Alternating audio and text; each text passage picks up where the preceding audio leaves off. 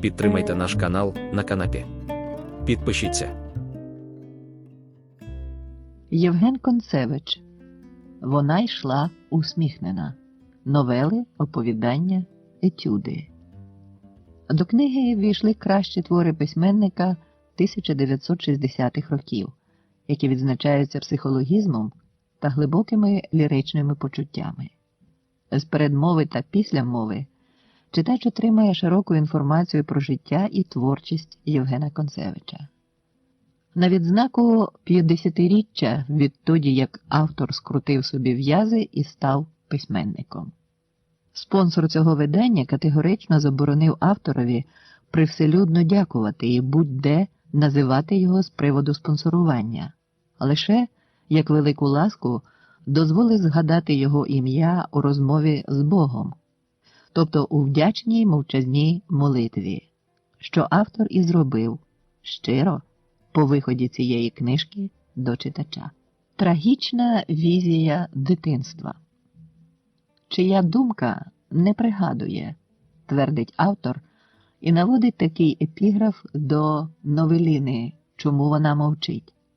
Ця хвилина прийде ще в іншому вбранні, прийде не раз, і тебе кожна така зустріч робитиме значно старшим за твоїх ровесників. Наприкінці коротенького розмислу над фрагментом творчості Євгена Концевича я зробив припущення, кому належить ця справжня мудрість. А зараз нагадаю фабулу коротенької новели. Маленький Павлик радіє увазі гостей, які так несподівано об'явилися в їхній хаті, аж поки переляканий бачить, чує квиління батька на вантажівці, що їде на цвинтар, і задається страшним запитанням, чому мама мовчить? Павликова мама померла. Справа літератури, ширше культури, зобразити оцю найгострішу колізію екзистенції. І вся штука – як то відтворити, як виразити бар'єр людського небуття і сприйняття середовищем трагічного фіналу. Частіше ця стражденна об'єктивізація подається із середини, тобто самоусвідомленням, тверезим станом. Він думав про життя і смерть, більше про смерть. Толстой. Євген Концевич обрав інший кут зору, іззовні. І більше того, вся ситуація побачена несвідомими дитячими очима. Віднайдено психологічний ключ, проникливо витончена стилістика, коли ігровому началу наданий статус невимушеного сприймання вкрай трагічної ситуації. Павлик природньо тішиться таким напливом гостей, увагою до себе, цукерками, можливістю валятися на м'якенькому морішку у кращому своєму вбранні. І ніхто тобі ніяких зауважень, жодних окриків. Щоправда, тут якраз закрадається тривога. Ніхто ні з ким не свариться. Аж нудно якось, пише автор. І ця блискуча деталь є свідченням неабиякого мистецького таланту прозаїка. Жодного прямого посилу, жодної прямої констатації. Вся атмосфера тчеться з тонко вмотованих спостережень, психологічного нюансування, зміни стану, піднесено-нервової легкості, тривожно-святкової настроївості. Далі здивування. Вриваються в душу дитини крижані вітри незбагненних речей. Скажімо, рефрен. От цікаво, коли мама вмирає. Він витісняється рефреном дещо іншої тривожнішої властивості. От шкода, що мама не може вмерти вдруге. І тут починається обвал свідомості.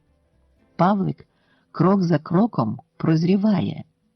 Дитяча душа якісно змінюється. Сюрреалістична гра сягає апогею. Мамо, а татко плаче. Тремтячим голосом звертається він до мами. Власне, це обвал. дивовижний розлом свідомості на два поверхи дитячої ейфорії незнання і на очах виникаючого нового відчування. Очі в неї заплющені, а йому так хочеться, щоб вона їх зараз розплющила і обізвалася до нього. Це вже цілком виразний мотив казки про сплячу красуню, однак з порушеною в самому корені морфологією, що, зрозуміло, лякає дитину. І лунає розпачливий крик «Мамо!». Надходить та хвилина, про яку письменник сповіщав у епіграфії. Та хвилина пов'язана з якісно новим завданням, що має розв'язати душа Павлика. Все це таке незрозуміле, таке страшне, уже не тривога, не ляк, страшно. Адже мама весь час мовчить, а тут нове випробування. Глибока яма, така чорна, така страшна, як нічне вікно. Митець тим часом невблаганий. Уже не тривога, не переляк і навіть не страх. Павликові стає моторошно, і виникає внутрішнє питання до самого себе, яке він не виповідає, бо геть шматується дитячою уявою, а натомість з'являється певна недовіра до навколишнього середовища, яке ще так недавно могло буквально все пояснити. В цю магію дорослих Павлик уже не вірить. Тому адресує трагічне питання собі, що вони з нею роблять. Як на мене, це трохи не шекспірівське питання, бо треба якось ствердитися на відповіді «бути», коли вони опускають її в цю чорну-чорну, в цю страшну яму. Ситуація, гадаю, моторошніша за гамлетівську. Адже там ще залишилося поле бою, простір, зрештою, духовного змагання, котре принц Данський міг виграти, самоутверджуючись. У Павлика інакше. Зустріч з отою хвилиною, що зробила його значно старшим за своїх ровесників, як про те й повідомляв автор, і в розпачливому крику дитини, який вражає душі більше, ніж чорна яма і домовина в ній. У цьому крику квилінні «Мамо, мамочко, прокинься!» була закладена така енергія, така наївно дитинна непорочна віра. Мама нарешті його почує і відгукнеться, а крик той міг би почути хіба що Господь Бог. Повертаючи Олеле цю хвилину в іншому вбранні ще і ще не один раз. Оце і вся моя коротенька рефлексія на дивовижний твір митця. Однак у цієї історії є цілком несподіване продовження, котре мене вельми здивувало, а потім, за розмислом, потішило. Я казав, що той крик квил Павлика міг почути хіба що Бог. Можливо, помилився. Принаймні, точно відомо, що Павлика почули в Житомирському обласному управлінні КДБ. Ішли 70-ті роки. Цитую лист Євгена Концевича до мене від 25 травня 1995 року. І коли вже повело так далеко, то не втримаюсь, щоб не розповісти, що мені колись про цю новелу говорив мій житомирський майор-душпастер з КДБ, щось на зразок «Кого ви вважаєте за дурнів? Прийом тут коварний, але й сліпому ясно, що це про Україну, тих, хто її закопує». Я пояснюю, що це замальовка про смерть моєї бабусі, що це враження моєї мами, яка тоді ще й 5 років не мала. Але він єхидно посміхався, не вірячи жодному моєму слову, хоч я казав щиру правду. І тут мені хотілося б погодитися з отим житомирським майором. Не буквально, звичайно. І не щодо підтексту, який він вигадав через те, що в страху очі великі. Скрізь вони бачили крамолу. А склад злочину був. він у правдивій художності творів Євгена Концевича. Злочин у цілковитій ненормативності авторського стилю, в його неподібності ні до кого, індивідуальній стезі прозаїка, який, попри всякий тиск, не вкладався в соцреалістичне ложе. Він виробив власний голос, і його світоглядна глибина та інтонаційний лад такі проникливі і хвилюючі, що, коли я сьогодні прочитав «Мамо, мамочко, прокинься», я здригнувся. Може, оці страшні слова поза контекстом спрямовані до всіх нас? Сам автор кінчає цю тему як справжній біблійний філософ. «Истинно кажу, нам не дано предугадать, как наше слово отзовется».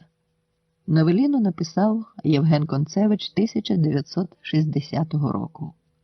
Отак починався прозаїк. Роман Корогоцький. Вона йшла усміхнена.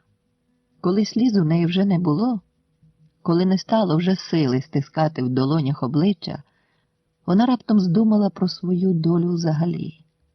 Здумала і зареготала. Вона ледве не захлинулася тим сміхом. Звелась трохи над скрипучим диваном. Якусь хвилину сиділа непорушно.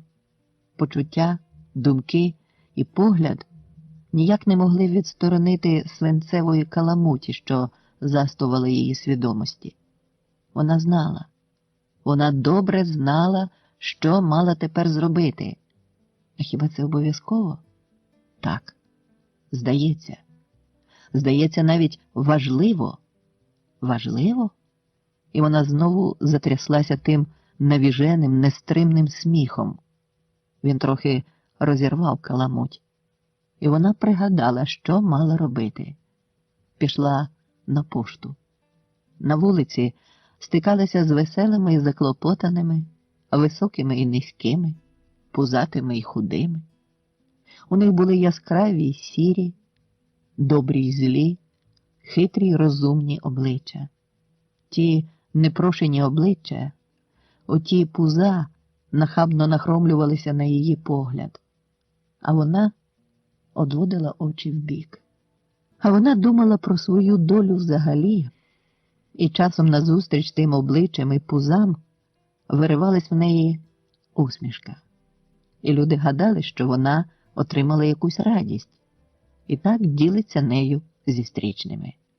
І у відповідь світлішали обличчя. А вона сприймала цю відповідь по-своєму. І вже сміялася в ті обличчя мало не вголос. І зустрічні лише знизували плечима. Десь, певне, велика та радість у людини. А вона йшла, бо мусила йти. І за нею пошматованою згадкою волоклася її доля. Ті клапті були не чіткі, розпливчасті, а ще слизькі й невтримні, як важелезний мокрий камінь. Лише 2 роки виступали рельєфніше і чіткіше. Рік 36-й і рік 37-й. У 36-му спробувало заглянути до неї щастя, людське, жіноче щастя, але тільки спробувало. І тільки 1 раз. Більше таких спроб ніколи не було. Не було, бо за 36-м негайно прийшов 37-й. 37-й. Вона вдова і не вдова. Вона дружина репресованого. Дружина репресованого то страшніше за вдову. Хоч у 41-му всім удовам було однаково. І в 47-му теж. І затаїла вона безнадійне сподівання, безнадійне чекання. І вила. Ой, голосила та тягуча безнадія, і вила так, доки не надірвалася від знесилля. Коли затягла несамовито 5-хвилинний березневий реквієм гудків 53-го року. І дочекалася вона реабілітації. і дочекалася вона амністії, і його випустили. І він прийшов до неї. Точніше, не до неї. Не до неї, до лікарів. До лікарів, а йому було лише 45 років. До лікарів. І ось вона йде зараз на пошту. Йде усміхнена, всю дорогу з усмішкою. Осяйно блескітлива, приглушена гамірка зала, крикливо вітає її ще з порога. Святкові поздоровчі телеграми приймаються за зниженим тарифом. Але на це вітання вона вже не усміхається. Має клопіт інший. Їй треба заповнити бланк телеграми.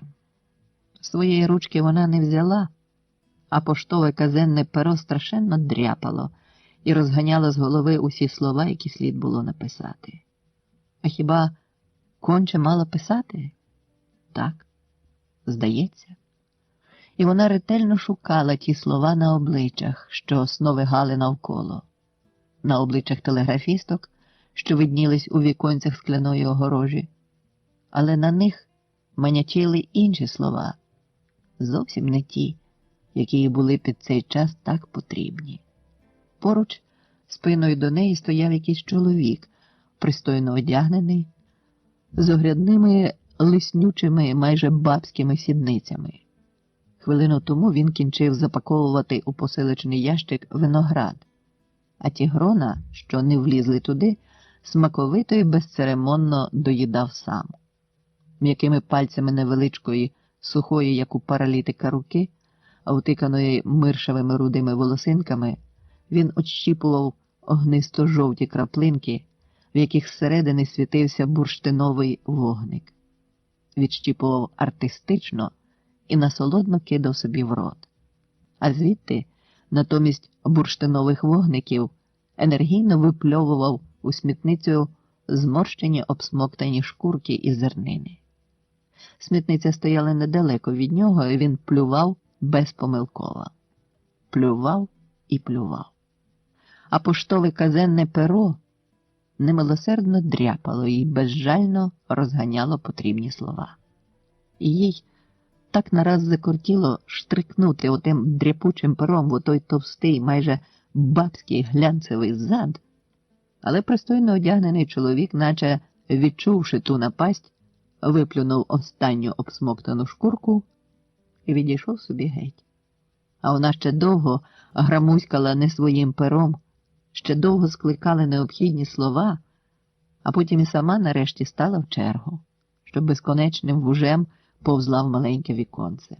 Телеграфістка голосно читала поздоровчі телеграми, повні палких вітань, сердечних побажань і поцілунків. Її телеграму вона спершу мовчки перебігла очима, а тоді сказала: «Понятно. По-українськи можуть не понять і не прийнять. Треба перевести на понятний. Візьміть, переведіть». Але вона на ту пропозицію заперечливо і водночас благально крутнула головою. Цей ще один пошук слів вона вже не здужує.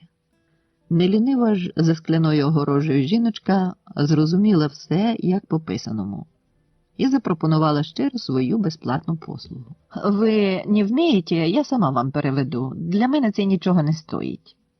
І вона відразу ж стала читати її телеграму, як до цього інші, вголос, щоб запобігти помилок. «Лісогорськ, вулиця Кірова, 10, Горчаку Федору. Міша умер. Приїжджайте немедля.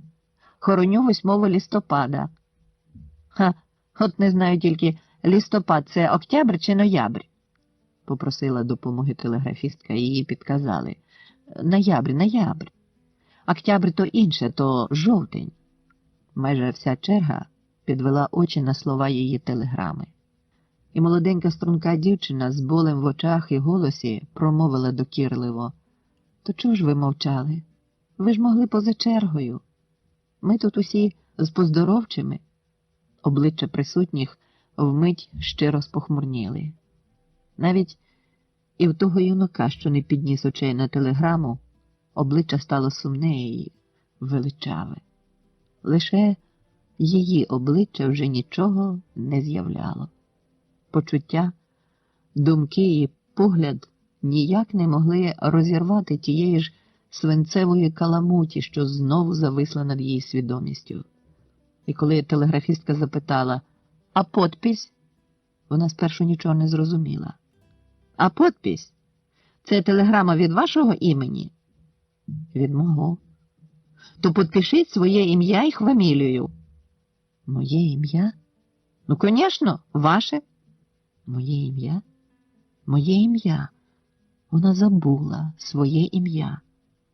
Вона вхопила бліде обличчя і з відчаю почала стискати його. «Моє ім'я, моє ім'я, моє ім'я».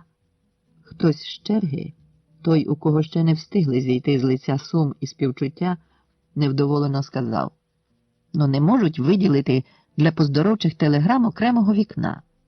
А в її голові стукотіло тільки одне: «Моє ім'я, моє ім'я». І раптом та свинцева каламуть, щось боляче обчухруючи, сама по собі розпалася на друзки і на прах.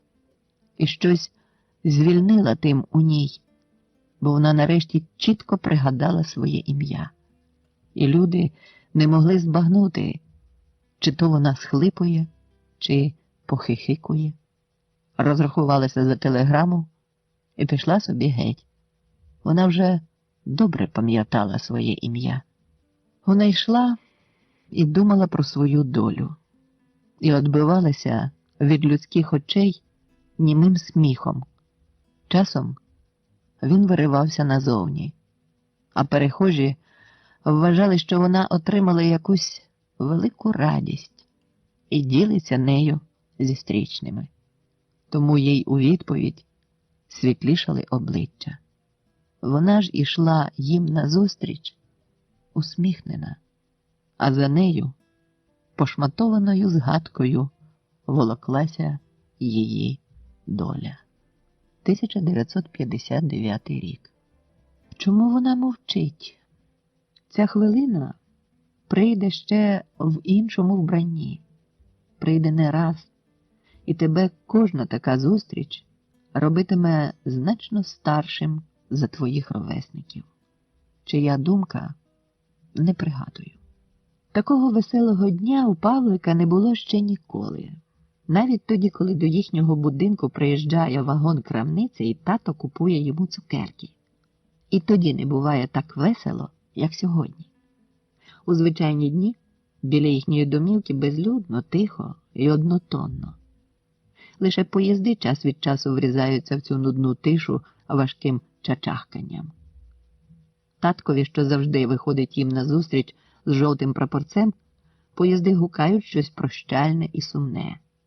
Павликові шкода, коли вони зникають з очей. До сліз шкода. А от сьогодні йому байдуже до них. Хоч, правда, йому здається, що поїзди сьогодні кричать якось особливо і теж весело. І Павликові це зрозуміло. От цікаво, коли мама вмирає. Він уже набігався, аж втомився. А цукерків наївся, як бочка. А моріг навкруг м'який, як ватяна ковдра. І Павлик качається по ньому, мов кошеня. Це в своїх найкращих штанцях і в найкращій білій сорочечці вишиванці, яку мама йому сама вишивала і одягала тільки на великі свята. Або як їздили вони в гості. А зараз йому зовсім ніхто нічого не каже. Ніхто не свариться. Аж нудно якось. Хата їхня давно вже повнісінька людей. На подвір'ї теж повно, а вони все йдуть і йдуть, поодинці групками, по залізничному полотну і по дорозі з села, по тій дорозі, по якій вони з мамою, татком, Миколкою і Валею ходили до села в кіно. І це страшенно цікаво, що в них у подвір'ї стільки людей. І майже всі вони гладять його по голові, дають йому гостинці різні. Ну, Микольці і Валі теж дають гостинці. А отой пузатий дядько приїхав на дрезині. Він довго гладив Павлика по голівці, але гостинця не привіз. Він тільки смішний-смішний, такий банькатий, як їхній цап, тільки без бороди. А в їхнього цапа ще й роги є.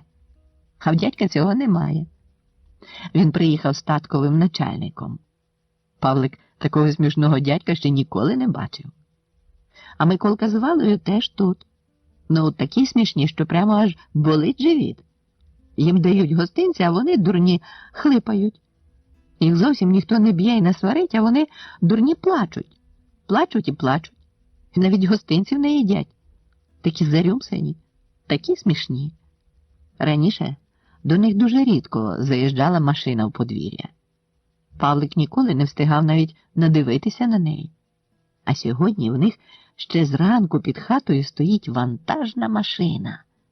Він уже надивився на неї досхочу, а настрибався по ній, аж ноги болять. Ото вже добре на неї вилазити. Всі борти відкриті, ще й застелена вся величезним килимом. І квітів ціла гора. От цікаво, коли мама вмирає. Він намацує в кишені тріскотливу сріблясту обгортку з шоколадної плитки. В шухляді в нього повнісінько гостинців. Різні цукерки, горіхи, коржики. А от шоколадних плиток йому чомусь принесли лише 2. Ота тьотя незнайома у чорній хустці. І ще дядько Іван. А більше ніхто. Може, ще хтось принесе? Він же так любить шоколад. Павлик виймає сріблясту обгортку з кишені, хоче розрівняти її. Але до нього підходить дядько Іван. Хлопчик схоплюється на ноги, проте дядько Іван теж не свариться за те, що він валяється на землі в усьому новому. Він лише тихенько мовить йому: «Ходім уже, синку, я посаджу тебе на кузов біля мами». І Павлик раптом запитує: «А мама ще раз може померти?» «Ні», – каже дядько Іван, – «такого не буває». Його сумні і почервонілі очі довго чомусь затримуються на Павликові. Дядько про щось думає собі, але Павлик не в силі збагнути тієї думки. Йому навіть недобре під тим поглядом, і він одвертає голову в бік дороги до села. Він дивиться туди, куди мають зараз вести маму, і думає своє. От шкода, що мама не може вмерти вдруге. Якусь мить думає він про це і сидячи на кузові, а потім заглядає через віконце в кабіну до шофера. Там так цікаво, як у мультиках по телевізору. Просто очей не відірвати. Він забуває і про сріблясту обгортку, і про шоколадні плитки, зсовується з дошки, що править за лаву в кузові, повертається спиною до мами і до тих, що йдуть за машиною, і припадає обличчям до скла кабіни. Як йому зараз хочеться затрубити? Він навіть знає, де треба натиснути. Братик Миколка шарпає його за штанці й пошепки наказує: «Ану, сядь як слід». Павлик знехотя повільно сідає на лавку. І раптом він бачить, що плаче татко. Він ще ніколи не бачив, щоб татко плакав. Це його дуже лякає. «Мамо, а татко плаче», – тремтячим голосом звертається він до мами. Але мама його не чує. І це Павлика ще більше лякає. Очі в неї заплющені, а йому так хочеться, щоб вона їх зараз розплющила і обізвалася до нього. «Мамо!» Павлик підводиться на весь зріст і хоче наблизитися до маминої голови, але Миколка ловить його за руку і суворо каже: «Сядь». Павлик слухняно сідає і на якийсь час злякано притихає. Все це таке незрозуміле, таке страшне, а мама весь час мовчить, всю дорогу мовчить. Мовчить і тоді, коли ставлять її біля глибокої ями, такої чорної, такої страшної, як нічне вікно. Зовсім мовчить і тоді, коли закривають її дерев'яною накривкою. Йому стає моторошно. На очах закипають сльози. Що вони з нею роблять? Вони опускають її в цю чорну, в цю страшну яму. «Мамо! Мамочко!» І розпачливий, повний незбагненного жаху дитячий крик цей вражає душі більше, ніж чорна яма і домовина в ній. Хтось хапає в обійми, гладить по голівці, говорить щось заспокійливе, а він б'ється в обіймах, як у тенетах, і крізь надривне хлипання благає: «Мамо, мамочко, прокинься!» 1960 рік. Груша. Старий Антон не бачив, як це трапилося. Саме в той момент він був у кімнаті. Спершу тільки почув, як тривожно забила відчинена квартирка, здивовано кинув на неї погляд. Хвилин 20 тому він був на подвір'ї і, дивлячись на небо, з усмішкою думав: а день сьогодні, мов котяче муркотіння. І раптом на тобі. Ці тривожні удари квартирки, шум гілля і вже зовсім зненацька тріск. Аж у вухах заболіло. Напружений, різкий, немов рушничний залп, розкотистий тріск. А за ним крихітна мить тиші. Страшної тиші. Бо сприймається вона як тиша значно пізніше, ніж постає. Вже тоді, коли раптом чується важкий видих чиїхось гігантських легенів. Власне, не видих, важке зітхання, глухий зойк, стогін дужого велетня. А далі все накотом. Шум, гул, знову тріскотня й гуркіт, неначе потужний вибух. І все це у коротку мить. Нарешті тиша. Справжня вже тиша. Як чорна підкреслююча лінія. Довга тиша. Навіть завжди увімкнуте радіо замовкло. Коли ж Антон вискочив з сінешних дверей, на нього сліпучим водоспадом ринула приголомшлива пустка. На його подвір'ї не було груші, височезної, гіллястої, давньої, як цей грішний світ, груші. Вона лежала на весь свій велетенський зріст, мов розстріляна людина, а на її місці стримів у небо пень уламок. Якби над головою щезло десь сонце, чи нахилилося не в той бік, Антон, певне, вразився б не так. А це не вкладалося в свідомості, не вірилося. Розтрощене прясло плоту, підім'ята молода яблунька, конвульсійно скрутилися радіодроти. А вгорі гнітючий простір. Небо над подвір'ям порожнє й непотрібне, мов діра в стрісі. Лише десь за село відходила самотня сіра хмара. І стало знову, як і до цього, тихо і спокійно. І знову можна було б подумати те ж саме. А день сьогодні, мов котяче муркотіння. Проте важко збагнути, що так просто, так раптово знівечене таке дерево, плодове дерево.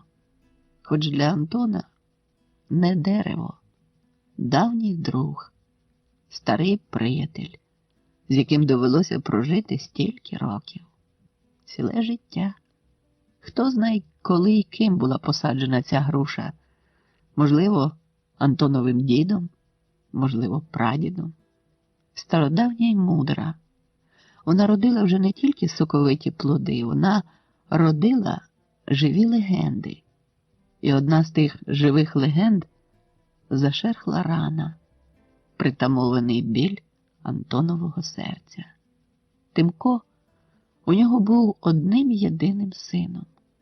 Шелестом листя, гомоном грушевого гілля цей біль ятрився і ставав часом нестерпним, особливо в безсонні вітряні ночі.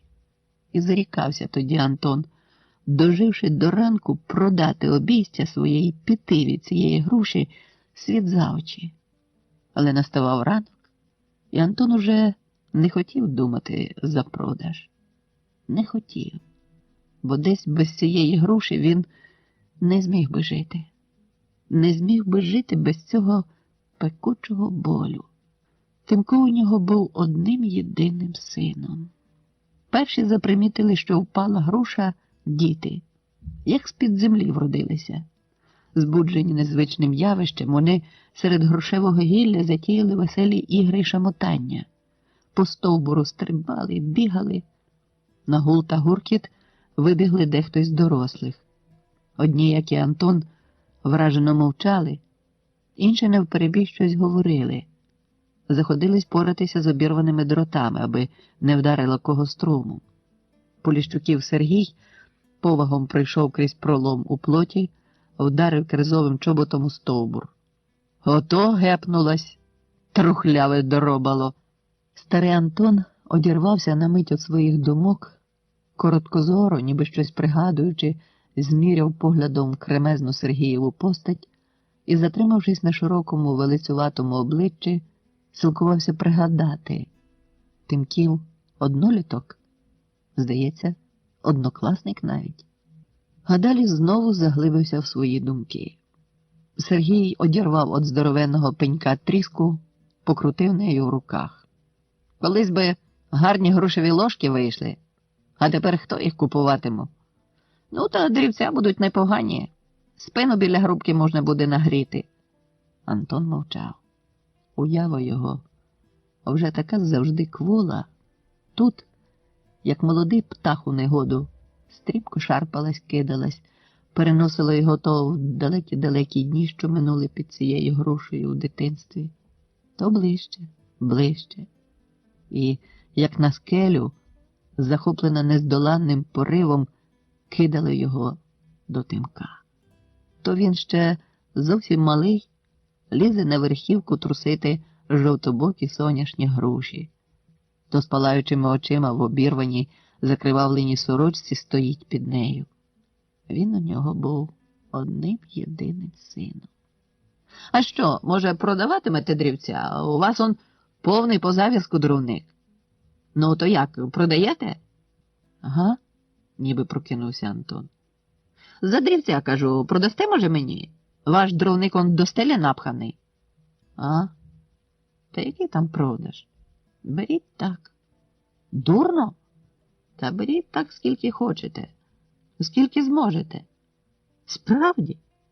Живо мутнулись по груші Сергієві очі. Він кинувся до неї більшої відломленої гілляки і з натугою аж повітря хапав ротом і весь червоніючи на виду, потягнув ту гілляку до свого подвір'я. Діти розступилися, даючи йому дорогу, а на пухкій пилюці за ним лишилось безліч неглибоких борозенок, наче то проповзла тьма якихось дрібних плазунів. Один з хлопчиків, гидливо відпльовуючись, пожбурив услід Сергієві надгризену недозрілу грушку. А дерево, спершись на дві недоломлені гілляки, ніби намагалося підвестись на лікті, але сил вже бракувало. Тільки листочки та недозрілі плоди від силкування того тремтіли. Чи, може, від того, що по стовбуру стрибали діти, щасливі собі, рухливі, як живе срібло. На таку подію прибігла й баба Скалозубиха, ну як же ж це без неї? Метушливо затанцювали округлені очі по груші, по дітях. Вона ніяк не могла собі вкумекати, що тут скоїлося. Але, побачивши Сергія, що заволокував у свою браму грушеву гілляку, аж заверетенилася на місці. І ні з того, ні з сього стала витирати фартухом зовсім сухі руки. Це ви що? Це ви як? Продаєте йому? Так даю. Так? Дарма гарма? Дарма. Ой! Ну, беріть і ви, скільки хочете. Ви не жартуєте? Ні. Ой, ой-ой-ой! Скалозубиху, наче хто боляче вколов. Ой, мамочко ж моя ріднесенька, то як же це я подужаю? Вона до груші, до однієї гілляки, до другої, до третьої. Хтось засміявся. Та що ж це я? Та як же це? Вернулася знову до першої гіллячки, вчепилася в неї, аж витріщилась і поволокла. Тим часом Сергій біг уже назад з сокирою в руці. Антон відійшов під хату та й сів на лавку. Спершись головою на руки, він не дивився вже ні на грушу повалену, ні на порожній простір над подвір'ям. ані на товчію людей. Кудись собі під ноги. Потім поруч нього хтось сів. Антон з проквола підвів голову. Біля нього чадів сигаретним димом Славко. Його причілкового сусіда внук. Він усе затягувався тим димом, обережно тримаючи обвітреними руками недокурок біля потрісканих губ. Далі сказав: «Шкода груші, як людини шкода. Жаль, мало я нею саджанців окулірував. Штук 50, не більше. Татко мій теж», – хотів щось іще сказати Антон, але десь воно затрималося у нього в горлі. «Я знаю», – відповів йому на те несказане Славко. «А тих двох, що з ним були, теж тут. Один ще підхопився та прикладом. Звірюки. А Тимка мого відразу. Знаю. Все село знає». Замовкли. Лише сокири цюкали по груші. 1962 рік. Його повезли в синій Волзі. Корба над старою криницею немилосердно скрипить на весь куток. Дід Юхим сидить на схицях ганку, і йому за високим суцільним парканом не видно криниці. Проте він безпомилково вгадує, хто прийшов по воду. Це стара мотовилиха. Вона витягує з довгої глибини повне відро, і корба замовкає. Серед віття саду знову зависає млосна тиша черневого полудня. Нудним гнітом душить вона дідову душу. А він жадібно прислухається, чи не йде хто, бува, ще по воду, чи не озветься ще раз його корба. Невістка вкотре вже вискакує на ганок і теж прислухається за паркан. «Не чути?» – питає. «Га? Не їде?» «Хто?» «Тьху!» Дід Юхим більше не озивається. А невістка ще якусь хвилину наслухає, і коли хоче вже йти до хати, старий перепиняє її несмілим запитанням. «А криниця? Така криниця з корбою там є десь поблизу?» «Тьху!» – знову голосно плюється невістка. «Далась вона йому та криниця з корбою. Кажу ж вам уже 112-й раз, там є водопровід». «Водопровід», – повторює вона роздільно. «Це ж у городі». «У городі?» – теж по складах перепитує здивовано дід. «Еге ж, у городі». Невістка з пересердя гримає сінешними дверима і щезає. «Головою краще», – подумки радить їй свекор і пересохлим горлом ковтає слину. А з нею гливкий біль незаслуженої образи. Думки нуртуються безпорадно, липкі, нечіткі і важкі, як розкисла глина. Під їхньою вагою вискубана, виголена роками, висохла в кулачок, зморшкувата голова схиляється на костур, а підсліпуваті сльозаві очі впираються у дощані пофарбовані штахети. Колись подвір'я його сягало далі за тин, аж до самої криниці. Це він, Юхим, навмисно викопав її не в самісінький притул до вулиці, а захопивши трохи своєї садиби. Він тішився тим, що люди із цього кутка щоднини приходили до нього на подвір'я. А тепер криниця щільно відгороджена від обійстя високим парканом. І теж навмисне. І люди, які приходять по воду, більше не кажуть йому «Доброго здоров'я, діду Юхиме». І ніхто не знає, не відає, як йому хочеться чути оце добролюдне «Доброго здоров'я, діду Юхиме». Ніхто не знає, як йому хочеться бачити, що крутиться його корба, що люди беруть воду з його криниці, особливо зараз, у ці останні хвилини. Він знову і знову жадібно прислухається, а очі никають по зацементованому подвір'ї, такому чистому, такому рівному, хоч кашу їж на ньому. розпотюливих фіранках цегляного цибатого будинку під хвилястим шифером.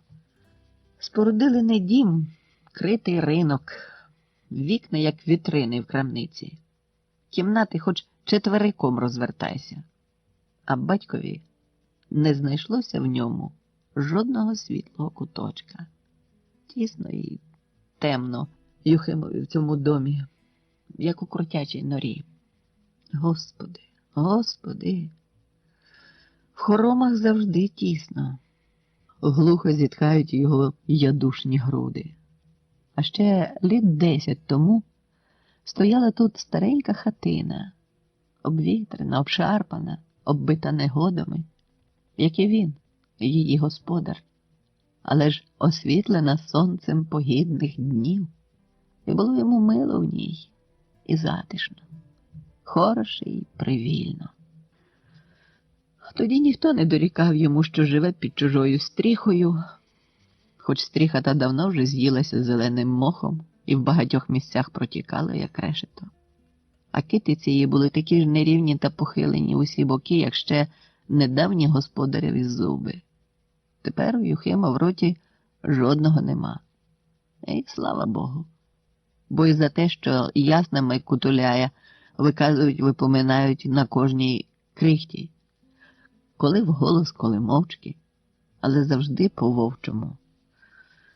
«Гірше не буде», – говорить він сам з собою, а підсліпуваті очі востаннє обходять своє не своє обійстя.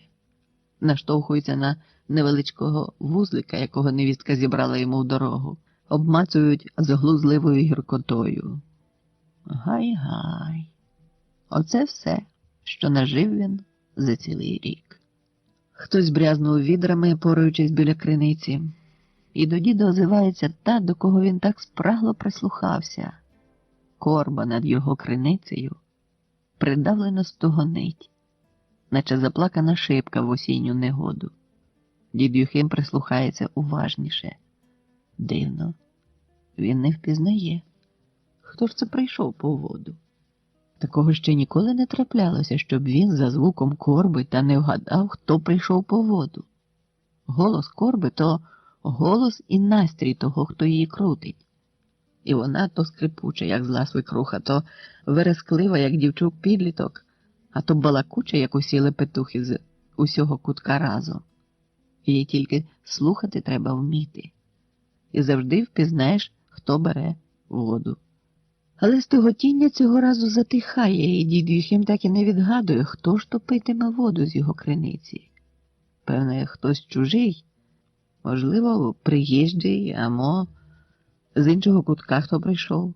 Приходять же аж з найдальшого, з-за річка навіть. Якби то він витягнув ще хоч одне відро. О, тоді неодмінно дід Юхим впізнав би, хто набрав і питиме сьогодні воду з його криниці. І він жадібно прислухається, чи не обізветься корба іще. Та марні ті сподівання. Йому в обличчя за паркану несподівано вдаряють сигнали автомашини. Ні, ні, тільки не це, тільки не зараз. Хоч би ще раз почути голос рідної криниці. Але корба мовчить. А натомість кричить невістка. «А ви чого не збираєтесь? Он уже трубить!» Які в нього збори? Що йому збирати? Від цього трубіння він он і думок неспроможний зібрати докупи. Він розгублюється зовсім. Не знає, за що хапатися. Руки тремтять, костур котиться зі східців, а сльозаві очі заволокує пекучий гіркий туман. Дід Юхим поривається схопитися, але, забувши, що без костура не може ступити й кроку, хитається і мало не падає навзнак. Невістка спритно підхоплює його і крізь зуби роздратовано цідить. От наказання! А тим часом синя, як зимове небо Волга, щоб дід не трудився йти далеко до неї назустріч, тихо і плавно підкочує аж до самого ганку, до самого діда. Але він же нічого того не бачить, він тільки беззвучно схлипує. Схлипує і схлипує, аж заходиться весь. а невістка цідить крізь зуби. От наказання. Гарячі ж, як жар, сльози стікають з вицвілих очей на невіщену сукню, на дверці синьою, як зимове небо воли, на зацементоване подвір'я, таке рівне, таке чисте, хоч кашу на ньому вари. Проте ні металеві дверці, ні шовкова сукня невіщена, ані сирий цемент не горить от тих жарин. Та й дідові Юхиму теж не жарко. Його трусить. Безугаву трусить крижана пропасниця. Він не помічає, не бачить, як опиняється далеко за селом, на дорозі, чужий йому город. А в селі, в тому селі, яке він залишив назавжди, на його вулиці, біля його криниці, зійшлися дві жінки. Одна з них повнощока, купрата молодиця, витягуючи з глибини воду і силкуючись перекричати голосисту корбу, горлала до іншої, такої ж виповненою з усіх боків сусідки. Бачили он, діда Юхима повезли, як пана, у Волзі. А чи не на весілля до внука повезли часом? А вже ж на весілля, пересилював корбу дуже жіночий голос. У дом хроніків дітки спровадили батечка.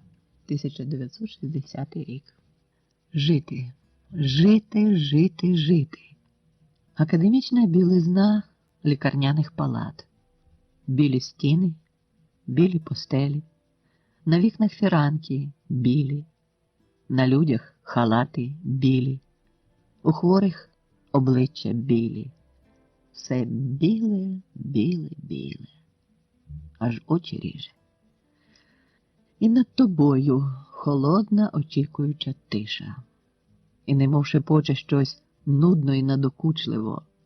Від цього собаки виють. Від цього собаки виють. Виють.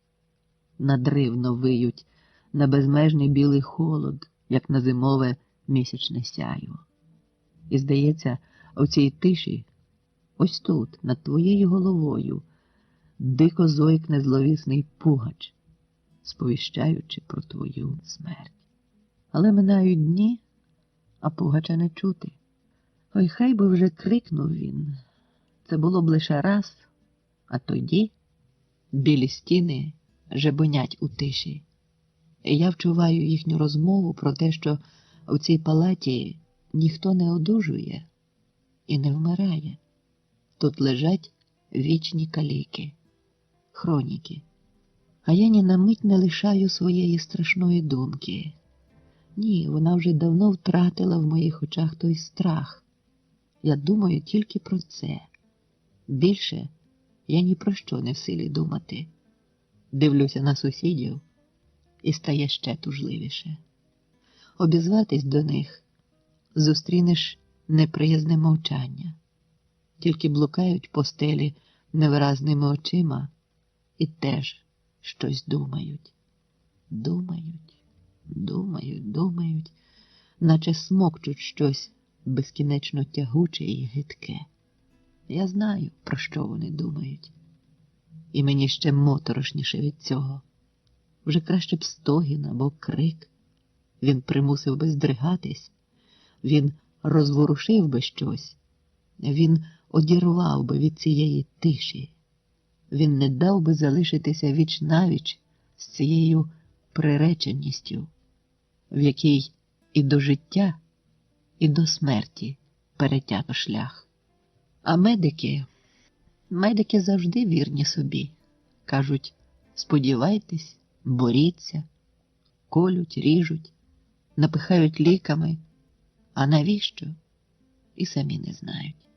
Тоді навіщо боротися? Навіщо тратити сили? Хай би зойкнув пугач. І ніякого більше бажання. Але враз біла пітьма розривається і пробуджується серце. То вона.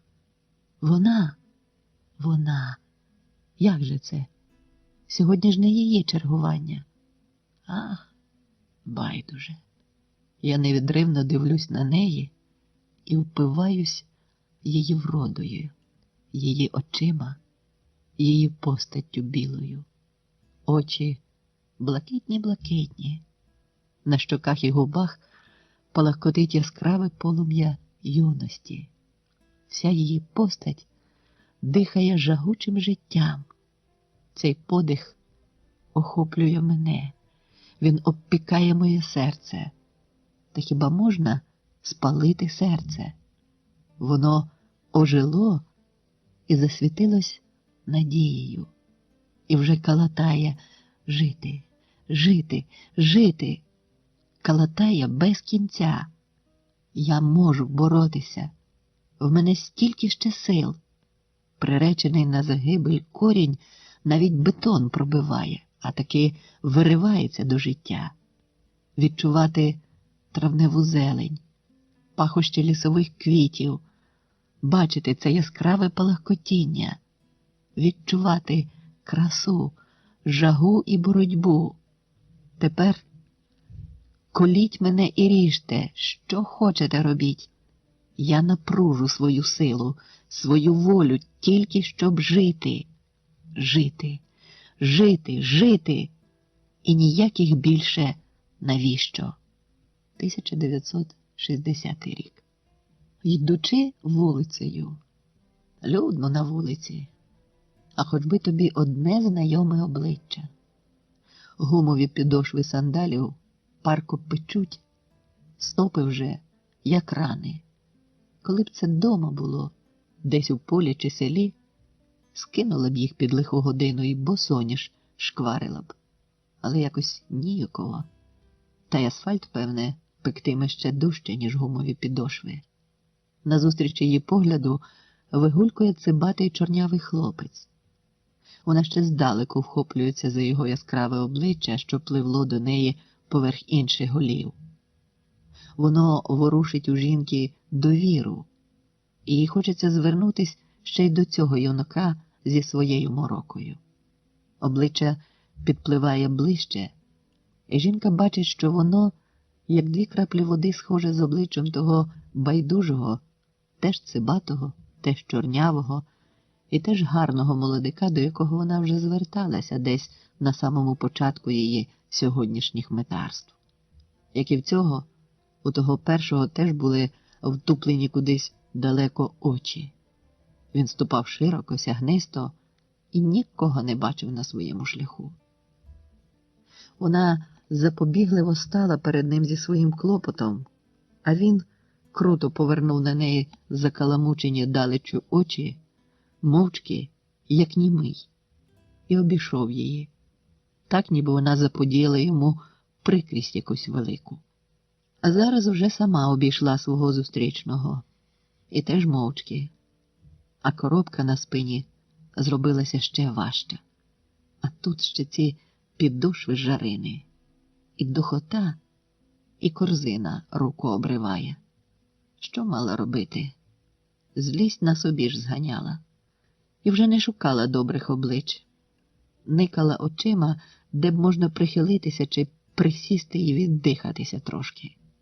Однак ішла ще нестерпно довго, поки зіперла коробку свою до високої підмурівки вікнастого будинку з білими тлустими колонами. За цими колонами сонце не доставало гранітну підмурівку, і жінка припала до благенької прохолоди каменю за терплою спиною, руками, долонями й розпроміненими пальцями. Приємно чаділо від тої прохолоди тіло, хоч стопи пекли, як і раніше, а вже нікуди йти не хотілося. Майже з самісінького ранку, тільки но зійшла з автобуса, сновигає по цьому велелюдному місту, як неприкаяна. Але ніхто і так і не може розтлумачити, де ж він отой кривий провулок, в який на нову квартиру переїхав її син. Питала вже пня й колоди. Не чули такого, відповідали. Десь там, кидали і навіть не зупинялись. А якась жінка ще й визвірилась. Ну, а мені звідки знати? Для цього міліція, до неї звертайтеся. Але на міліціонера не наздрівалася. І відважилася Після тої жінки поспитати ще в одного. Дядька з таким геть чистісінько добрим та своїм обличчям, як у селюкового Амброся. Та й на ньому теж опеклася. Якийсь несповна був, певна, чи що? А може, сповна десь перед тим хильнув? Хто його знає? Як? Перепитав, наче не дочув. Сліпий, кажете, провулок, а часом не глухий? В глухий завулок я міг би вас провести. Вона збентежено закліпала очима. Назву якусь таку дали. Може, й глухий? Дістала з-за пазухи конверта. Ось, дивіться. Ні, таки кривий. Кривий провулок. Будинок 12. А, кривий, кажете? Дядько ніби щось пригадував. Вона ж з надією світлою дивилася на нього. Кривий? Не знаю. От в глухий вулок за кавулок я таку цвітущу молодичку хоч і на край світу провів би. Тю, дурний. Щиро вирвалася в неї подяка. Він же мав таку втіху від усього, що аж зайшовся, аж за живіт вхопився від розкотистого реготу. Навіть люди зглядалися на них. Дурний. Такий дурний, що з нього візьмеш? Втішала й вона себе, а мало не плакала, і вже більше ні в кого не питалася. Ото йшла і йшла, і не знала, що робити їй, куди прихилитися. І прихилилася нарешті до цієї гранітної підмурівки, прохолодної такої, із дуже зручним виступом для її коробки. По сходах, що збігали до колон зсередини будинку, поважно гецаючи, скочувався солідний, як осінній жовпляк, чоловік у коричневому костюмі з великим, теж коричневим, на 2 блискучих замки портфелем. Певне, якийсь професор. Цей усе повинен знати, подумала собі і відважилася ще запитати. Знову впряглася в реміняку важкої коробки, взяла в руки корзину з банками і плесканками на білу і рушила навперейми того всезнайного професора. Чоловіче добрий, а чи не скажете, бува на милість, де тут кривий провулок? Я не тутешній. Жінка й не змигнулась і не втямила, хто це відповів їй. Навіть не помітила, щоб у того солідного добродія ворухнулась на обличчі бодай одна якась найменшенька рисочка. Прісно склеплені губи його, здається, й не збиралися ворушитися. Але жінка вперто чекала, що вони оживуть і сповістять їй щось очікуване й бажане. Проте марно вона чекала. І тоді знову подибала вулицею. Ішла і йшла, і знову мало не плачучи, знову не тямлючи, що їй зараз робити і куди прихилитися. Чи не повертатися краще назад, до автобусної, та їхати додому? Ну де вже сьогодні допитатися до сина? Закрадалася непевна думка. А тут ще й оця нескінченна вулиця мала таки кінець. Треба ж було кудись звертати, або ліворуч, або праворуч. Дивилася жінка на світ, як не своїми очима. Забанькрутився він, чужий та байдужий. Куди ж то подітися? Га? Ніхто до неї не обізвався. Тільки пильненько, так аж підозріло додивляється до неї дівчина якась. Ну така собі, ніякої довіри. Коротенька сама. Коротенька на голові гривка під червоною, як під поганкою покришкою, і червона в горошах спідничка коротенька, аж по самісіньке годі. Плюватися тягне. Рученята, як іграшкові. Корзинку з мережаної сіточки тримають, а там гранчастий буханець хліба, шмат білої ліверної ковбаси для киценьки, якась одежина, папери і книжки, і все це разом. «Заблудилися?» – питає співчутливо. А в дірки босоніж показують дулі їй з нафарбованими нігтями на пальцях ніг, і нафарбовані нігті теж червоними, і теж в білу крапочку. Ну що їй казати? Чи не хоче і ця на кпи, як на роги, підхопити? Та ось з ніг збилася, шукаю кривого провулка. Кривого провулка? Повторила за нею дівчина. А жінка ще й не пригадала того навіженого дядька Скалозуба. Аж шию в плечі втягнула і, причаївшись, скривилася в чеканні. Не знаю такого. На маленькому, всього в добру долоню обличчі дівчини зайнявся такий великий і такий співчутливий сум і безпорадна вибачливість, неначе саме вона, дівчина ця, страшенно завинила перед жінкою тим, що не знала, де ж він, кривий отой провулок чи завулок. І жінка раптом з легкою душею сказала: «Дякую, щиро дякую вам». «За що?» – здивовано і зніяковіло запитала дівчина, а коротенькі пальчики на коротенькій руці розбіглися в такій розгубленій дитячій безпорадності, що жінка не змогла не усміхнутися. «За оце й дякую», – усміхнулася ще щиріше. 1964 рік. Ложки. Я ополоники стругаю. Ліна Костенко. Придурюється, чи й справді не дочула. Подумав і обізвався знову, цього разу дужче. Павко, ти мене чуєш? Чую, негучно відповіла за дверей дочка, ніби стверджуючи, що нема чого кричати, а по якомусь часі докинула тим самим голосом. Я вже казала вам. І все. Андрій неприкаяно закліпав. Він просив у неї таку мізерію. Так небагато. Мав же з того стільки гризоти і приниження, що аж горло перчило терпким присмаком, якого ні проковтнути, ні видихнути. Міцно вхопився за шийний коліс і натужно хитнув коляскою, аж голова тіпнулася.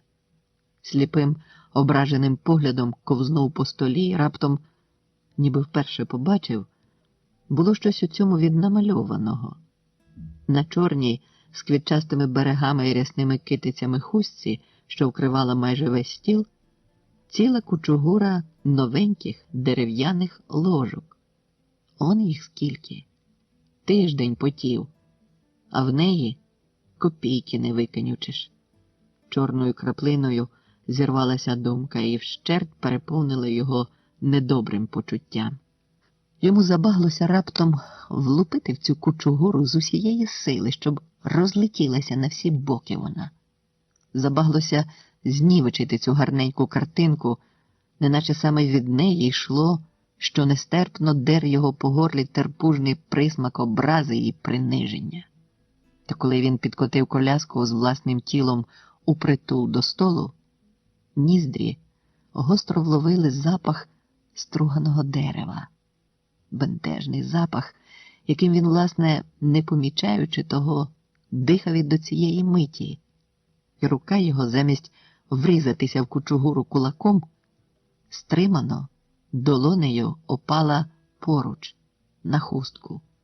Яскраву ще, але стару хустку, яка слугувала вже тільки для вузлів і клунків. Хвилинку якусь він так і закляк, тонучи думкою і почуттям у своєму болі.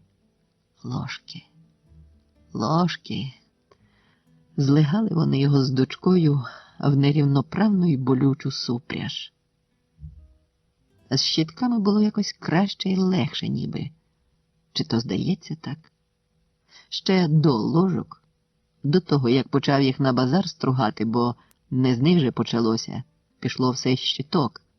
А чи із щиток? Не з ножів хіба? Ножі тепер весь куток зносить до нього гострити, бо точило електричне має.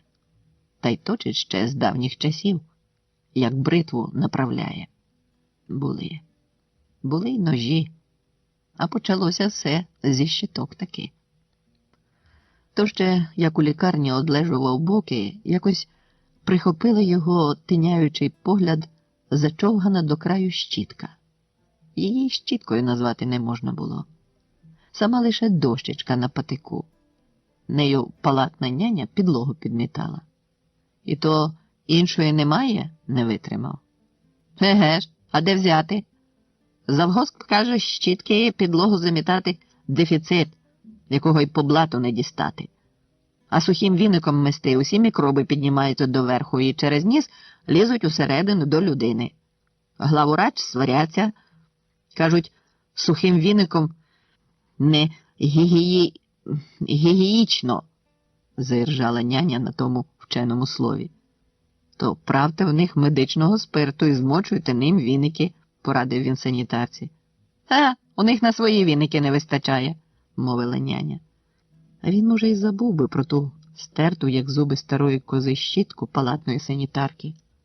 Та коли виписався з лікарні і вже в своїй хаті нудився, тиняючись очима між стелею і підлогою, наздрів одного разу у пучкові соняшного проміння, як Павлина здійняла з підлоги цілу куряву, замітаючи віником кімнату.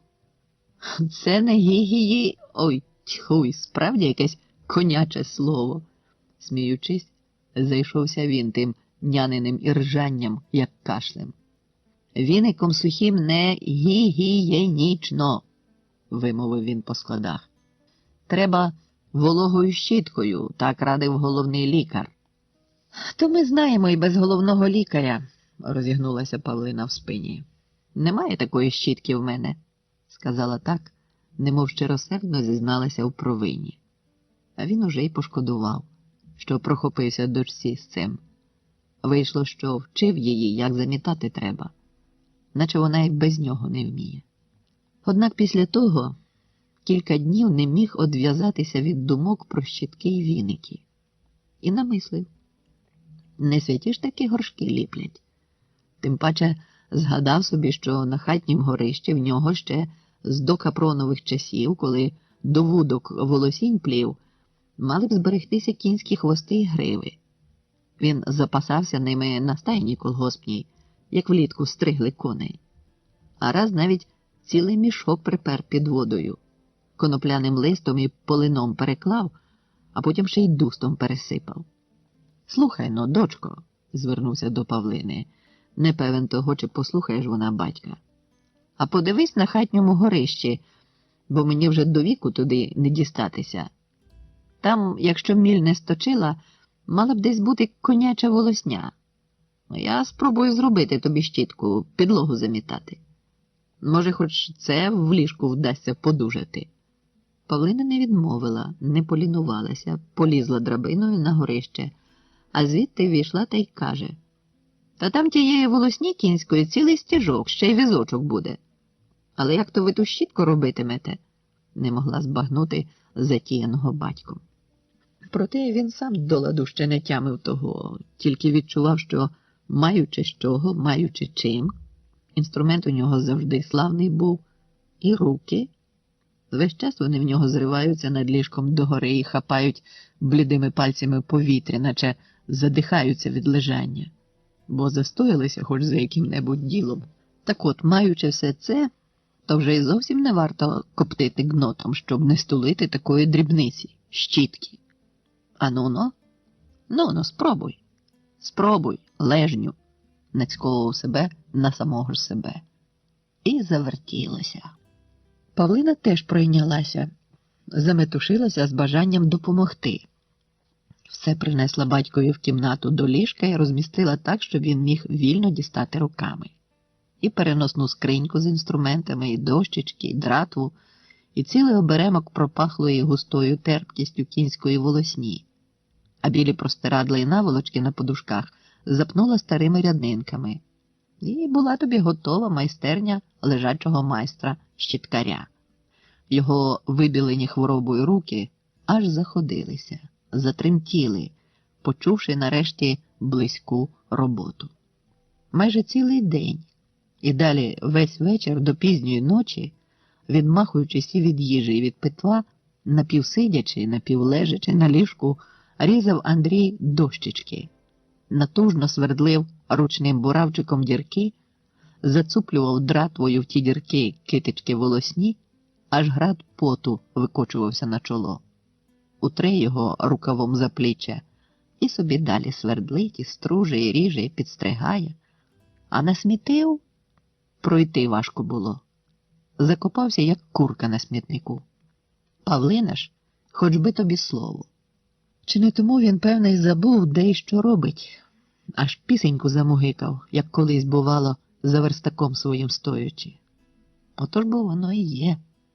Робота Хай найменша робота, аби робота. Тоді рукам рух є, і очам світло, і душі радість, і втома не втома, а голова менше пухне від чорних думок і клопотів. Наче він усе життя лише те й робив, що щітки тулив. Така вийшла славна в нього перша щітка.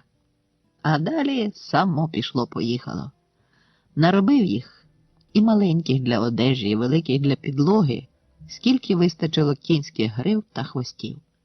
Павлина й собі лишила, і в лікарню занесла санітарці подарунок від нього. Ще й так вийшло, що і шкільним технічкам від його імені подарувала.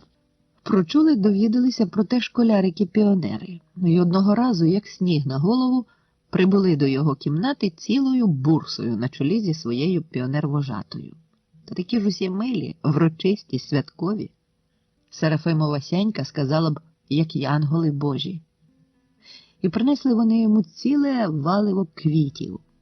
І таких гарних та красивих слів, що аж стіни Андрієвої кімнати розступилися, а стеля звелася до неба, мов склепіння храму якого чи палацу. Таке відчував Андрій лише тоді, коли комбат у фронтовому окопі вручав йому солдатський орден слави.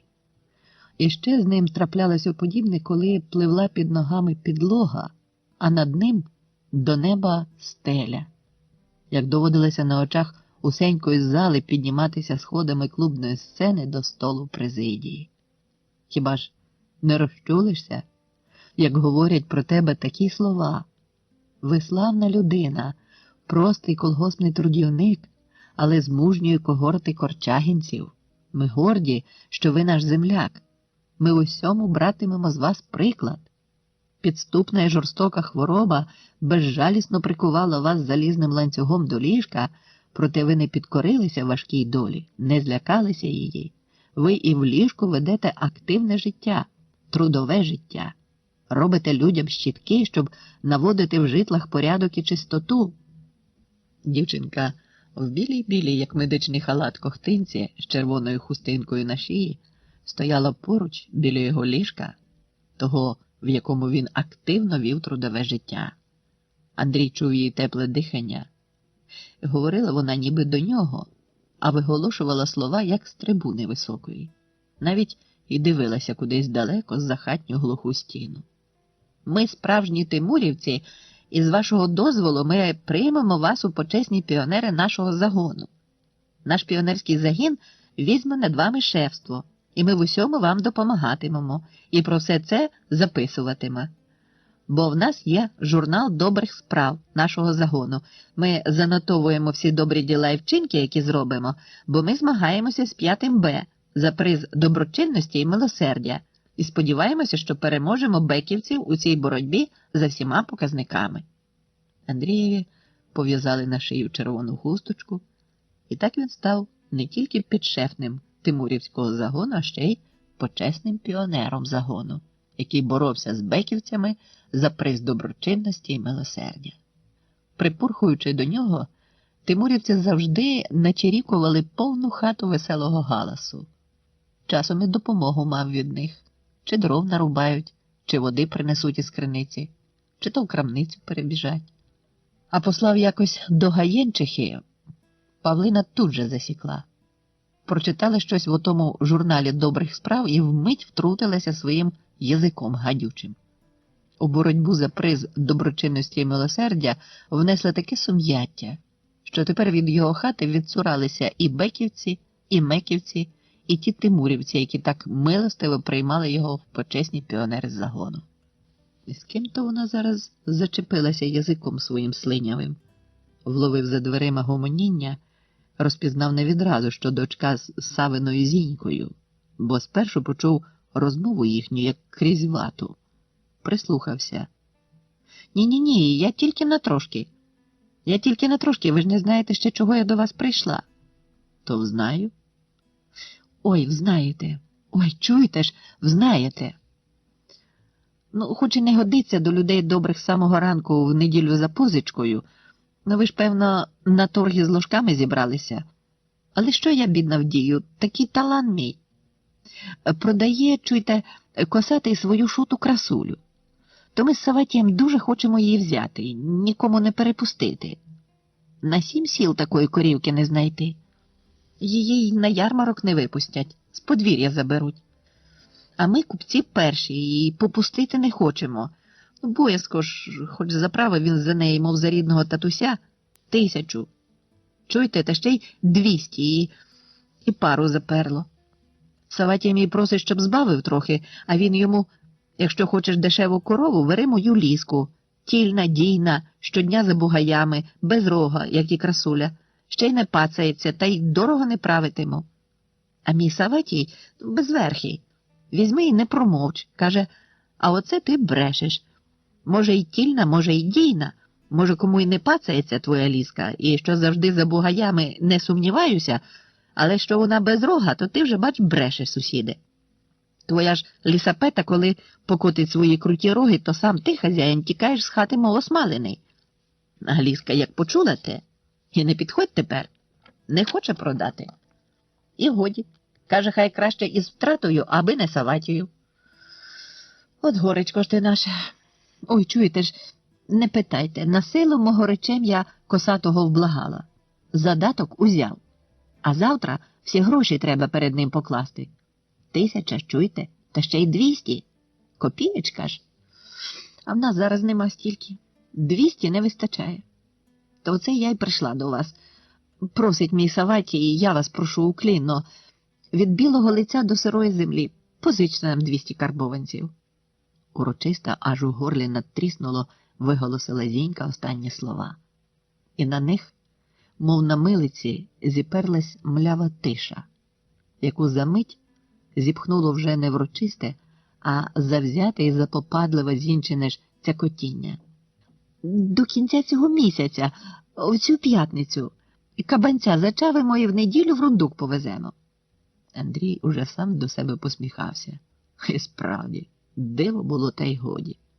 Сава, бундючний Сава, механізатор широкого профілю, дядько з зарплатою, як сам про себе каже, слав послів, за позичкою на корову, до кого б ви думали?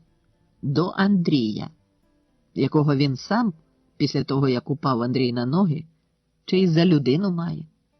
Бо часом, коли минає сусідову хату, не те, щоб привітатися, дулі навіть не складе.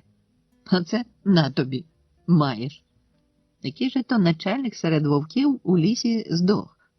А Зінька піддає своє. Потім лиску нашу на ярмарок поведемо, а 20-го числа у Саватія получка. Гроші будуть, це, чуєте, зараз так, приспічило. А ви ж тут близенько, сусіди ж. Та й подейкують люди, копійчина водиться у вас. Маєте з батьком до хати прибутне. Знову зіперлися на її слова тиша. Ходімо до хати, озивається в тій тиші Павлина. Що то нам, тато, нарають? Вона відчинила сіней двері до кухні, а Зінька, ступивши крок через поріг, з догідливою посмішкою зігнула від білого лиця до сирої землі перед Андрієвою коляскою гостру свою спину. Я з нуждою до вас, сусіде. Великі Павлинині очі, придушені холодком недавнього гиркання, дивилися на батька пильно і серйозно. Ось, тату, тітка Зіна хочуть у нас позичити 200 карбованців. Що ви на це скажете? Він глянув у відповідь теж пильно і серйозно, мало не з-під лоба. Андрія зводило крикнути дочці: чого ти блазнюєш? Ти ж мені карбованця, одного карбованця, ще й заробленого оцими нещасними каліками, ніяк не відірвеш від себе. А тут, бачте, лагідна й добренька, хоч до болячки клади. Запитує шанованого батечка аж про 200 карбованців.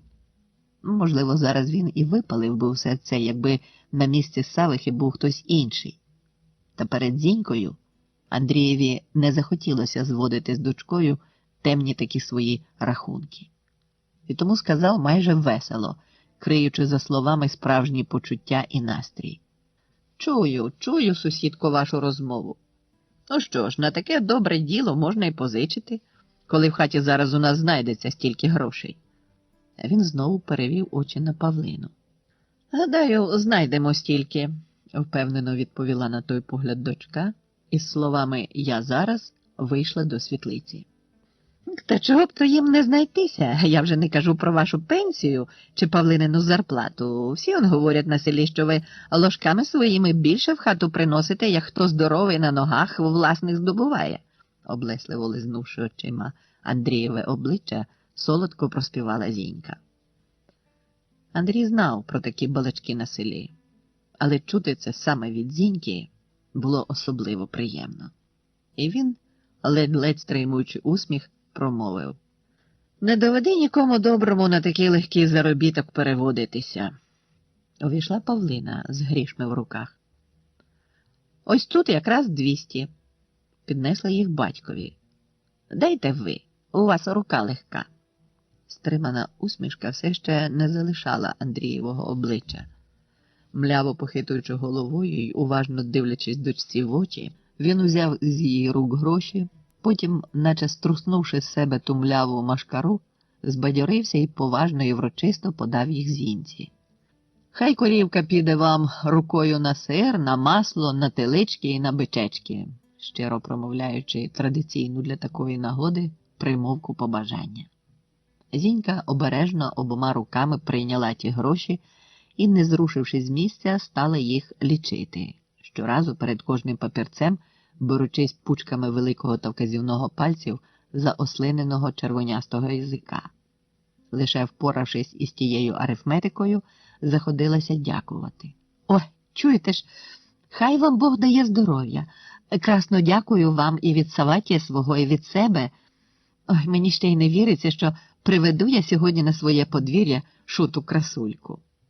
У Зінчиних очах Андрій і справді вловив скалку щирої вдячності і поваги до себе.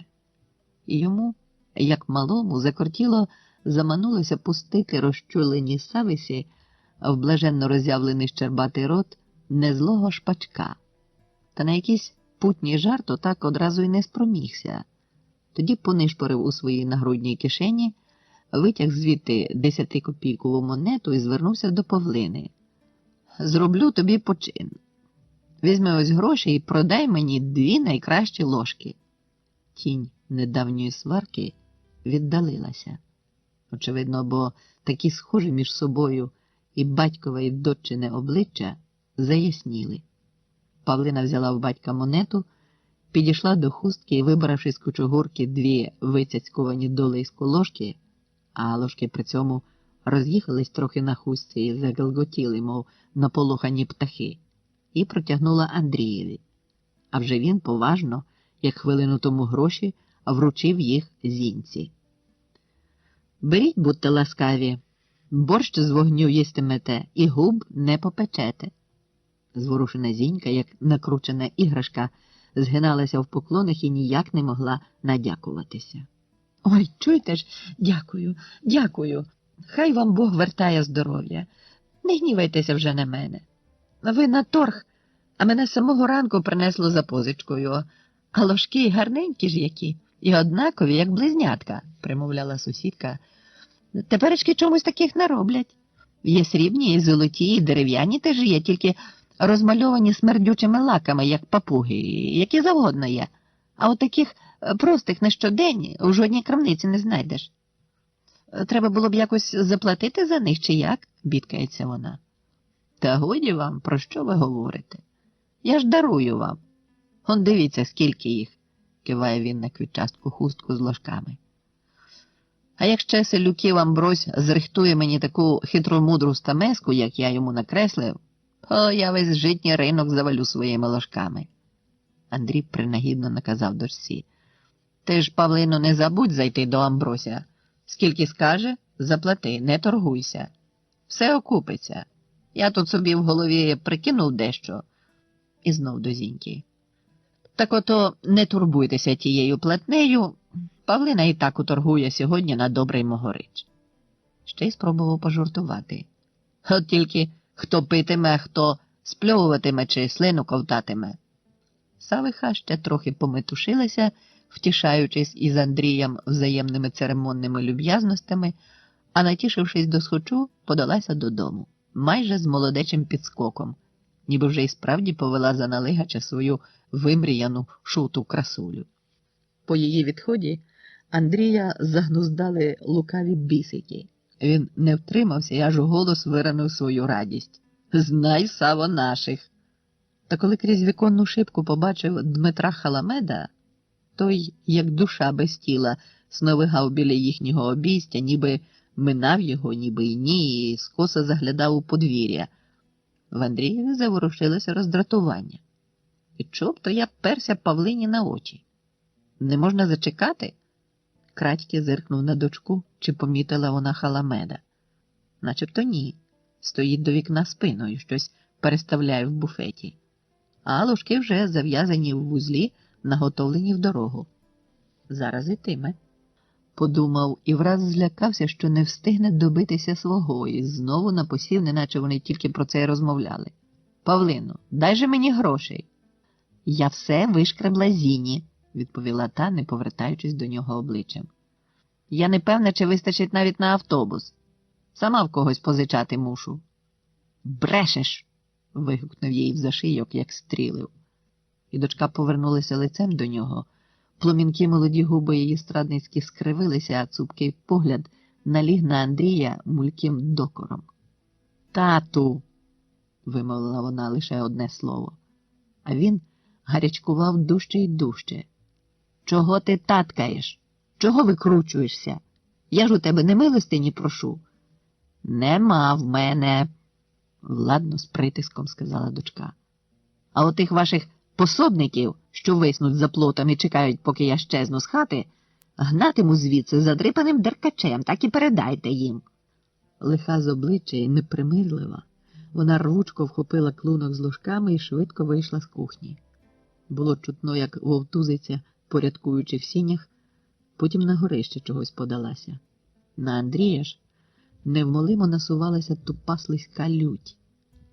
Лють на таку дочку, лють на дурноверхого Халамеда, що не міг зачекати трошки ще, поки вона піде з дому, і на самого себе лють.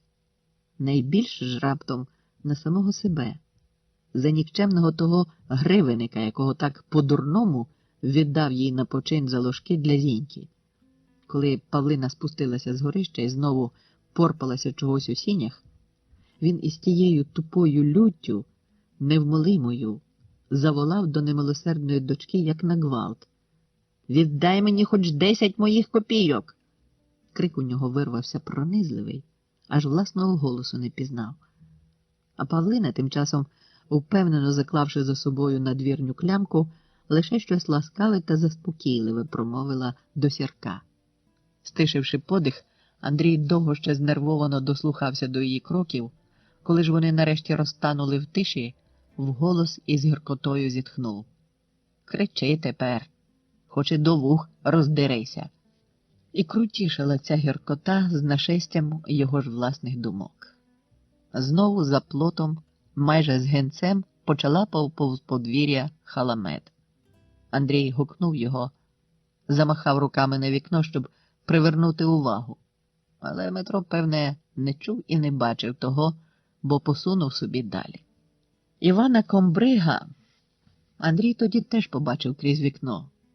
Він підгецав до хвіртки на виїзній Марцелині, перехилившись через верхи штахетів, дістав защіпку, сам відчинив хвіртку, і поки Андрій, пройнятий правцем здивування, не зводив із нього очей, прямо вверх і в'їхав на подвір'я, аж до Андрієвого вікна. «Трррр, стояти!» – наказав Марцеліні. І, зійшовши з сідла, подався до ганку, а залишена Марцеліна стояла, мов прив'язана. Тільки повела, роздивляючись навкруг вродливою головою, отороченою вітієватим сріблом парадної вуздечки. Комбригом односельці охрестили бригадного конюха Івана за його непогамоване захоплення старомодними штанами галіфе з шкіряними леями на матні і за таку ж таки непогамовану пристрасть до гарцювання верхи. Хоч і коней тихо у бригаді лишилося, як кіт наплакав, всього з десяток, не більш, а виїзних і того одна Марцелина лише, та й та хіба що для потреб Івана Комбрига, бо Все інше начальство мало для виїзду свій персональний транспорт. Не в одну Марцелинину упряжну силу. Це він до мене? Все ще сумнівався Андрій. А комбриг Іван, стукнувши для годиця в двері і не чекаючи на сигнал дозволу, рвучко тягне їх на себе і застає Андрія в ліжку при повному параді, обкладеного ряднинками, інструментами, дощечками і кінською волоснею. Андрій тоді якраз займався своїм, радий, що юні шефи напередодні підкинули йому чудової сировини. Майстрував помало все ті ж таки щітки. Ну от, застукав прямо на гарячому, замість вітання, каже Іван Комбриг. А господар, не збагнувши, чи блягускає той жартома, чи серйозно напасть валить, зустрічає те вітання запитанням. На чому такому гарячому? А він ніякого гріха за собою перед Іваном Комбригом не знає. А оце що? Іван Комбриг хапає з купи волосні жменю і нечемно тиче нею Андрієві до очей. Андрій аж тепер второпує, що пук кінської волосні перед самісіньким його носом не причулося, не привидилося йому. Незвідчому Іван Комбриг береться до нього таки зі справжньою злістю, не жартома. А ти не бачиш сам? Безпорадно ховається він за кількома рятівними словами. А як же, бачу. Бачу, що кінські хвости й гриви. Іван Комбриг зневажливим рухом кидає ту жменю волосні назад на купу. Де ви їх взяли? Я вас питаю, де ви їх взяли? Ну, не вкрав же? А з якої це ти сухоти мене допитуєш? А, то ви ще й приндитесь. Нацькували малоліток на таке чорт-зна що. Ще й невинними прикидаєтесь. І далі його слова щораз загострювалися злістю. Та це ж натуральний злочин. А глум який? І над людьми, і над тваринами. Подивіться. Ні, ви тільки полюбуйтеся, що вони втяли за вашою мудрою вказівкою. Полюбуйтеся. Він махнув рукою з нагайкою на вікно. І раптом сам побіг у двері. Пхнув одні, другі, вискочив із ганку на подвір'я до Марцелини, вхопився біля вудил за вуздечку і розвернув кобилу так, що вона крупом мало не затулила всього вікна. Тільки зараз Андрій вгледів. Марцелина зовсім не по-конячому, у всякому разі не так, як належало б те робити гордому і гречному виїзному коневі, а скоріше по-котячому настовбурчили догори в небо обстриженого цурпалка хвоста. А втім, чиї був то хвіст, якесь чорне загрозливе жерло, чорна аж синя, як хромова, втикана коротенькими наїжачими волосинками качалка репиця. На мить це сороміцьке жерло качалка навелося прямо на Андрія, а над головою загув Іван Комбриг. Любуйтеся, любуйтеся! Бачили коли такого виїзного рисака?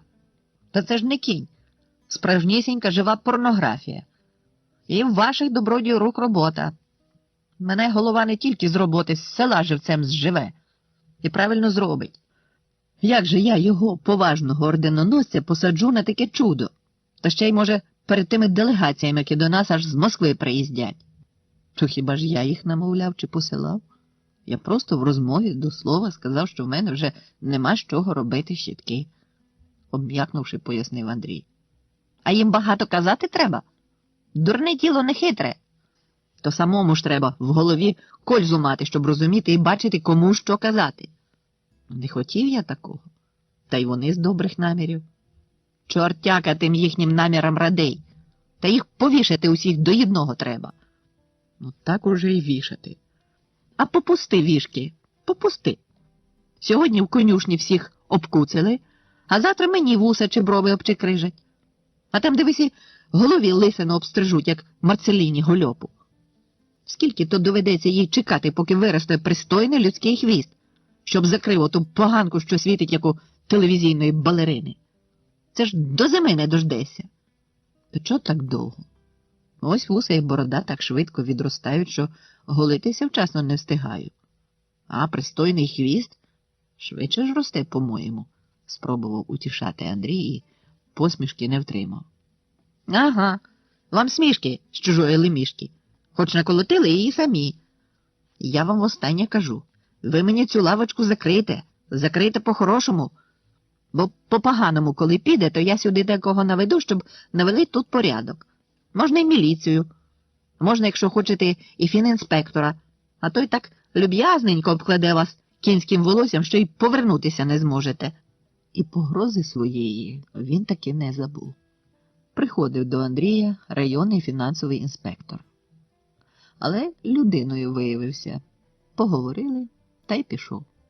Проте щиток Андрієві не довелося більше робити. Із щетиною дуже сутужно стало. Та й потім ложки пішли з легкої руки. От якби ще Павлина по совісті ділилася з ним заробітком за ті ложки, і зовсім добре було б. Украдливий стукіт у рамку кухонного вікна розігнав Андрієві думи. Господар дома? А де ж йому бути? Господарює. Самі? Гість наблизив обличчям до шибки, аж у плесканку зчавив його. Сам, гукає Андрій. А як Халамед заходить до хати, накидає на нього своє настояне на гірких думках роздратування. І чого ти набродиш її на очі? Висне над плотом, як приблудний. Не міг зачекати, поки вона піде? А що, хіба я що? Я по вулиці собі шагав. Що, по вулиці шагати заказано, чи що? Та вона тебе як застукає тут, з'їсть. Скривився Халамед. Не з'їсть. У мене лайна багато. Люди тепер всі, як собаки, ладні злопать нещасного. З досвіта ось обійшов увесь куток, душа горить полум'ям, а ніде й краплини не вимолив, щоб загасити. Щоб закропитися хоч краплинкою. Тут ось дечки залити треба, а вони тільки гарчать. Навіть гаєнчиха і та мені набор гадюка не дає. Хоч ти їй що хоч. Видавши своє пекуче, він запитав. А що у вас? Чим тут пахне? Смаленим. Чим же ще? Ні копійки не дала. Ще й нахвалялися, що посібників моїх гнатиме з хати поганим деркачем. Це про тебе. Ого, та я вже і злякався її. Халамед войовниче шарпнувся всім тілом доверху, хоч він і без того ні в року був довгий. На ньому все було довге і все висіло. І одежа, ніколи не застебнута куртка, з зіпсованим замком блискавкою, і подірявлена, як скипка голландського сиру, несвіжа майка. Навіть вилиці, отвір рота, шия, ніс та що там шия, навіть очі і ті були видовжені згори вниз. Увесь він був ніби мотузяний, ніби висів підчеплений за невидиму петлю. Пришито не то на комірі на стовбурченому, не то на його стовбуруватому тім'ї. Обірвись ця петля, і непевні ноги відразу ж підкосяться, а тіло впаде, і тоді вже сплющиться на млинець. Ну, злякався, не злякався, а на очі їй краще не набродь, застерігає Андрій Халамеда. А що? Хіба я що? Примирливо погоджується той, лише очі його жадібно цибають по кімнаті з речі на річ. То що, і справді у вас теж нічого? З надією, втупившись в Андрієві очі, він аж з лиця змінився, наче від болю нестерпного. Нічого. То я ж кінчуся. Ой, гвалт, ну де ж мені подітися? Заголосив Метро, розтираючи долонями то пласкі груди, втикані миршевою глицею волосинок, то скроні, порослі тією ж вицвілою зрідилою глицею. А ти гадаєш, мені не хочеться? Не дала, та й годі, хоч здохни. Ось сховав був, так навіть на четвертак не вистачить. Андрій брязнув кількома монетами, дістаючи їх з нагрудної кишені. Скільки? Щасливо видихнув Дмитро. Та на силу копу згорився. 60? А, то це ж майже четвертушка. Живемо, давайте. Я негайно до гаєнчихи. Мотузяне тіло його напружилось до краю. Стверділо, наче нацупилося на дротяну арматуру, хоч пальці руки, яку протягував до Андрія за копійками, часто тремтіли, аж підскакували. Давайте швидше, швидше. Пляшка в мене тут, я, як піонер, завжди напоготові, задихався радістю, коли Андрій насипав йому в долоню гроші. Одна нога тут, друга там, я за хвилинку повернуся. з пляшкою в одній руці і з копійками, зачавленими в другій, щодуху гайнув до Гаєнчихи. «До Гаєнчихи, до Гаєнчихи, до Гаєнчихи», – співав щасливий Халамед, скільки міг чути його з хати Андрій. І не заждався. Дмитро і справді не барився в Гаєнчихи. Задиханий, аж змокрілий, мов миша, повернувся неймовірно швидко. «Ну, то що? Давайте. Де стакани?» Заметушився біля столу, гучно з хлюпотом ставлячи пляшку на його середину. «Стакани в буфеті, а закусити візьми там, у холодильнику», – з благосною усмішкою підказував йому господар. Відчинивши холодильника, Халамед невдоволено повів носом. Та тут що? Людським закусоном і не чути. Якісь лише пундики-шмундики та молочна каша. Сама гидота. Закусь для дитячого садка. Зупинив увагу лише на тарілочці з 2 курячими стегенцями. Та й то, виставивши їх на стіл перед Андрієм, багатозначно присмакуючи, поліз до глибокої кишені власних штанів, ніби збирався втяти якийсь фокус. «Лучше вже ось, дочки, давайте моїм. Я без свого закусона ніколи на люди не вириваюся. Мало що може трапитися. А в мене виразка. Лікарі навіть кажуть, щоб обов'язково закушував, хоча б і рукавом. А закусити після стакана треба». Тут його обличчя взялось занепокоєнням. «Псс!» – здивовано засичав він. «Та що ж це таке? Де це вони поділися? Та я ж вранці своїми руками клав їх сюди. 3 штуки. Одного використав уже. А де ж більше?» Вивернув кишеню штанів. З її ріжка посипались темні крихти, зім'ята цигарка і недопалок. А збоку вирячилася проймиста дірка. От що воно. Сюди вже собака проскочить. Зігнувшись, аж очі заплющив, він простромив руку в колошу штанів і ретельно вилапував там свою згубу. «А що? Ось вони де!» – радісно розплющив очі. Скинув з однієї ноги поношеного кірзового чобота, потрусив нею трохи і, безтурботно сміючись, наче його хтось залоскотав, витрусив з колошви 2 сірі в потирусі якісь кавалки. Обдмухавши їх, з награним вихилясом, немов би нагороду почесну, поклав одного прямо перед Андрієм на стіл. «Прошу, рибні котлети. У київських рестораціях таких не купите. А ми дома всю дорогу уминаємо їх. А ще як з перцем. Вкусиш, дихнеш, прикурити можна. Моя недремлюща, хоч і відьма, але закусь вміє зладнати. І то, не повірите мені, з нічого. Зовсім з нічого. З отих стервужених сісьок, пісьок і хвостів, що по 20 копійок за КГ продають. Моя набере їх, перекрутить м'ясорубці, приправить перчиком, присолить, пришепче.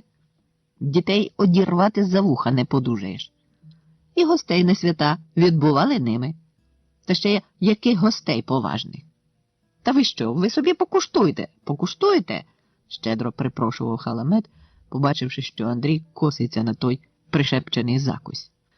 «Ну, мені з перцем лікарі забороняють», – стримано процідив на те Андрій. «Та ви що, лікарів слухаєте? Мені он давно вже і пити, і їсти запретили. Якби слухав їх, то що, гигнув би вже». Халамед говорив і говорив. Спроквола озувався, чогось ніяк не йшла нога в чобіт, і сам він щось не дуже поспішав наливати в склянки. В Андрія заворушилося якесь неясне передчуття, неначе за твоєю спиною хтось підступно зачаївся. І коли Халамед, нарешті взувшись, нестійкими руками розлив порівну каламутну рідину, і вони чокнулися склянками та пригубили їх, Андрія немов змія в губи вжалила.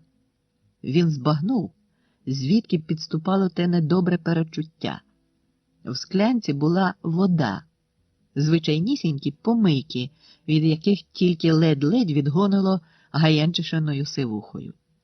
А ріг столу нестерпно натис на груди, проте Андрій не відкотив коляски, лише гидливо відставив склянку і зашипів.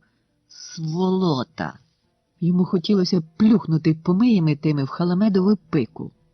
Але він добре відчував, він добре знав свою непорятовність і своє безсилля. Зовсім був тверезий. надто тверезий, щоб розуміти і бачити це. Він тільки зціпив зуби і впав чолом на холодну слизьку церату, ніби й справді набрався вже до нестями. «Сволота! Сволота!» – ображено вистогнав він. А від церати віддало чимсь таким, що погнало недобре слину.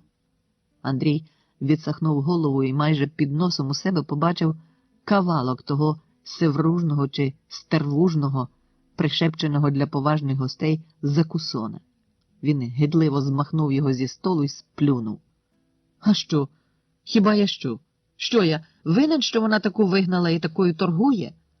Часто кліпаючи, виправдовувався Халамед.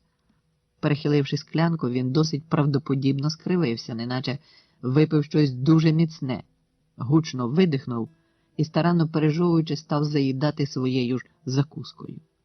«То ви випийте, випийте, і не така вона вже й слабенька. Та смоли б ти напився разом із цими помиями. Я думав, ти людина.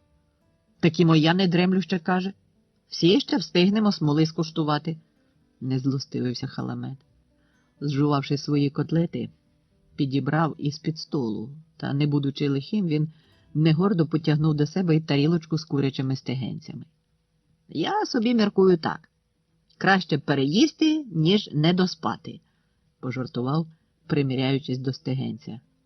«Свиня ти?» – виказав йому Андрій. «Ха, а чим свині гірші від людей?» – поставив Халамед зустрічне запитання, ще й наполіг. «Ні, а що от ви мені скажіть, чим свиня гірша від людини?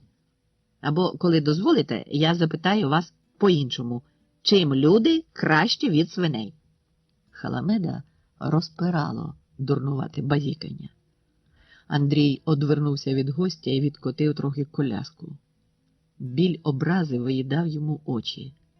Нудотою підступав у груди, хоч, власне, образи справжньої на Халамеда й бути не могло. Павлина, ось на кого ремствувала його зболена душа. За якусь мізерію, одного карбованця нещасного, вона так втоптала під ноги рідного батька. Дала б того карбованця, і Халамед пішов би до Гаєнчихи за півлітрою, навіть якби він і надпив. Ну, він завжди надпиває, то приніс би ще досить. І не наливав би таких помий, як зараз. «То що, ви що, не хочете її зовсім?» Халамед і не збирався відчепитися. «Не така вона вже й слабенька, як ви втовкмачили собі в голову».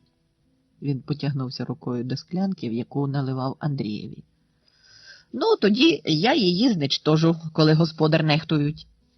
Він випив і знову скривився, як і вперше, а закушувати взявся другим курячим стегенцем.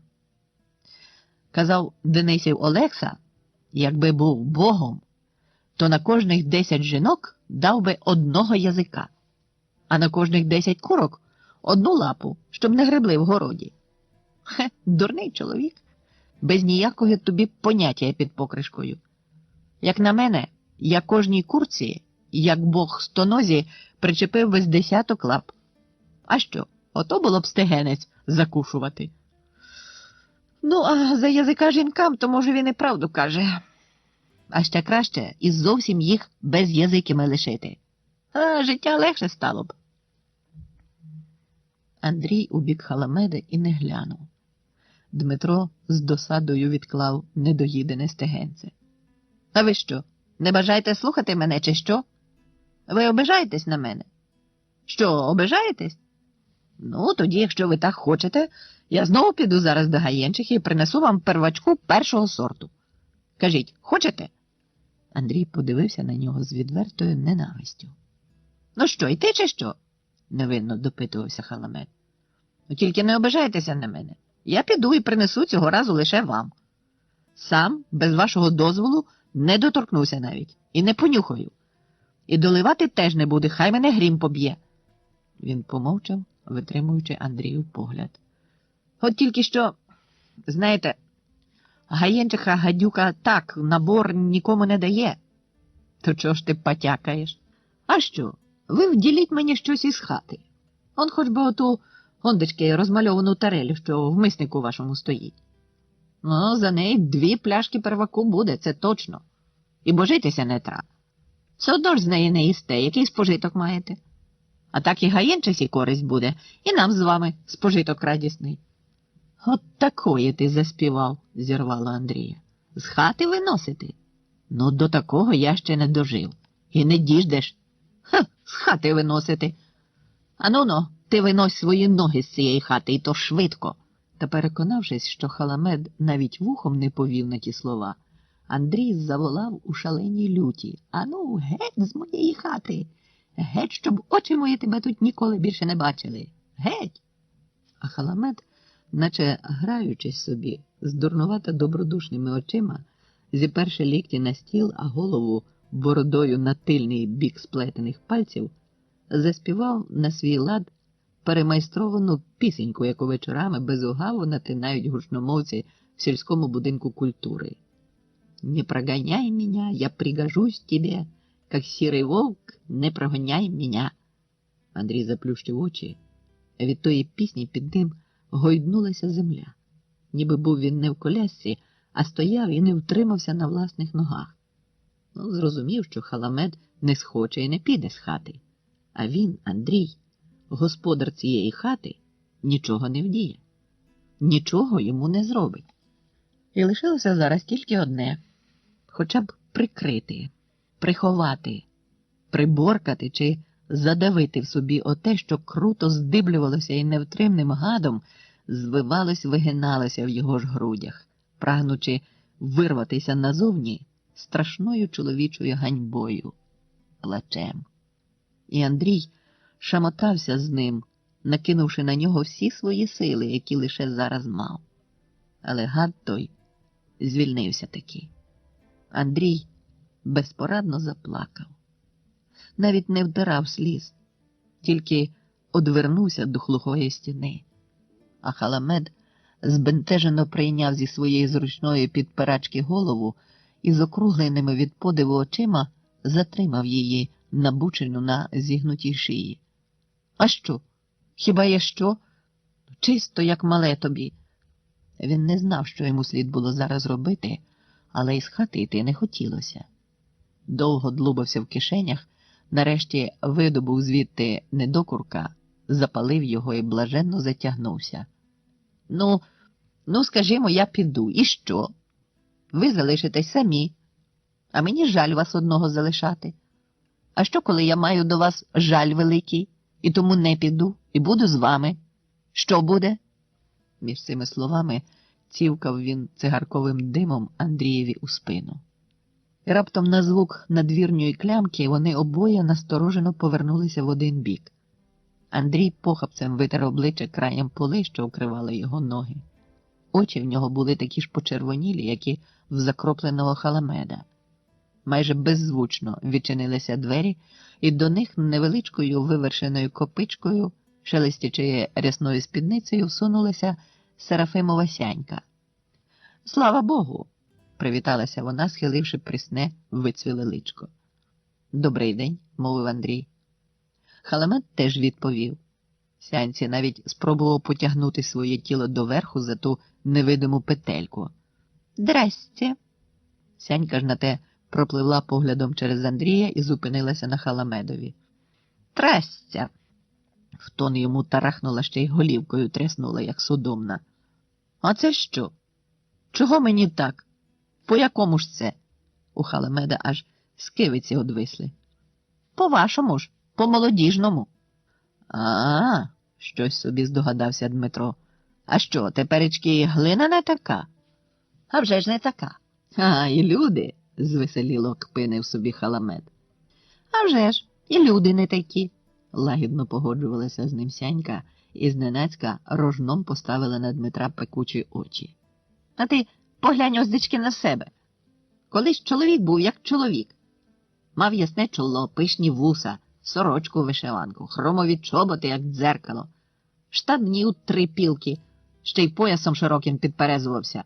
А тепер ось пальтрет. Майка й фуфайка, вічно немита неголена пика, а на ній синій ніс.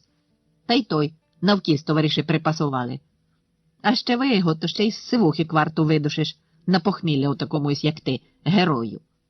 Ну-ну, Обережніше на поворотах, застеріг вжалений халамет свою несподівану портретистку.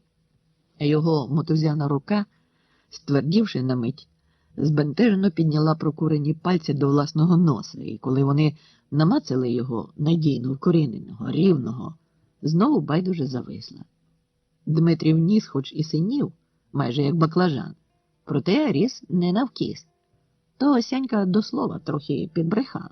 Але вона вже не пила чарки більше ні до нього, ні до його носа, а гідливою погордою, спіткнувшись очима об пляшку, що височила на столі в оточенні кісток із курячих стегенець, взялася до Андрія. Лікуєшся. Як бачиш. Славні ліки, нічого не скажеш. Які є? Маєш кращі? Маю. Але ти хоч сісти запропонуй. Сідай за стіл, гостем будеш. А вже ж, гостюватиму, коли здибала таку приємну та благочестиву компанію. Вона взяла за спинку вільного стільця, поставила його далі від столу і, надійно вмостившись, звела під грудьми руки. То це, кажеш, лікуєшся, так? А де ж Павлина? У місто поїхала. А, з щітками чи з ложками? З ложками. Щиток я вже давно не роблю. Хвалять люди твою Павлину, і на роботі встигає, і за тобою доглядає. Еге ж. Кажуть, і ложки помагає тобі стругати. Помагає. Я роблю, а вона гроші бере. Розмова ніяк не тулилася, і Сянька тоді, як з-за вуха замахнулась, подалася прямо туди, куди заміри свої нагострила ще з дому. Я прийшла сказати тобі, Андрію, що Господь до тебе милостивий. Бог кого уподобає, тому і випробування великі надсила. Кого він любить, того й карає десницею своєю всемогутньою. Тебе він вибрав спосеред інших, і хворобою твоєю тілесною дух твій випробовує. Але він чоловіколюбивий, справедливий і милостивий. У великому горі твоєму не залишив тебе, страждущого, без своєї милостивої ласки. Послав на тебе грішного благодать свою, і в немочі твоїй дав тобі втіху і радість. Дав тобі надію і земну, оце я кажу про хворобу твою, і про дочку твою, і про заняття теперішнє твоє, і про те, що люди не обминають тебе, не цураються. Все це Божа благодать, послана на тебе грішного, всесильною і милостивою десницею Творця нашого єдиного. Андрієва голова повільно і плавно хилилася під тими сянченими словами. Він прикрив рукою обличчя і, ліниво потираючи заплющені очі, раптом обізвався, не змінюючи своєї пози. Змилувався Бог над раком і дав... Він одірвав долоню від очей і, підвівши різко голову, з глумом подивився на Саньку. Та ти одним словом сама знаєш, куди на радощах милостивий Господь Творець наш встромив ракові очі. Дмитро втішно загиготів, а Серафимова Сянька розняла під грудьми руки і зціпила кулачки. Далі викинула в бік Андрія один той кулачок з настовбурченим вказівним пальчиком. Гріх, Андрію, страшний і неспокутний, базікати так про нашого всесильного і всезрячого Господа Бога. Це блюзнірство, за яке ні помилування, ні прощення, ані спасіння душі твоїй не буде. Затям собі. Вона загрозливо тикала тим вказівним пальчиком, що виростав з її зціпленого кулачка, наче пробувала, в якому місці можна Андрія прохромити. А кулачок, як невеличка спринцівка, і видавалося, що саме з пальчика цівкають сянчені слова. Сянько, Сянько, виявляється, всі агітатори на одну колодку, серйозним тоном почав Андрій. Якщо ти одержуєш подушно, то, їй Богу, не старайся, не агітуй. За мою душу ніц не матимеш, бо на мені де сядеш, там і злізеш. Тобі, Андрію, не так слід було б з Богом розмовляти, не так. Ти б змирився і щиро, всією душею навернувся б до нього з ревною молитвою, з покаянням. Настовбурчений пальчик взявся з кобликом, а кулачок пірнув за пазуху. І Сянька, витягши звідти папірця, подала його Андрієві. Ось які мають сьогодні бути твої ліки. І то ж тільки вони спроможні уздоровити твоє немічне зболене тіло і безбожну заблудлу в темряві грішну душу. Бери, бери, чомнеся, бери, підстьобнула вона неквапного Андрія. І він узяв складеного кілька разів подвійного аркушика зі школярського зшитка. Розгортаючи його, подумав: ще один рецепт від усього, від 99 хвороб. Хто йому вже тільки не приносив тих рецептів? І яких? І чого там лишень не було? І чудотійні настоянки, і цілющі напари, і навари, і натирання, і напування. А результат один. Усім відомий. Та коли він почав читати сянченого папірця, то й справді побачив, що такого рецепту йому досі ще жоден лікар не виписував. Угорі, посеред аркушика, великими друкованими від руки літерами був виведений заголовок, підкреслений хрестиками: «Молитва в час хвороби». «Оце ти мені?» – примружився Андрій на Сяньку. «Тобі, а кому ж?» – сикнувся назустріч Сянчин кулачок, а пальчик на ньому настовбурчений аж затремтів. Нижче на тому аркушику щільною грядкою розсіялися писані літери. Позгиналися вони, поскручувалися, котра як хотіла, але читати їх можна було досить вільно. «Господи Боже, владико життя мого, ти з ласки своєї сказав: я не хочу смерті грішника, але щоб він навернувся і живим був. Я знаю, що ця хвороба, яку я терплю, це кара за мої гріхи та беззаконня. Знаю, що ділами своїми я заслужив найтяжчої кари». Молитва була довга і місцями не зовсім зрозуміла, однак Андрій мовчки прочитав усю її до кінця, а вголос промовив тільки одне слово: «Амінь». І перегодом знову повторив: «Амінь». І підвів очі на Сяньку. Щось дуже швидко ти пробіг. Читай до кінця і вчитуйся, і проймайся Божим Словом». Настирливо дзьобаючи пальчиком у бік Андрія, загородилася невідступна Сянька від його можливих слів, хоч бажання говорити з нею на цю тему в ньому так і не прокинулося. Склавши папірця, Андрій простягнув його Сянці з одним сухим словом: «На». «Ні, ти залишай у себе. Це я принесла навмисне тобі». «Дякую за піклування, але використай його десь у гострішій нужді. Мене таким уже не проб'єш». «Ова, який мудрагель знайшовся», – крутнула Сянька головою. «Не таких, як ти, пробивають ці слова. І не з такими головами, як у тебе, вірять у ці ліки. І вони допомагають, зціляють, піднімають на ноги, бо це чудодійні Божі ліки. Але силу свою святу вони виявляють лише тим, хто щиро повірить у них. Ти приборкай у собі гординю і покірно вчитайся всім серцем, вдумайся, не раз вчитайся». Вона подала назад того аркушика з молитвою, проте Андрій одвів її руку. «І це тобі, Олександро, хочеться? Не бійся, як самі припекло, то чомусь не дуже ревно вчитувалася в Божі молитви, а прожогом опинилася вже у власній лікарні». Незлісно і нехотя захищався Андрій, чим лише підштрикнув Сяньку до нападу. «Як подивлюся я на тебе, то своєю головою ти багато тямиш. Не вчитувалась, кажеш? Та без Божої волі на те і без моєї молитви жоден доктор не допоміг би мені». І Сянчині повчання, страхання, вмовляння загрозливо посунули на Андрія. Ні кінця їм не було, ні краю. І хто знає, коли і де вони зупинилися б, якби не тривожне шамотання, що несподівано донеслося з надвору. На подвір'ї застережливо киркнув півень. Закуткудакали кури і злякано заверещав Сірко, як врізаний. Його пронизливе «ай-яй-яй-яй-яй-яй» а різко ляснула і, віддаляючись, полетіло десь у бік садка. Що це там? Встиг подумати Андрій, і за Сірковим гвалтом на хату накотилася швидка хода чиїхось кроків. Розступилися одні за одним усі двері, і серед кухні наче вродився, міцно став Максим Муц. А ще попереду нього глухим бубоном котилися Навальні, які тупіт його ніг слова. «І навіщо б ото харч ним переводити? Я до хвіртки, а він Здох би ти йому, і вухом собі не веде. Я на нього тупий гір, а він до мене лащиться.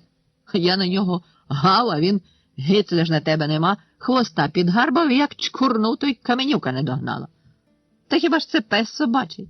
Навіщо ви його тримаєте в обійсті? Щоб гості об нього біля порога ноги витирали? То він же ж тікає. Та він у мене, як і я, пенсіонер, буранив господар Сірка від несподіваної напасті. Давно вже дочка напитує заміну йому, хоче породистого, але нині легше корову купити, ніж породисте цуценя напитати. А в мене, дядьку Андрію, таке цуценя є. Вже тепер нікого до хати чужого не пускає, а виросте, кращого сторожа не знайти. А що вже породисте і не розказати. Мати його така знаменита сучка, що до неї в чергу записується, щоб узяти від неї цуценя. Хочете таке, матимете? Я обіцяю вам. Максим Муц говорив тільки до Андрія, але втрапив при цьому зорієнтуватися, що в кухні народу вже повно і вільного стільця нема. Крізь прочинені двері нагледів, приніс його собі і поставив недалечко біля сяньки. Зачепивши її ненароком, відразу ж галантно вибачився. «Пардонт, о пардонт, мадаме!» Він обережно приставив до ніжки стільця такого завбільшки, як рептух чорного портфеля, сів і тоді вже звернувся до всіх, притишено і навіть трохи ніби незадоволено. «Здрастуйте!» «Ого, народу скільки! Дзвонар тут, коменар і дякова панна всі в зборі. Симпозіум, колоквіум чи, може, випивон на найвищому рівні. То приймайте і мене?» І дзвонар, і коменар, і дякова панна мовчали. Максим зняв з голови капелюха в дірочку, як решето, витер його зсередини хусточкою, витер чоло і неквапно поялозив по змокрілій лисині. Лисину він мав розкішну. Здавалося, що на голові в нього ніби хтось розстелив намащеного олією пухкого пшеничного налисника, а перемичка ріденьких, руденьких ще й кучерявих волосинок, що бігла на зашийку від вуха до вуха, наче навмисне на глум чужим очам чітко виставляла межу, як далеко був розстелений лиснючий налисник. Ще не так давно на цій перемичці на зашийку Максим відрощував довгу косу і з викрутасом зачісував її ззаду наперед, затаюючи від стороннього ока свого налисника. Але після того, як пампурова фелька прилюдно дотяглася до його тім'я, розкрутила там викрутаса, ще й прополола довгу косу, Муц змінив зачіску і відтоді не таїть більше лисину. Навпаки, пишається нею. Бо така лисина, як у нього, була тільки, каже він, у однієї людини в світі, та ще й найрозумнішої людини у світі у Сократа. Серафимова сянька на свого нового сусіда відверто зизала басом. Через нього вона перебила собі таку замашну рахубу. Зате Дмитрові Халамеду, очевидячки, до всіх було байдуже. В блаженному самозабутті він клопотався біля власного носа. Чи то в угрі душив, чи видобував з глибини якісь копалини. Максим Муц не витримав того видовища. «Мозок прочищаєш?» «А що, прочищаю, бо маю що. А хто не має, то вже й не купить», – відбрив Халамед підступного глузія. І Муц втратив до нього інтерес, повісивши капелюха ззаду за собою на ріжку стільця. Знову звернувся тільки до господаря. «У вас грецька шустваля сьогодні не було?» «Ні. А що?» «Та нічого такого», – відповів Муц. «Збираються там ніби до вас цілою делегацією. Дрова на циркулярці відбирають вам, щоб палити було чим, а на ложки березових і букових оцупків навмисне нарізали». «О, то добре, дуже добре. Хорошу новину ти мені приніс», – утішився Андрій. «Це Грицькова робота. Він не забуває старого Теслі. Буває в мене, а як же, буває. Навіть радитися заходить. Ото як ставили міст через яр біля перших вербичок, навмисне завітав до мене розпитати, як краще дерев'яні бики в'язати. Каже, що й досі ще не викреслив мене зі своєї бригади». «Ну, може, і не викреслив», – байдуже погодився Муц і запитав про інше. «А де тепер ваша знаменита теслярська сокира?» «Як де? Дома. А де ж їй ще бути? Змащена солідолом, в лущеному папері лежить у верстаку. Я порох бережу сухим, нахваляється Андрій. А як же? Недарма ж мене Грицько з бригади не викреслив. Недарма. Якусь мить Максим Муц посупів натужно, роздуваючи ніздрі. Окремо подивився на Сяньку, на Халамеда і далі заклопотано зітхнув до Андрія. Я до вас, дядьку Андрію, з одним делікатним ділом. Тиша, що пішла за цими словами, сповнилась чеканням і ніяковістю. Нарешті Сянька кахикнула в кулачок і звернулася до Халамеда. Ми, певне, же підемо, га? А що? Я що? Разом з вами прийшов, чи що? Що мушу разом з вами йти додому? Накізубився Халамед на Сяньку і з місця не зрушився. Хоч Сянька теж сиділа, як до стільця прикипіла. Таємниці тут нема, це можна і при вас, махнув на них Максим Муц. Кажуть, що ви, дядьку Андрію, продаєте свою тислярську сокиру. То, як правда це, я хочу у вас її купити. Як купити? Вихопилося в заскоченого несподіванкою Андрія. Отак, за гроші. За хороші гроші, скільки заправите, стільки й дам. Та хто тобі таке наплів? Я й у гадці не мав такого, щоб продати свою сокиру, дивується Андрій. О, люди брешуть, чутки ходять. От я й вирішив дати вам за неї добрі гроші, торгуватися не буду. Та ти хоч знаєш, про що говориш? Ти хоч тямиш, що це за сокира? Підвищує голос господар. Та я її з віку зроду не продам, ні за які гроші. Дядько Андрію, дорогесенький мій, та я ж не кажу, що вона погана. Боже вас борони таке думати, спроваджує Муц розмову на мирну доріжку. Про вашу сокиру і вашу майстерність я ще змалечку чув багато хорошого. І тому кажу ж, яку заправити за неї ціну, таку і дам. Та мій інструмент, добродію, не має ціни. Розумієш? Немає йому ціни. От завели, кривиться Максим. Все має свою ціну. А моя сокира не має, кажу я тобі, вкрай запалився Андрій. Вона прийшлася мені від діда-прадіда, теж майстрів, а не халтурників якихось там. Мій дід, граючись нею, міг з мертвого поліна вистругати тою сокирою живого чоловіка. А я нею, знаєш, скільки на своєму віку підвалин дубових відбив? І то так, як фуганком пройшовся. Тобі не снилося. Вона отакенні завтовшки, як палець цвяхи, січе і не тупиться, не щербиться, не сідає навіть. І колись наші ковалі викували з козацьких шабель, ще дамаської криці, таємницю виробу, якою ще й досі не спромоглися розгадати. А він продайте. Та тебе зі всіма твоїми бебехами геть чисто всього продати, то до неї топорище навіть не придбаєш. Не продам я її і квит. А тим паче тобі. На шабашках тріски дерти собі можеш і своїм колюном. Про тріски Андрій згадав неспроста. Де й що не робив би Максим Муц, він завжди щось тягнув з роботи додому. Хоч трісочку не розпал, зізнавався сам, а з порожніми руками не вертав до свого обійстя. Якщо ж не міг уже й трісочки поцупити, то сміялися дотепники в бригаді, щоб спокійно йти додому, знімав з власної голови капелюха і пхав під пахву. Все-таки щось та ніс з роботи. Не в порожній йшов. Оце й є моє тобі останнє слово. А що ж ви з нею робитимете? Чи й направду знову в бригаду до Грицька строїтесь? А може, з собою заберете, чи як? Не кліпнувши, запитав Максим Муц, ще й причавив. Зірочку на тумбочку вистругають вам уже без вас, і байдуже вам буде якою сокирою, з дамаської криці чи тупим колюном. Андрій здригнувся, як від обуха, але чомусь не обурився. Навіть і той гнів, що тільки-но піднімався на непрошеного купця, обм'як і стишився на думці. А загалом не такі вже й страшні. Ось і забивають останній цвяшок у віко. Проте докір вирвався. Принизливий, гидкий найбільше самому собі. Гради нагоді відібрати милицю чи пак сокиру в діда, еге ж? Ну, та не хочете, то як хочете. Хіба ж я силою? Та я по-доброму до вас. А ви на мене гори вернете, холодно сказав на те Максим Муц.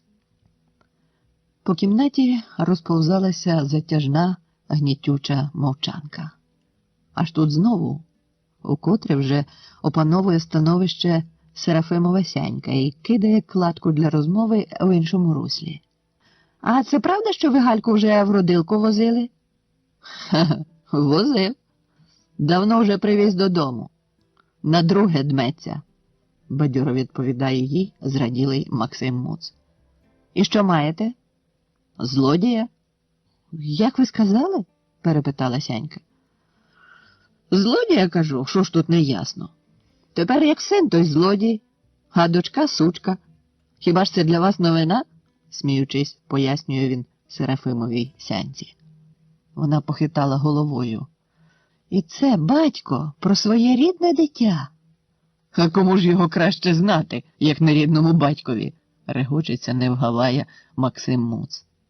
Сянька ж глибокодумно насуплюється. Мовчить.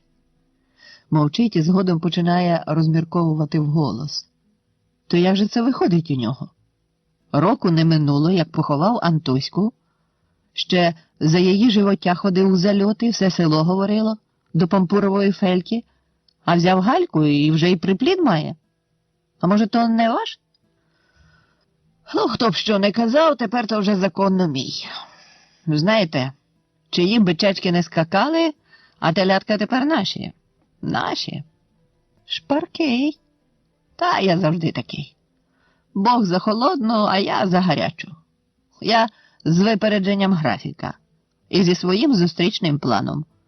Достроково ще й зі знаком якості. 4,5 кг. О, там такий злодюга, як пудовик.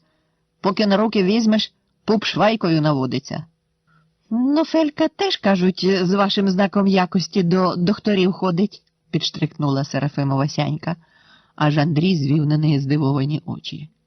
А Максим Муц на ту шпичку здибився вразливо, залявши лице і лисину всю бурячковим потом. Та чого вам ця клята Фелька далася? Та то ж безсовісний наклеп моїх мстивих ворогів. І з ким вона тільки не просувала за шийком наволочки. Мав я таку дівку в її сухі губ'яки цілувати, то вже краще курку в розхристане місце. А вони мені її тулять усі, як змовилися. І оце ви здибалися тут у мене, щоб посваритися? Не могли іншого місця собі знайти? Докірливо втрутився Андрій. Та й то правда, покірно схаменувся Максим Муц. По якомусь часі зігнувся до свого професорського портфеля і, розстебнувши блискучі замки, з-поміж топорищ, молотків і стамесок, виволік гранчасту перцівочну пляшку, наповнену до самісінького корка. Ставлячи її на стіл, підморгнув Дмитрові Халамеду. У вас, бачу, порожня.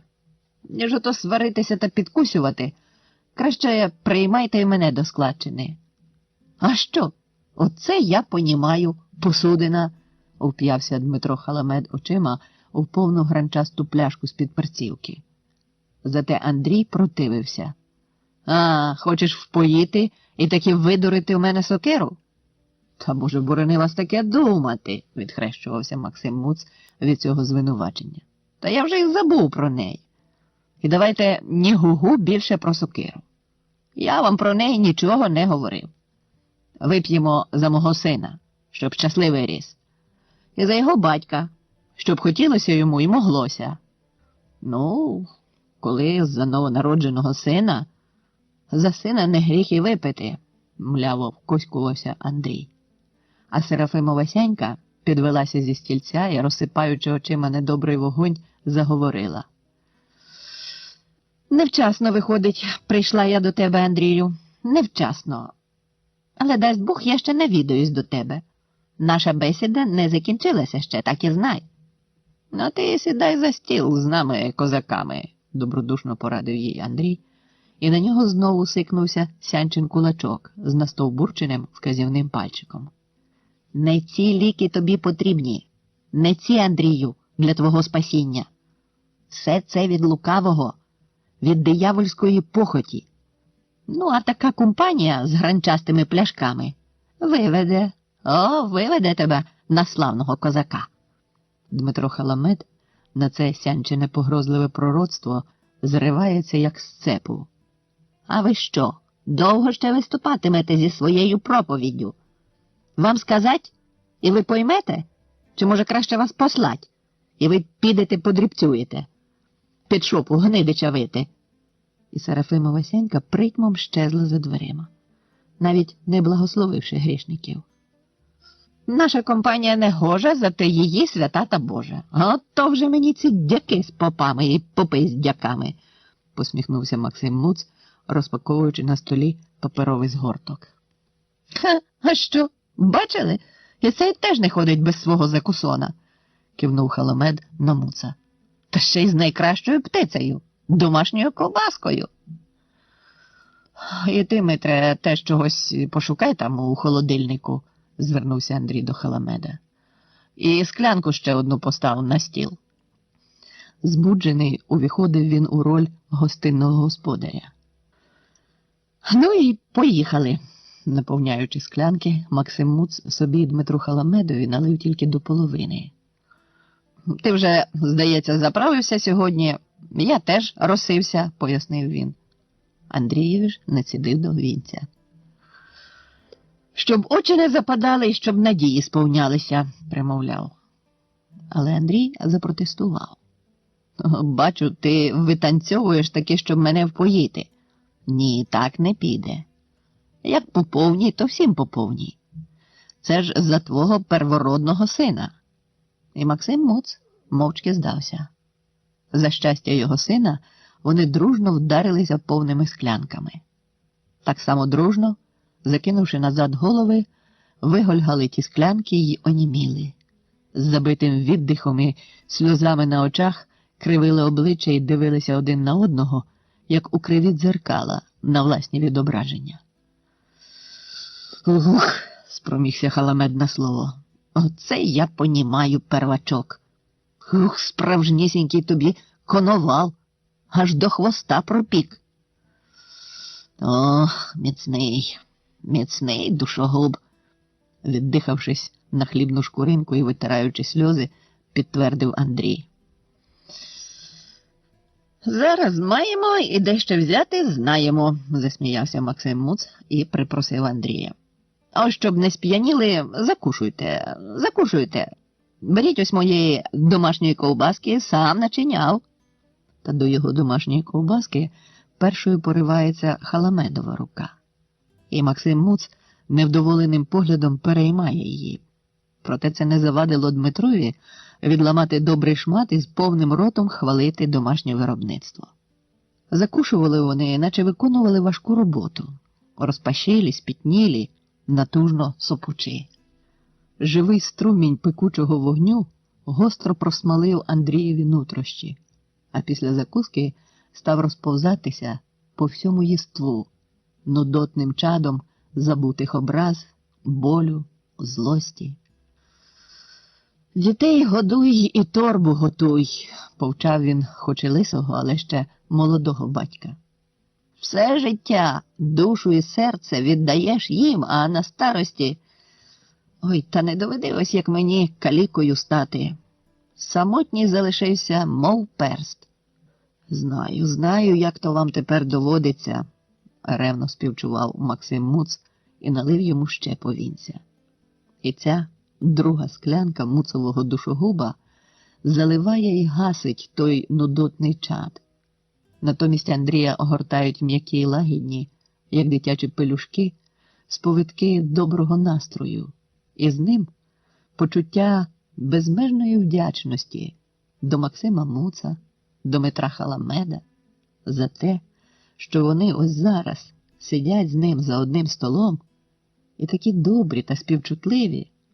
«Ви, дядьку Андрію, хоч показали б мені, коли не хочете пропить свою легендарну сокиру». Насторожено зиркнувши Андрієві в очі, знову завів своєї Максим Муц. «А то я вже й забув, яка вона». «А що, показали б?» – підпрягається до нього і Халамед. «Ой, хитрющі ж ви!» – кивнув пальцем Андрій. Дуже хитрі. Людям за показ гроші платять. А я вам за так даремно покажу. За те, що ви ось такі хороші хлопці. Ну, а як же? Ну, хлопці ми дуже хороші, і ви, дядько Андрію, хороші, відверто лащиться Максим Муц. Іди, там у коморі, у верстаку лежить, великодушно викинув Андрій руку в бік дверей. Та тільки не врубайся нею, застеріг Максима Муца як хлопчака і підморгнув йому. А, щоб я та й врубався. Максим Муц теж підморгує Андрієві і схоплюється до дверей, немов на крилах. Не повертався він довгенько. Нарешті відчинив навстіж двері, горлаючи на всі заставки. А я люблю воєнних, здоровенних. У шалі п'яної радості, махаючи сокирою, мов диригент жезлом попереду військового оркестру, він зовсім не здоровенний, а скоріше навпаки. Всього-навсього добре натоптаний у сорочку і штани, аж шви порозходилися, ще й по-жіночому розлогий у крижах. Високо викидав коліна і набундючено топав по кухні парадним кроком, весь розпухлий у задоволенні своєму. Ох, і славна ж сокирка, та замашна яка! З такою сокирою добре тільки за батьком бігати кругом хати, войовниче тряс він топорищем. Обережно, світильника розіб'єш, попереджає Андрій, але Максим Муц його не чує. Він вийняв із кишені свого носовика і звичним рухом витер собі спітнілу голову із зашийок. І раптом підкинув ту хусточку до плафона, вона розправилася в повітрі і почала, плавно погойдуючись, падати донизу. Максим Муц швидко поставив її на шляху сизе лезо сокири. І хусточка, впавши на те лезо, розітнулася. «А що? Оце фокус-мокус!» – захоплено захлинувся Халамед. А Максим Муц поклав сокиру прямо на стіл між склянки і запропонував. «А давайте ще хлюпнемо, поки є». І знову вийшло так, що Андрієва склянка виповнилася повінця, Дмитрова і Максимова тільки до середини. Хоч сам Андрій цього вже не помічав. Вони залили в себе те вогнисте пальне і, похапцем обнюхавши скибочки хліба, поспішали заїсти. Заплющуючи обважнілі повіки, Андрій затиллям долоні довго, невимовно довго, наче губи його розпухли й розтягнулися аж ген десь за вухо, довго витирав рота і весь блаженно тонув і тонув у ватяному м'якуші власних думок і навколишності. Він чув, добре чув, як Максим Муц по змовницькому пошепки відряджав Дмитра Халамеда до Гаєнчихи. І сам плив у м'якій посмішці, споглядаючи, як той Халамед, теж м'яко, тонув у проймі дверей і пропливав за вікном. Все чомусь кудись тонуло і пливло. Час теж обм'як настільки, що плин його розтанув. Чи розчинився? Чи, може, зовсім зупинився? Що ж коїлося далі, аж до того моменту, коли його в одну мить викинуло з тих м'яких і лагідних оповиток, як викидають у крижану купіль непотрібне сліпе кошеня, і він так протверезів, наче ніколи й у житті не пив, що коїлося до того моменту, Андрій потім згадував ніби сон. Одне розпливчасто, нереальне до неймовірності, інше виразне і чітке до відрази. Ну, спробуй, наприклад, повірити, що ти цілував Максима Муца в голу його лисину. Хоч Дмитро Халамед каже, що цілував таки. А от розмову з Максимом Муцом, як той уже виходив і був у дверях, Андрій пам'ятав добре. «Грицькові Шуствалю, кланяйтеся від мене». «І чоб то я йому кланявся, коли ти його раніше побачиш, ніж я», – щиро здивувався Андрій, зупинивши тим Максима Муца. І той пояснив уже з-за порога. «Та де там раніше? Вони з Павлиною вашою навибирають, наріжуть і ще й до вечора будуть у вас. А ви кланяйтесь йому. Обов'язково кланяйтеся від мене і від сокирки моєї. Він покручував нею, як вітряком. Грицько хотів зробити з нею батога, а має ось. Муц хутко поставив біля ноги свого професорського портфеля, звільняючи другу руку, і тицнув на хату, як обрізом з коротким дулом, цупкою дулею. Ха, я його обскакав. Якого батога? Кого обскакав? Сторопіло кліпав Андрій. А такого собі, щоб підганяти нас у бригаді. По-научному, так би мовити, стимулятора під хвоста, щоб лучше і шачили. Хотів сокиру найкращого майстра вручати найкращому в бригаді. З вимпелом, з премією, з помпою. Словом, на щось добре, не знаю, а на ці брязкальця в нього казанок справно варить. Але ж дзузьки, батога нема. Нема батога. Сокирка легендарна тютю. В мене вже ця сокирка. У Максима Муца легендарна сокирка найкращого майстра. І Максим Муц з задоволеним смішком пихнув на хату двері. Вони навідмаш ударилися в одвірок і не зачинилися.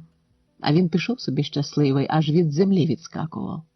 І за якусь хвилю потому з подвір'я, як із його приходом, знову увірвалося розпачливе сіркове аяяйкання. Навіть Халамед і той уже не витримав.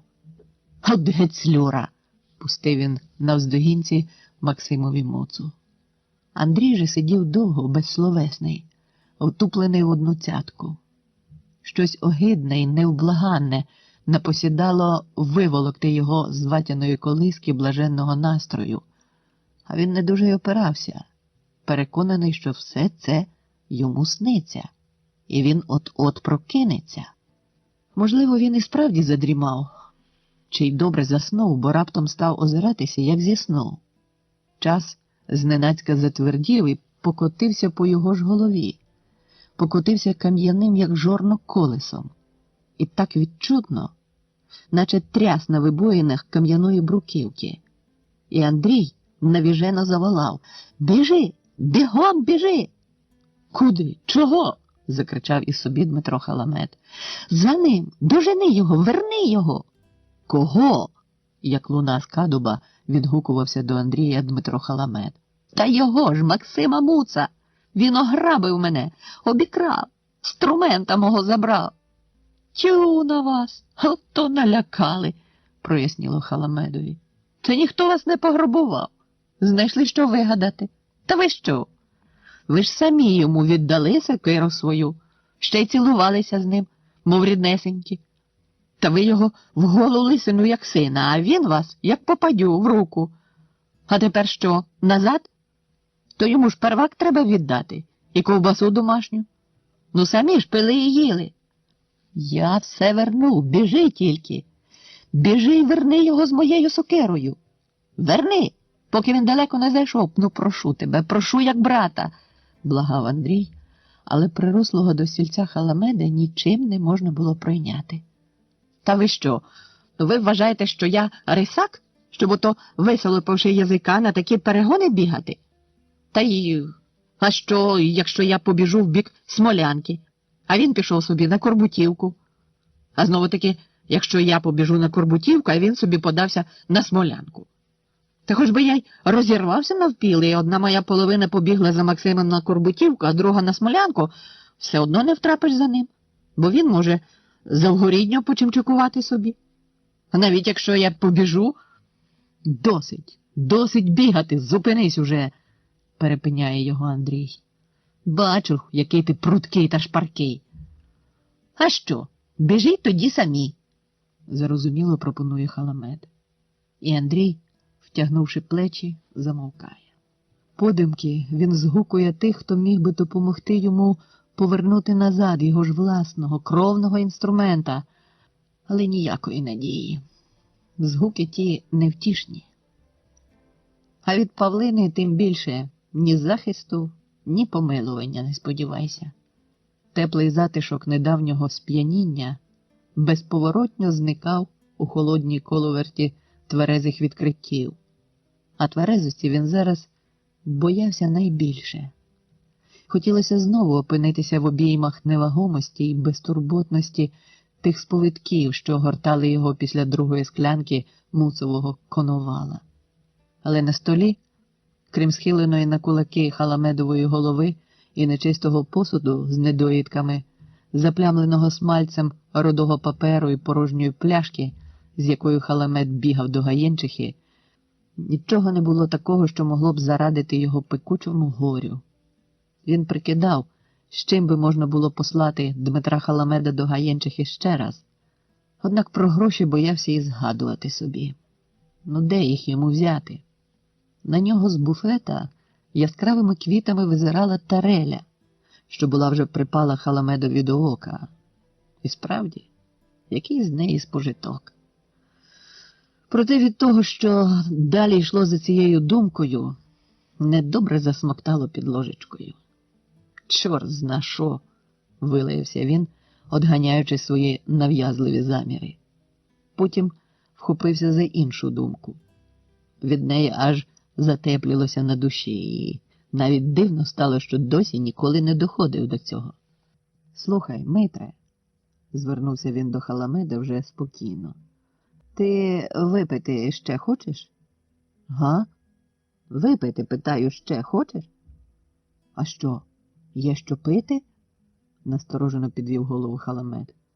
«Є, тільки треба найти». «Де найти?» – недовірливо глипнув він. «Та ось тут же, у хаті. Я ось надумався.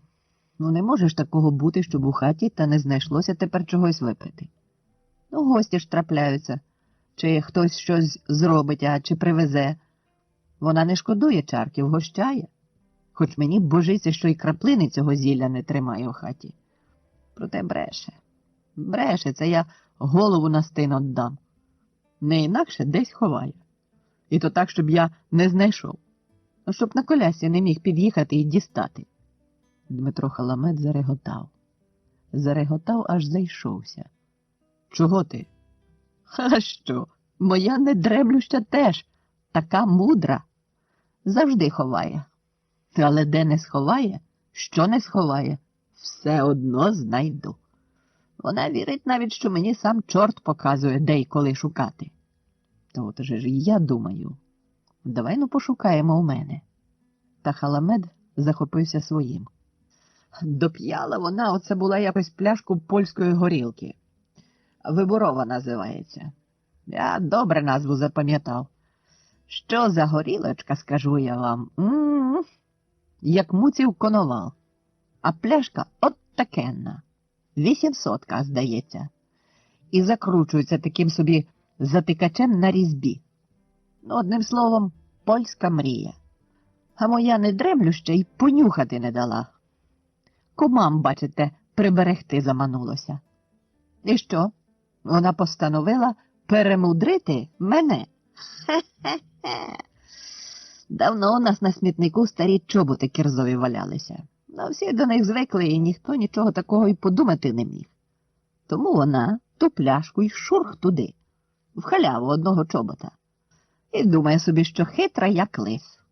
А забула, що дурна, як ворона. Ну я ж то що, не втім я битий. Вона на роботу, а я цілий день старався. Всю хату догори дригом перевернув. Нема. А я не відступаю. І чорт мені таки допоміг. Ну, то давай, хай він тобі тут у мене допоможе, не терпиться Андрієві. Та зачекайте, зараз. Не заважайте ж доказати. Не міг зійти зі свого Халамед. Іду собі отак біля того смітника. Ну, розстроєний весь, вже зневірився. А він мене шарп, а я зирк, лап, є. У мене ж, голова. Затикачку гарнесенько підрізав, відкрутив, виборову чистесенько вибрав, а туди водички з кринички і закрутив, як було. А що далі було? І в телевізорі такого не покажуть. Гості в хату, вона пляшку на стіл. А я що? Подітися нема куди, сиджу. Налили по перший. У мене і язика звело. Кума пригубила і закопилила губи. Кум і собі скривився. Бачу, і моя до рота тягне. Я тоді з-за столу мерщій, а вона за ту польську пляшку та мене по голові бац і вбила. Наповал. Тільки у вухах загуло. Ну, потім вже відлили мене, кажуть, водою з тієї ж пляшки. Але я що, не покаявся. Знайду хоч і під землею. Та у вас тут раз плюнуть, щоб тільки Павлина застукала. Але я скажу, що ви сказали. Та не бійся. З міста вона завжди останнім автобусом вертається. Ну то що, кажіть, звідки починати? Хай чорт мій допомагає нам. Дмитро Халамед виплентався з-за столу. Він особливо ретельно нишпорив по верхах і в тих закутках, куди Андрій не міг підступитися коляскою. Але, мандруючи з кімнати у кімнату і не натрапивши, окрім хіба кількох посудин з олією та оцтом, на жодну очікувану пляшку, обоє вони впали духом. І що далі, тим більше згнічувалися їхні обличчя. А коли, оглядаючи горішні полички одежної шафи, Дмитро Халамед наскочив на Павлинину дівочу білизну і, дурнувато гигикаючи, став перебирати кожну річ, навіть на вікно просвічував, Андрію стало гидко, і він гримнув. Ну чого ти там порпаєшся, як пазурь в гузні? Не голку ж шукаєш. Бачиш же, що нема там. А що, я хіба знаю, де є? Сердився вже й Халамед. Самі ж кажете, що є в хаті, а де ж його шукать? А що, як його в хаті і кіт не валявся? Ти мені цього і не кажи, не відступав Андрій. Є. Я добре знаю, що є. Тільки шукати з головою треба, а не в ліфіках порпатися. Ну, то кажіть, де? Я піду і візьму, вже з образою відповідав Дмитро Халамед. Усе в хаті поставлено догори дном. Виходить, даремно старалися. І Халамеду цього разу помічник його не підсобив. Тож, по деяких роздумах, Андрій скомандував. «Ану-но, давай на горище».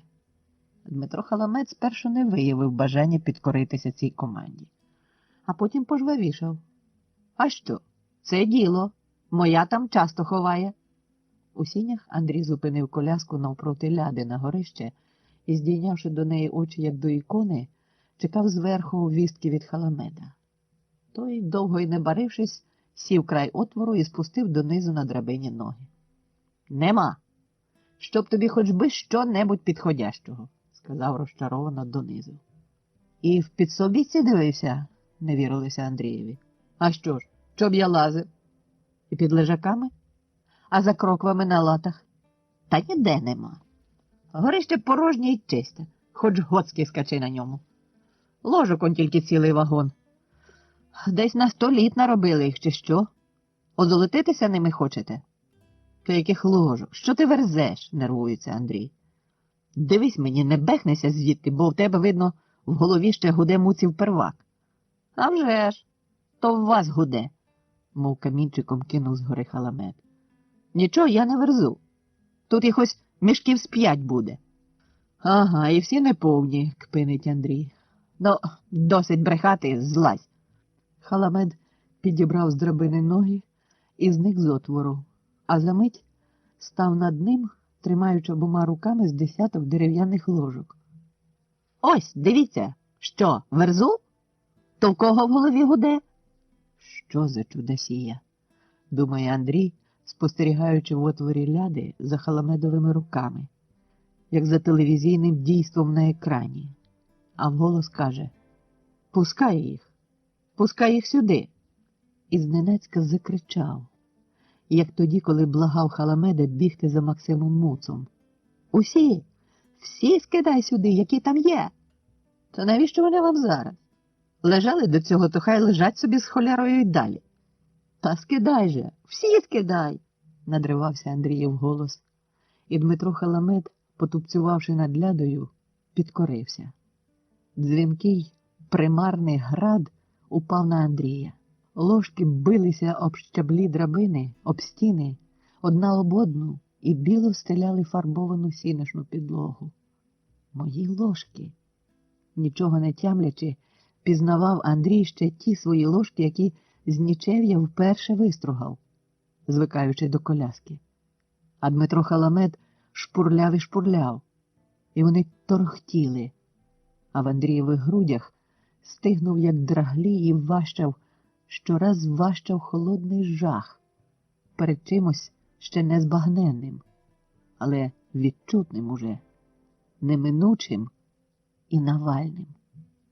І коли раптом у тому потоці ложок до його ніг перед коляскою упав вузол у чорній хустці з квітчастими берегами, той вузол, з яким його Павлина пішла сьогодні на торг, Андрій, вражений неймовірним відкриттям, протверезів в одну мить.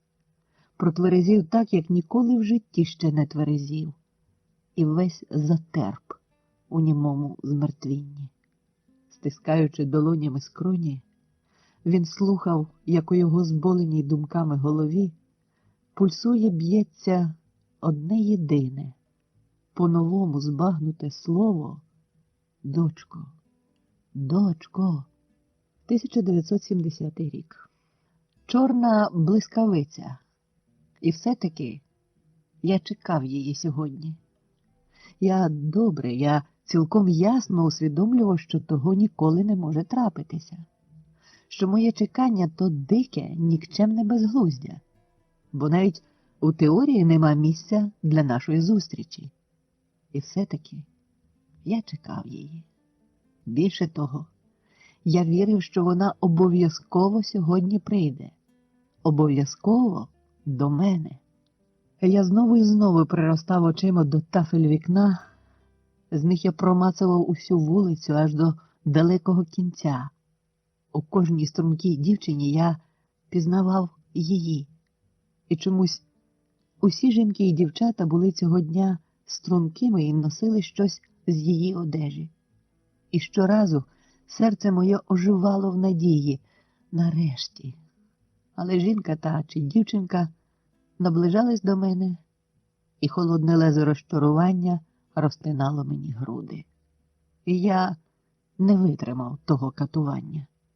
Склепи очі, щоб не вмертвляти розчаруванням і не оживляти маною своє серце. Мимовільно упав горілиці і викинув до сволока, до неба, до зірок. Ні, крізь сволок, крізь небо, крізь зірки і всесвіт до чорта, до Бога. Де вони там? Чи, може, до самого себе? Чи до своєї розпуки зціплені кулаки, а з ними німе прокляття своєму безсиллю, німу чорну блискавку з грудей, крізь сволок у всесвіт. Але руки мої теж не витримували довго такої напруги. Падали знесилені, зів'ялі, притихали. А від бездонної порожнечі всесвіту серцю ставало холодно і незатишно. І невимовно хотілося тихого, теплого затишку. Я ховав обличчя в долоні і падав уже ницьма. І на мить знаходив той жаданий затишок. Її кроки. Не дихаю. Так, її кроки наростають, гучнішають, гучнішають. Не витримую. Повертаюсь відкритим обличчям до Всесвіту. Але Всесвіту нема. Ні зірок, ні неба. Зі стелі дивляться на мене холодні риб'ячі очі кімнатних ізоляторів, нанизаних на електричні дроти. І кроків її не чути. Від тих мертвих риб'ячих очей холоне кров. А то вона била у скронях моїх її кроками. Від тих очей зі стелі замирає серце. А то воно било в моїх грудях її кроками. Мовчки, поволі лічу над собою ті байдужі риб'ячі очі. 5, 6, 7. Їх можна лічити без угаву. В один кінець, а в інший. Їх можна до гибелі лічити і отупіти від тої лічби до нестями.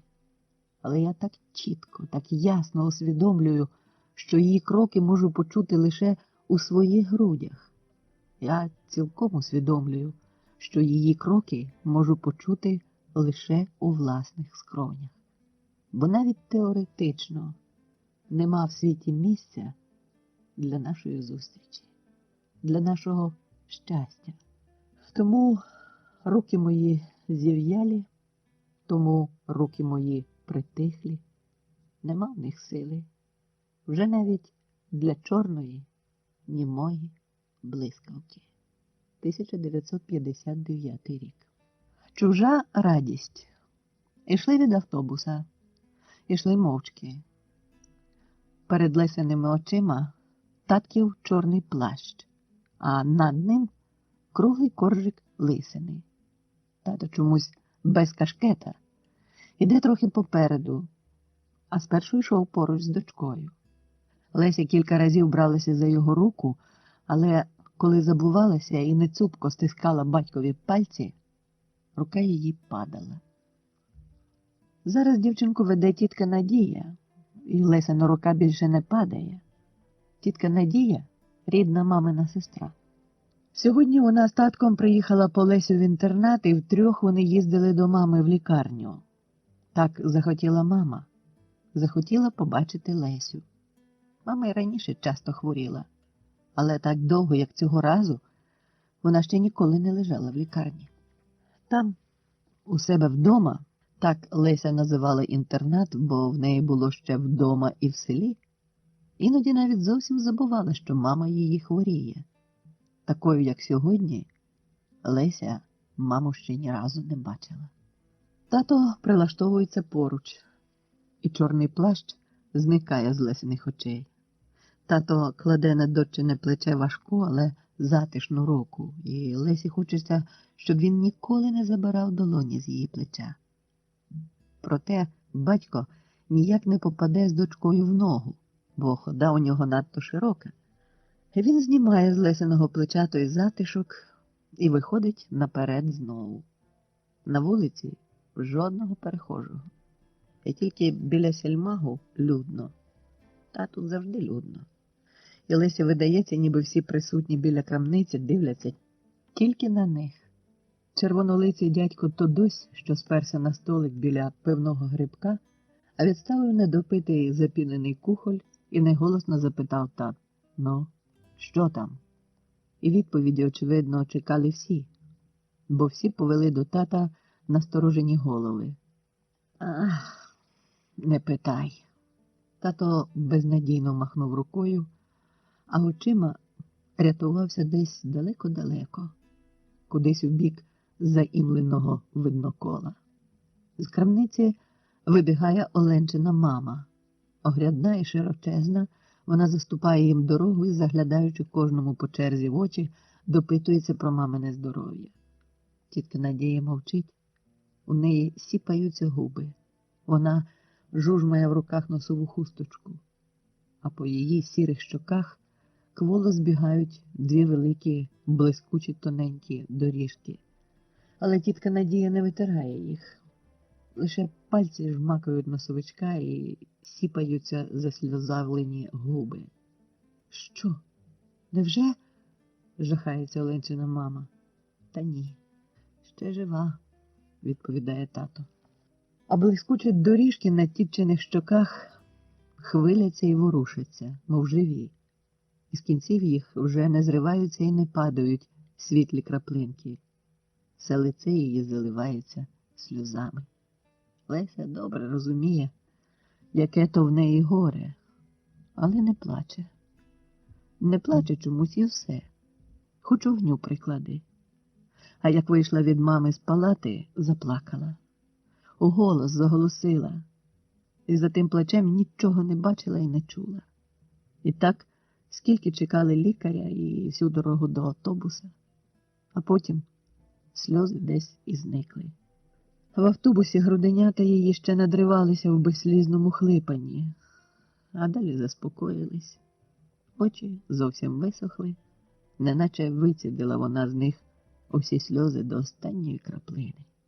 І зараз очі такі сухі-сухі, аж ріже кліпати, ніби хтось насипав у них дрібного піску чи битого оскілля.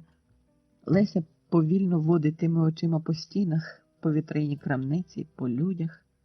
Їй знову видається, що погляди всіх звернуті до них, і найбільше до неї. І стільки в тих поглядах скорботи і неприхованого жалю. Невже маму не врятують? Думає дівчинка, але думка та якась нібито і не її, неначе в мареві пропливає повз неї. З крамниці, не виходячи з-за прилавка, гукає до тата продавець. Петре, то як там здоров'я Ганни? Погано, дуже погано. Так само гучно вертає тато слова в крамницю.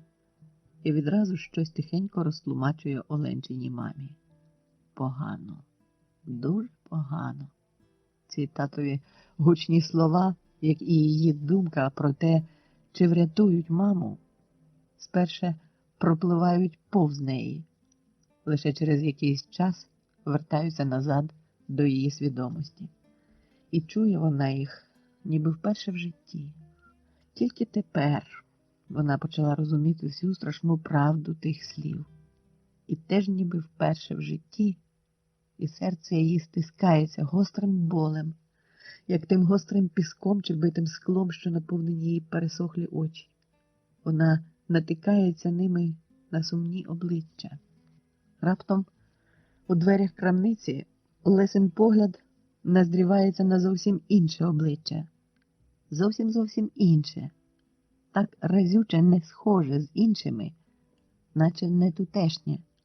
Воно пливло за скляними перегородками крамниці, випливало зсередини між одвірками. І Леся зблизька побачила радісні, щасливі очі. Радість з них так і плюскотіла, як ручай на мілкім швиду, який Леся перебродила колись із мамою. Але безмежним, гнітючим холодом навалила на дівчинку та несподівана чужа радість. І в цьому невимовному холоді Леся ще чіткіше відчула і збагнула значущість татових слів. Та ні, ще жива. Погано, дуже погано. Мама, ну невже її не врятують? Чіткість цієї думки була тепер така різка, гостра й болюча, як тоді лезо татової бритви, коли вона ненароком порізалась. І ці страшні, недоречні в своєму почутті очі теж були зараз для Лесі як лезо. Дівчинка зойкнула, ухопилася таткові за руку і своїми сухими, скрипучими очима повернула на ті, сповнені радості очі, показала на них татові і мовчки з жахом запитала, чого вона так дивиться на нас. А таткова голова, вітаючи раптом те обличчя радісне, ледь-ледь хитнулася. Проговорили щось його губи, крадькома стримуючи недоречно набіглу на них посмішку, і погляд його стрівся з тими жахливими очима. Стрівся на одну мить, а після цього знову кинувся рятуватись у нескінченність далекої імли. Та Лесі стало ще страшніше. Татові очі, стрівшись з отими нетутешніми, нахабно щасливими очима, не осудили їх. Навпаки, випромінили їм назустріч щось теж страшне для Лесі і незбагненне. Але що? Дівчинка не розуміла. А татові очі не повертались до неї, хоч вона на них так чекала. Не повертались, а навмисне, Леся це відразу відчула, навмисне втекли далеко у простори імлистого віднокола. І Лесині, повні гострого дрібного піску очі, шукаючи порятунку, подивилася на тітку Надію. Вона не плакала вже. Ні. Вона сама, зачаївшись за татовою постаттю, хижо чатувала на ті щасливі очі і, на виплеснуту ними радість, шмальнула пекучою ненавистю. І Леся знайшла собі спільника. Їй стало трохи легше. Коли ж тітка Надія перекинула ту пекучу ненависть на тата, і він, не обертаючи голови, здригнувся, навіть зіщулився, неначе очікував замахненого вдару. Лесі зробилося боляче за тата. А він втомлено сказав: «Ходімо». І вони разом рушили, наче кудись дуже поспішали. А радісне обличчя дочекалося, поки Леся з татом і тіткою Надією пройшли повз нього, і само посунуло слідом за ними. Леся чула навіть, як по-зміїному шелестить позаду шовковий жіночий плащ. Вона не втрималася й оглянулася. Червоний плащ, зелена косинка, усміхнене обличчя, радісні очі. На думку ж набігли татові слова: «Погано, дуже погано». А за спиною пік чужий нестерпний погляд. Оглянулася. Ще раз. Ще. Червоний плащ, зелена косинка і чиясь радість. Чужа, крижана радість. Леся не знала цієї жінки. Вона бачила її вперше в житті, але встигла вже зненавидіти всіма силами дитячої душі. А за спиною шелестіло. Червоний плащ, зелена косинка. Червоний, зелена. Червоний, червоний, червоний, чер. Перед очима замиготіли кольорові кола. Кольорові кола, кольорові кола, кольорові кола. Вони все більшали, навально більшали. А у вухах до ріжучого болю наростав отой зміїний, облесливий шелест червоного шовкового плаща. Кольорові кола, кольорові кола, кольорові кола. На мить, коротку чи довгу, Леся не збагнула. На якусь мить кудись щезла з-під ніг земля. І коли вона з'явилася знов, із хисткої зробилась, як і завжди була, твердою і надійною, зникли з очей барвисті кола, і крізь легкий шум у вухах почулися слова тітки Надії: «Лесю, Лесю, тобі не добре? Тобі не добре? Ти чуєш мене, Лесю?» «Чую», – відповіла Леся, а сама не почула свого голосу. Тітка Надія міцно тримала її під руку і все допитувалася: «Як ти почуваєш себе? Ти так зблідла?» Тато йшов на крок попереду і, повернувши голову до дочки, теж запитав: «Це ти що? Чого ти спотикаєшся?» «Та нічого, нічого, то я так», – силкувалася Леся посміхнутися до нього. А сама найдужче боялася оглянутися. Однак не було вже чути зміїного шелесту шовкового плаща. І Леся оглянулась позад себе. Тітка Надія теж подивилася туди, мов на жахисько якесь. А жінка в червоному плащі і зеленій косинці звернула в завулок і не йшла вже слід за ними, а зовсім собі в інший бік. І Лесі відлягло, відхлинуло від серця. Проте вона ще раз оглянулася, а тоді звільнилася від тітчиної руки і вже аж до самого дому йшла, ні за кого і ні за що не тримаючись. Ішла і мовчала. Усі троє мовчали аж до хати. Тато чомусь ніяк не міг знайти ключа, а потім не міг втрапити відімкнути сінешні двері. Коли ж нарешті ввійшли до кімнати, всі троє нараз, неначе наперед змовившись, втомлено посідали, хто де вздрів, а слова немов порозгублювали ще дорогою.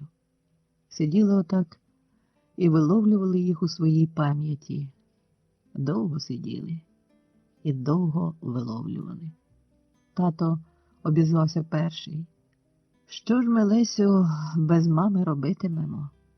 І Леся не встигла ще сприйняти його слів, як схопилась на ноги тітка Надія. «Але вона ж іще жива!» Від напруги голос її зірвався і зашипів. Але тітка Надія, задихаючись, таки вихрипіла до тата: «Рано ховаєш! Пожалів би хоч дитину!» Тато теж зірвався на ноги. «Надько!» Погрозливо крисанули його білки. Ту сліпучу блискавку батькову перехопили Лесені очі. і до них сухих, повних гострого, колючого скла і піску, вернулися зненацька сльози, цілі ручаї сліз, і поплив, потьмарився від них світ. А до тітки Надії і тата зібралися розгублені ними раніше слова, тільки збіглися лише різкі слова. Вони змішалися в нестерпній товчії, щось кричали про татову лисину, про червоний плащ, про мамину хворобу невиліковну, про чиюсь радість несховану. І кричали дуже голосно, надто голосно. І тим криком, тими словами без перестанку товкли, били її по голові. А їй хотілось, праглось тільки одного – скоріше туди, скоріше до себе додому, в інтернат, бо їй чомусь здавалося, що саме там зараз її мама, а не в лікарні. І зовсім здорова. 1960 рік. Кришталевий вечір. Ліниво-мрійливим ритмом пливла Юлія в зручному, як материнські руки, кріслі-гойдалці. На колінах ніжним теплом жеврів пухнастий клубок. Він тихо муркотів. А ще недавно збиралося на грозу. Із заходу на вікно повільно сунула важка хмара. Та видерся звідкілясь різкий вітер, кинувся на ту хмару і розволік її обважніле тіло. Хмара тільки глухо стугоніла і, зрештою, щезла геть. А вітер порозкидав навіть бліді клапті, що лишилися після неї. І теж щез. Небо стало навдивовижу голубе, а сонце чисте. І вечір від цього був незвичайний. Він втратив свій буденний підмальований рум'янець і скоріше скидався на свіжий ранок.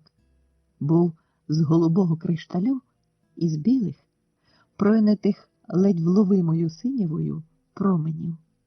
І ховалася в ньому дивна конвалійна дзвінкість. Юлія прислухалась, але крім сонного скрипу крісла гойдалки нічого не було чути. Навіть кіт розм'якло задрімав. Вона зупинила мрійливий ритм крісла. Їй дуже хотілося ввібрати цю дзвінкість такого несподіваного вечора, весь голубий кришталь, отой променевий простір, який відкривало венеціанське вікно її кімнати. І так захотілося чогось незбагненного. Пригадалися Вікторові слова. Якось, коли вона говорила йому про творчі стимули Реріха-живописця, що саме зараз не пам'ятає, а Віктор, червоніючи і майже заїкаючись, сказав: «Ваша душа, Юлечко, ваша душа – надзвичайно тонкий інструмент. Він здатний вловлювати такі тонкі нюанси».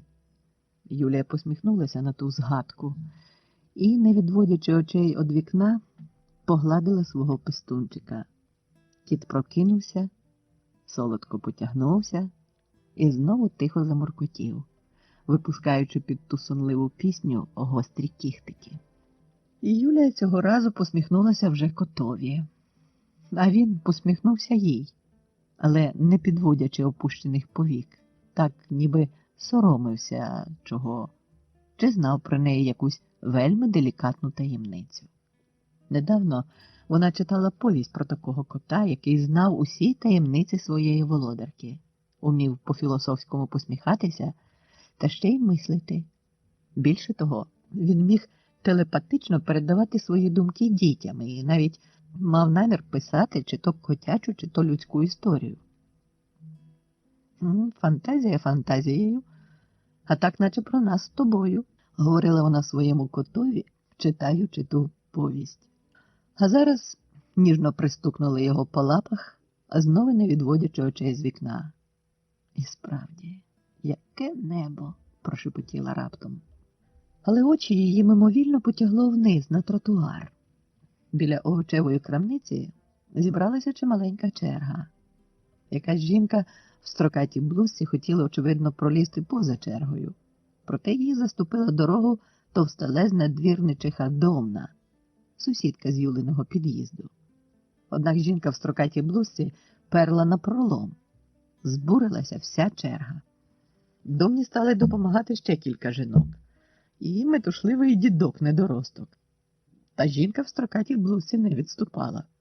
Хтось пронизливо закричав: «Не давайте їй! Не давайте, вона без черги!» «Не давайте, не давайте!» із сарказмом порадила Юлія захисникам порядку і одвернулася від людського мурашника біля овочевої лавки. Але після простору очам було тісно в стінах кімнати. Хотілося до голубого кришталю. Вона знову звела погляд на широкі віконні тафлі, проте шарварок біля крамниці одволікав її увагу. Не давав змоги лишатися самій з собою, з цим світлим, осяйним вечором. Зрештою, вона залишила крісло гойдалку і пішла з кімнати. Геть пішла з дому. Пухнастий кіт біг за нею поважним підтюпцем, як хатній песик. Ще й оптимістично нацупив хвоста. Біля під'їзду Юль зіткнулася з Домною. Сусідка широка була, як гребля, тому всім зустрічним перегачувала дорогу. Звівши доверху маленьку лиснючу щоку голівку, вона неймовірно дужим голосом кричала до когось на 4-му поверсі. «Вони дають! Стане на всю чергу, ще й залишиться! Вже порядок, ідіть, візьмете!» Перед себе вона обіймала велетенського рябого кавуна. «О!» – ткнула вона тим кавуном назустріч Юлії. «Бачите, які дають! Ідіть і ви!» «Я не люблю кавунів», – кинула Юлія і, щільно стуливши вуста, боком обійшла повз сусідкою Загатою. «Не любите кавунів?» – вражено протягнула Домна. І тут же щосили гукнула до когось іншого. «Там, за Денисенчихою, я зайняла для вас чергу. Йдіть, вставайте і беріть!» На дитячому майданчику гралися дітлахи, а трохи осторонь стояла кульгава лавочка. Юлія пішла до неї. Звідси, правда, не відкривалося гарного краєвиду. Очі спотикалися на задвірках сусідніх будинків, але тут можна було посидіти на самоті з музикою в собі. Угорі, на заході неба, голубого кришталю і білих променів було незрівнянно більше, ніж у тафлях венеціанського вікна. І голубінь ще дзвінкіша, прозоріша, аж пронизлива, а павутини променів фосфоричні. І водночас Юлія вже чогось не знаходила. Щось було для неї втрачено. Згас якийсь тремтливий, маленький, можливо, найменший порух її першого сприйняття. І цього вже досить було, щоб душа стала як розладнаний інструмент. Конвалійної музики більше не виходило. Тим більше, що десь за спини по чутливих клавішах цього інструмента гатив гвалтовний Домнин голос. «Галько, а де Володька? Володько, а де Галька?» По цих вигуках тихо, ніякої відповіді. Та й невідомо, чи на неї чекають, бо Домна горлає собі далі в кришталевий простір. «Галько, іди мені негайно включи колонку, будемо старого чорта купати!» Але, як і спершу, ніякої відповіді. А Домна своєї співає. «Володько, Іроде, гукни мені зараз же Гальку!» «Галько, Володько, Володько, Галько, бррр!» здригається Юлія. Яка ж вона? І повертає скривлене обличчя на той голос, що от-от, здається, надірветься. Домна, тримаючи за руку свою дворічну Любцю, по черзі кидає ті заклики в усі боки, але ні Гальки, ані Володьки так-таки й не чути. Хвилину якусь вона чекає, а потім, взявши дочку на оберемок, чвалає прямо до Юлії. А Юлії бракувало саме такої компанії. В ній аж спінюється невимовна відраза й огида до цієї галасливої довбні молодиці, від якої не судилось їй сьогодні відкараскатися.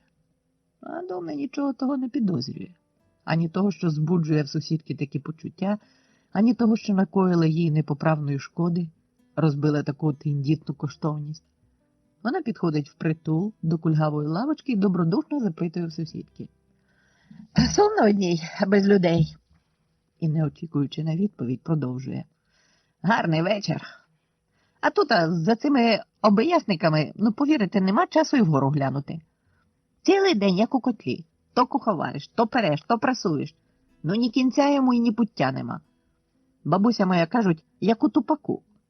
Вона поставила Любцю на землю і якийсь час, питально дивлячись на неї, нетерпляче мовила. Що треба тьоті сказати, га? Дівчинка блимнула з-під лоба, а потім, встромивши очі під лавку, випнула нижню губку і закам'яніла. Ще й надула щоки. А сама круглява вся, в смугастому зеленому пальтичку, мов той кавун, що недавно несла її мати. О, макуха! Вчиш, і все як до пенька трухлявого. Тьху на тебе, розчаровано спльовує мати. Але дівчинка мовчить собі й далі. І Юлія теж мовчить.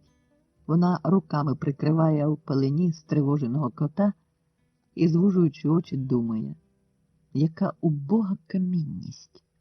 Далі сухим голосом ледве вимовила. Ходімо звідсіль, котику, насиділися вже. Обережно піднявши кота з пелени до грудей, вона встала з лавочки. Заждіть, перепиняє її Домна. У мене до вас діло. У вас? До мене? Юлія здивовано підводить край брови. Еге ж, стверджує Домна. У такому разі викладайте, я вся увага. Вона знову сіла на лавочку, але тільки на краєчок, мов на гострий і довгий цвях. Розумієте, Катя мені казала, Домна явно не мала слів, та й це говорила майже пошепки. Катя казала, що ви маєте знайомих, там, в аптекоуправлінні. А Мотря, та стара одинока, знаєте, з 15-ї квартири. Приписали їй там якісь ліки, і по всіх аптеках нема. А Катя й каже, Юлія різко підвелася. А кіт, зненацька стрибнувши з Юлиних рук, боляче ввігнав їй кігтя в долоню. Любка, що опинилася несподівано в кота на дорозі, злякано відсахнулася, а мати почала проклинати дряпучу тварюку. Здохла б ти! А в Юлії від різкого щеміння на місці подряпини мало не навернулися сльози на очі. І від цього щеміння, Домниної лайки, її діла до неї, ота Юлина невимовна сьогоднішня неприязнь до Домни, перейшла раптом усі межі, і вона майже вереснула. А якби я вашій Любці такого побажала? Та що ви? Вирячила Домна очі. Бог з вами. І хто знав, що Юлія сказала б, якби не цей кіт, якби до неї звернувся з таким ділом хтось інший, а не оця. Оця, можливо, і пригадала б вона, що саме Віктор. От той Віктор, який, майже заїкаючись, говорив їй, ваша душа – надзвичайно тонкий інструмент. От той Віктор працює таки в аптекоуправлінні. А може, як і зараз, не пригадала б того. Їй тепер найбільше шкода було надзвичайно тонкої і дорогої коштовності – конвалійної музики кришталевого вечора, яку так безпорадно заглушила ця товста довбешка Домна. Геть прямуючи від кульгавої лавочки, Юлія лише відчувала солоний щем своєї подряпаної долоні. 1962 рік. Єдиний раз. Ніні Вірченко. Ту-ту-ту, тру-ту-ту, ту-ту-ту, тру-ту-ту. Шоферові цей ритм, очевидно, дуже сподобався. Він безугаво трусив ним на газони, на асфальт, на людей. Поверталися на цей чи то іронічний, чи то тривожний заклик голови і відразу ж шарахались від нього до протилежного краю тротуару. А машина йшла впритул понад внутрішньою брівкою, і з-під її коліс, загрозливо шиплячи, вискакував на людей срібний з довгими голками водяний їжак. Всі ж жахалися його нетривких голубцівок. І збуджена жива стрічка тротуару, поспішно хилячись, вигиналася до стін будинків. Далі, од несподіваної купелі. Від крутого сонця і цього їжакового шипіння, від його срібних голок над тротуаром, над квітами зринали благенькі веселки. Невеличкі і такі свої, як барвисті биндочки у дочиних кісках. Не можна було втриматися, щоб не простягти до них руки. Я простягав, ловив рухливі барви і, нічого не впіймавши, посміхався. І вже зовсім весело мені стало, коли я побачив ген попереду смішного дивака. Чоловік не встиг відхилитися до протилежного боку тротуару, і їжак завзято й радісно облив його геть чисто всього, від голови до п'ят. Але дивак той незворушно йшов собі своєю дорогою, ніби нічого й не трапилося. Молода жінка, що порівнялася якраз зі мною, теж затримала на ньому погляд. І, шукаючи, з ким би поділитися насмішкуватим і доброзичливим «бачили», повернула до мене вродливе лице. Блиснула лукаво карими в'ястими блешнями, і я відразу ж забув про того замоченого дивака і хижо погнався за ними, посміхаючись до себе з самого себе. Намочений асфальт вигравав розкішним матовим блиском. У повітрі на рівні очей вереміїлись міріади дрібненьких краплинок. Спалахуючи щомиті мерехтом яскравих кольорових відблисків, запахло свіжістю ранкового листя, чи то ранковою вмитою бузькою дитини, а десь далеко попереду сипались і скрилися їжакові голки. І те іронічне і веселе ту-ту-то, тро-ту-то. Я прискорив крок за жінкою, милуючись її короткою, але такою милою і такою своєю, як оці зринаючі веселки, шиєю, з пелехатою і теж такою близькою родимкою над білим комірцем. Так і кортіло торкнутися до неї. Усе в цій жінці, і постава її, і зелена ковтинка, і той білий комірець, і навіть заклопотано стиснута в жмені разом з гаманцем бувала господарська сумочка, все щось мало від цих своїх, до яких кортіло посміхатись і доторкнутись своїх райдух. Вона не оглядалась, та, певне, відчувала на собі мій погляд. Мене це бентежно тішило, додаючи ще чогось невимовного до світлого настрою, що так несподівано виринув з коловерті буденних клопотів. Ми стали наганяти того обмоклого дивака, а він ніс перед собою, скільки міг обійняти, квіти. Власне, скільки міг втримати. Самі лише червоні травневі троянди, недавно зрошені срібним дощем того веселого їжака. Вони визирали з-за плечей манливими, теж віястими блешнями жіночих очей. І я глянув на мою випадкову супутницю, знову хотів упіймати її очі. Та раптом, як і з'явилась несподівано, зблякла моя втіха. Пожух мій світлий настрій. Щось таке саме трапилось із моєю красивою супутницею. Вся її постать згнітилася. Високий з соняшним чубом, теж зрошеним срібними цівками, чоловік той у голубому літньому плащі ступав по радісному асфальту важкими, як сірий граніт, і лункими, мов у підземеллі, кроками, неначе ніс на собі не травневі зрошені троянди, а велетенський мур якийсь. Невидимий мур цей не давав ні мені, ані жінці, нікому іншому обійти, обігнати чоловіка того дивного. Незримою лінією перетнув нам він шлях, а сіра глуха лункість душила все навколо.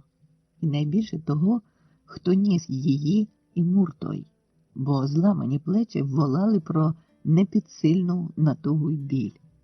Придушила вона і мене, і цю молоду жінку, і тих, хто йшов за нами і назустріч чоловікові. Всі мовкли, і у всіх ламались трагічно плечі. Не подужала вона лише того їжака, що розсипався сріблом і райдугами. Він обзивався десь іздалеку, і все ще так само весело і іронічно. Ту-ту-ту, ту-ту-ту. А в чоловіка з квітами на голубім плащі від кожного кроку здригався конвульсійно пояс незастебнутий. що безпорадно завис на одній тільки петлі. Він був з великою пряжкою, і та пряжка тіпалась найбільше. Здавалось, ворушиться голова очкастої гадюки, і ніби саме це її тіпання викликає лункі його чавунні кроки. Він ніс не червоні травневі троянди. Коли я збагнув, що скоїлося, вмерли в них жіночі прекрасні очі. Він ніс чорні-чорні, чорні осінні квіти. Осінні. Певне, чорні махрові хризантеми, яких я ніколи ніде не бачив, хіба що в страшному непробудному сні, їх злякаєшся. Від них зимно здригаєшся, як від погляду рідних згасаючих очей. Він ніс троянди комусь навіко. Навіко найдорожчому. Бо так ламаються плечі, бо так німіють ті, хто йде поруч, бо так звучать кроки, коли несуть квіти навіко найдорожчій, найріднішій, найближчій людині. Найріднішій, найближчій людині троянди. Навіко, навіки. Я йшов поруч за його спиною. Я не міг підняти очей і подивитися вперед. Та й не зміг би. Певне, всі, хто йшов біля цього чоловіка, за ним чи назустріч йому, разом з ним мовчки несли б його тягар важкий. І той тягар, чужий зовсім, ставав раптом для всіх своїм, бо неможливо пройти повз такий біль байдуже. Туп, туп, туп. Я вже не знаю, чиї це кроки. Мої? Чи цієї жінки? Чи он тієї бабусі? Чи, може, ще чиїсь? Скоріше його такі. Ні, мої. А може, таки тієї бабусі, що так нагадує мою маму? Туп, туп, туп. Кроки повільні, втомлені, болючі. Дивлюся під ноги, а руки в кишенях дуже притискую до тіла. Так має бути тепліше, бо нема зараз травня, нема сонця, срібного їжака з веремією дрібненьких світлих краплинок і райдух. Осіння мжичка сумним сірим тюлем сіється на очі, на почуття, на асфальт тротуару. Від цієї моросі тупіє погляд, тупіють думки, і асфальт теж тупо блищить. По ньому назустріч погляду біжать, як променеві зайці, прожектора, згадки. То нараз яскраві, різкі й чуткі, неначе блискавки, від яких мимоволі зойкує серце і сліпнуть очі. І уповільнюється, і без того повільна хода. То неясні, нечіткі, тупо болючі, мов асфальт цей, і нестерпні. Хочеться вхопити обличчя і не бачити, і не чути нічого. То моє життя? Чи життя того чоловіка? Чи, може, жінки, чи бабусі? Туп, туп, туп. Кроки повільні, утомлені, болючі. Чиї це кроки? Мої, здається. Євген Концевич. Вона йшла усміхнена. Касета 2.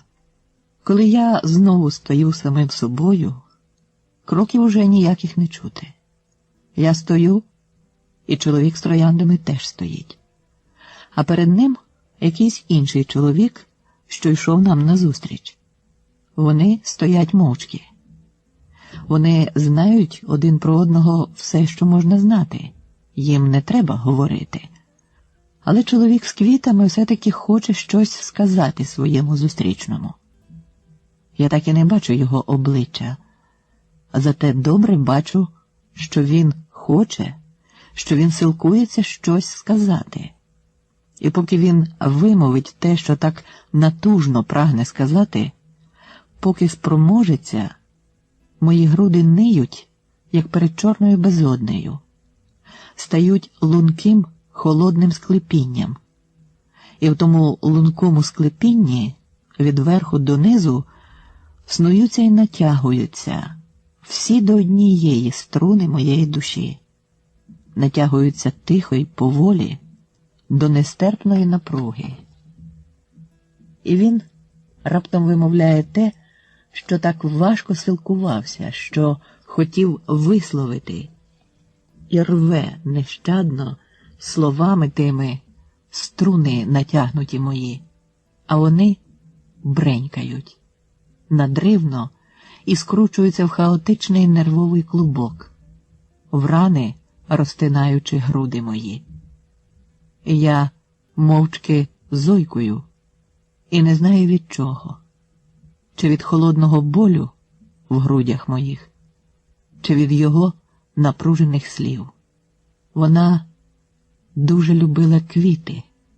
Я ніколи не дарував їй квітів. Оце єдиний раз. 1967 рік. Гості. Якщо підійти ближче, у баби Мокрини 2 повні разки білих пригарних зубів, а здалеку, на її білому, як вибілена стіна її хати, фартусі, червоно співають на всю вулицю вишивані півні. Вона міцно вмостилася на своєму перелазі і працює тими разками, аж іскри сипляться на середину вулиці. Лушпиння з гарбузових зернят. Погляд гострих очей туди й сюди стриже подоріжній моріг. А Мокрину доймає нудьга. Хоч би якого чорта з хати винесло. Озватися нема до кого. Сердиться вона і нарешті таки збивається з ритму свого іскромету. О! Ригор, оклигав уже неборака. На сусідське подвір'я, що через дорогу, вичугайкав довгий, як бусол, цівков'язий дядько. Дарма що стояла спекотна духота, він був у кожушаному, залисканому до блиску кіптарці. Тримаючись за поперек, задер чогось голову, поводив нею по вітру, потім зачепив мовчки очі на Мокрину і ніби прочитав на ній, що має робити. Поплівся в комірчані двері, а звідти виніс в одній руці заступ, а в другій сокиру, і хлюпливо пошкарбав у старих калошах босоніж прямо на Мокрину до вулиці. «З неділею вас!» «І вас теж!» – вилетіло з лушпинням. «А чого це вас знесло? Хіба годиться хорому отак лазити з сокирою і заступом?» «Та я вже після Мартинючиних банок ого-го, та й конче ж треба», – підвів трохи руки і показав на свої інструменти.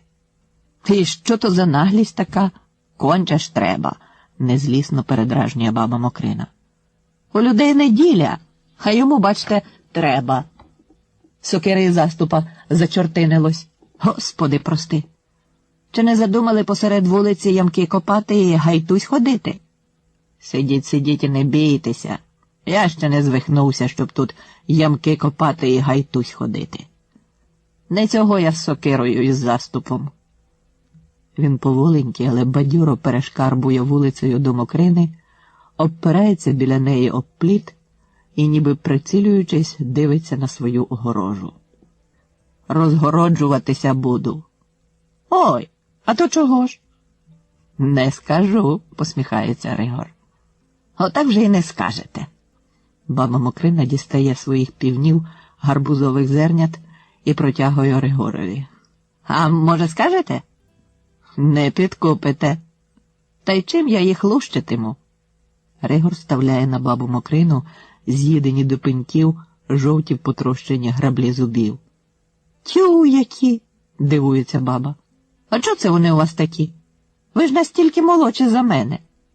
«А лиха мати їх знає, чого вони в мене такі. Та я змалечку на них плачу. Десь хтось закляв чи що.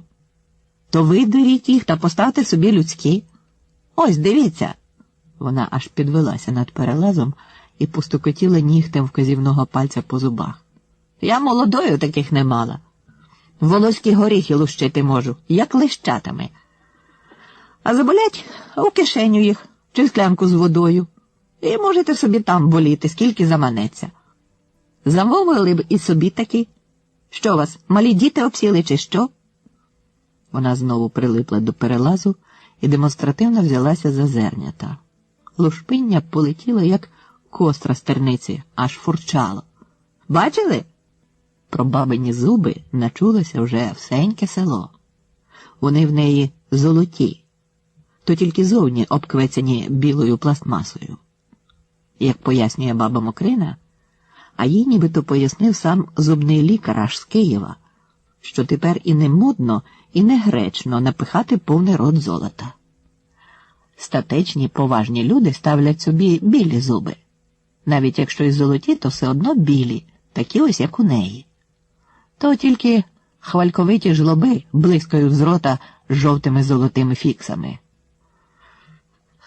Бачили, підтверджує Ригор, але мені, щоб і гроші великі платили, то я таких, як у вас, зубів ні за що не поставив би собі.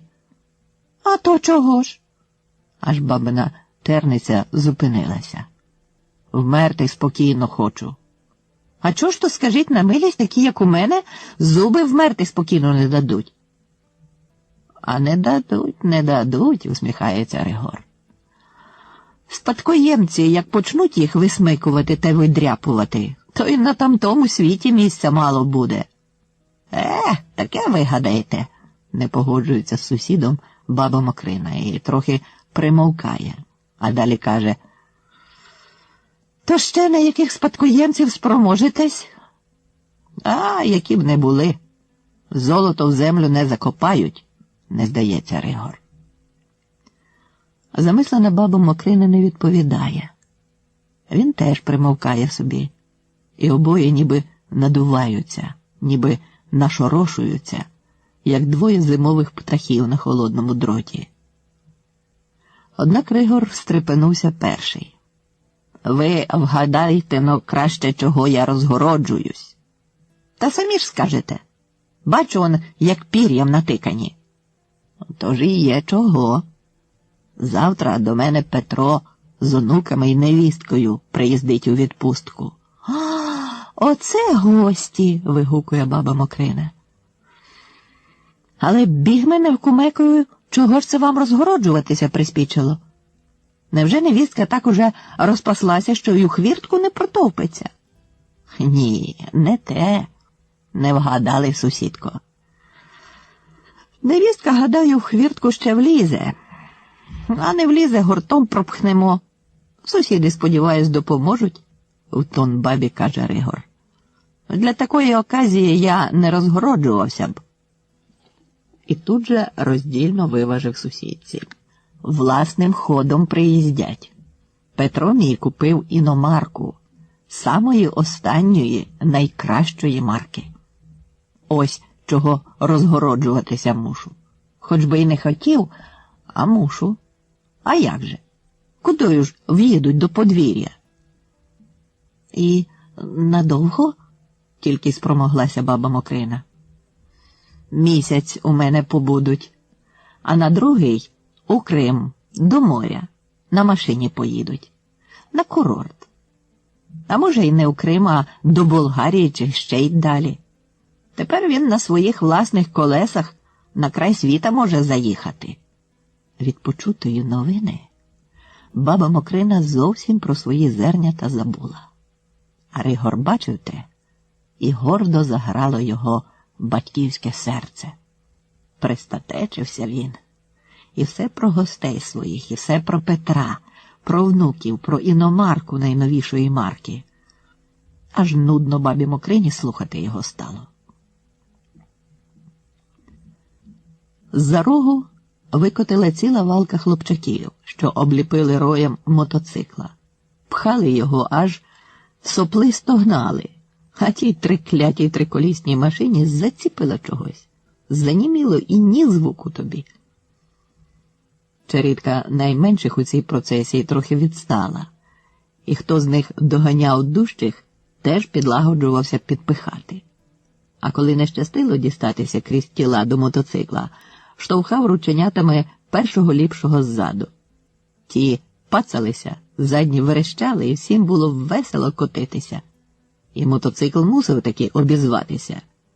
Я душливо закашляв, запирхав і рвонувся з лещат гурту, ревучи дужим переможним ревом.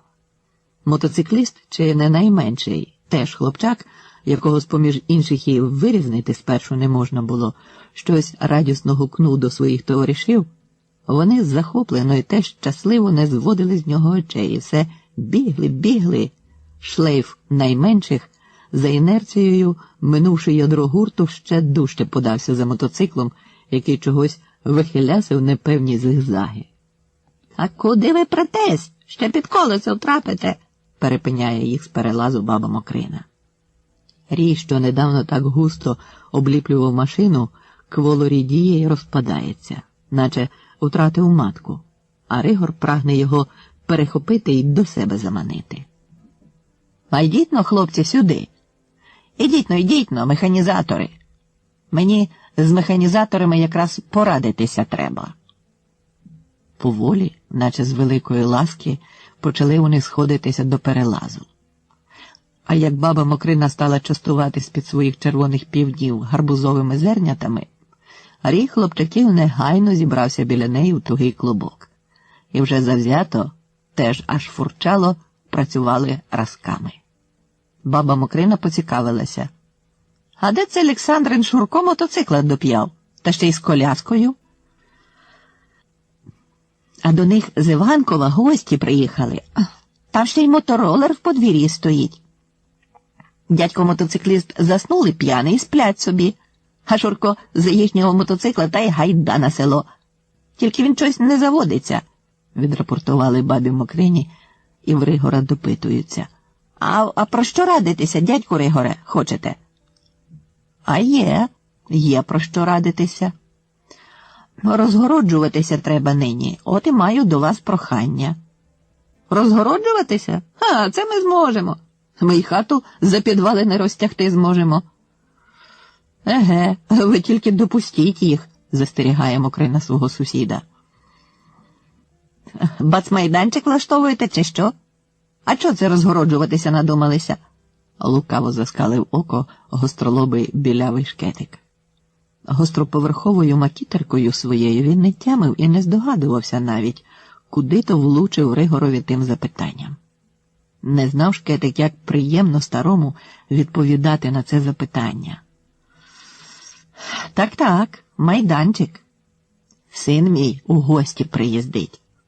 І, витримавши хвилину, Ригор поважно кахикнув. «На власній іномарці. От і розгороджуйся, Ригоре. А ви, механізатори, показуйте, які завширшки для найновішої марки потрібні ворота. Це вам не мотоцикл чи якийсь там моторолер. А може він не власний, а позичений?» Знову заскалилось капусне око гостролобого шкета. Ригор ніби й не почув того. Навіть баба Мокрина посміхнулась. Неначе й не тримався недавно за свій поперек. Пошкарбав від бабиного перелазу до своєї огорожі. А за ним хлопчаки посунули. Він постукав обухом об стовпець. «Ану-но, парубоцтво, покажіть себе!» Хлопчаки обліпили прясло, хто за вориння, хто за стовпці, і навіть не дуже розхитували. Прясло те як не стояло. «Оцюди, ось, дечки, осюди ставте!» – метушився Ригор. І відкрилось його подвір'я вулиці. Було все в морішку, мов услане зеленим пуховиком. По берегу того пуховика, неначе зібрались проти неба гостювати, розсілися по кругу пишні кущі червоних порічок. Їхні яскраві очка-жишки заманливо хапали погляди хлопчаків, запрошуючи й тих гостювати на зеленому пуховику. Не своїм якимось, надто просторим і незвичним видалось Ригорові власне подвір'я. Було щось у ньому зараз від дорогих його сподіваних гостей, і вдарила в груди радість ще більше, аж дух перехопило. 5 років не бачився з єдиним сином. «Ей, механізатори, гайда в порічки!» – виплеснув він ту радість на своїх юних помічників. Турбувало його зараз лише одне – чи просторо ж буде іномарці найновішої марки проїхати тут. «Ясна річ, просторо», – авторитетно запевняв його хлопчачок з засуканими рукавами та запецьканими в шмаровидло руками й носом. «Я сам вільно заїхав би, хоч і на права ще не здавав». Але Ригорові того авторитету було мало. Він став у центрі проріхи, як півень на воротях, тільки різниця, що не в червоних чоботях, а в старих калошах на босоніж. І все по півнячому співав людям про свою радість новину. Все зачіпав перехожих. До кого сам прилипав з запитаннями, чи ж доволі він розгородився для проїзду іномарки найновішої марки. А хто мав необережність обізватися до нього? І говорив Ригор, говорив сп'яніло щасливий, говорив без угаву і без утоми. Вже й смерклося, і людей не стало на вулиці. Давно вже баба Мокрина, випорожнивши кишені зернятами, пішла зі свого перелазу, стримано усміхнена ховала білі пригарні разки золотих своїх зубів, аж ніякого було якось за сусіда. А він все ще стояв, все ще сподівався поділитися з кимось своєю радістю новиною. І настав наступний день. Довгий-довгий день. А за ним ще, а за тим іще. А Ригорові гості не їхали чогось. Не було їх і через тиждень. Так і стояло розгороджене подвір'я, незатишно витріщивши на перехожих оголену проріху. Бабі Мокрині не терпілося. Де ж то забарилися ті гості на власній іномарці найновішої марки? Чи не чумацькими колишніми волами, а не іномаркою кваплять вони до батька в гості? Пильно чатувала за сусідовою хатою. А Ригор теж ніби в воду канув. Не показувався й на подвір'ї. Знову захворів чи що? Не витримала баба Мокрина. Пішла до сусіда запитати, чи не позичав він часом у неї сито. Ну і про те, звичайно ж, як там його поперек.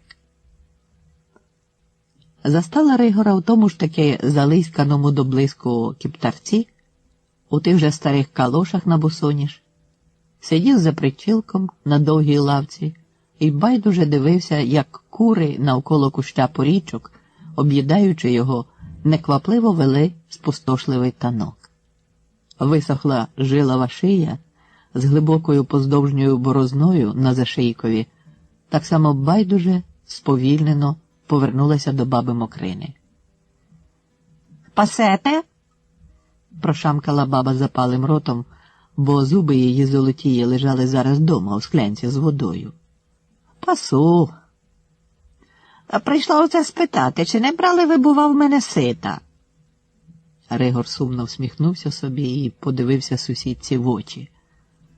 А вона й пошкодувала, що запитала його про те кляте сито, яке висить зараз на цвяшку в неї на кухні.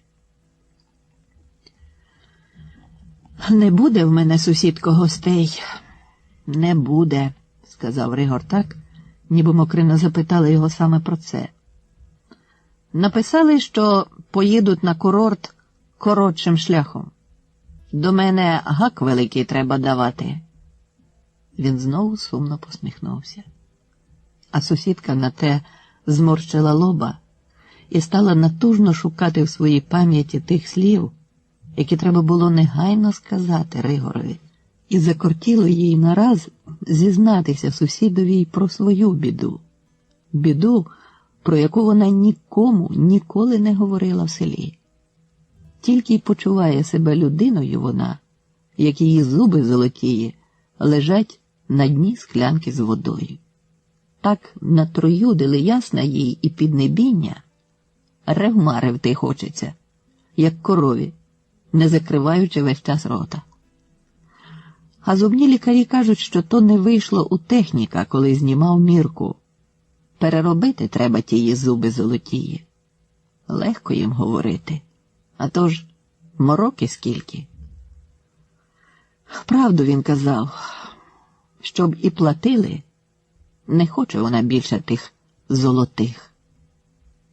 1965 рік. Колеги-колежанки або міжорна мелодія з бомбликами. Ця телефонна розмова засіла в її свідомості мульким мозолем. Ніби й не думалось про неї, а воно зависло щось над душею і ні про що інше думати не давало. Як невиколупаний з-поміж зубів шматок. І не болить по-справжньому, і терпіти не можна. Дзвінок залементував відразу ж, тільки-но прийшла вона на роботу. Підняла трубку, а жіночий шерхотливий голос вискочив як з маку. «Ви після роботи відразу додому, чи сьогодні ще десь затримаєтесь?» «Ні, певне, відразу піду додому», – механічно прохопилась вона і прикусила язика. «А з ким, власне, маю честь?» «Ми з вами ще не знайомі».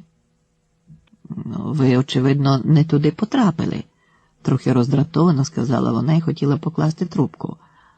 Але та встигла ще запитати. «Лідія Федорівна?» «Так». «От бачите, все гаразд, потрапила за адресою». Ще зашипіла слухавка і на цьому затутукала. Її, напевне, поклали. І Лідія теж поклала свою.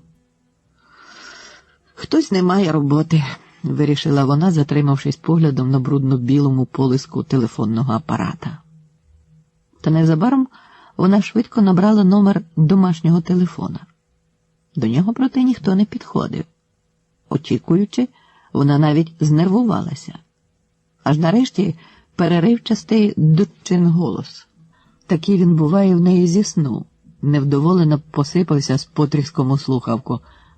«Ма, це ти? Що тра?» Я, підтвердила Лідія. «У тебе все гаразд?» «В нормі. А що? Ти Вадима чекаєш? Його не було і, по-моєму, сьогодні ще не дзвонив». «Ні, я не про нього. У тебе нічого не трапилось?» «Що зі мною має трапитися?» Дочка явно зі сну. «Ти нічого, ти спала, я тебе розбудила?» лагідно запитала Лідія. «Я вже впоралася з уроками і тепер музикою займаюся». «Аж сюди чути». Лідія вже кпинить. Від дочиного голосу їй стає затишніше на душі. Але вона наказує майже суворо. «Дивись мені, не запізнись, бо ти і на другу зміну примудришся заспати». «Я не сплю», – дражниться дочка материним словами, і на тому рве розмову. Лідія досадливо прицмокує, але щем невиколупаного з-поміж зубів шматка притлумлюється і щезає в ній. У дочки все гаразд. А в обід зателефонував Вадим. «Лише на хвилинку», – відразу застеріг він. «Що в тебе?» «А що?» «Ну, я питаю, в тебе все гаразд?» Притиснув він голосніше і замовк. І вона здригнулась у тоскному передчутті. Ці ж слова не то сама недавно комусь говорила, не то вже від когось чула. Щокою із закляклою скивицею сторожко відгороджувалась від його пекучого, приборкуваного дихання, а жар той проникає їй до горла, до рота, гірчично пересушуючи ковток і подих. «А що зі мною має скоїтись?» – голосніше захрипіла тим жаром і вона. «Та нічого, нічого особливого», – поспіхом метушаться його слова і знову щезають. «Чого ти мовчиш?» «Я не мовчу, я говорю». А він знову замовк, наче провалився в прірву, а вигулькнув із нагла оцими словами. «Вчора моя нахвалялася добратися до тебе». «Що?» Той жар, що мить тому вливався в Лідію з його насилу стримуваного дихання, опинився тепер десь долі і підступно пішов на неї знизу, млосно плавлячи і розмиваючи твердь її ніг. «Ну, розумієш, вона хоче зустрітись, тобто познайомитися з тобою», – прагнув щось пояснити він. У Лідії вистачило сил вхопитися за стілець і підтягнути його ближче до себе. «А звідки твоя знає про мене?» – спромоглася вона вимовити. «Та нічого вона не знає», – надривався Вадимів голос. «Вона тільки напускає на себе, що багато знає, а насправді ні бум-бум. Нічого певного немає і не знає. Ти тільки не панікуй. Головне тепер для нас спокій і витримка, розумієш?» Завжди такий обережний. Сьогодні Вадим вийшов у ефір відкритим кодом. «Ну, власне, це не телефонна розмова. Я лише хотів тебе попередити. Завтра буду в тебе і все обміркуємо і зважимо разом. А якщо і справді що, бо вона може і сьогодні присунутись до тебе, тримай себе в руках. І все, з чим вона напиратиме, не визнавай нічого. Лише нашого знайомства не заперечуй. Познайомилися в круїзі. Ясно? Мало з ким можна познайомитися в круїзі. Вона нічого певного не має і не знає. Зрозуміла? Так треба. Так треба тепер, а там все буде гаразд. Пам'ятай, я люблю тебе. Я люблю тебе». Наздоганяючи одне одного, його слова метушилися дужче й дужче, а до Лідії дотікали обважнілі й мляві, уповільнено скапуючи на дно її скаламученої свідомості. «Чого ти мовчиш?» – вже він горлав у трубку. «Я не мовчу. Я слухаю». «Та не лякайся ти», – благально голосив Вадим, очевидячки взагалі пожалівши, що зателефонував їй сьогодні. «Не бійся, бо то пуста погроза. Швидше для того, щоб настрахати нас. Пуста нахвалячка. Вона ж і сама не наважиться». А Лідія вже й не дослухалася до його слів. Не могла злигати їх для себе в щось чітке й зрозуміле. Лише спалахи його настрою силуетно відсвітлювали їй на мить щось із того, що скоїлося сьогодні чи вчора між ним і нею, його законною. Він же довбав тими словами настирно, як дятел, в одне місце. «Заспокойся, візьми себе в руки, може, вона ще й не припреться. Головне, не бійся. Не бійся і не панікуй. Я завтра буду в тебе, зустрінемося і все обміскуємо. Я люблю тебе, пам'ятай. Цьом-цьом». Відчуваючи в голові продовбину, кволо, але з полегкістю дзьопнула й Лідія в трубку їхнім традиційним прощальним паролем. «Цьом». І чого б то їй боятися? Просто противно, та й годі. Не ляк це. Не полохлива паніка застуканого зненацька, то, скоріше, остовпіння перед здійсненням очікуваного, предначертаного, як визначила вона собі давно. Бо від того пам'ятного побачення, того дивного вечора, коли під нею від щастя хитався круїзний лайнер, а навколо скрізь колихався розхвильований блакитний обшир, і вона, розкута й вільна, чиста й далека від прожитого і пережитого, зринала в цьому завзятому гойданні, мов на крилах птах, що супроводжував їхній святковий лайнер. Вже тоді, того дивного вечора, вона раптом аж сплющилась, ударилась об власну ж думку, таку важку, таку жахливо недоречну тоді думку про неї. Навіть не про неї, а про неминучу зустріч з нею, з його законною. Ні, це ж треба вродитися з таким ідіотським комплексом. І Лідія вголос тоді засміялася недобрим сміхом. Вадим здивовано завмер. «Ти що?» «Від щастя?» Мов з позасвіття видихнула вона неправду, але осмути в очах так і не подужала приховати. І потім вже та чавунна баба, думка про зустріч з нею, його законною, обривала їй жили в найнемислиміші моменти. Комплекс, Ідіотський комплекс. Не раз хапалась вона за скроні, проклинаючи саму себе. І лише один раз, і теж уже потім, запитала: «А яка ж вона у тебе?» По довгому мовчанні він скрушно захитав головою.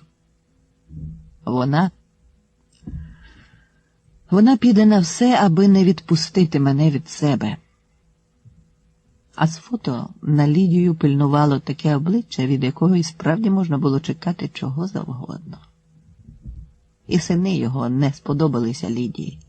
Були як викопані, такі схожі обидва на матір свою. Мають бути щасливі, подумалося їй тоді. Здається, і батькові сказала про це, хоч потім воліла і самій собі ніколи не згадувати про цю однолику трійцю, не тільки вголос, а й подумки. Різні, найнеймовірніші історії про здебанки двох роз'ярених суперниць самі до вух лізли їй з усіх усюди, мов вужі. І як пригадувала, те наслання почалося з неї ще у школярські роки, бо одного разу навіть сама стала не те що свідком, мало не учасником такої веремії поміж суперниць. Шалатала якось вона знайомою вулицею зі школи додому, та й невибагливі мрії мріяла собі, ліниво вигинаючи боки під важким портфелем телепнем. І по дорозі нагнала двох, що поспішали ще повільніше за неї. Спершу видалося Ліді, що то якийсь тато вирядився кудись зі своєю мерзлякуватою доцею. Все вона, горблячись і схрещуючи на грудях руки, долонями потирала вище ліктів бліді цівки, що кволо спадали з яскравого кімоно. Але той тато зненацька рвучко притягнув свою холодну доцю до себе і просто отак, посеред не такого вже й безлюдного хідника, гаряче поцілував її вдовгу, як древко, шию.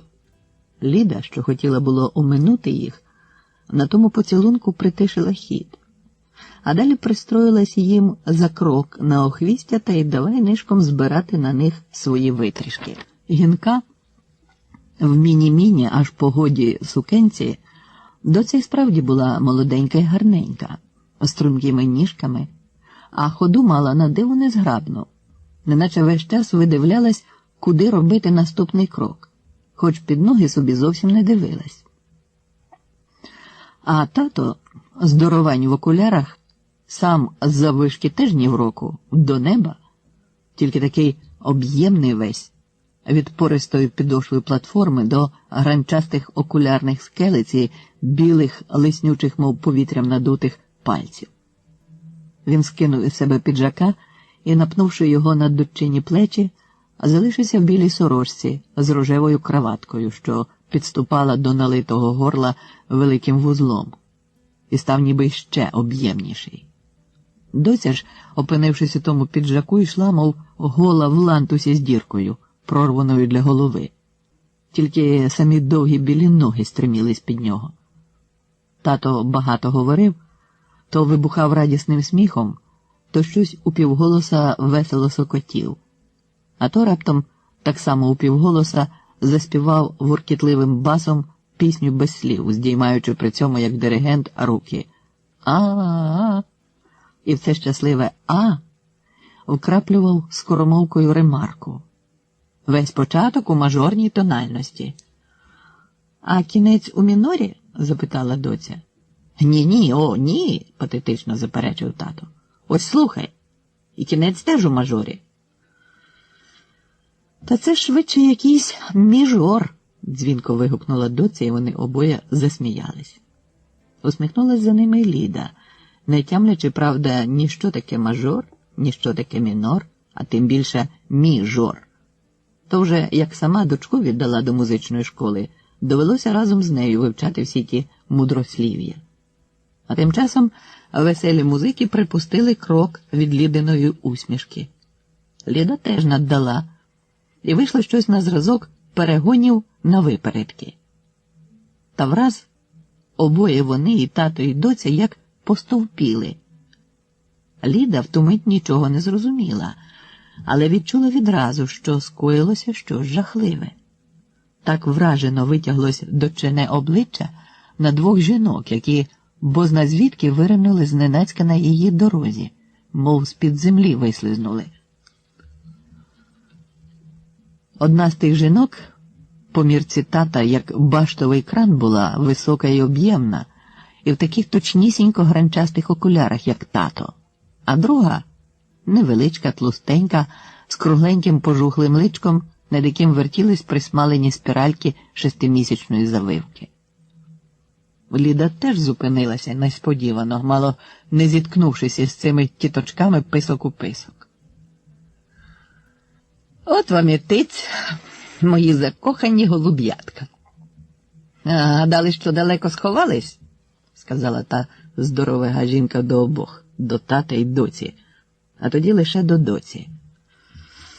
«Некрасиво, ой, як некрасиво голій дівочці в чоловічому піджаку шпацірувати людними вулицями. Хоч би трусики одягла, а то фе, як некрасиво. Тим більше, що піджак цей чужого мужчини, та ще й між іншим в розстрочку не виплачений, а платить за нього своїми кревними трудовими коштами законна дружина цього чужого мужчини. Бо мужчина цей зі своєї зарплати ні копієчки додому не приносить, а тратить усе по-джентльменському на отаких пісіс». І вона навшпиньках, наче закрадалася ловити принишклого на квітці метелика, пішла на доцю. М'ясисті руки, хоботи закинулись до плечок піджака, вхопились за них і підняли піджака доверху, витрусивши з нього доцю. Безборонна і вжахнена доця і справді стояла, мов гола-голісінька, не знаючи, як упокорити власні долоні, що били-стерлись по її тілу білим риб'ям, чи то прагнучи сором'язливо щось прикрити, чи то приховати свій же зрадливий трем. Жінка-кран, кпинливо вивернувши на те білки, затримала на доці погляд, а повісивши собі через руку піджака, з тим же кпином в очах похитала головою до тата. «Сивієш уже, брате мій, а все ще туди ж, полюєш за довгоногими. Кортить, як і колись, щоб ніжки неодмінно починались відразу ж з-під горла». А та коротконога, тлустенька жіночка в просмалених кучериках, як у терновому віночку, стояла бліда й без язика і скривлено водила голівкою, наче годинникова лялька. Та лише кліпала очима то на одного, то на іншого. Навіть на Ліді зупинилася. А тоді як підстрибне, мов опукало кругле, як вхопиться в тата на скроні з голоблю окулярів, та й зірвали їх притьмом, розсипаючись дрібненьким шкрабучим сміхом. «Ах ти, шкодливе, сліпе кошеня! От тепер можеш бідувати!» Вона вільною рукою блискавично цапнула за рожевий звислий кінець краватки, як за налигача, притягнула татусеву голову трохи до себе і, затиснутими в кулачок другої руки його ж окулярами, стала несамовито товкти тата в обличчя. «На! Оце тобі за моє розбите серце, за розбите життя!» – приказувала вона, затинаючись майже на кожному слові. Він же й не боронився, тільки промумрикав: «Мусь, ну що ти робиш? Не треба!» І, незграбно розкинувши дужі ручища, сахався головою то назад, то вбік, наче здиблений кінь, на якого візник замахнувся влучити пужалном по очах. Рожева татова краватка того і не витримала. Пуц! І в мусиній жменці залишився тільки зів'ялий хвостик з тої краватки. А тата цупко підпер під горло вже без хвоста, але такий же рожевий тупий вузол. Одержавши в такий спосіб волю, татова голова, а за нею і вся постать, не утримала рівноваги, подалися навзнак падати. Але несподівано кран жінка підперла їх рукою хоботом і, заступаючи собою вкрай запамороченого тата, дорікнула вже своїй супутниці: «Мусько, та перестань, ти що? Та ти ж його й дома встигнеш розмалювати як слід.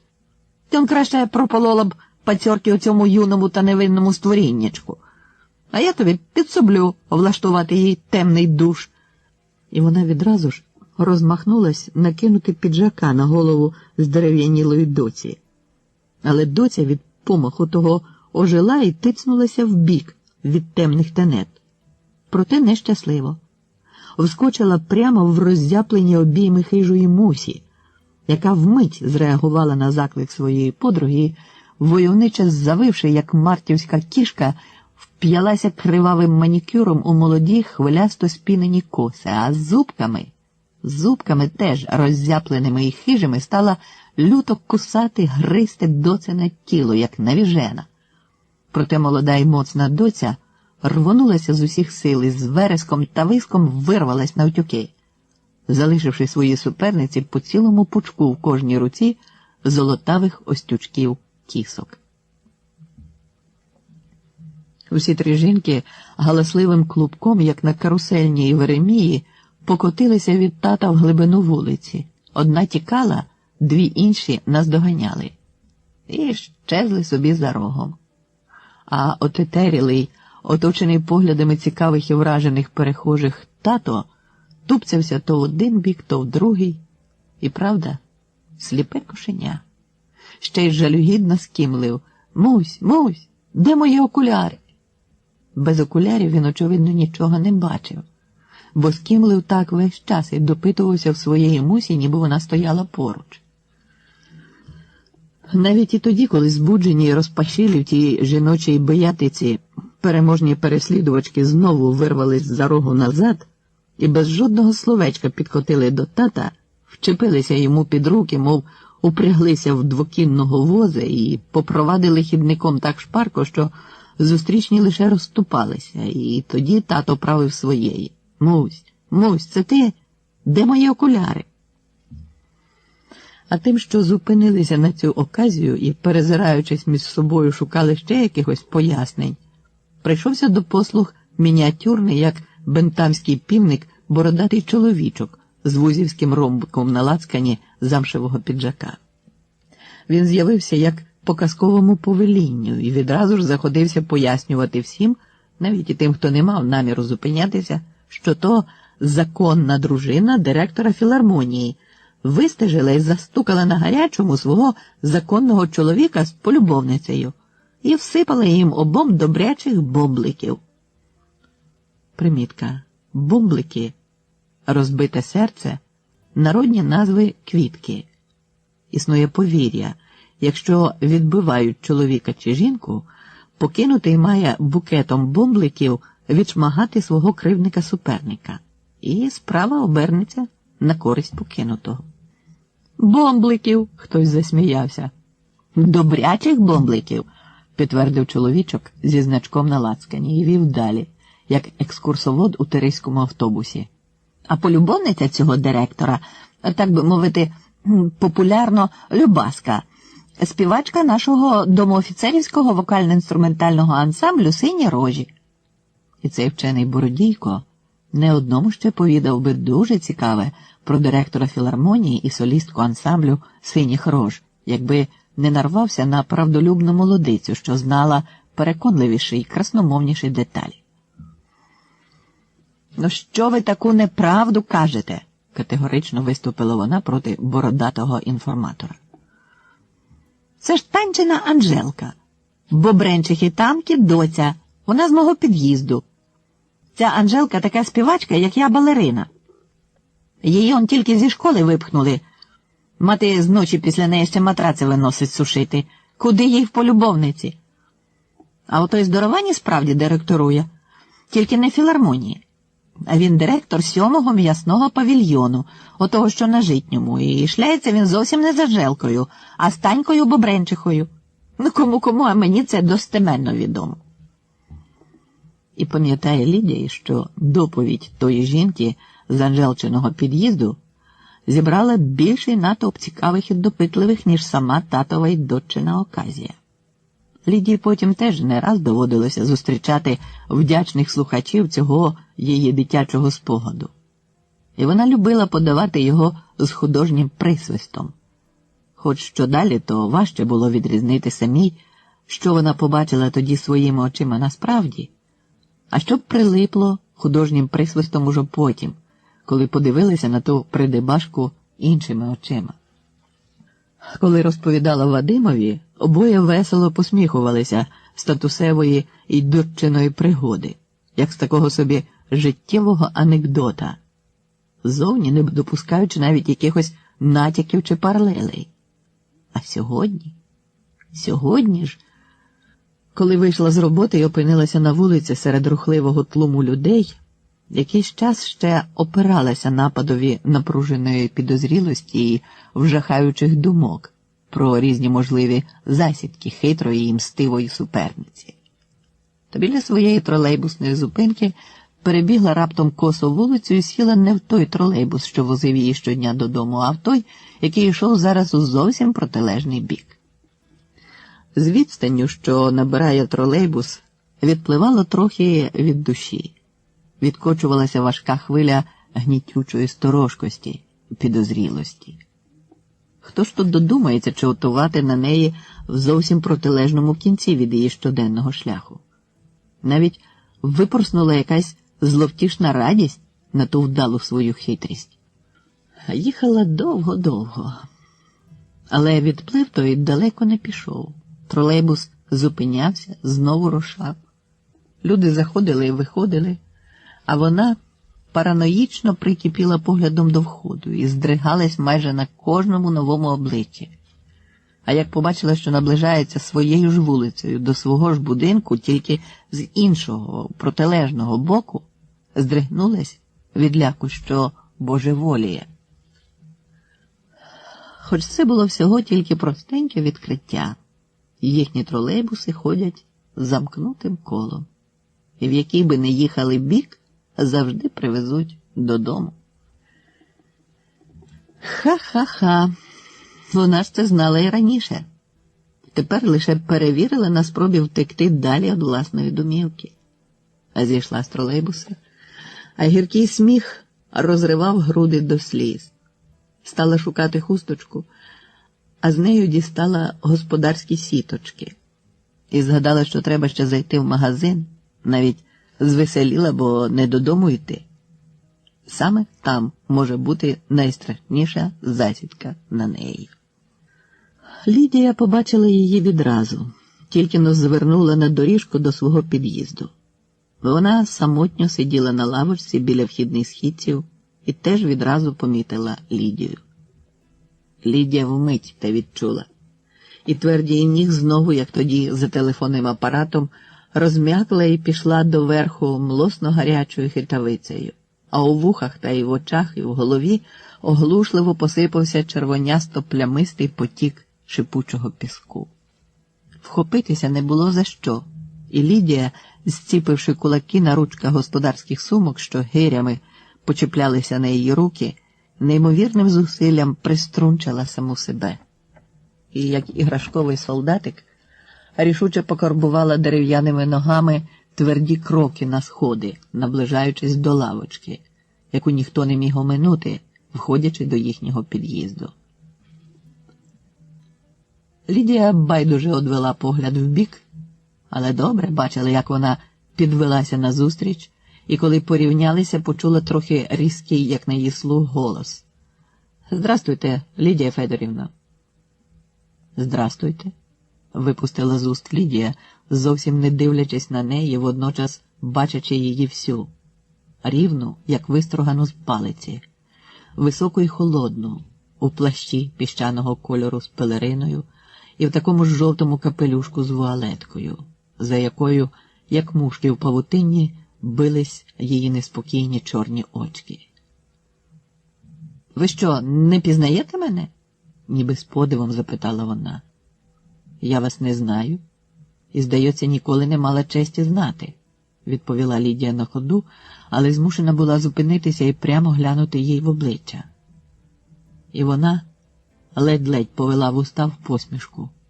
А Лідія, вражена безкровністю її тоненьких губ, подумала: та вона ж стара, як світ, аж мухом взялася. Я Вадимова дружина, мовила вона швидко і додала, розтягнувши, як Лідії видалось, останнє слово. Законна. Якого Вадима? Зробленою байдужістю запитала Лідія і відразу ж пошкодувала про це.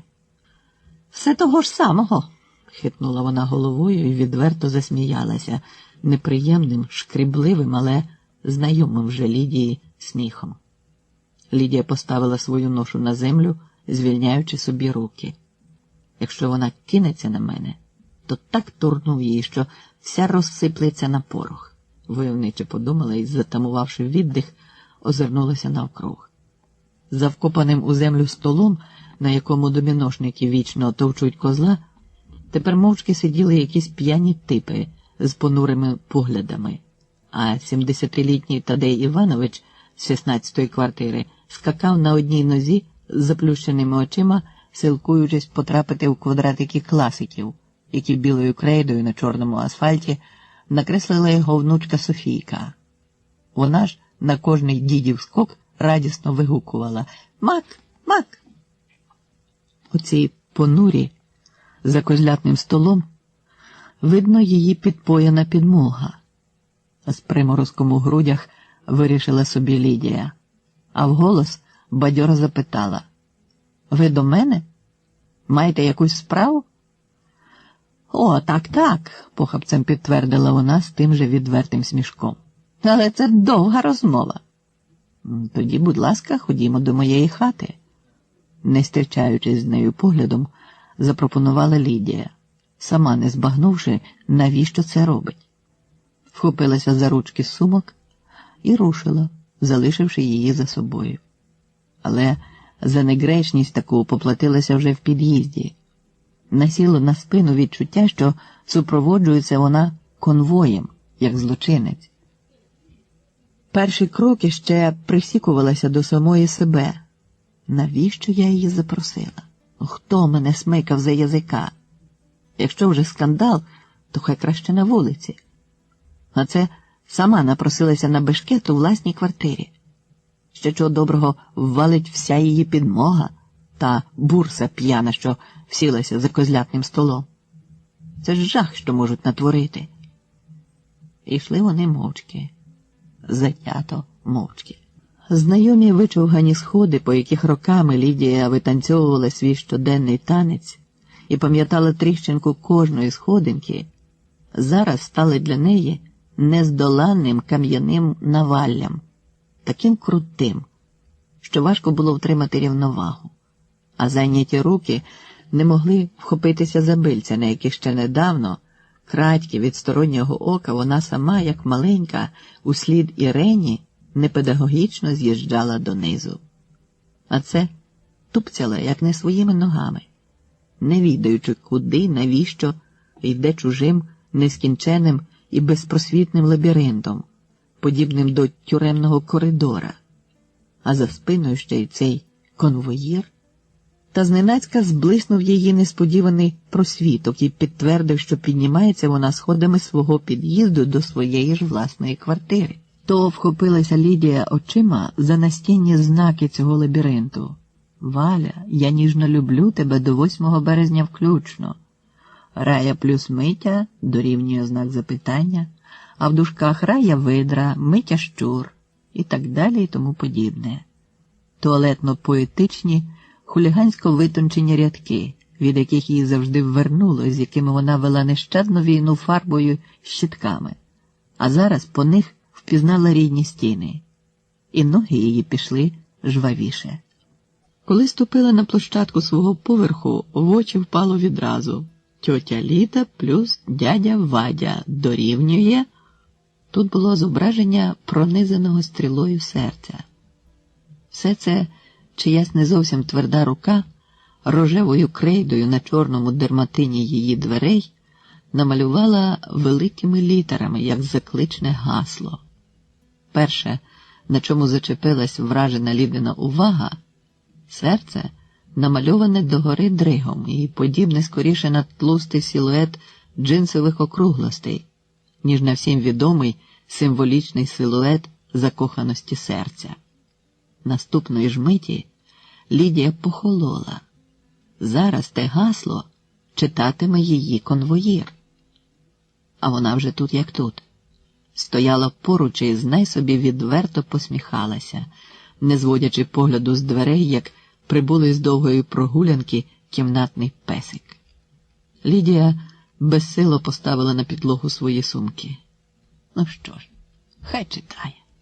Посміхнулася й собі в душі. А поки діставала і вставляла в замок ключа, розгадувала. Невже ця витівка тієї сопливої нишпорки Софійки? Але ж крейда в неї біла. І вже, як війшли з передпокою до світлиці, спало на думку Лідії зовсім інше. Могла ж і вона це зробити. Чатувала тут цілісінький день. Та, звичайно ж, вона. Лідія зиркнула на її пальці, бліді й сухі, з яскраво червоним манікюром. Слідів рожевої крейди вони не зберегли. «Роздягайтеся, будь ласка», – силовано входила Лідія в роль гостинної господини. А сама тим часом заметушилася навколо іншого. Побігла на кухню, взяла ганчірку, над раковиною змочила її водою і, не зачиняючи дверей, заходилася хутенько змивати з чорного дерматину рожеве серце, проткнуте тупорилою стрілою. І лише по тій роботі звернулася знову до неї. «Що ж ви стоїте? Роздягайтеся, будь ласка. Сідайте, я чаю зараз приготую». Виходила якась така фальшива, така вимушена гра, у всякому разі з її, Лідиного боку, така вимушена гра, що хотілося провалитися ліпше крізь землю, ніж отак лицедіяти тут.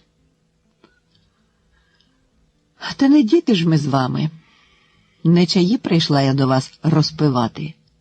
Невесело, але все ще з тією ж посмішкою маскою зітхнула вона, не рушаючи з місця.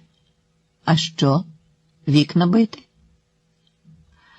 «Та, як сказати?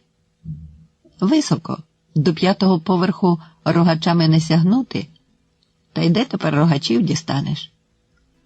Хоч скла було б чималенько», – повела вона очками по сервантових полицях, заставлених кришталевим посудом. На найвиднішому місці там стояла ваза з богемського скла, останній Вадимів подарунок з Чехословаччини. Вона відверто затрималася на тій вазі, і Лідія вкрай знітилась. Невже й про подарунок пронюхала? «Красива, нічого не скажеш», – прицмокнула вона. «У мене така теж є». А в під'їзд, чутно було, ввалилась якась юрба. Кроки бухкали, наче маршем ішло ціле військо. «Її підмога?» – завмерла Лідія. «Зараз ущент розтрощать тут усе на світі. В міліцію подзвонити?» Наблизившись до вікна, вона крадькома кинула поглядом униз. За столом козлятників ні душі. Лише старий Тадей Іванович з 16-ї квартири, вилискуючи голим тім'ям, все ще скакав на одній нозі у кридяних квадратиках перед своєю внучкою. А військо те, моторошне, понуро гупаючи, наближалось. Наближалось, і вмить щезло те гупання. Як провалилося. Чи, може, зависло де? Лідія аж шию втягнула в плечі, мов чекала, що впаде воно їй зараз на голову. Мовчання розтягувалося, як липка бутлява гума. Та нарешті розірвалося запитанням. «Ви давно одна?» Лідія не відразу й втямила, про що її запитують. «А? Давно? А що? Та нічого? Я сама вигнала свого законного», – з несподіваним гордим викликом, незбагненним і для самої себе, виголосила Лідія. «Бог, коли хоче вкарати красиву жінку, дає їй розум», – тихо по-пастирському говорить вона, неначе розмовляє зі своєю давньою приятелькою. А Лідія не розуміє, глузує вона з неї чи щиро говорить. але приятельсько-пастирському тону не вірить. Саме він її нестерпно дратує, і вона б'ється в шарпанині недобрих думок. І до чого це вона так гарненько тне? Ну, казала б, чого прийшла і виміталася швидше.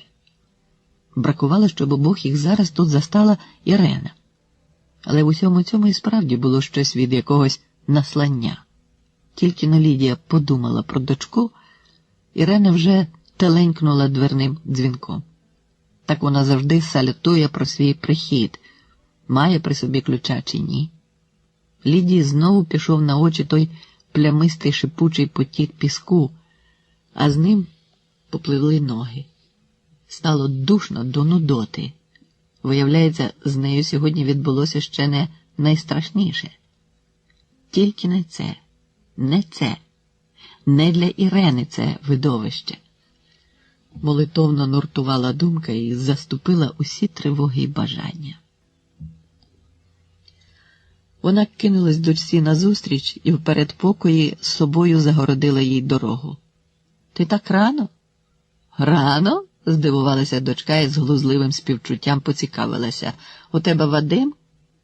«Цить, цить!» – мало не закричала Лідія, але тільки зблиснула на дочку очима і скривилася, як від нестерпного болю.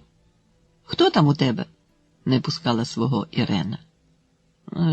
«Розумієш, колега моя», – пошепки каже Лідія, вимушена пропустити дочку і готова вже до всього найстрашнішого. А Ірена, вітаючися з гостею, знову невимушено дивується. «Ви мамина колега, а я вас досі ніколи не бачила і не знаю». «Так, ми з твоєю мамою колеги», – погоджується гостя, а дивиться на Лідію, ще й звеселіло примовляє. Колеги-колежанки, як каже одна моя колега. Ліді ж видається, що чорні очки з-за ґратів вуалетки спалять її зараз вогнем лютої ненависті. От і все. Починається, встигає подумати Лідія, але вона вибиває ту думку кволими словами. «Я, Лідія Федорівна, вже йтиму». «Еге ж, так», – залепетала Лідія. А дочка, вертячи голівкою, перекинула погляд з гості на матір. «Я перебила вам? Ну, може, заважаю, тоді я ще піду погуляю». «Ні», – майже в унісон вигукують обидві жінки, і вона швидко йде до виходу. «Я вас проведу». Лідія встигає ледве забігти наперед і відчинити двері. «Ні», – твердо заперечує вона. «Ви ж поговорити хотіли?» І вона вже за дверима, наче спіткнулася об ті слова. Зупинилася і мовчки спиною до Лідії стояла довго, а Лідія за своїм порогом чекала непорушно. І вона нарешті прихриплено обізвалась, не повертаючись назад. «Коли я збиралася до вас, а повірте, відважитись на це було мені не так просто. Я багато, можливо, занадто багато приготувала вам слів, а побачила вас і скажу вам лише одне. Я не боюся вас. Ви не становите для мене загрози», – повторила те саме, тільки холодним, неживими словами. І сама рушила на сходи, так і не обернувшись назад.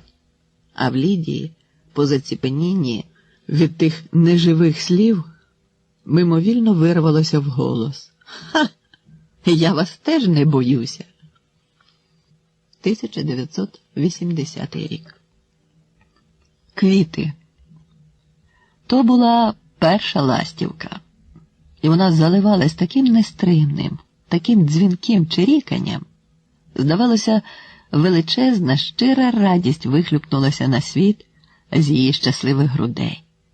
Щебетання те мерехтіло веселими іскорками, перепурхувало на висоті, сипалося на шкільне подвір'я, на шкільні вікна, на розкуйовджені голови школяриків. Оля мимоволі зупинилася і усміхнулася тій чорній грудочці, що приросла зі своєю піснею на сонці до електричного дрота. Вона переклала з руки в руку портфель, але не рушила з місця. Та ластів'яча пісня була такою променистою і звабною, як ця весняна небесна блакить, аж очі мружаться. І Оля зовсім забула про всі сьогоднішні прикрощі, навіть те, що треба показати дома щоденник з такою жирною двійкою. Зненацька над дротом, прямо на сонце, мало не влучивши в ластівку, пролетів шматок цеглини. Ластівка злякано чигикнула і чорною блискавкою зникла у променистій глибині. Її щебетання теж зникло. А Оля рвонулася й собі за ластівкою поглядом, але там було настільки багато сліпучої блакиті, сліпучого сонця, що їй на очі набігли сльози. Якийсь час так і стояла з засліпленими очима і навіть не відразу почула, що її кличе Юрко. «Руда форма! Ти що, оглухла чи відключилася?» Оля хапливо витерла рукавом очі і пішла на руки в клич. Руда форма. Неприємно, звичайно. Але вона вже ні на кого не ображається. Хіба тільки Юрко так зве її. Вона вже звикла, що вдієш, коли в тебе зроду такі руді кіски. І потім прокляти це ластовиння. Вона ніколи нічого поганого не робила ластівкам. Навпаки, дуже любить їх. А все одно за тим ластовинням і очей в дзеркалі не видно. Вона не ображається на Юрка за ту руду форму. Їй і думати про це не хочеться. Їй тільки шкода зараз за ластівкою і за її веселим чиріканням. Дівчинка підходить до Юрка і довірливо хвалиться. А я ластівку тільки що бачила. Пф, маця велика, я теж її бачив. І з цеглиною мало не ковтнув. Так то ти цеглиною? Я? О, яке маю метке око. Ще крихточку і запросто влучив би, як в десятку. А навіщо це тобі? Так? А чого вона розчерікалася? Він далеко і не без гордості за таку відстань чвиркає крізь рідкі зуби. Ти її жалієш? А я на твоєму місці всіх би їх вибив. Ластовиння на твоїй морді від них же. Неправда, заперечила вона, як огризнулася. І пішла собі геть. А Юрко, як реп'ях, не відчіплювався. Вона сумно мовчала і навіть не бачила його. А йому це не подобалося. У нього був непоганий настрій. Забігши наперед і ставши впоперек дороги так, що Оля зіткнулася з ним, як зі стовпом на стежці, гегикнув і по-змовницькому промовив. Хочеш, я тобі такий секрет відкрию, впадеш відразу. Відкривай, примирливо каже Оля. Секрети вона любить більше, ніж заварні тістечка. Але Юрко, зійшовши з дороги, бундючиться. Ти розляпаєш. Що ти? Ніколи й нікому. Розляпаєш. Чесне слово. Він зволікає, а Олені оченята хмурніють. Він же, помітивши на тротуарі порожню цигаркову коробку, підфутболює її, біжить за нею, ще раз підфутболює, цього разу назад, назустріч Олі. А сам чекає дівчинку. Вона ж проходить повз нього. «Ну, чо сопеш?» – питає Юрко і йде слідом. «Не розляпаєш?» «Я ж чесне слово дала». «Тоді слухай, я завтра нашій вчисі принесу от такенний букет». І Юрко малює рукою в повітрі велике коло. «Квітів?» «Темна ти аж дрімуча. Звичайно, квітів». «А де ж ти їх тепер візьмеш?» «Питає. Вони в мене вже є». «Де ж зараз є такі квіти?» «Пхик, у мене й зимою були скільки хочеш». «А де ж ти їх береш?» «Маман моя з оранжереї приносить навалом». «Звідки?» «З оранжереї». «А це що таке?» «Ну й кугутка тупа. Це такий магазин зверхньо пояснює Юрко, хоч і сам добре не знає, що то значить оранжерея. Чув тільки, що так говорила мати. А знаєш, скільки за цей букет маман дала? Скільки? Юрко хутенько затискає між колінами портфель і кілька разів тиче Олі в обличчя 2 долоні з широко розчепіреними пальцями. О! О! Ого! А ти думала? Якийсь час вони знову йдуть мовчки, розмахуючи рукою. Юрко високо розгойдує портфель. Хлопчик дуже задоволений з того, що так вразив Олю своїм секретом і що придумав про ціну. Ніяких грошей за той букет маман не платила, вона просто взяла його в оранжереї. В оранжереї таткового заводу. Їй там дають без грошей. «А чого ти сьогодні не приніс, як вони вже в тебе вдома?» – запитує Оля. «Ну що ти з неї візьмеш? Ну не тямуще. Бо не сьогодні, а завтра в Марії Петрівни день народження». «День народження? У Марії Петрівни?» Оля про це й не знала. «Уявляєш, як Марії Петрівні буде приємно, коли я принесу їй завтра квіти. Маман сказала, що тепер вчиха буде уважніша до мене». Юркий кирпатий писок розпливається в лукавій посмішці. Хлопчик весело підморгує Олі. Йому під ноги вдруге потрапляє порожня цигаркова коробка. І він гонить її, мов оглашений. Аж в дорогу вулиці. Там зупиняється і кричить до Олі. «Гудбай, руда форма!» І зникає за рогом. Він майже завжди так прощається з нею. Олі ж треба йти у кінець вулиці, і аж там, де вже кінчається асфальт, в завулку стоїть їхній будиночок. Оля затримує очі на тому місці, де тільки-но був її однокласник, потім одводить погляд, але думає про те, що чула від Юрка. Вона так любить квіти, особливо коли вони у великому букеті. Звичайно, Марії Петрівні буде дуже приємно, як Юрко принесе цілий букет квітів. Та ще й тепер. Вона уявила, з яким обличчям вчителька братиме той букет. Їй так захотілося теж принести своїй вчительці квітів. Марія Петрівна завжди незадоволено морщиться, коли дивиться в її зошити, або коли слухає, як Оля читає. Дівчинці видається навіть, що вчителька ніколи не дивиться на неї ласкаво. А це в неї було б таке обличчя, Олі аж дух забило. Таке, певне, як буває в неї, коли Марія Петрівна переглядає зошити відмінника Віті Цибуленка.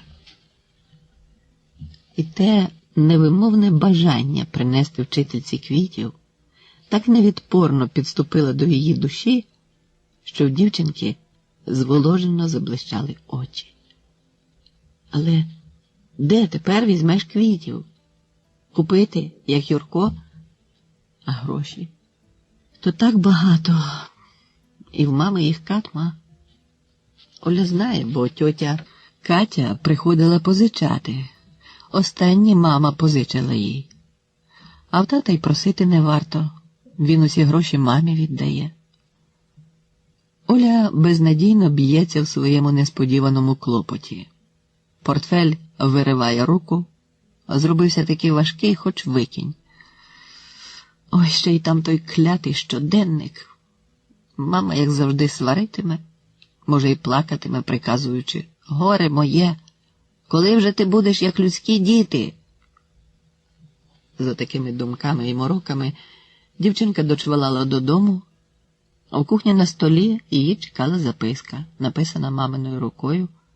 По складах Оля прочитала: «Обід у духовці, відпочинь, наріж королям травички і сідай за уроки». Байдуже повертіла той папірець у руках і кинула туди, де лежав. Поклала поруч свій портфель і втомлено опустилася на стілець. Чогось їй їсти не хотілося. І навіть ворушитись. От якби зараз уже було справжнє літо, світло подумалося їй. нарвала б Марії Петрівні в себе на клумбах цілий оберемок різних квітів, барвистих. А тепер ще не літо. І квітів нема. В цьому році вона їх і не бачила навіть, хіба що в телевізорі. Сиділа так, заснована різнокольоровими думками про літо, про квіти, про букети. І от зачовгалася в ній незграбна рятівна надія. Оля згадала, як мама колись влітку один букет розділила навпіл і поставила у 2 баночки з водою. І ті букети обидва були гарні. Може, ще й краще за того одного великого. Юрко казав, що в нього букет дуже великий. А що коли попросити трошки квітів з того букету? Тоді й у неї будуть справжні квіти. І вона теж принесе вчительці букет на день народження. Хай навіть дуже маленький, але все одно букет. І тоді в Марії Петрівни буде таке обличчя. Оля уявила собі те і поринула в світлу радість. Сьогоднішні прикрощі знову відійшли кудись на далекі задвірки її нетривкої на біль пам'яті. Юрко, правда, ніколи не запрошував Олі до себе додому, проте то не така вже й біда. Дівчинка знала, де він живе, та й ноги мала прудкі. Юрко мешкав у будинку за високим дощатим парканом, пофарбованим густо у темно-зелений колір. А дівчинка несміливо підійшла до такої ж неприступної, такої ж темно-зеленої, як і паркан весь, хвіртки. Постояла трішки, збираючися духом і відвагою. Чомусь раптом підупали ми в неї перед такою високою стіною. На хвіртці червоною краплиною стирчала кнопка електричного дзвінка. Оля простягнула до неї руку – не досягти. Торкнулася ручки, смикнула – хвіртка ні з місця. Тоді постукала кулачком об дошки, але ж відразу отскочила геть. За парканом, видзвонюючи ланцюгом, басовито загавкав пес. Вона зупинилася далеко від хвіртки, чекаючи, чи не вийде хто. Та з двору ніхто не виходив, і, очевидно, не збирався виходити. Скоро вщух і гавкіт, і лише ланцюг кілька разів ще дзвякнув байдуже. Насторожено поглядаючи навкруг, мало не крадучись, Оля пройшла повз огорожу, сюди й туди, проте з двору нікого. Паркан був так щільно збитий, що погляд ніде не міг проникнути крізь нього. І все ж таки в одній з дощок їй пощастило натрапити на маленьку, круглу, як вічко, дірочку від сучка. Сучок той, правда, випав дуже низенько, і знала Оля, що підглядати таємно. Справа ой яка негарна. Проте опустилася на коліна і одне своє оченятко встромила в те маленьке вічко від сучка. І побачила вона все, що діялося за неприступним парканом. Там було велике подвір'я перед цегляним вікнастим будинком. Біля нього сріблястий, як ракета, легковий автомобіль. А під стіною гаража, там, де височила купа білого піску, маленький легковий автомобільчик. Геть як справжній, навіть самохідний, тільки іграшковий, дитячий. Оля якось бачила такого автомобіля на вулиці. Їхала на ньому дівчинка з рожевими бантами. А її бабуся і мама, не встигаючи за тим автомобільчиком, бігли навздогінці і галасували. Татко Олен, сміючись, тоді казав до мами: «Слухай, давай продамо хату і купимо дочці таку машину. Може, коли кудись підвезе?» А на піску і біля нього валялися ще різні цікаві речі. Пес смирно лежав у своїй буді, і Оля сміливіше припала до свого віконця. Там були такі іграшки, яких вона ніколи не мала. Та й у подруг жодної такої не бачила. Хіба що в магазині «Дитячий світ». Юрко хвалився, що навіть і в тому магазині нема таких дорогих іграшок, які є в нього, і його меншого братіка. У кожного з них є своя заводна залізниця, геть зі станціями, рейками, поїздами, вагонами, навіть стрілочниками маленькими, як живими. Оля намагалася відшукати оченям хоч одну ту залізницю. Але зненацька над нею, як ворона, каркнула: «А ти що тут робиш?» Оля відсахнулася від свого чарівного вічка і схопилася на ноги. Раніше, ніж побачила, кому належить цей голос, мимовільно затрималась поглядом на яскравому зблиску великої гранчастої брошки, райдужне мерехтіння якої аж різануло по очам. Перед нею стояла Юркова мати. Оля знала її в обличчя. «Що тобі тут треба?» Я до Юрка», – промовила дівчинка і спробувала усміхнутися насупленій жінці. «До Юрка мого?» «Так». Оля зніяковіла і знітилася вкрай. Юркова мати дивилася на неї так холодно, що дівчинку почав бити мерзлякуватий трем. Я однокласниця». «І що тобі від нього треба?» Оля під тим поглядом не відразу й пригадала, чого зараз опинилася тут. А пригадавши, заходилася таки розповідати, що примусило її прийти до них. «Ха, ось воно що!» – вигукнула на ту розповідь Юркова мати, ще й голосно засміялася. Оля їй у відповідь, вбираючи шию в плечі, теж усміхнулася. А Юркова мати вже цілком серйозно сказала: «А це ти непогано придумала». І сама пішла до хвіртки, натиснула кнопку, але дівчинку не запрошувала з собою, навіть не глянула вже на неї. За парканом почулася чиясь хода. Хвіртка кляцнула якоюсь залізякою і пропустила Юркову маму у подвір'я. А Оля сама лишилася на тротуарі. Враженими очима дивилася вслід Юрковій матері на глухо зачинену хвіртку. Що то значило? Вона ж сказала, це ти непогано придумала. Вона ж усміхнулася їй. Ні, без квітів вона не може йти додому. Без квітів їй нема чого йти додому. Завтра ж, Юрко сам казав, завтра в Марії Петрівни день народження. Із-за темно-зеленого паркану ніхто до неї не виходив. А може, Юрко зараз винесе? Це ж не так швидко робиться.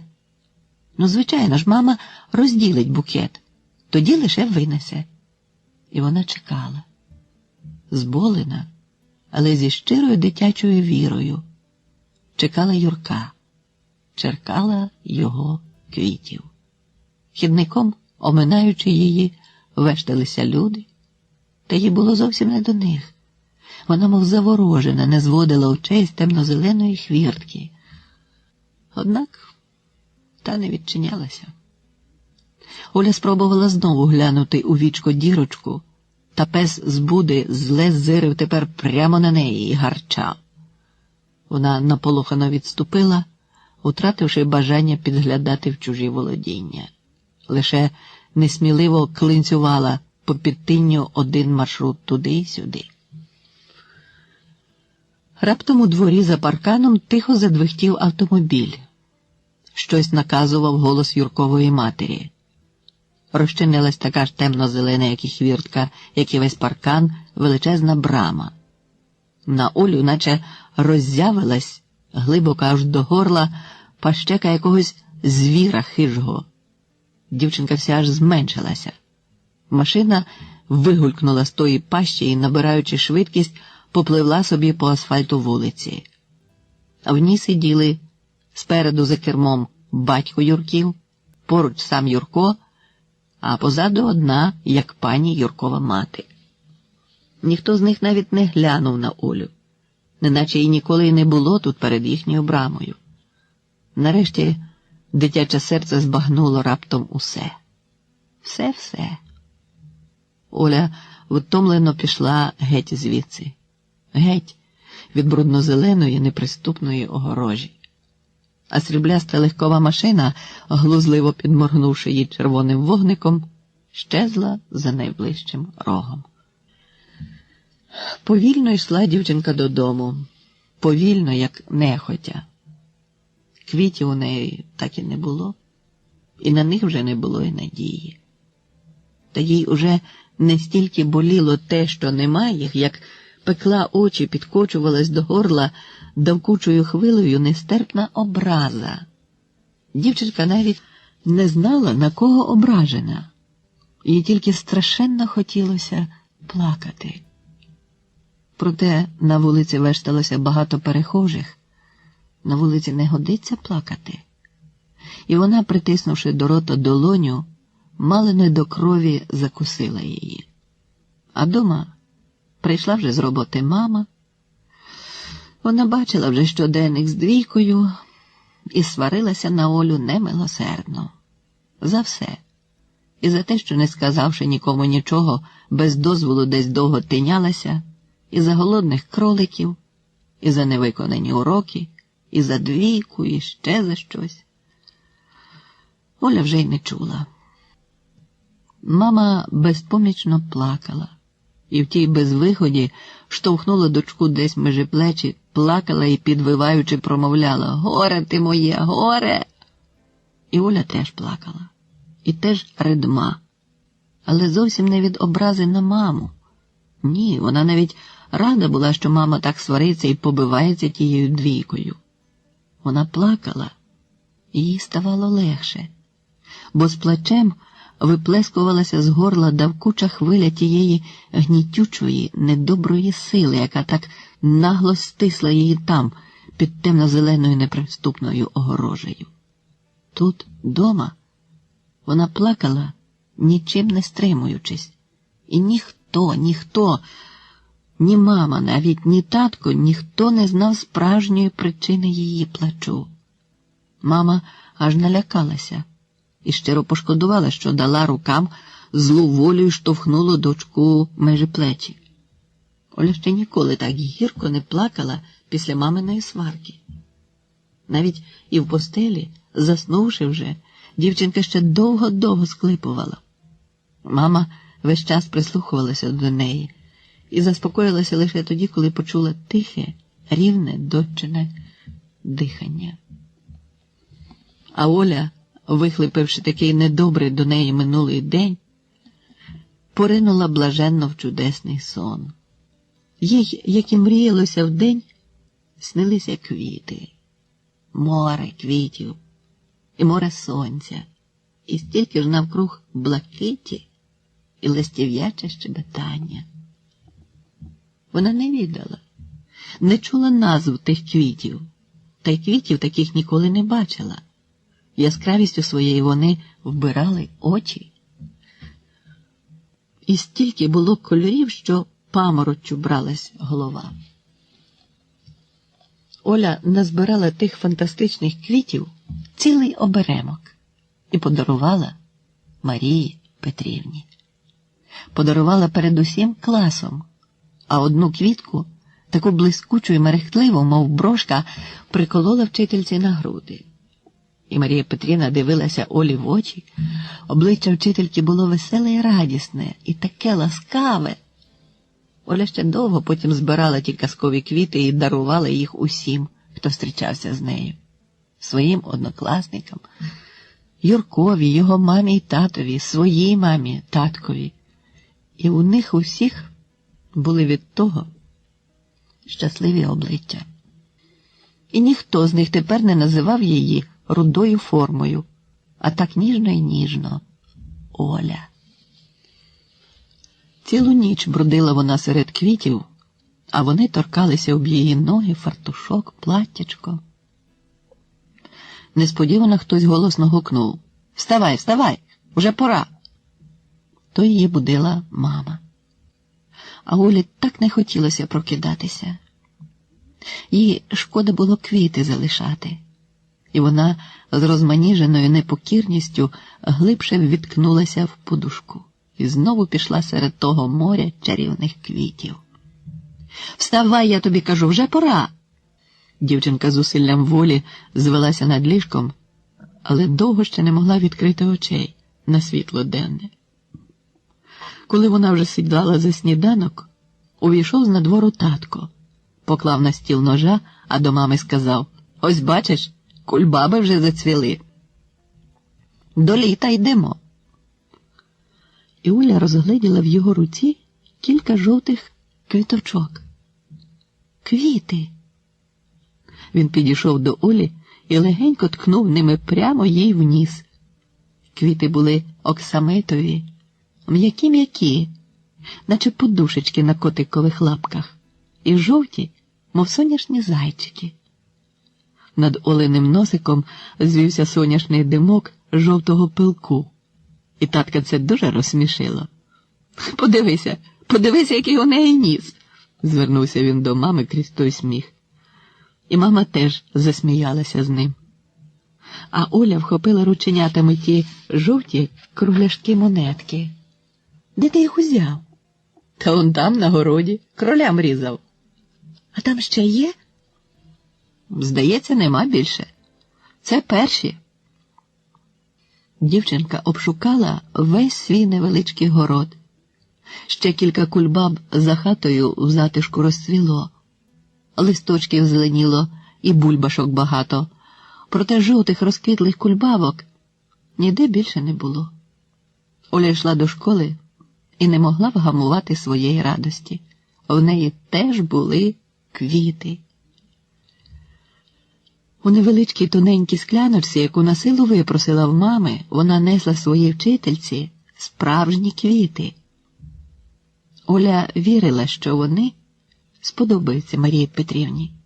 Вони ж такі пухнасті й ніжні, наче малесенькі курчатка.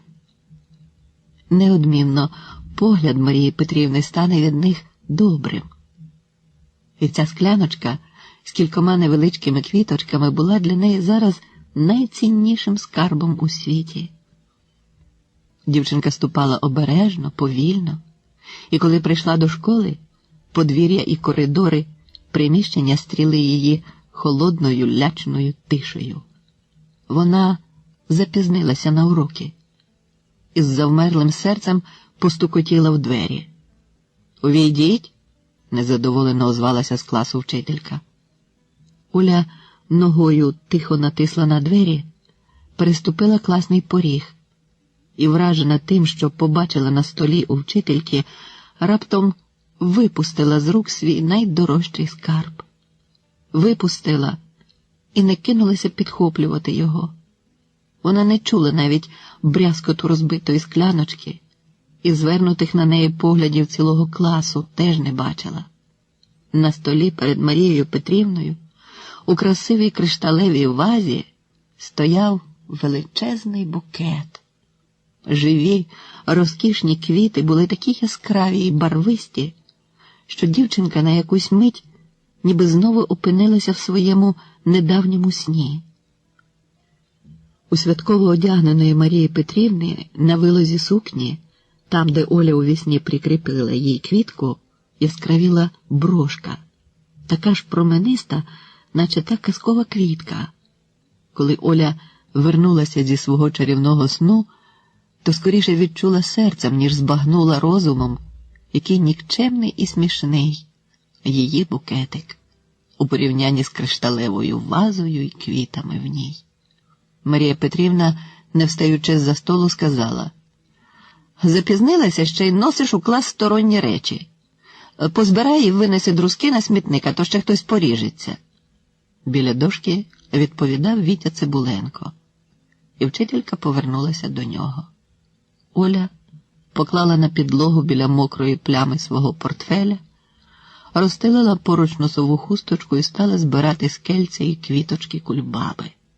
Вона збирала їх однією рукою, а долоню другою притисла до рота і міцно-міцно закусила. І не віднімала, хоч на неї зацікавлено поглядали однокласники. Долоня та була гірка від молочка кульбаби. Перед шкільним смітником Оля вибрала квіточки з битого скла і лише тоді струсила носовичок. У клас поверталася повільно-повільно, мов неживими ногами. Посеред шкільного подвір'я раптом звела очі до неба. Там, на електричному дроті знову аж заходилась веселим щебетанням дзвінка грудочка. А вище неї було, як і вчора, стільки ясної блакиті й променів сліпучого сонця, в очах темніло. І Оля опустила погляд, але не змогла не усміхнутися. Вона ж розуміла ластів'ячу мову. Черевані пузачі переїли, перепили, перепи і скали, заливалася та грудочка, беручи когось на глузи. Горобці? Ще раз усміхнулась до ластівки дівчинка і пішла через шкільне подвір'я хутчій. У коридорі біля столика сиділа технічка, тітонька Ганя. Глянувши на жовті голівки свого злощасного букетика, дівчинка приготувалася вислухати від неї слова, які наче молитву знав кожен учень їхньої школи. О, Господи!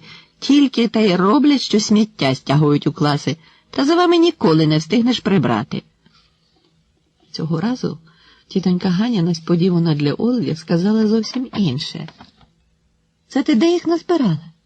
Дивися, но, вже й кульбаба зацвіла. А я ще ні пролісків, ні сну не бачила. Татко, мені на городі нарізали, радо відповіла Оля і зупинилася біля технічного столика. У воду їх треба, у воду, а то зів'януть, порадила жінка дівчинці і наставила до неї руки. 1959 рік. Про сіль, сірники і мило. Онук блаженно засопів. Хотина Марківна обережно зупинила коляску дитячу, затаїла подих і за якусь мить полегшено зітхнула. Спить. Насилу вгамувалося мале шило. Тепер вона вільно поратиметься біля плити, готуючи вечерю. От мали надійти син з роботи, онук зі школи та невістка, що пішла десь на роздобутки повештатися в крамницях. А в неї ще й кіт не валявся. Нічогісінько нема готового. Навшпиньках напружено, мов по тонкій жердині, пройшла на кухню. У вікно побачила, як листоноша викладав до поштової скриньки газети і забула, що треба швиденько чистити картоплю. Забула навіть, що онук спить, бо ненароком стукнула дверима, злякалась, притихла і завмерла. Ні, спить. Уже на дворі запнула плечі хусткою і хутенько затюпотіла до поштової скриньки. Виймати зі скриньки газети цього вона ніколи не пропускала і нікому іншому не довіряла, бо завжди, криючись і від самої себе, сподівалась одержати від когось листа. Сподівалася, хоч бозна відколи вже не було в неї жодної живої людини, хто міг би написати звідкись, бодай півсловечка. Вийме газети зі скриньки, а приходить їх по кілька на день, перебере, передивиться, а може, якраз лист їй? Гірко посміхнеться. Нема, як завжди, і сьогодні. Тоді розгортає яку-небудь газету і так з розгорнутою йде через усе довге подвір'я. Очі втуплені в газету, а ноги самі наосліп намацують дорогу. Назви газет вона знала вже на пам'ять, і читати їх було дуже легко. Іноді читала й заголовки, котрі більшими літерами. Тоді уповільнювала ходу, або й зовсім зупинялася. А те, що писалося маленькими літерами, зливалося в очах в одну сіру пляму. І Хотина Марківна його не читала. Ніколи не читала. Вона жодного дня не ходила до школи. Лише одну зиму вчилася читати і писати в лікнепі. Ото й навчилася розбирати слова тільки великими літерами. А з того часу, як син передплачує газети, вона читає знайомі назви цих газет і заголовки в них великими літерами. І не для того навіть, щоб збагнути їхній зміст. Просто цікаво було складати букви. Часом з того складання виходили в неї слова, цілі речення, а іноді нічого не виходило. або ж такі якісь слова, що їй у голові не вміщалися, і вимовити їх язик ламався. Зараз вона теж розгорнула газету, велика знайома назва, але очі поспішають до заголовків, поспішають насторожено, а літери ті наче показилися, сіпаються в гравливому танку, і очі ніяк не можуть зібрати їх у слова. Вона й не помічає, що то тремтять її руки. Цього разу вона прагне скласти літери не заради самого складання, ні. Вона прагне хутчій скласти слова, прагне швидше почути їх, побачити, бо вже кілька днів поспіль з її складання виходять одні й ті самі слова, і вона їх уже знає, як і назви газет, знає на пам'ять. І коли очі серед розтанцьованих літер вихопили перші дві – «Ки» і «У», вона вже відразу здогадалась, які там далі за ними танцюють літери. І не помилилася. То Куба. Куба. Б-ли-о. Блокада. Куба, блокада, загроза. Заява. Загроза. Навіжені літери витанцьовують знайомі слова. І сьогодні теж. Боже, Боже.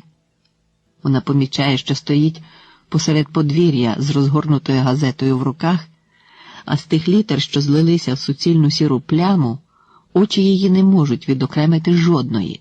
Вона не може з них скласти слова. А які ж то там слова?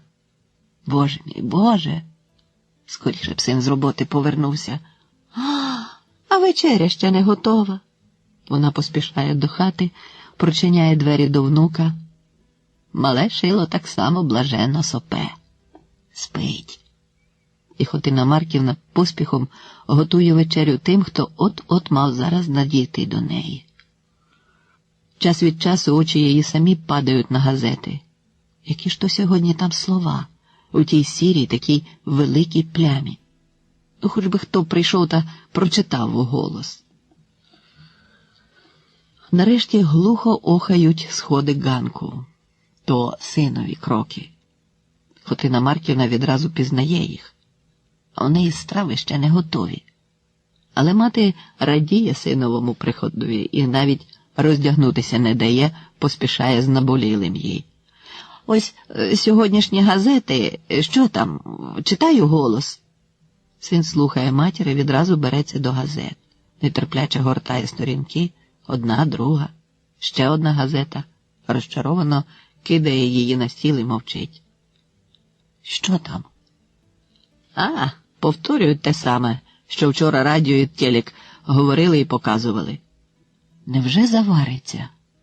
Материні очі сама лише тривога, безмежна, глибока тривога, а син стримано усміхається. Не турбуйтеся, мамо, нічого страшного не завариться.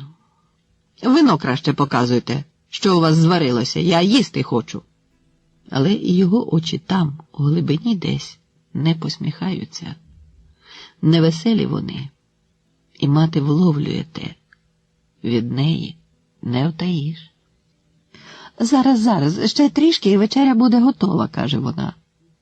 А сама нишком пильнує за його очима. Там, у глибині десь, вони таки справді не посміхаються. Він втомлено йде до сіней митися, а незабаром повертається назад на кухню з дружиною. З'являється старший онук і ще з порога кричить: «Бабусю, їсти!» «Тихо!» – просить Хотина Марківна. І мати цикає на нього, але він байдужий до тих заборон, а галасує собі й далі: «Віва Куба! Віва Куба!» Біжить по кімнатах, залишає там десь ранець і повертається до баби вже тихо. Та пізно. Від його галасу прокидається мале Шило. Невістці доводиться йти до колиски, і вона невдоволено вичитує старшому. Батько теж підкидає виховне слівце, і хлопець похнюплено виправдовується. «Це в нас у школі мітинг був. Я їсти хочу». Хотина Марківна метушиться, поспішає дужче, а син теж іде з кухні, і за хвилину якусь чутно, як він вмикає приймача. Син користується ним рідко, Тепер у них більше працює телевізор. А мале Шило щось голосно захоплено лепече, і від того дитячого лепетання бабі хочеться покинути цю остогидлу душну плиту і, подавшись до дитячої колиски-коляски, нахилитися над розчервонілим, розпашілим зі сну внуком, ніжно припасти до нього, тепленького. Але ж кварчить пригоряючи сало й цибуля, залишити пательню не можна їй. Крізь те шкварчання і звабне дитяче лебедіння Хотина Марківна чує холодний, напружений голос диктора. Він щось говорить. Говорить українською мовою, а за надсадним сичанням сала і цибулі вона чітко вловлює і розуміє тільки два слова. Куба, Куба, Куба, блокада, блокада. Боже. Скільки на голову людей цих блокад і загроз. Коли вони сідають усією сім'єю за стіл вечеряти, син притишує звук приймача, а невістка, кривлячи губи, каже: «Пошукай-но музики, а то від цих балачок про Кубу і блокаду вже голова пухне». Свистить, хрипить, гулом гуде приймач. Знову голос диктора, цього разу жінки. Вона говорить чужою мовою, і тому нічого не можна зрозуміти, але голос її теж напружений, холодний, і лише чітко вирізняється: «Куба! Куба! Куба!» І ще свист, і ще хрипіння. І знову чужа холодна мова, ще якась інша, і в цьому місці теж надривно б'є з приймача: «Куба! Куба! Куба!» «Ой, десь, певне, світ цей збожеволів, чи що?» — вголос думає Хотина Марківна і запитує ще, ні до кого, зокрема, не звертаючись: «Невже почнуть?» Малому Шилові обридає товктися в стоячці, в яку його переклали з колиски коляски. Він квакакаркає якісь лише йому одному зрозумілі слова, тягнеться до китиць скатертини, проте ніяк не може привернути до себе увагу дорослих. Навіть старший братик, який завжди з ним охоче грається, і той не гляне зараз на нього. Він заклопотаний надзвичайно серйозною справою. Виловлює в борщі квасолини-кабани. Так і не впіймавши бажаної музики, син вимикає приймача. Не замовкає тільки найменший: «Ала-ба-ла-ла-ла!»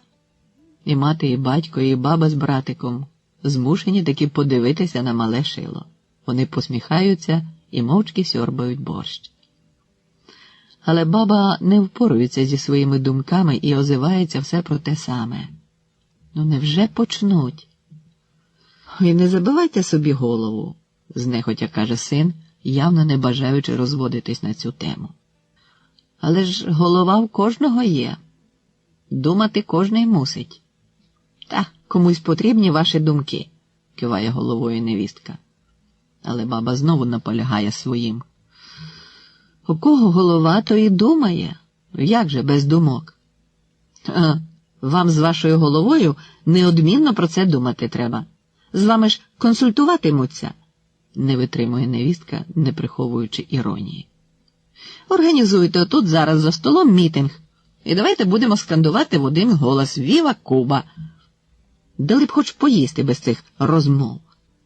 Свекруха стривожено водить білками і спрямовує погляд до сина.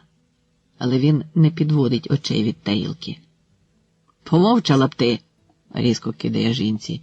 І тихіше до матері: «Ви, мамо, не беріть так близько до серця. Завбачливі люди хапають он хто що злапа. Сірники, мило, сіль, грибуть, що подужають. Ось про що нам думати треба», – радить свекрусі невістка. «А то знайшлися мені прем'єри». І до кінця вечері розмова в них уже зовсім нікуди не тулиться. Лише мале Шило, не вгаваючи, знає, про що говорити. «Ала-ба-ла-ла, ла-ла-ба-ла-ба-ба-ба». Касета друга, доріжка третя. «Залиши цю програму», – вихоплюється невіщен голос. Хотина Марківна дивиться у вікно, але нічого там не бачить. «Куба, Куба, Куба!» То вже не з приймача і не з телевізора. То вже в ній самій, десь усередині, чийсь голос без кінця вибухає тим болючим словом. Бухкає, гуде, як гули й вибухали ті далекі, прокляті дні. І вона раптом хилиться на коліна, простягає до вікна подагричні, наче вистругані тупою сокирою, огрубілі, незграбні старечі руки, і ті руки конвульсійно молять, благають чогось у вікна, у того неба, що в ньому. Змилуйся, Боже, над нами, змилуйся. Слова цієї неясної навіть їй самій, але щирої молитви народилися в ній раптово, самі по собі, незалежно від свідомості. Давно вона вже не молилася. Дуже давно. Колись знала багато молитов, справжніх молитов. Молитов на будь-який випадок життя. А зараз шепоче тільки оцю незавчену, нескладну, незграбну молитву. Тільки оцю. Того дня, коли білявий, голубоокий, як льоноцвіт, окупант полоскав ноги у відрі, з якого її сім'я пила воду, вона ще пам'ятала всі молитви. Він весело плескався у відрі волохатими литками, задоволено тер ногу об ногу, і так само задоволено порипувала його тлуста шкіра. А вона стояла з міцно стуленими, наче вросли одна в одну долонями, поставивши на покуття очі, і ревно молилася Миколі Угоднику. А в її молитву впліталися регіт і цвенькіт чужої мови. І ще це сите порипування тлустої шкіри та хлюпіт води у відрі, з якого вони пили воду. А Денщикова рука, така ж волохата, як і офіцерова нога, зірвала з того покуття, до якого вона молилася, рушника, вишитого нею ще за дівоцтва рушника. І похилився на іконостасі, шарпнутий волохатою рукою Микола Угодник. А офіцер тим рушником вишитим, регочучи, витер вимиті з кривавих доріг зарослі ноги.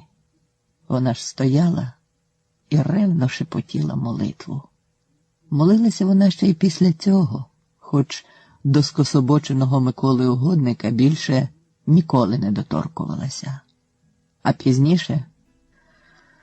пізніше, коли одержала майже поспіль одну за одною похоронні на старшого сина і чоловіка, потім не молилася вже, не молилася зовсім.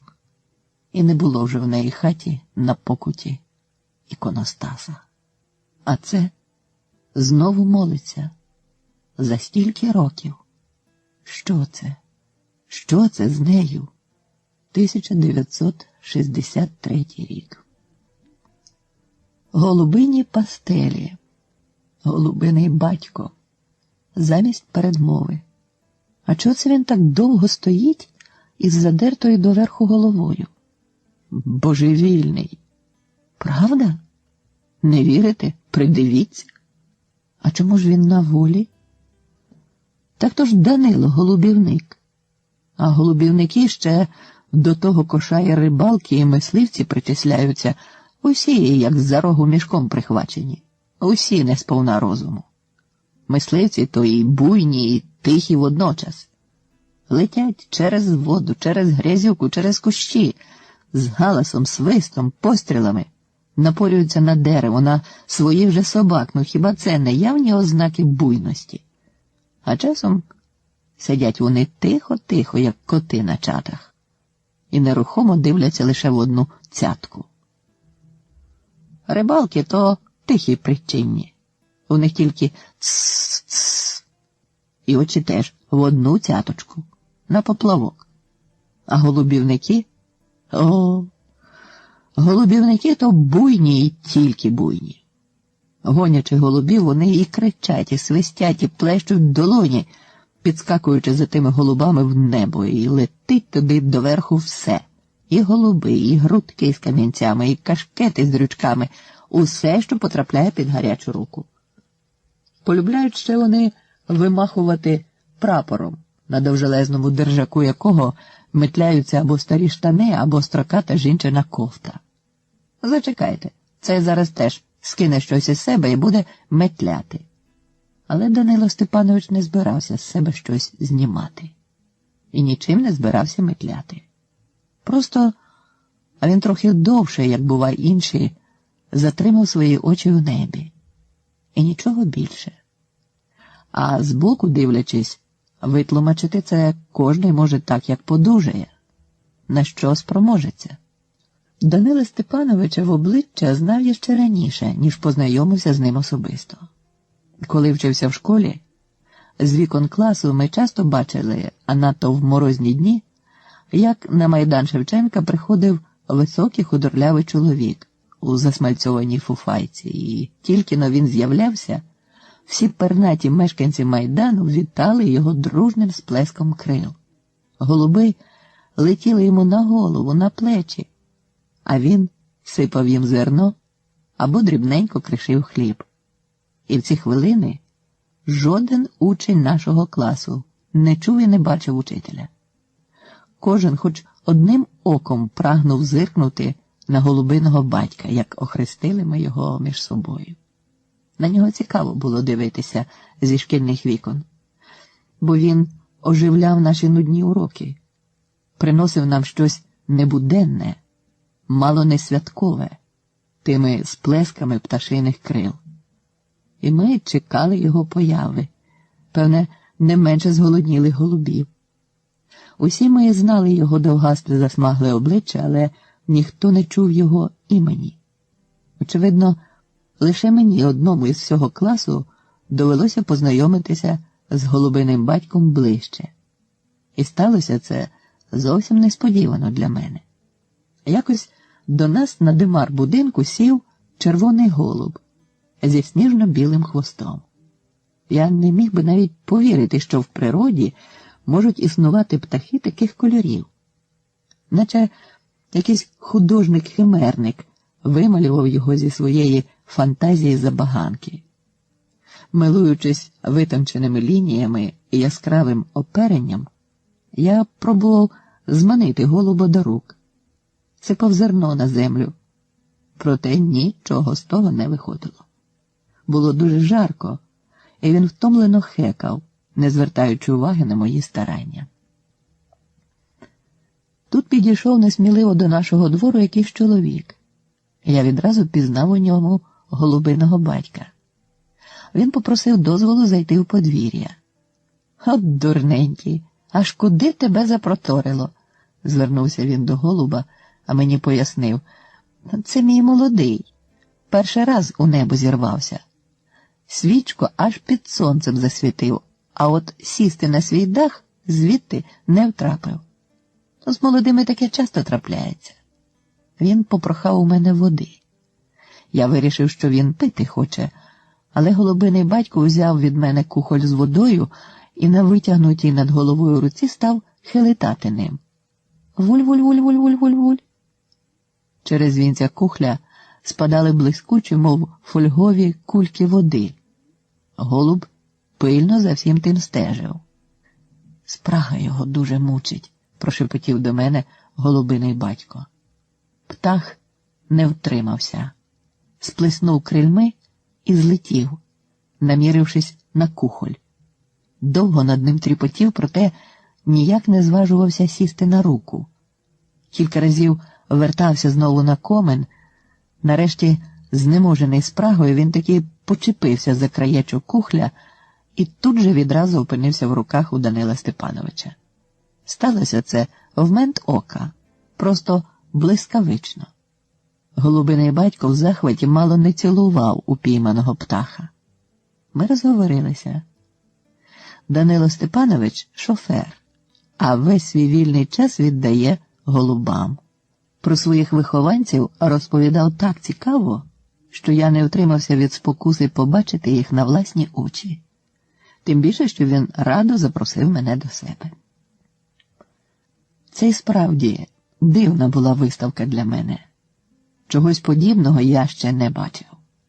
Справжній феєрверк живих барв, причому барв казкових, аж рябіло в очах, і все те гуло, ніжно воркувало, лопотіло крилами.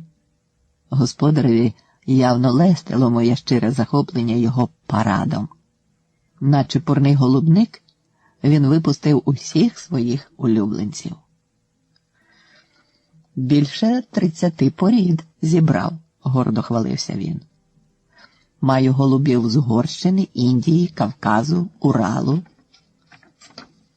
Потім зайшов у голубник і повернувся, несучи в руках пару голубів. А це миколаївські. Їх люблю найбільше. Недаремно називаються вони високольотними. Дивіться, він підкинув їх угору.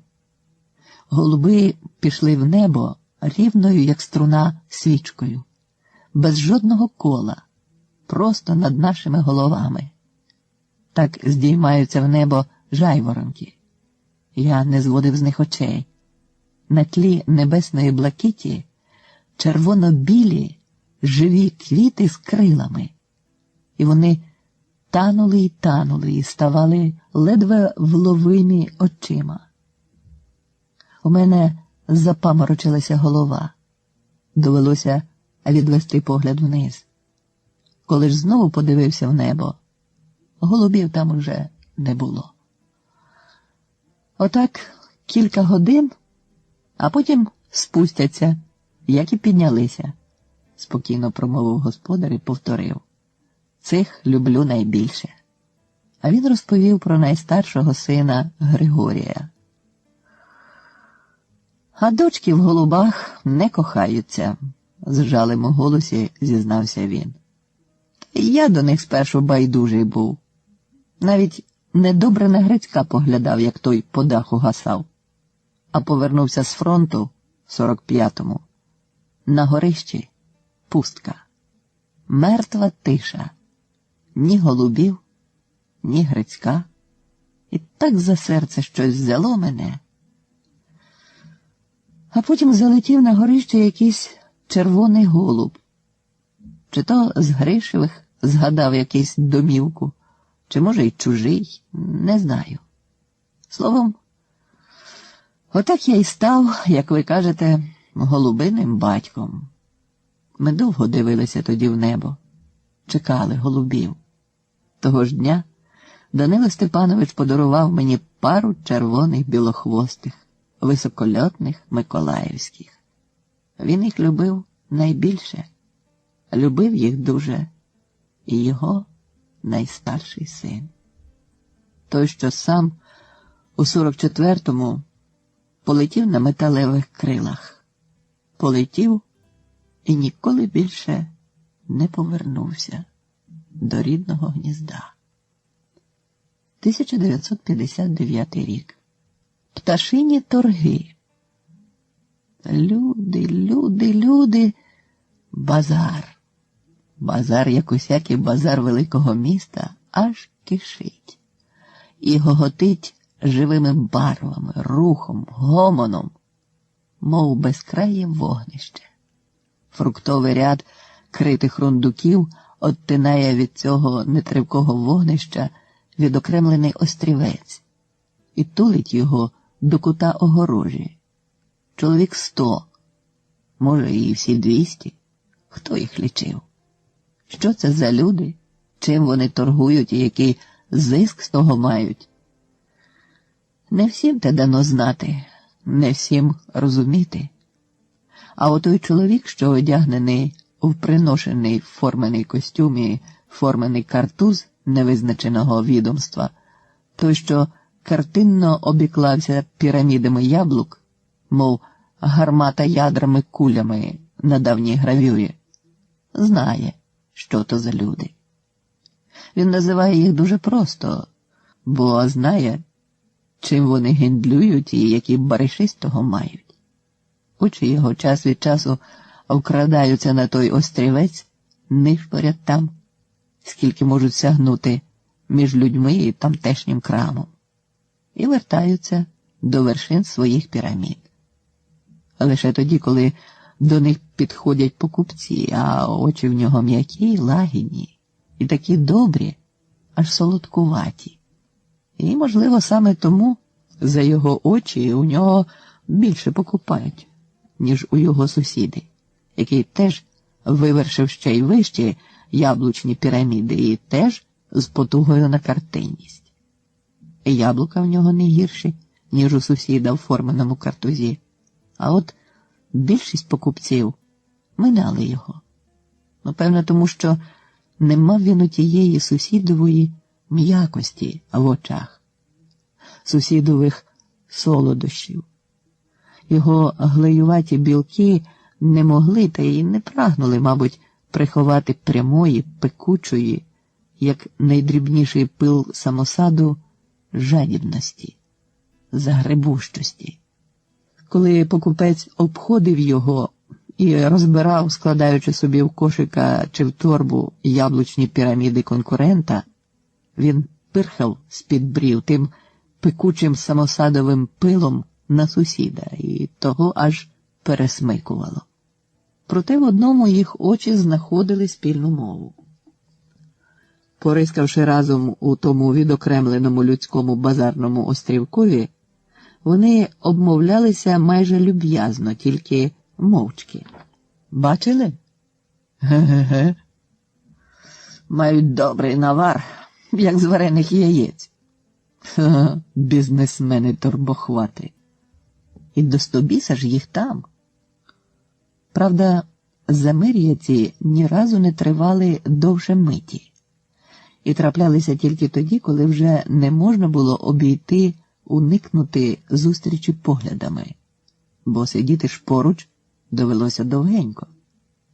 А відтоді, як солодкоокий чоловік виклав з великої, мов шарабан корзини, останні яблука, сусіди вже не зустрічалися очима зовсім. Глеюваті білки ще тільки один раз пирхнули тим пекучим самосадовим пилом у бік свого конкурента, і то не в очі. Ненависно і мстиво десь униз, під гузно, коли той, запхавши глибоко в пазушну кишеню сьогоднішній виторг і не вділивши сусідові навіть кивка, гордо простував собі уже геть від фруктового ряду торгових рундуків. Формений картуз подався в людський потік і поплив прямо на той острівець, по якому недавно нишпорились під його козирка солодкі очі. І недарма так зверхньо і зневажливо. Народу тьма тьменна, пропхатися з корзиною неможливо. І ще не всі, ще сходяться. А хоч би тобі малесенька скалочка отого розумного торгового інтересу, який втішав душу господаря вивершених яблучних пірамід. Цей строкатий натовп скидався скоріше на якесь зборище чи збіговисько характерників, і аж ніяк не на заклопотаних базарувальників, які прийшли сюди, бо знають ціну копійці й гендлю. Одні ходили тупцяли сюди, туди, туди-сюди, інші стояли стовбичили, як пеньки, поодинці, купками, чоловіки, підлітки, навіть жінки плутались між ними, і майже в усіх, у кого просто в руках, у кого в корзинах, у клітках, голуби. Голуби, голуби, голуби, чорні, білі, червоні, голубі, як соняшне небо над сьогоднішнім базаром. Солодкоокий з фруктового ряду і собі втиснувся в цей натовп. Просто перед ним якийсь випищений, благообразний на лице довгань з витягнутим, як гостро заточений олівець обличчям, патетично трясучи білою кистю перед співрозмовником, палко заперечував. Ні, з вашого дозволу, колего, ні. Він літає краще моєї гречаної? Ха, щиро дякую. Не вірю. З вашого дозволу не вірю.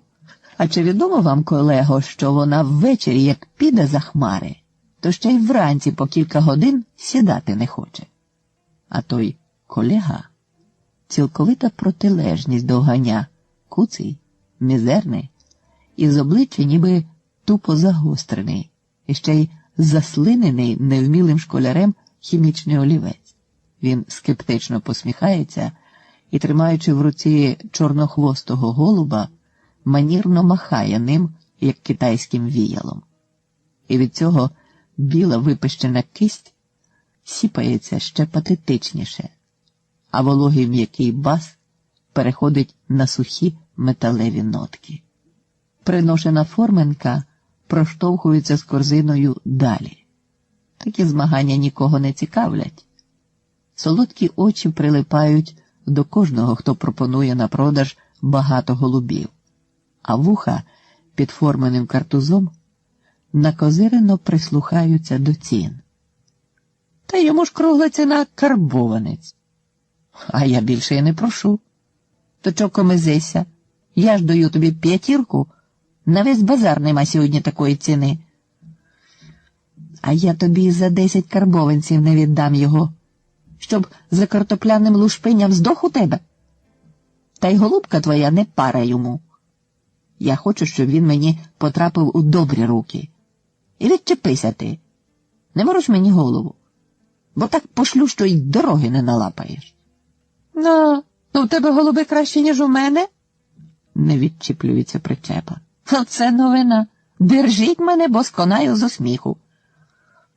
Корзина і тут не затримується надовго. Ну, друже, вік не забуду такої ласки.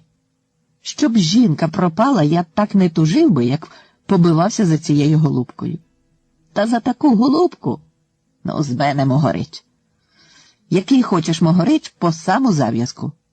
З мене могорич. Хтось ущасливлений сповіщав на весь базар.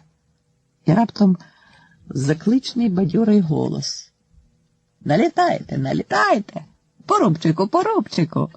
Порубчику за штуку віддаю. Березневий молодняк. Налітайте. Налітайте, майже дарма віддаю. Очаківський порубчику. На хазяйновито загратованій клітці сидить веселенький дядечко. Він устиг, певне, ще дома розмочити своє базарювання і з доброю душею згукує тепер собі покупців. З його клітки полохливо визирають гордогруді птахи, видивляючись у перехожих на свою майбутню долю. І до цього проштовхалося кілька підлітків. Не торгуючись, вибрали пару птахів, але від клітки не відходили. Ще щось прикидали собі, придивляючись до голубів. «Беріть, хлоп'ята, беріть, не пошкодуєте», – припрошував дядечко. «Це ж серпасті святкові, справжні очаківські. Батьків їхніх я з самого Очакова привіз. Навмисне їздив. По 100 рублів за пару платив. Жінка, щоб знала, роздерла б мене. А це ж даремно віддаю. По рублю за штуку, ну хіба це гроші? А ось перелиняють, об сонце крилами дзвонитимуть. Беручки ж до того лету, як чорти. А вже літають, мережево з соняшного проміння плетуть крилами. Душа розтає дивитися на їхній лет. Недарма ж святковими їх зовуть. Рекламуй, рекламуй, дядьку. Славно виходить. Святкові вони і справді, бо раз у рік на велике свято літають. Втручається збоку якийсь знавець серпастих святкових. А дядечко й до кишені не поліз відразу йому.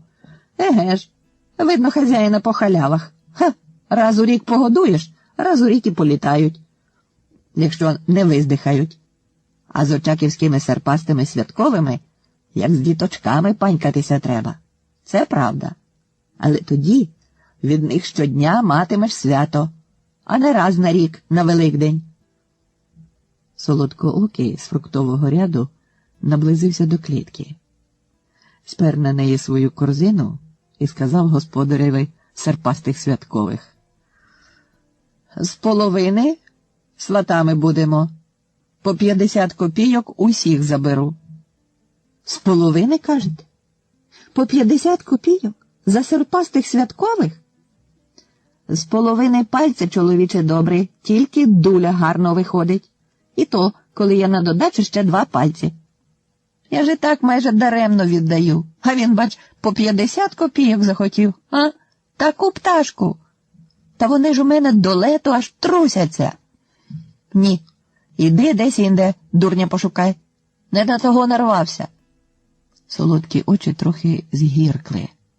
Корзина знехотя почепилася на лікоть і посунулась повз клітку з очаківськими голубами. Через кілька кроків примирливий голос навздогін запитав: «А чим годуватимеш їх?» «Ну, ясна річ, пшеницею», – посміхнувся власник корзини, повертаючи до продавця голову. Ну, тоді бери по 50. Ну, що маю тут з ними стояти? Забирай, хай буде по-твоєму. Де моя не пропадала? Корзина повернулася назад і стала поруч клітки. 1, 2, 3, 5, 10. Солодкоокий кілька разів перерахував голубів, вийняв з-під серця гаманця, довго длушпинився там і вголос, як і птахів, відрахував гроші. Простягнув їх голубникові. «Одержуй». «Ай, десь ти під церквою сидів, що такими дрібними назбирав», – засміявся дядечко, ще й поспівчував. «З твоєю вивіскою крупніших не дадуть. Це ти, певне, пограбував десь якусь телефонну будку?» Підкинув дядечко на долоні монети і, не перераховуючи, з переддзвоном сипанув до кишені. «Ну-ну, не дуже розпоясуйся. Це мої, мозолями зароблені. А вони завжди дрібні». Солодкоокий вийняв з кишені піджака газету, вистелив нею корзину, потім з тієї ж кишені виволік змоток сітки і, обтягнувши нею отвір корзини, став виловлювати з клітки голубів. Виходило в нього це незграбно. Він хватав їх то за голови, то за крила, немилосердно патруючи пір'я. Птахи злякано гули, жахаючись його рук, як котячих пазурів. Недавно веселенький дядечко тепер понуро втупився на це і розповідав: «А, якби не клята жінка, та з роду віку не продавав би їх. Ну, розвелося там трошки більше, то вона вже й не злазить з шиї, гризе і гризе. Винеси, каже, продай, а то вони не тільки все зерно, вуха тобі об'їдять. А з нею посперечаєшся». Далі балакучий дядечко замовк і мовчки поглядав на те, яку виправу влаштовують у клітці його, і вже не його птахам. Нарешті не отримався таки вигукнув: «Та обережніше! Ну що ти в холєри за голубівник? Ніби ніколи в руках їх не тримав». А коли Солодкоокий, ніяк не втрапивши піймати останнього птаха, що бився осатаніло з кутка в куток, вхопив таки його за великі махові пера крила і так смиконув, що ті пір'їни лишились у жмені, дядечко стьобнув його питальним поглядом. Ти навіщо їх купив у мене?» Вони зіткнулися очима. Солоденькі, розпалені ловчим азартом, одні очі липко посміхалися, інші, тверді, насторожені, вивчали. Раптом у тих липких посмішка луснула, розклеїлась, і зім'ятий пальцями голуб вирвався із залопотів скаліченими крилами. Він не міг піднятися високо і скоріше впав, аніж сів на схил найближчого присадистого дашка.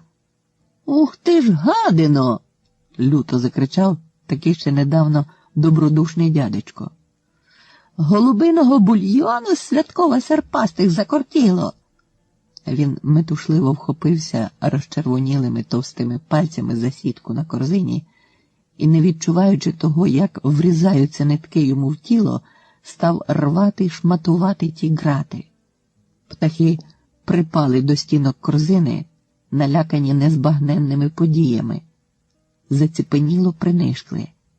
Але раптом всі в одну мить, очевидно, збагнули свого старого господаря і рвонулись на волю, радісно й тривожно б'ючи крильми над головами людей, ще не вірячи до кінця в своє звільнення. «Що це таке? Що ти робиш? А гроші? Я ж гроші тобі заплатив!» – зарепетував солодкоокий власник корзини. На, подивися ти своїми грішми!» І в його знівечене гримасою обличчя полетіли дрібні монетки і навіть ті кілька паперових карбованців, що були в кишені продавця голубів. Негайно зібралися люди, і всі одразу без пояснень зрозуміли, що тут скоїлося. «Го-го-го, м'ясожер! У плечі його звідси, у плечі! Гоніть, щоб і ноги сюди більше не поткнув!» Хтось пронизливо з виляском свиснув, а солодкоокий у форменці, похапавши гроші, підняв як щит корзину свою і став під той виляск хутко продиратися з цього тлумища божевільних, як він їх завжди називав. 1966 рік. Народження легенди.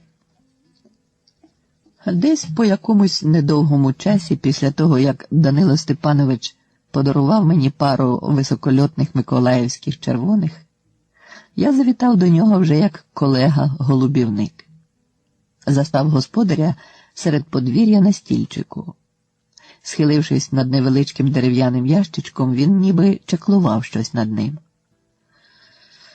«Роздивляюся на моїх красунь», – кивнувши в знак привітання, озвався до мене Данило Степанович і підсунув ближче у мій бік того ящичка.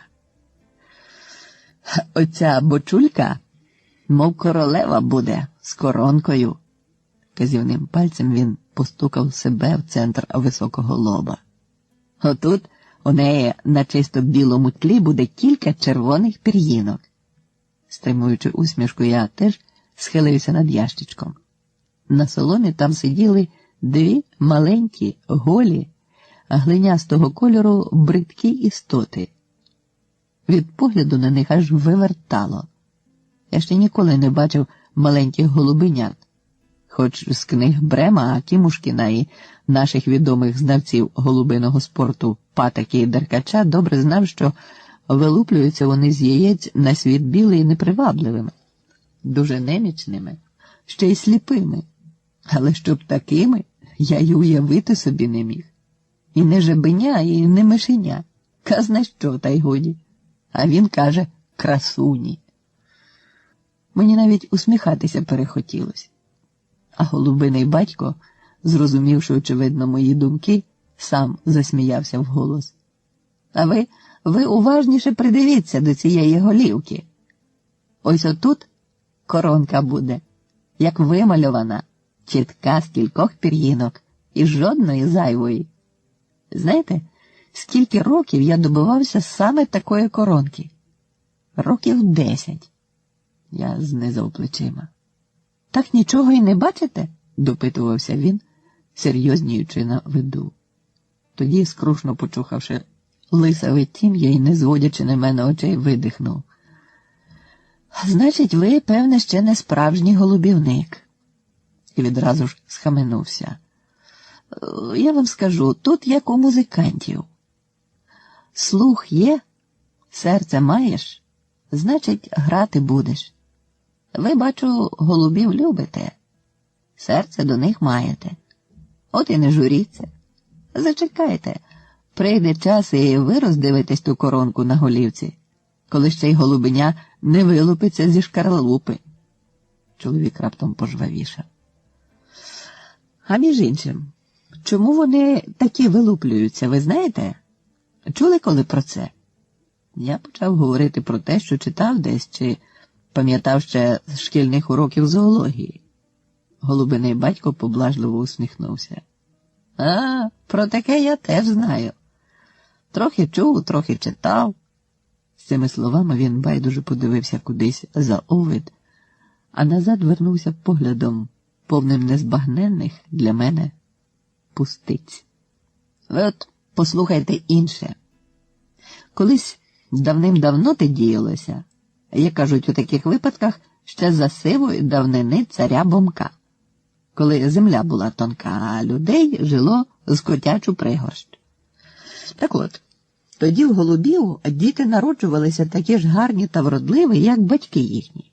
А то навіть і краще, бо маленьке ж усе дуже гарне.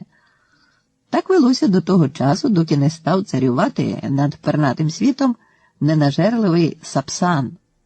Хижа птиця, прехижа. І дуже припала всевладному хижакові до смаку солодка кров маленьких голубиних дітей. І вимагав їх душогуб тисячами. Ще й поплічниками власними приневолював батьків, щоб ті приносили своїх дітей на пожирання.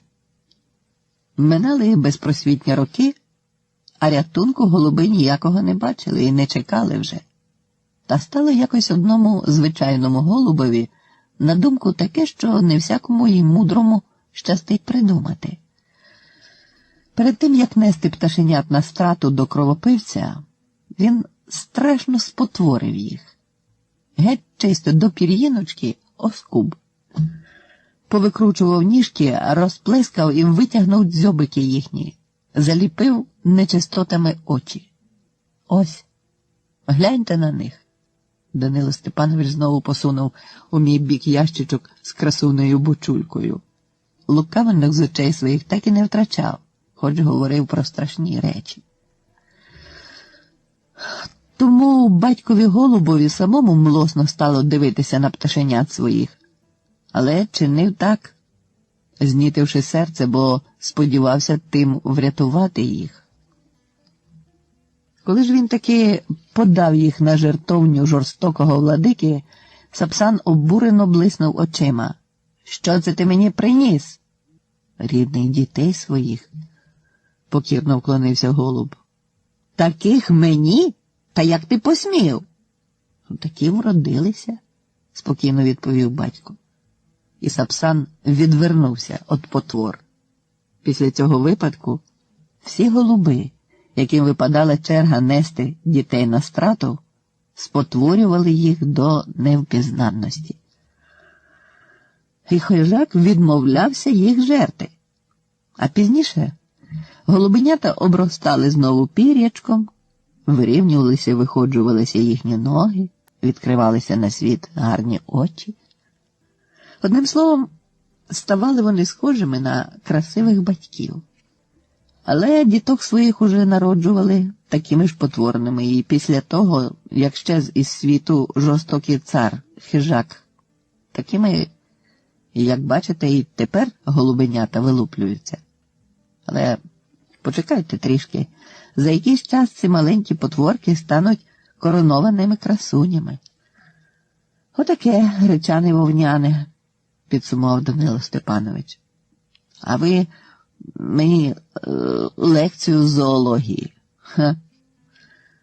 Ні з того, ні з сього він раптом по-дитячому зніяковів. Ми зустрілися усміхненими очима, і він поніс ящичок з майбутніми коронованими красунями в голубник. А коли повернувся до мене, я вже й не допитувався, чи це він сам придумав, чи чув від кого. Я був переконаний, що він цю легенду створив сам. Можливо, навіть просто зараз творив її. Я лише подумав, очевидно, мені ще далеченько до справжнього голубівника. І відразу ж згадав сказані голубиним батьком слова «Тут, як у музикантів». 1959 рік.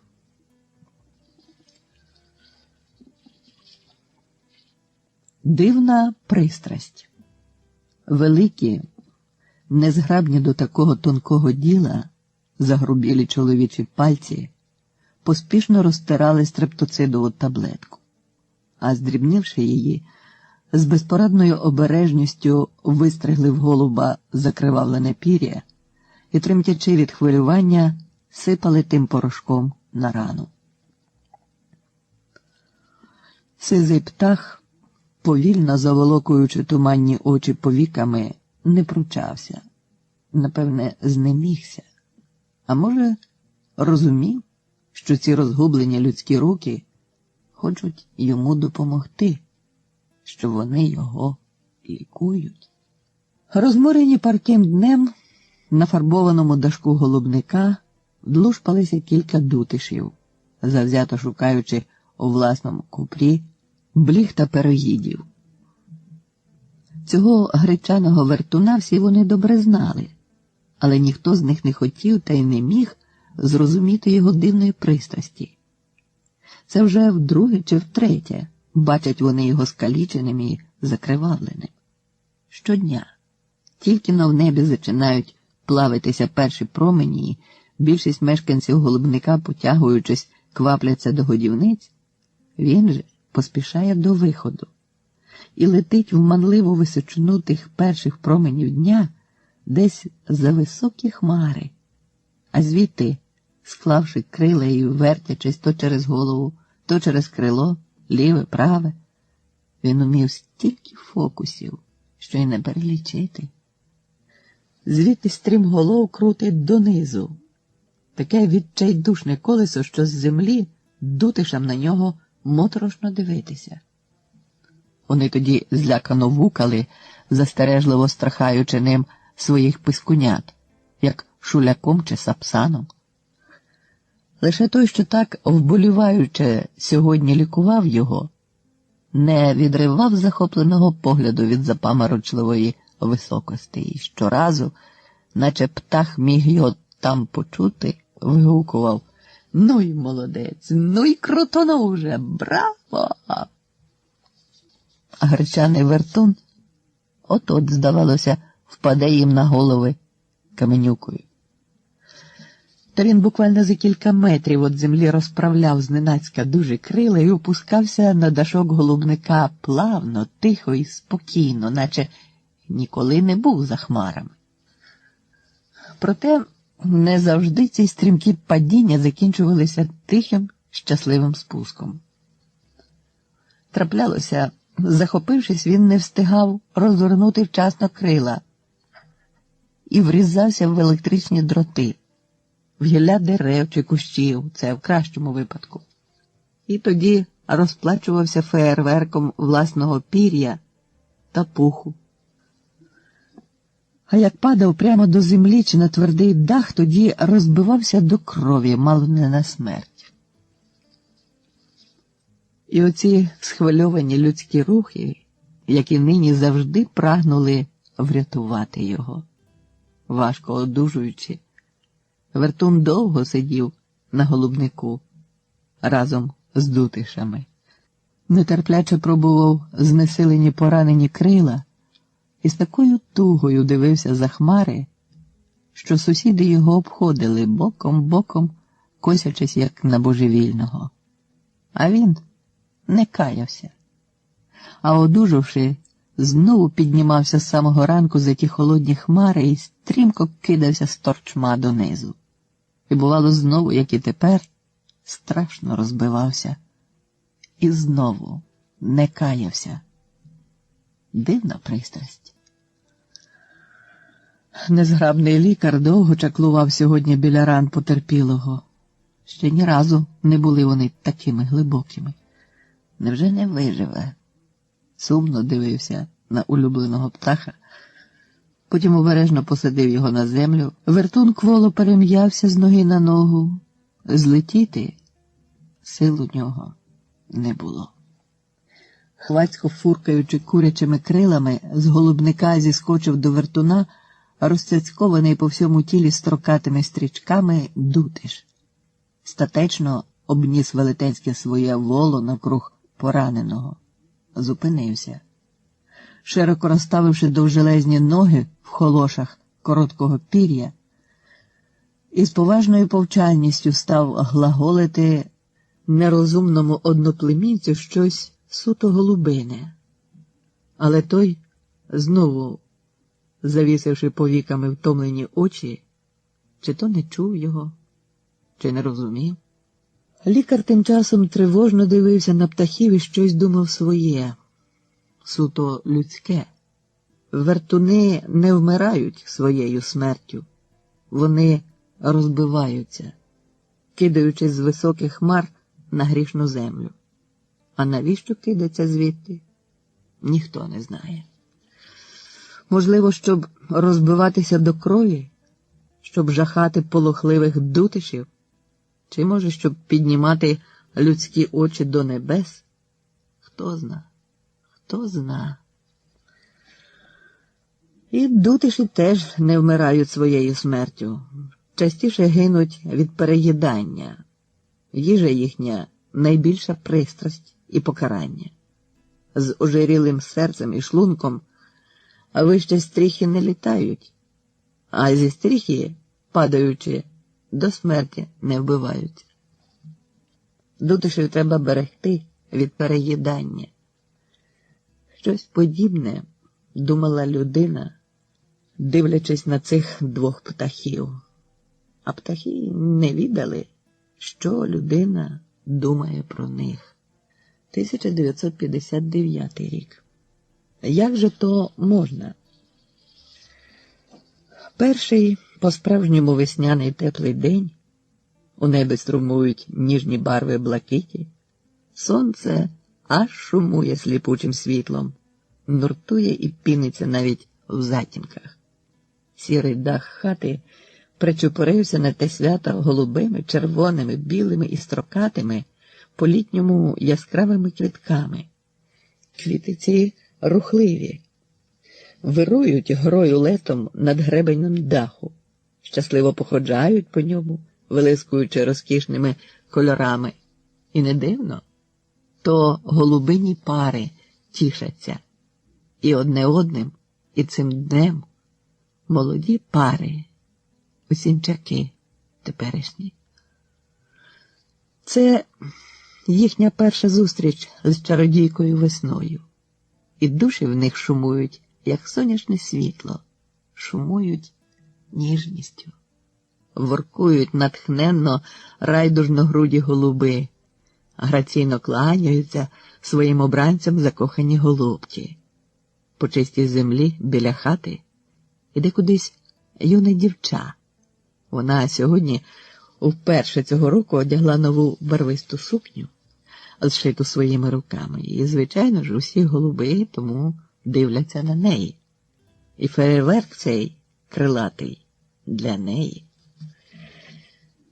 Дівчина зупинилася зачудована, усміхається живим квітам на гребені даху і сліпучому сонцю. Воно теж дивиться тільки на неї. Блаватному небу і теплій землі, і тим людям, які ще будуть сьогодні роззиратися на неї, на її нову літню сукню. Щось співзвучне голубиному воркуванню ворушиться в її широкому серці. Вона радіє засп'янілих від кохання і весняних барв молодих голубів. Раптом з чорного отвору голубника вискакує на дах рудий голуб-кошмач. Він тут господар, бо найсильніший і серед молодих, і серед старших. Він обурений таким безсоромним видовищем, вкрай обурений. Він уже довго спостерігає зі свого віконця за цим неподобством. Не видаючи себе, але терпець його не витримує. Як то можна? Повилазила ж на самісінький гребінь, і на очах усієї вулиці займаються любов'ю. І тільки пір'я летить з молодих недосвідчених пар. Якийсь зухвалий сміливець заходився гаряче обороняти честь свою і кохану подругу голубку. Та перед силою дужчого не зміг встояти. Шкереберть полетів донизу. А кошмоногий рудий господар, навівши таким чином порядок у своїх володіннях, задоволеним переможцем походжав гребенем даху.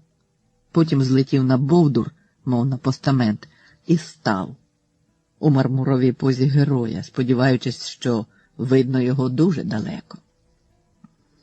Його і справді видно було далеченько. Та жаль барв.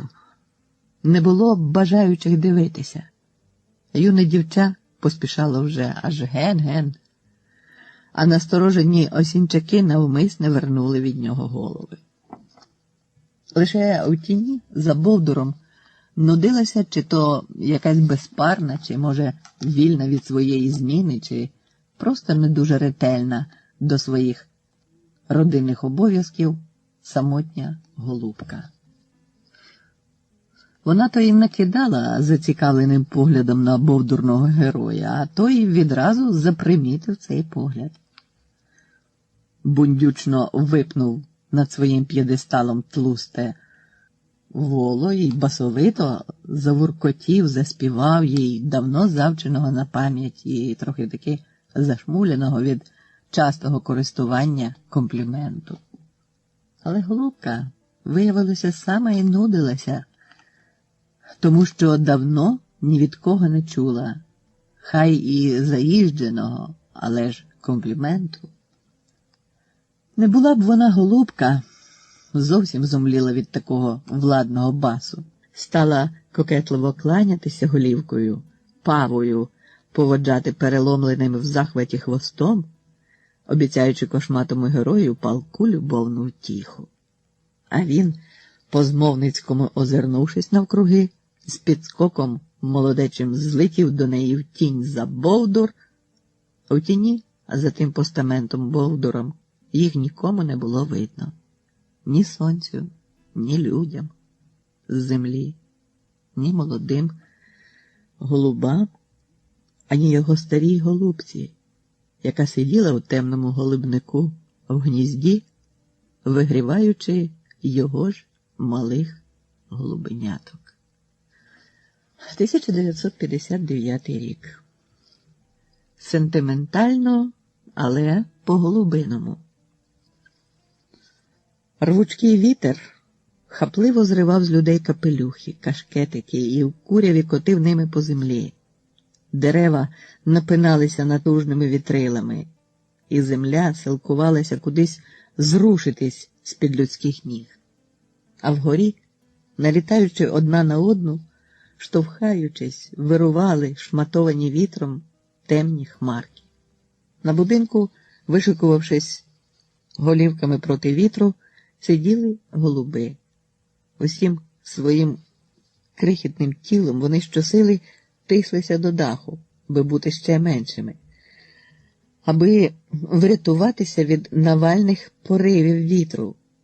Зірве то неминуча загибель. На землю не сядеш. Підніме в хмари і занесе безвісти.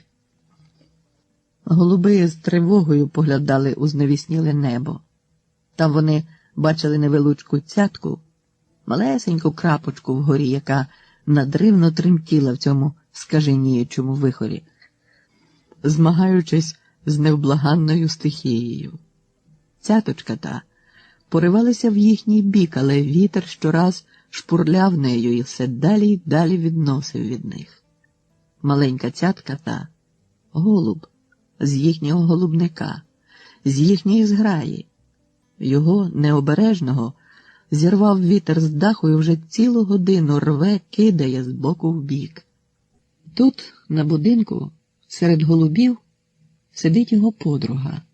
Крихітна, тендітна, сніжно-біла голубка. Вона не зводить з цятки сполоханого ока, але допомогти нічим не може. А голуб втрачає сили. Його відкидає за потемнілу лінію обрію, а там безнадія.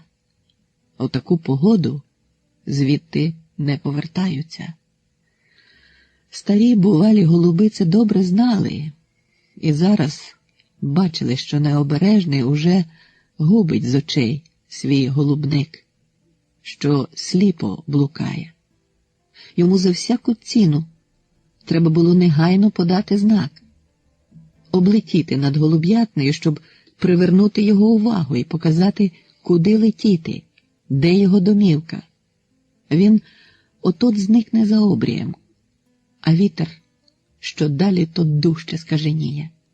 З будинку ніхто не відважується пуститися опори і місця. Раптом над дахом у ту колотнечу стихії білим смолоскипом злітає, спалахує пташка. То не вітер її зірвав, то кинулася в шалену круговерть крихітна, тендітна, сніжно-біла голубка. Вона не змогла більше стриматися. Собою, факеловим мерехтінням своїх білих крил прагнула освітити другові шлях до рідного дому. Вітер, наче зрадів новій жертві, рвонувся ще дужчим, ще сильнішим поривом, щоб згасити біля голубника цей маленький, палахкий білий вогник. А голубка звужувалася в стрілу, всім своїм тільцем стріляла в навальні груди вітровим поривом, прагнучи подолати їхню смертельну силу чи хоча б зменшити її, щоб допомогти голубові. І тепер очі тих голубів, що сиділи, припадаючи до даху, стежили за нею. Голуба вони вже зовсім не бачили. Він лише на мить якусь був ще з'явився і зник, як у прірві. Очевидно, не помітив над голубником у небі подруги.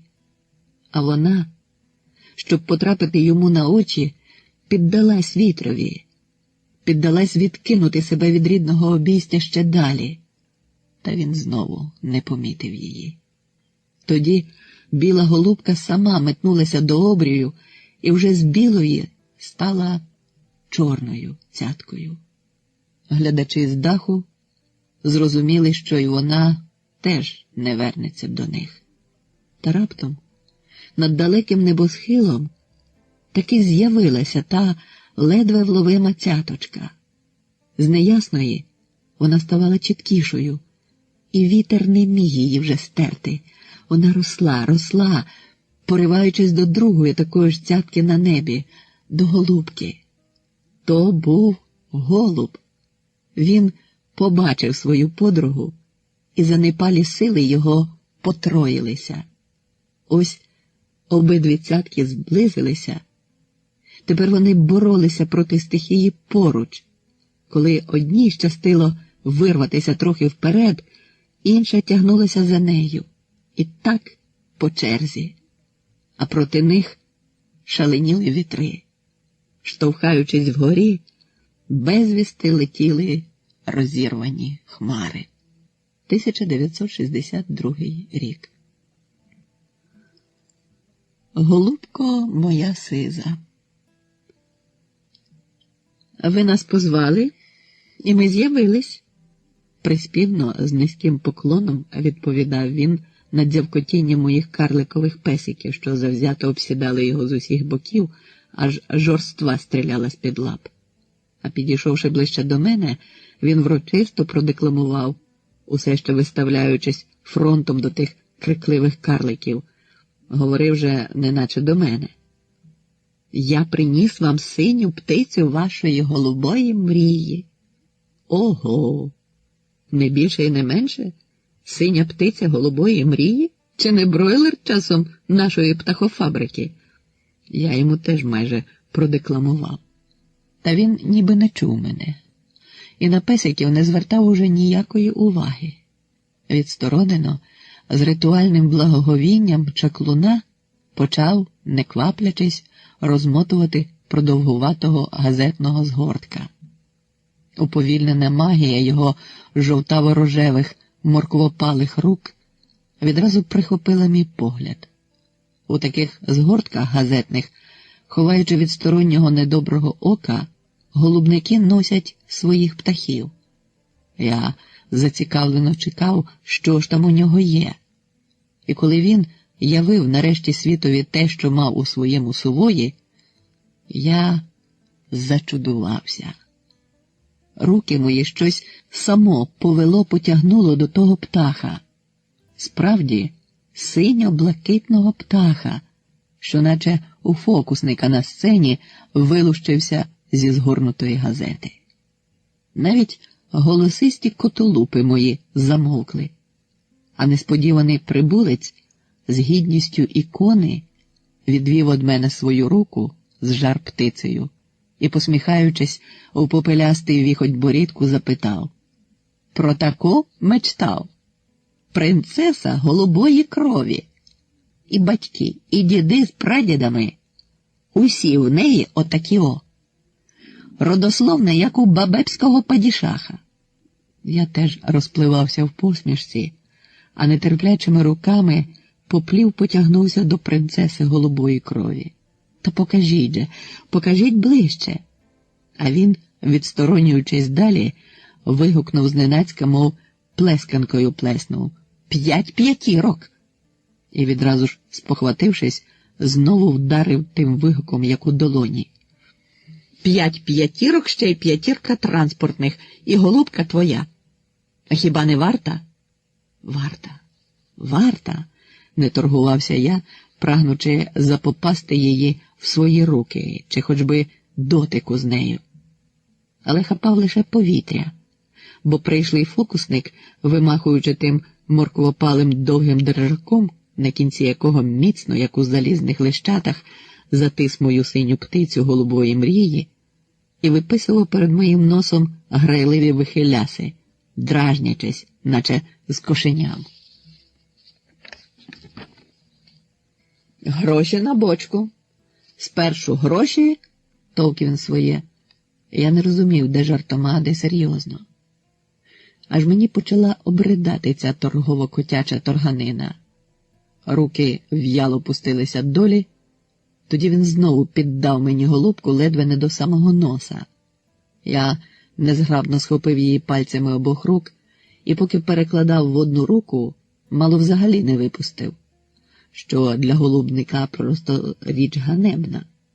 А коли, оговтавшись трохи, розвів її крило, прямо-таки задихнувся, наче пестив кохану. Це була справдішня, серпаста, світло-синя, аж блакитна красуня.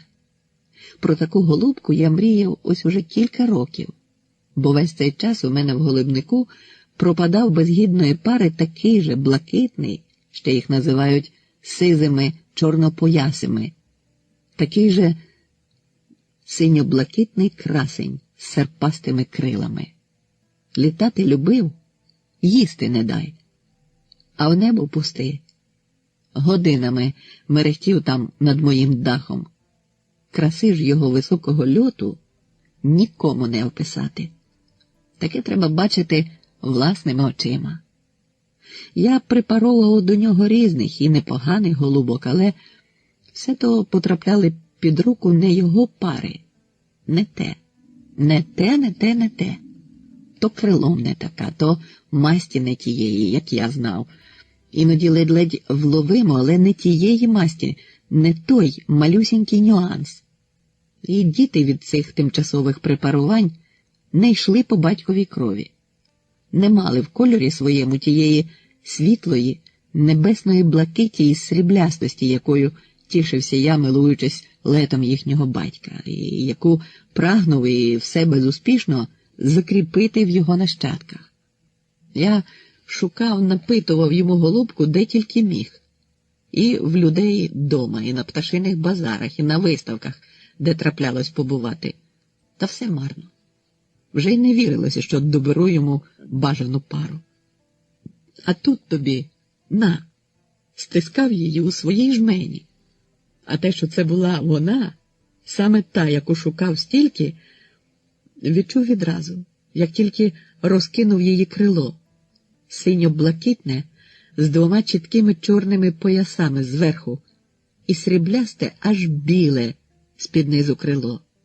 Та ще й тримала вона його з крутим очаківським вивертом, таким точнісінько серпом, як це робив мій голуб.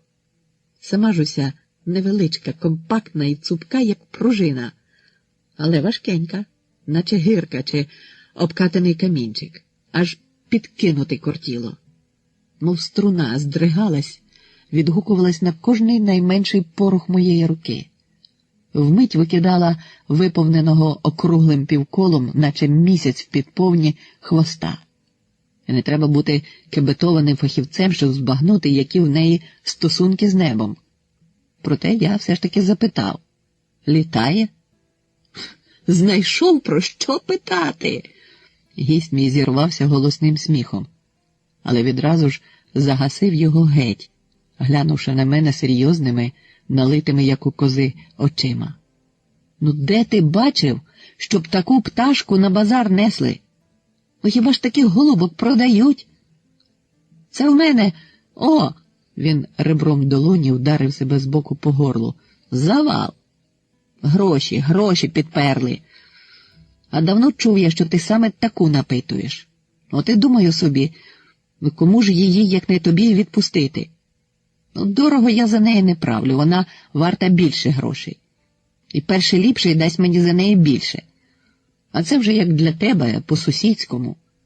Ну, мені, очевидно, як водиться, в таких випадках треба було б поторгуватися. Та я не вмію цього робити. А хоч би й умів, то як же повернеться язик торгуватися за ціну, коли пропонують синю жар-птицю твоєї голубої мрії? До того ж я потерпав, що він, чого доброго, взагалі передумає продавати її. Та й зручний момент для торгування, здається, безнадійно втратив ще раніше. І тому на його слова про гроші і красномовний жест до горла я заметушився. Вилапуючи себе однією рукою по кишенях, шукав гаманця, який, певне, відчувши своє спустошення, щоразу щезав саме з того місця, де я на нього сподівався.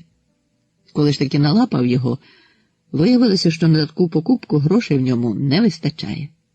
Підводила клята транспортна п'ятірка. Я показав цаполикому добродію на те, що виволік з гаманця, навіть зрадів, що випала зручна зачепа для торгування, мовляв, віддаю все, що маю. Але той, зі співчутливою скрушністю, хитаючи борідкою, почав повільно, але впевнено розрівнювати зім'яту було газету. Чекати я не можу. Доведеться йти на багатші села, мовив мляво і потягнувся у мій бік руками. Тут уже я відсторонився з гідністю ікони, хоч і досить таки метушливо. Стривайте. Якщо нема своїх, на сусідові мрії не купиш, відверто брав мене він на глузи. Ну хіба що в жінки попитайте? Тут же порадив, ще й підсмалив єхідно. Ну, на жінчині гроші, правда, легше чорний ящик придбати, а не голубу мрію. Проте, не випускаючи з руки сизої голубки, я все ж таки негайно доп'яв ту п'ятірку, що не вистачало, і вручив йому 30 карбованців. Коли ж він, задоволений і затеплілий поглядом, ховаючи їх до кишені, заникнувся, що за такі гешефти і могорич не гріх розчавити, тицнув я йому перед віч могоричну троячку.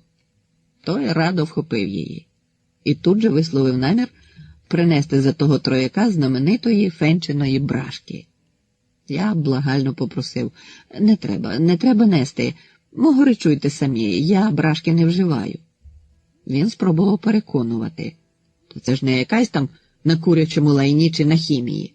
Справжня фенчина брашка на родзинках і грушевому сушняку. А я твердив своє: брашки не вживаю. Краще могоричуйте без мене. За голубу мрію, і щоб не випити могорич? Ні, я такого не розумію. Однак сум його не обліг з такого приводу.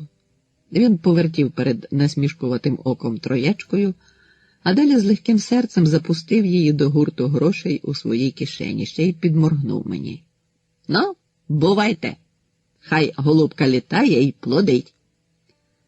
А я вже тільки й чекав, щоб швидше відв'язатися від нього, бо долоня моя влипла вросла в голубе пір'я голубки і затерпла так, що аж заніміла. Край, як кортіло побачити пташку, не в зачавленій правцем жмені, а на короткому, хоч на одну мить, перелеті в голубнику. То такий попередній екзамен кожному новому голубові. Хочеться ж довідатися, що саме придбав.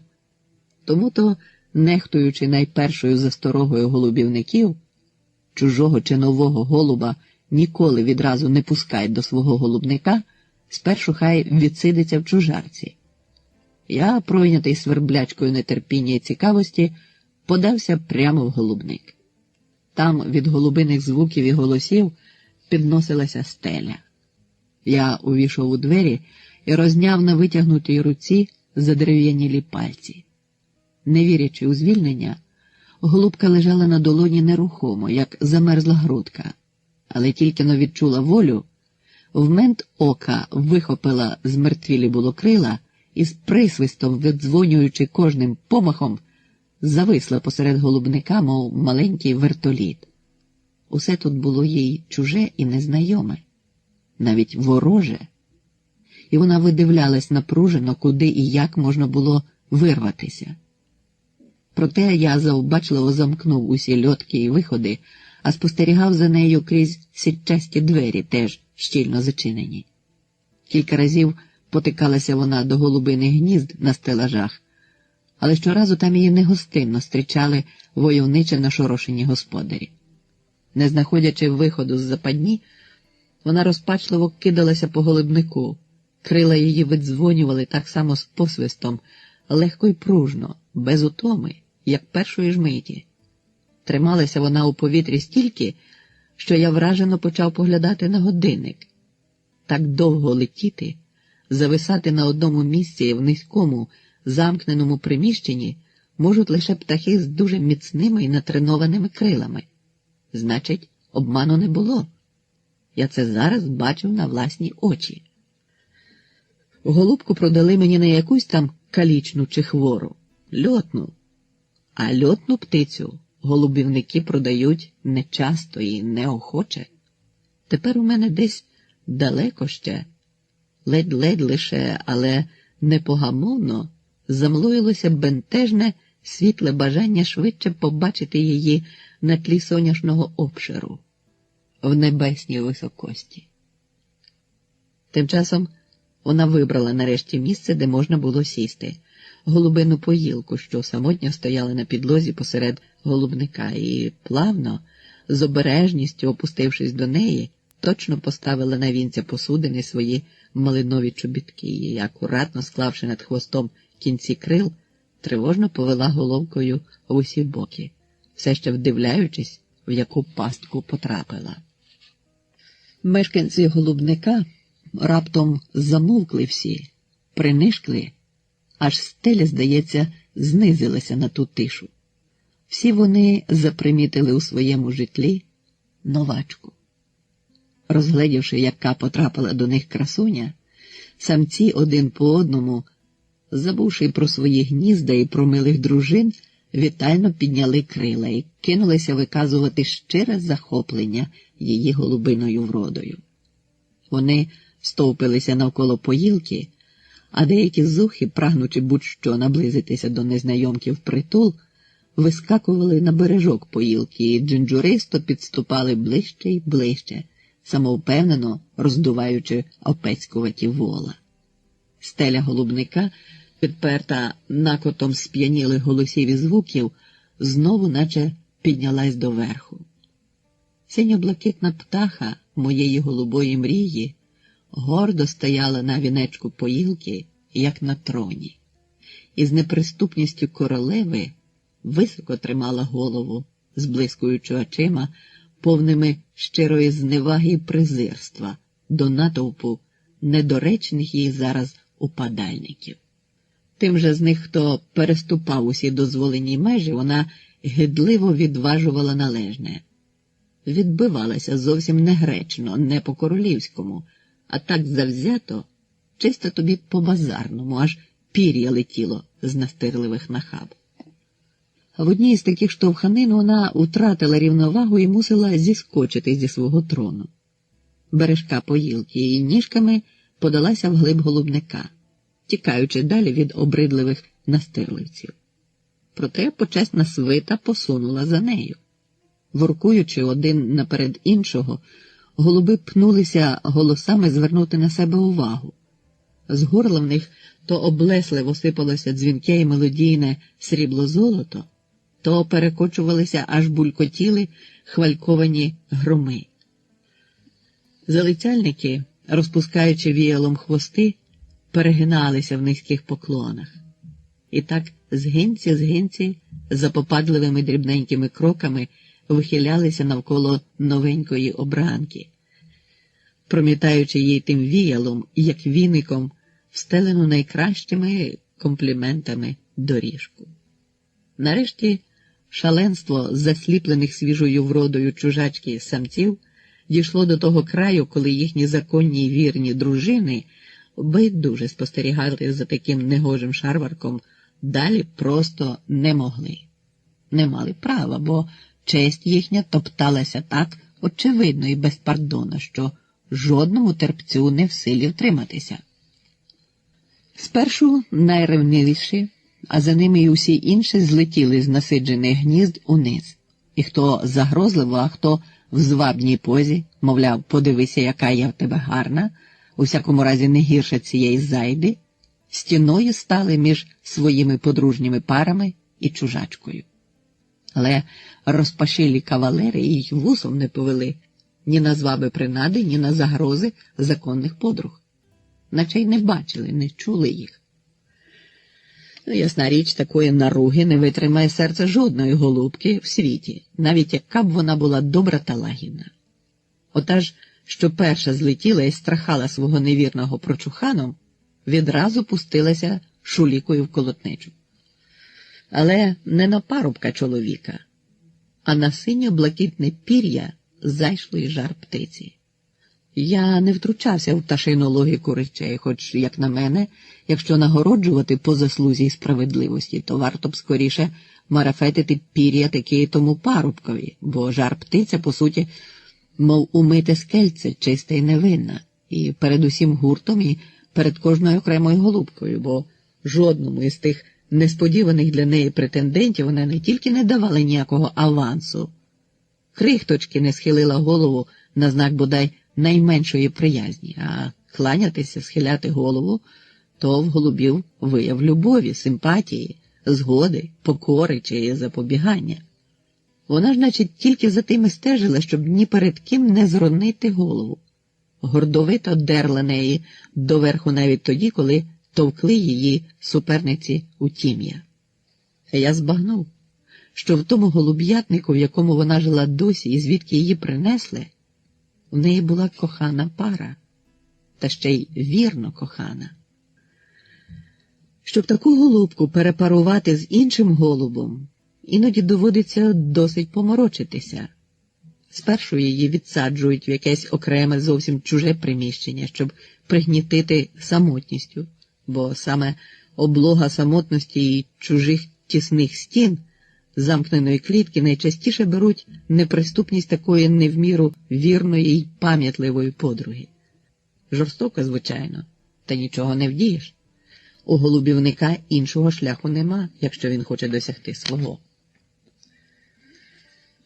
Витримаєш її якийсь час у тій буцегарні, прикидаючи оком, коли вона дозріє. Набереться тією самотністю вщерть, а тоді вже підпускаєш якогось безпарного, бажано теж достиглого на самотності голуба, і найвпертіші змушені тоді кланятися одне одному. Хоча на повний успіх та ще й з першого заходу не завжди можна чекати, трапляються такі затяті, якими гніт самотності і замкнені стіни клітки і улещання підставленого партнера – все ніщо. Тоді доводиться запасатися терпінням і прокручувати цю карусель з підсаджуванням і відсаджуванням знову і знову, поки час не візьме свого. А він усе бере. І таких жар птиць теж. Голуб красень, для кого синя птиця голубої мрії купувалася, теж товкся в натовпі здобувальників її прихильності. Та ще й з таким заповзяттям і наполегливістю, наче давно знав, що судилася вона саме йому, і право на неї тільки в нього. Коли ж вона злетіла, рятуючись від знавіснілих ревнивок і знову затремтіла в тісняві під стелею голубника, красень кинувся услід за нею. Крила їхні зіткнулися, і голуби обоє попадали долу. А за ними, де перебіжками, де льотом, як прикута на ланцюжку, його жовто-солом'яна голубка. Він же, засліплений лискучим ореолом чужої, ставився до своєї, як до порожнього місця. тільки злостився. А ще від того, що гоноровита незнайомка відверто так нехтувала ним, і навіть гадки не мала кланятися. Це під'юджувало ще дужче, і він, роздуваючись, напосідав уже не любовним, а гнівним вуркотом, замахувався дзьобнути, прагнув силою схилити її вперту голову. Тим часом розгублена дружиненька запопадливо, з ретельною принизливістю кланялася перед ним у всі боки, низько й часто-часто опускаючи голову, не в силі збагнути, що діялося з коханим чоловіком. До речі, дружинонька, теж красуня мальована, білохвоста, вся жовто-солом'яна, аж соняшна. Він же голубий, як небо, сріблясто іскристий, точнісінько, як зайшла жар-птиця. Тож не дивно, чому магнетизм подібності так невтримно закрутив його. Серед голубів так і заведено. Самець, обираючи пару, насамперед зупиниться на такій, як сам. Рябий дутиш вибере рябу дутишку. Білий павиний – білу павичку. Чорний же серед різнобарвного тлуму уперто шукатиме циганку. Чи не таке ж і з людьми діється? Дещо й не так. Жовто-солом'яна за віком була значно молодша від голубої, а в голубів що старіша, то й красивіша. Саме з роками форми її досягають досконалості, довершеності, і коли вже заходить голубові на вибір молодша чи старша, то діється так. За всіх інших рівнозначностей голуб зупинить свій вибір на старшій, бо вона звабніша, по-голубиному ніжніша, витонченіша. Молодший же доводиться чекати своєї зоряної пари. Не гаючи часу, я посадив новачку в напівтемну буцегарню паровочного ящика. Так само вчинив і з кандидатом на її нареченого. Усім нам тепер випало чекання. Я був задоволений і спокійний, бо наперед відав, що в цій дії і в якій послідовності вертиться. Несподіваних тривог не передбачав.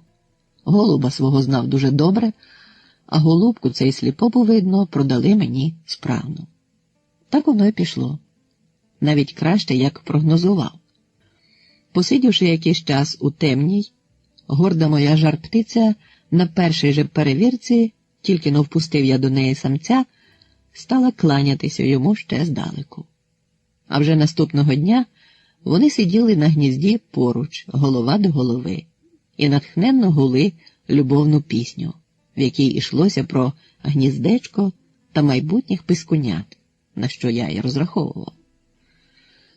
Ще через день-два я впустив їх у голубник, попередньо відсадивши звідти жовто-солом'яну голубку.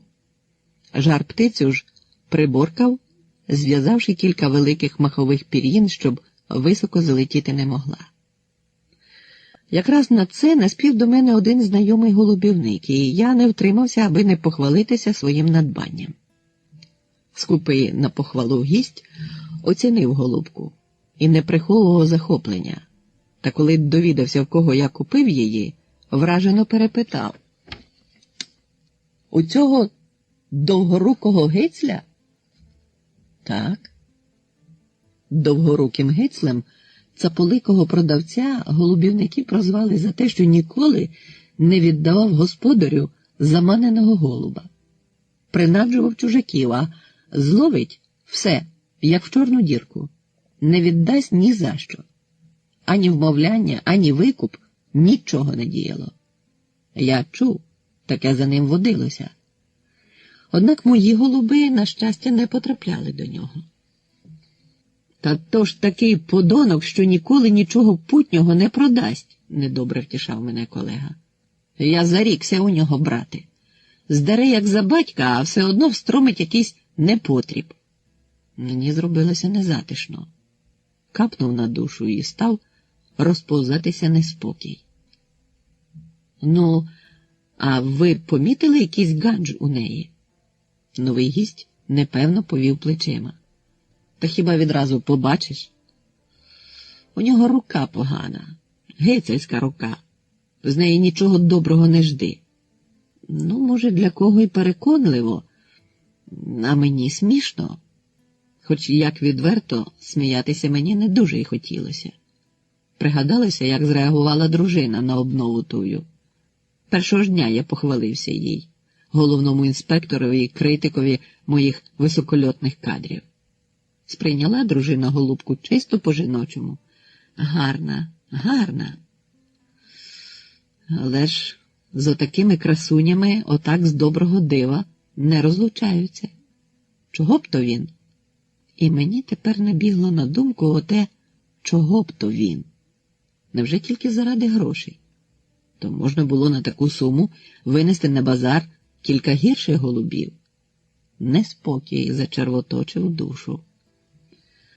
Наступні дні куплена в довгорукого гицля голуба Мрія поводила себе саме так, наче підрядилася розвіяти всі мої сумніви та тривоги.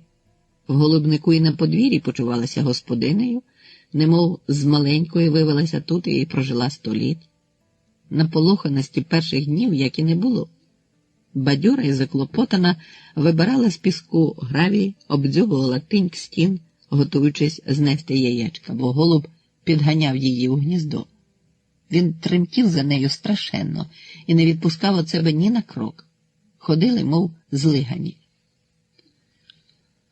І от настав день, коли я звільнив її від в'язки. Довго, як вітряк, вимахувала крилами, але ніг від даху не відривала. Далі легенько відокремилась від покрівлі і, стрімко набираючи висоту, без жодного кола полинула в небо.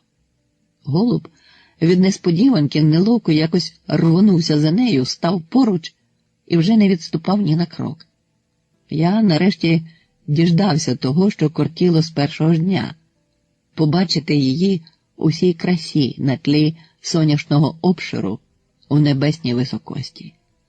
Про який ганж могла йти мова? Голубка гідна була партнера, хоч рівного йому в моїй голуб'ятні не було, та й усій околиці, певне, не знайти. Власне, подружжя не літало, воно плело наді мною чарівне мережево соняшних променів і небесної блакиті. Серпасті крила змикалися над їхніми головами мерехтливим срібним вінком. І мене на землі не стало. На тих крилах і я полинув з голубами в небо, в манливу глибину. З віку правіку, певне, ще з тієї далекої миті, коли людина вперше підвелася на 2 ноги і глянула над собою вгору, на неї рокованим дивом упала любов до цього таємничого краю, а з нею й тривожне бажання крил, прагнення нездійсненного лету. Не маю я на увазі того, що людина таки допнула з громовим гуркотом над головою і безплатними пакетами аерофлоту, хоч і ця велика дитина від любові до неба. Я маю на думці той політ, який дає людині відчуття, що вона сама долає висоту і простір. Маю на оці людські поривання линути над широким світом на своїх власних крилах. Очевидно, це і є прагнення недосяжної краси, прагнення довершеності й ідеалу. І все то в одному єдиному – літати. У дитинстві, а надто у вісні, всі ми літаємо над землею, а стаємо дорослими. Тут уже як кому пощастить. Проте знаю напевно. У тих, хто плекає високольотних птахів, виростають крила, коли літають в небі їхні вихованці. Тоді, як уперше звільнив жар-птицю від в'язки, і голуби, політавши в парі, посідали на мій дах, розчулений я сповнився до мого цаполикого продавця, щоб там про нього не плескали язики, безмежною вдячністю за голубку. Я побачив, на що вона спроможна в небі, і мені кортіло вже іншого. Я хотів, щоб у цієї пари швидше пищали в гніздечку малі, а те, що діти підуть в батьків, я вірив цілковито. Відтепер вони щодня вранці годину-другу літали в небі. До моєї голуб'ятні голубка, тримаючись голуба, звикла дуже швидко. Голуб до гніздової коробки позносив солому у різні патички з усіх закутків. Коли голубка довго затримувалася на дахові чи в подвір'ї, він силою заганяв її в гніздо і там ніжно благав, щоб подарувала яєчко. Вона ж на ті вмовляння поважно вмощувалася в гнізді, пишалася, обкладаючися соломинками. Сиділа тихо, принишкла, неначе от-от, з хвилини на хвилину, мало відбутися дійство. А він нетерпляче підстроблював голову під неї і, не знайшовши там нічого, нервував, навіть вичитував щось сердитим вуркотом. Коли ж вона сходила з гнізда, хапав дзьобом за пір'я і волік назад. Щоб не гнівити судженого, дружиненька годинами сиділа в гнізді, як це уміють голубки, що скоро мають знестися. Одного разу птиця голубої мрії цілих 3 доби ходила перегнута в спині крутим горбом, наче носила в собі готове вже дозріле яєчко. Голуб в цей час шаленів від щастя. Не знав, як біля неї стати, якого танцю станцювати. Я теж радів. Нарешті подумалася. Аж на 4-й день вона вирівнялася. І хоч з гнізда сходила тепер, щоб поїсти і попити, не знайшов там яєчка ні голуб, ані я. Заглядали туди по кілька разів на день. Підрахував, скільки часу вона в мене. Виходило 2-й місяць. Травень-червень. Пора, коли голубки несуться найчастіше. Раптом мені проясніло все. Синя жар-птиця моєї голубої мрії безплідна. Нестися вона не могла. Ось чого продали її. Збагнути певний голуб. І раніше од мене. Бо все частіше пропадав не в гнізді поруч з половиною, а на дашку голубника, у зграйці безпарних голубок. Синьо-блакитна ж пташка вперто гріла собою порожнє гніздо. Вона хотіла мати голубенят дужче, ніж голуб, дужче, ніж я. І мене найбільше доймало, що у виводний сезон марно пробайдикував найкращий голуб. А гицлю ти, гицлю довгорукий. Я кілька разів ходив до нього. Поговорити хотів, розпитати хотів про неї, а скоріше мав невимовне бажання натовкти йому цапину морду. Та щоразу не заставав удома, хоч підозрював, що він просто уникає зустрічі. Вдарився я зі своєю голубкою до ветлікарів, але ті безплідних жар-птиць не лікують. Хоч з дуже авторитетними фізіономіями і зі знанням суті гарно пояснюють, чому та чи інша конкретна жар-птиця на даний момент не може знестися. Дехто з голубівників взагалі радив спекатися її. Мовчкома продати та й годі, як те вчинив довгорукий гицель. І от я згадав Данила Степановича. Старий досвідчений голубівник, пройнявшись моїм клопотом, узяв голубку в руки, довго її роздивлявся, потім запустив у небо. За нею з даху пішов і голуб. Так, треба ж таке. Цього разу голубка літала недовго. Залишивши голуба вгорі, сіла на дашок і хутенько подалася на своє порожнє гніздо, немов там могли захолонути пташенята. Ну, ти бач таке. Як же ж тобі допомогти? Співчутливо звертався Данило Степанович до голубки, а в мене запитав.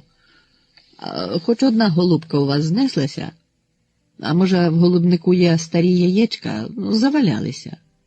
А я, як на те, сьогодні ж випорожнив усі гнізда і віддав яєчка песикам, дуже ласим до голубиних яєць. Ви знаєте, нема жодного. Ну, гаразд, так і буде. Спробуємо обійтися, мовив Данило Степанович, розглядаючи щось під ногами. І копнув ногою жорству, на якій ми стояли. Раз, вдруге, присів навпочіпки і почав вибирати з землі камінці. Я зацікавлено спостерігав. Чоловік набрав цілу жменю камінців і підвівся на весь зріст. Потім висипав їх під ноги, залишивши собі 2. Завбільшки з голубине яєчко. Гальки. Оце візьміть і покладіть у гніздо.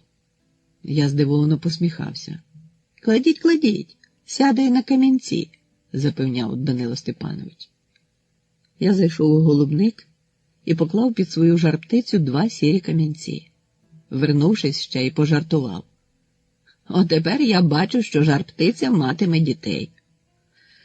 Кам'яних, у тон мені відповів Данило Степанович і запитав, яке сьогодні число. Я сказав. Так, дуже добре. Добре. Це він знову мовив до себе, щось виважуючи. А тоді до мене.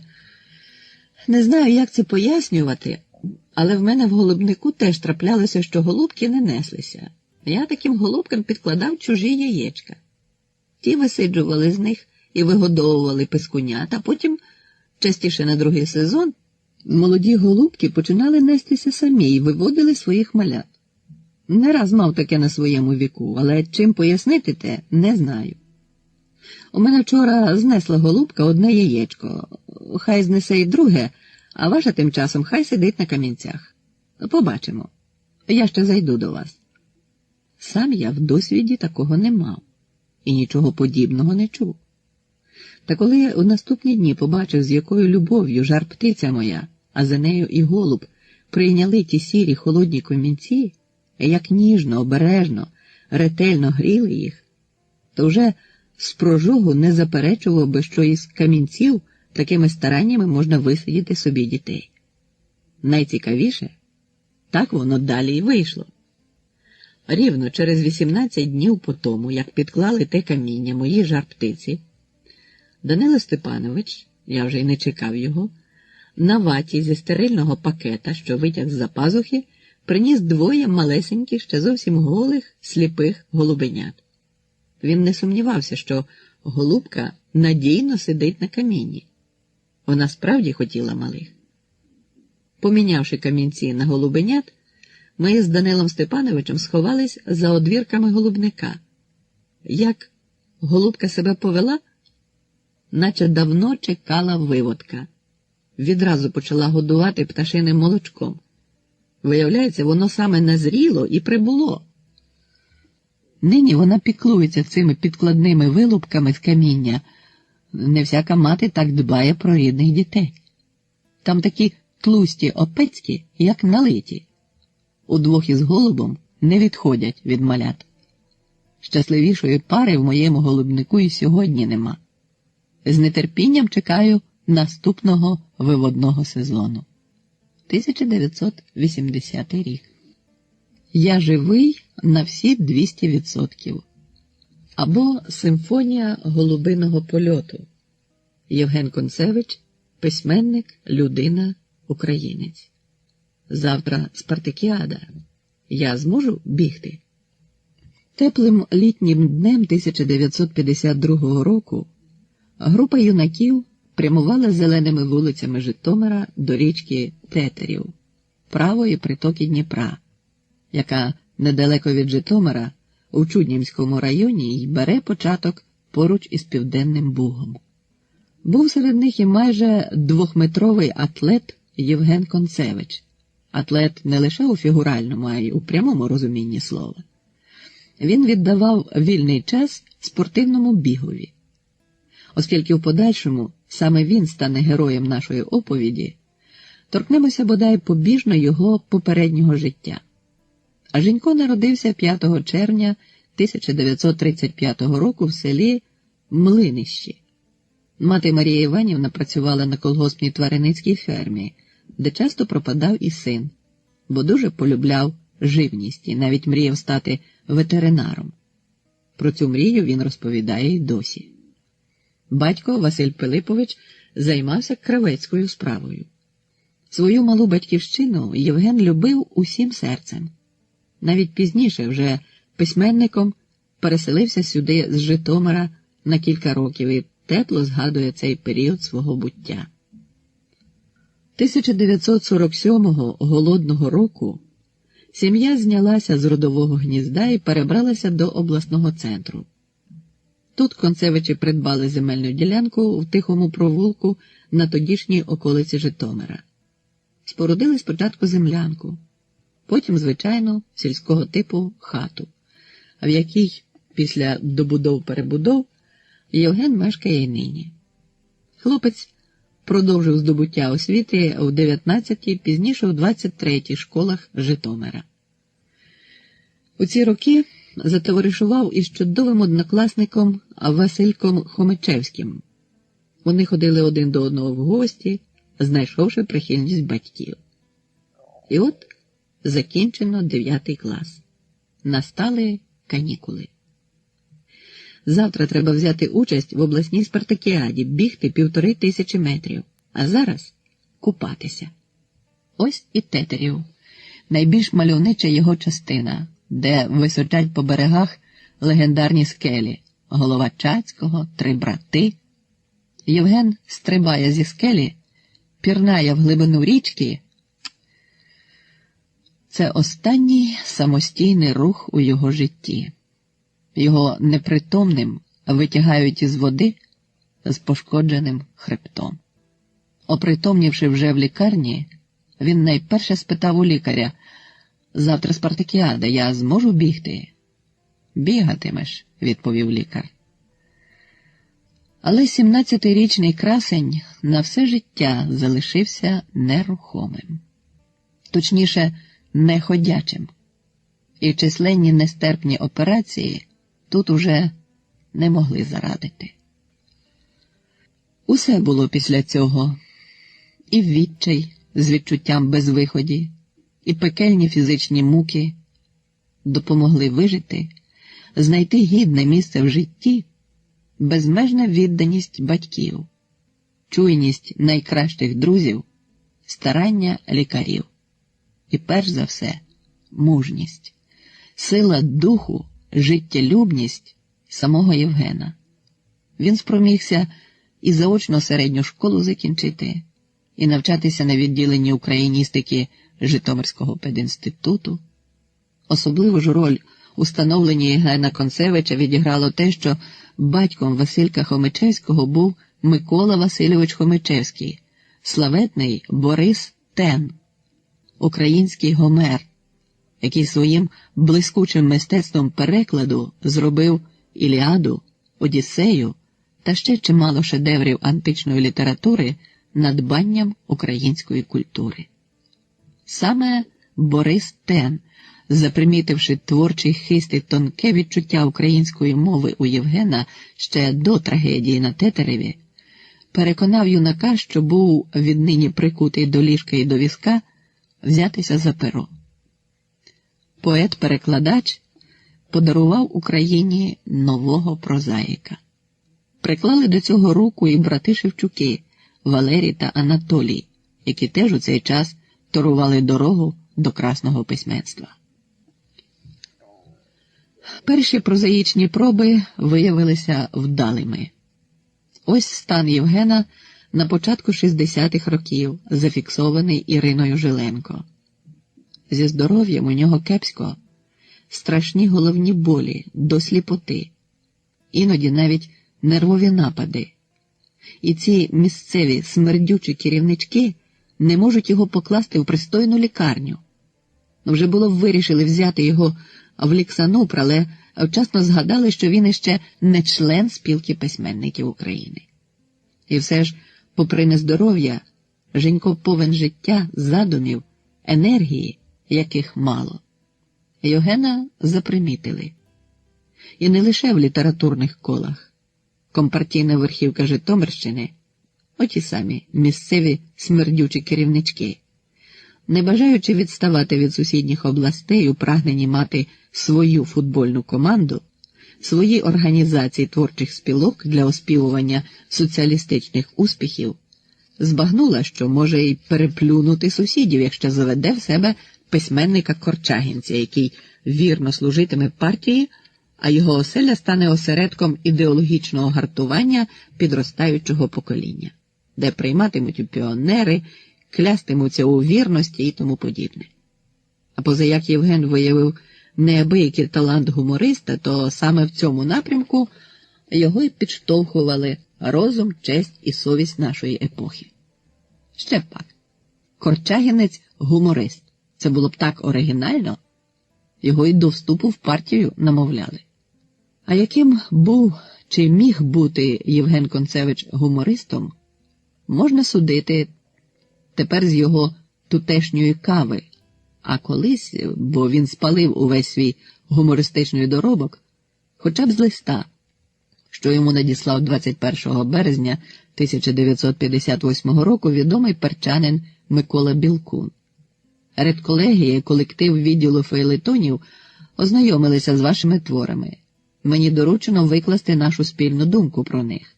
Ви, безперечно, талановитий гуморист, який недаремно взяв перо в руки. Хороше знання мови, перчинки народного гумору, вдало розміщені приказки і жарти – все це справляє приємне враження. Вмієте ви також знаходити смішні ситуації, знаходити дотепний заворот, будувати стрункий сюжет. Проте мають ваші твори одне «але». Все добре, але тематика ваших творів явно не влаштовує журнал. Вам потрібно спрямувати вістря своєї сатири проти бюрократів, п'яниць, хапуг, хуліганів, чинуш і взагалі проти всіх явищ, які заважають нам рухатися вперед. Тож, швидко з'ясувалося, що шлях Концевича до літератури не співпадає з намірами ідеологічних начальників. По-перше, гумор у нього виявився не той, з душком. Євген до обласної колективної збірки «Перший сніп» 1956 рік дав не гумореску, а сатиричну замальовку, де висміяв голову колгоспу, який їде до коханки верхи на колгоспниці. Цю крамолу зі збірки, звісно, викинули. Мовляв, на що он руку піднімав. Замахнувся на святая святих державно-суспільного ладу. Адже від міських комуналок і аж до Союза Нерушимого Республік Свободних усе було суцільним колгоспом. По-друге, Валерій Шевчук у досить гострій формі порадив другові не бавитися жартами, а зайнятися літературою серйозною. Найсерйозніша ж література України у той час хрущовської відлиги концентрувала увагу на проблемах національної самосвідомості, аж до державотворення, традиція, що тяглася від часів УНР і ще давніше. І коли 1964 року вийшла перша прозова книжка Концевича «Дві криниці» і його прийняли до спілки письменників України, то влада почала виявляти до письменника зацікавленість уже іншого гатунку. До того ж, українська, переважно київська та львівська творча інтелігенція, представники якої одержали назву «шістдесятників», потягнулася до Євгена, до його затишної житомирської оселі під Грушами. Це були Ірина Желенко, Алла Горська, родина Світличних, Іван Дзюба, В'ячеслав Чорновіл, Євген Сверстюк, Борис Мамайсур, Михайлина Коцюбинська, Євген Гуцало та інші. Прониклива правда як прояв боротьби. Євгенові боліло, як поводилася влада з шістдесятниками. Дрозда і Шевчука стрижуть у солдати. До чого ми дожилися? Очевидно, цвіт молодої української прози вирішено таки всіма можливими засобами зістригти. Що за часи? З листа. Такі листи ставали відомими майстрам перлюстрації. І от ці дві зацікавленості в Євгенові Концевичу з боку влади і з боку свідомого українства найбільш помітно перетнулися на початку червня 1965 року, коли до Концевича на його 30-річчя з'їхався цвіт України. Житомирські кадебісти зуміли підсунути в цей гурт підслуховуючий пристрій та добряче наслухатися ювілейних розмов. Але спостережливий і психологічно дуже чутливий Євген викрив таємницю недріманих вихованців Залізного Фелікса, зламав цю іграшку і сховав її, чим вельми переполохав лицарів плаща й кінджала. Він віддав їм технічний скарб лише після їхньої погрози рознести хату по цеглинці. Тоді, вперше, він відчув, що має владу більшу, ніж озброєні охоронці прогнилого режиму. Вони ж зі свого боку були спантеличені тим, що нерухома людина може так протистояти їм, які ламали черепи сотням і тисячам. Не дивно, що Євгенові надовго було перекрито кисень, яким для письменника є можливість видавати книжки. Він, маючи жалюгідну інвалідську пенсію, мусив у заробітчанських цілях перебиватися перекладами з польської та російської, а й видав кілька таких книжок. Втім, і в них з приємністю зустрічаєш зразки добірної української мови, що свідчило, зброю Євген тримає в порядку до слушної пори. А тим часом дружба його з тими, хто вже одержав титул дисидентів і друкувався переважно у Самвідаві, міцніла. Їхні візити до Євгена не припинялися, тож не дивно, що КДБ увірвався терпець. І 1972 рік ознаменувався тим, що в оселі Концевичів відбувся обшук з виловом чималої кількості криміналу. Євгена мучили постійними допитами. Звідкіля це в тебе? Хто дав? Для кого? Концевич тримався мужньо.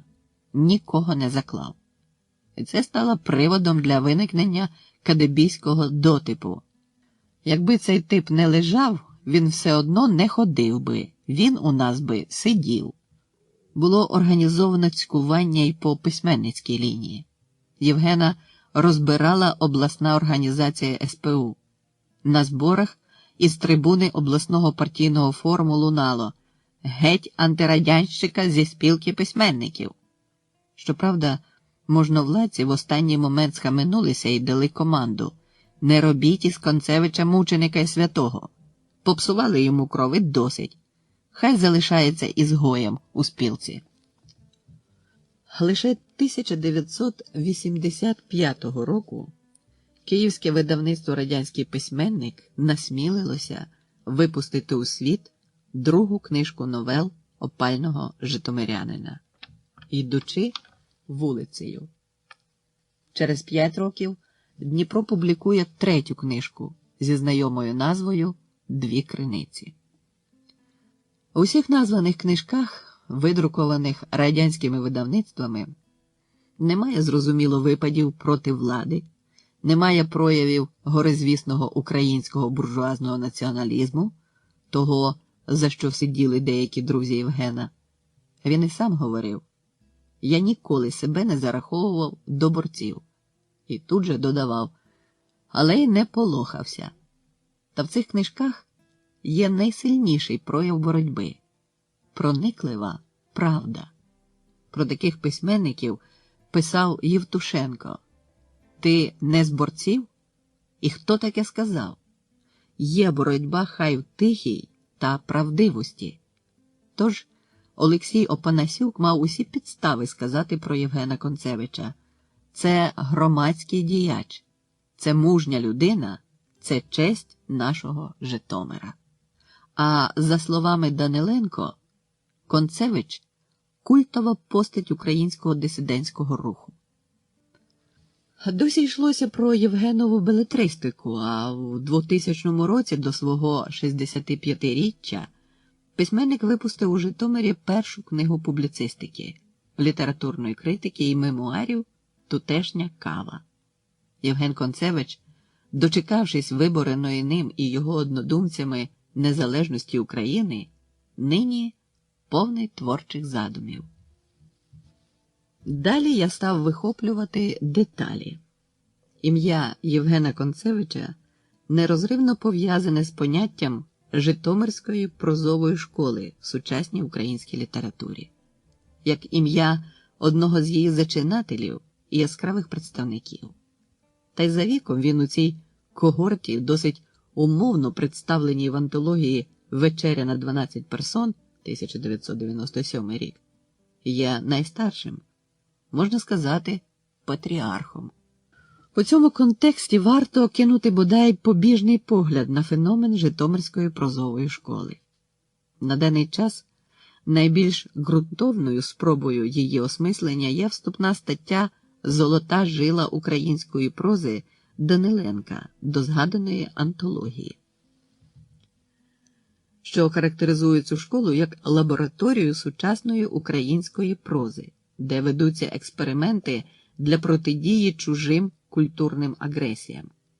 Якщо вперше словосполучення «Житомирська прозова школа» було вжито критиком Наталкою Білоцерківець дещо іронічно, якщо деякий час спеціалістам вбачався міф про Житомирську прозову школу, то нині згадане словосполучення перетворилося в термін і свідчить про явище, яке стає звичним у вжитку літературознавців.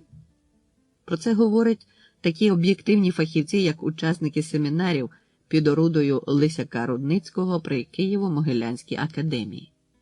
В епіцентрі сучасної української прози опинилися дві опозиційні літературні школи, які змагаються за вплив на літературний процес. Це Житомирська і Галицька, чи ведучий каналу 1+1 Родик. Житомирська прозова школа на сьогодні має не регіональне, а загальнонаціональне значення. Житомирська проза як літературний феномен твориться нині не обов'язково на Житомирщині. Серед її представників поруч із житомирянами в обласному розумінні Євгеном Концевичем, Анатолієм Шевчуком, Геннадієм Шкляром, Юрком Гудзем, Василем Врублевським. Є й кияни Валерій Шевчук, В'ячеслав Медвідь, Євген Пашковський, Микола Закусило, Григорій Цимбалюк і одесит Володимир Ярчук. Але, безумовно, ця школа не могла б виникнути, якби її витоки не були заземлені тут, на добродійному древлянському ґрунті, де виколисували свої таланти такі прозаїки, як Михайло Косач, Касян Гранат, Василь Земляк, Василь Кучер, Михайло Рубашов, Олександр Гученко, Михайло Степанюк, Наум Тихий, Павло Шпита, Микола Колесник. Без цього коріння, як і без інтелектуальної тусовки Бориса Тена, який, не будучи сам прозаїком, зумів згуртувати навколо себе братів Шевчуків і Концевича і плекати їхні здібності за несприятливих умов. Без творчості нині працюючих житомирських прозаїків Олексія Опанасюка, Миколи Ярмолюка, Анатолія Журавського та інших, без усього цього не пішло б у ріст пагіння Житомирської прозової школи і не дало б такої найновішої бруньки, як Олександр Кулеш. Звичайно, дослідникам іще доведеться добре і не обов'язково в унісон працювати, аби довести, по-перше, якими рисами представники Житомирської прозової школи відрізняються від інших українських прозаїків, хоча б від згаданих галицьких, і поєднуються поміж собою, бо без цього не може бути школи. А по-друге, завдяки яким рисам кожний із авторів є неповторною творчою особистістю, бо без таких особистостей жодна школа не варта уваги. Друге завдання для літературознавця є порівняно легким, і Даниленко з ним упорався, давши наприкінці антології кожному з представлених авторів коротку, містку, точну і яскраву характеристику. Більше часу і зусиль займе перше завдання. Те, що зроблено відносно цього у статті Даниленка, стилістично ускладнене письмо, важка сугестія, середньовічна похмурість, своєрідний прояв зіткнення чужомовної експансії з українським традиціоналізмом, осмислення чорнобильського катаклізму як імпульсу для звернення до світу з шокуючими апеляціями, зіставлення сучасного реального життя з біблійними сюжетами і образами, локалізація художнього простору з відповідним мовно-діалектичним оформленням тощо. Важливі, однак, лише перші кроки. За ними мають бути зроблені наступні. Від таких же глобальних до дрібниць, які часто густо у словесному мистецтві важать чимало.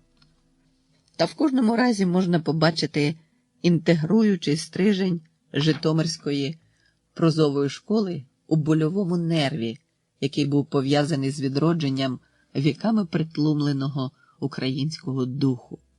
І хоч сягав своїми пологовими поштовхами 60-70-х років, передвіщаючи злам соціально-політичних епох і режимів, в основному дався в знаки при наближенні зламу століть і тисячоліть.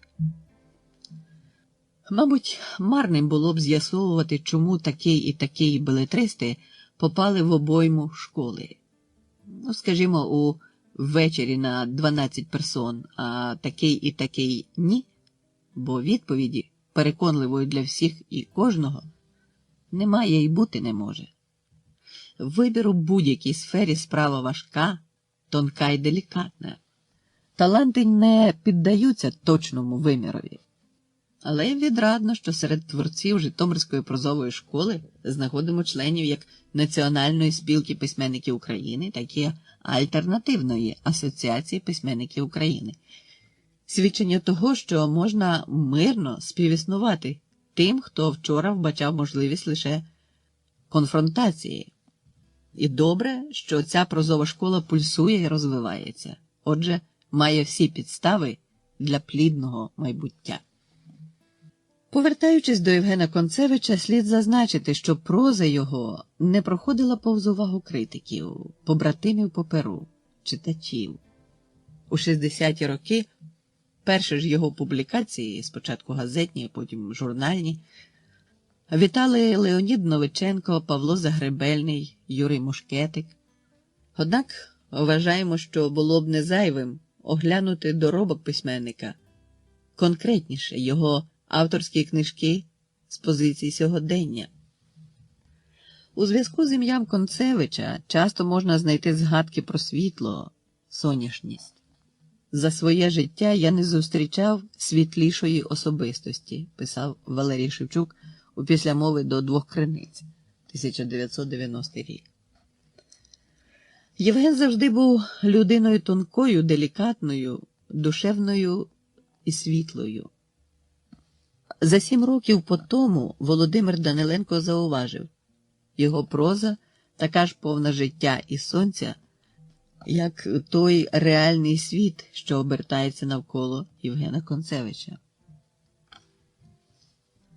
Між тим, на наш погляд, якщо говорити про роки донезалежницькі, то слід дещо роз'єднати оцінки особистості Євгена та його прози. Світло, сонце – то сам Концевич.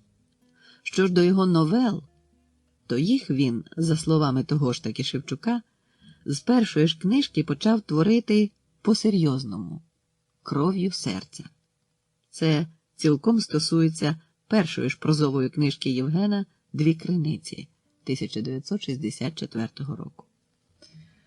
У редакційній анотації на соняшності акцентується спеціально, в дусі корчагінського підбадьорливого оптимізму.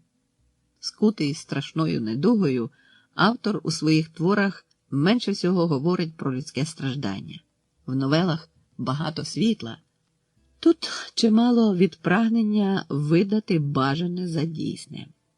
Бо насправді серед героїв книжки є й ті, що страждають у лікарнях, прийшла здалеку мати, і знаходяться на хиткій грані між життям і смертю. Ближче то до першого, жити, то до другої, а вона зраділа. Є інваліди, що він там бачив, та іншим персонажам дістається страждань повінця. Діда Юхима, аби не заважав красиво жити синові й невістці в добротній новій оселі, в хоромах завжди тісно, спихнули до будинку престарілих. Його повезли в синій Волзі, і він ковтає терпкий біль незаслуженої образи. Школярочку Олю з бідної сім'ї, мама хотіла набрати їй на нове платтячко, це лише 70 копійок за метр. Навіть у тьоті Каті заборгувати хотіла, але перед получкою і в тьоті Каті грошей немає. Гірко ображають і багатії, однокласник Юрко та його батьки, і вчителька Марія Петрівна, яка неспроможна побачити в скромному оленому букетику з кульбабок більше краси і поваги, ніж в оранжерейному розкішному букеті Юрка. І навіть знесилена мати за 2 в щоденнику – квіти. Не випадково, з особливою симпатією, автор живописує найбільш уразливих у суспільстві дітлахів. 2 криниці, квіти, чому вона мовчить, а вона зраділа. І старих, химерний обеліск, його повезли. Молодий автор побачив у тодішньому суспільстві і те, що додавало сумної характеристики цьому суспільству дефіцитів, бацилу бездуховності, заземленості у культ речей, убогості та стихію черг. Біля овочевої крамниці зібралась чимала черга. Якась жінка в строкатій блузці хотіла, очевидно, пролізти поза чергою. Збурилася вся черга. Кришталевий вечір. Люди звикли за все платити і не вірять, якщо хтось щось віддає за так. Химерний обеліск. І автор, якого ми знаємо з перших кроків літературної творчості, штовхали на оригінальну стезю корчагінця-гумориста. І він мав до цього хист. У 2 криницях не дав нам жодного приводу посміхнутися. Хіба що, як виняток, оце пухнастий кіт біг за нею повагом, оптимістично тримаючи хвіст. Кришталевий вечір. Інша справа, що і в умовах далеко не світлого існування Концевич, раз уже ним обрано вектор «жити, жити, жити», намагається і вміє знаходити в житті шпаринки світла, хоча б пейзажного. Там, на електричному дроті, знову заливалась веселим щебетом дзвінка грудочка, а вище неї було, як і вчора, багато ясної блакиті, променів сліпучого сонця, квіти. По стовбуру стрибали діти, щасливі й рухливі, як промінці. Химерний обеліск. Серед героїв, а всі вони до одного українці, є, на щастя, ті, які зберегли найкращі риси національного генофонду. Це, наприклад, добрий, справедливий дядько Кесар, 2 криниці, що захищає малого Льоньку від кривди. Він заспокійливо проводить по Льоніній голові великою, затишною, як тюбетейка, долонею. Це колектив лікарні, прийшла здалеку мати, в якій здавалось, що в коридорі хтось велетенський стримано дише, боячись дихнути на повні груди, аби не завдавати болю хворим.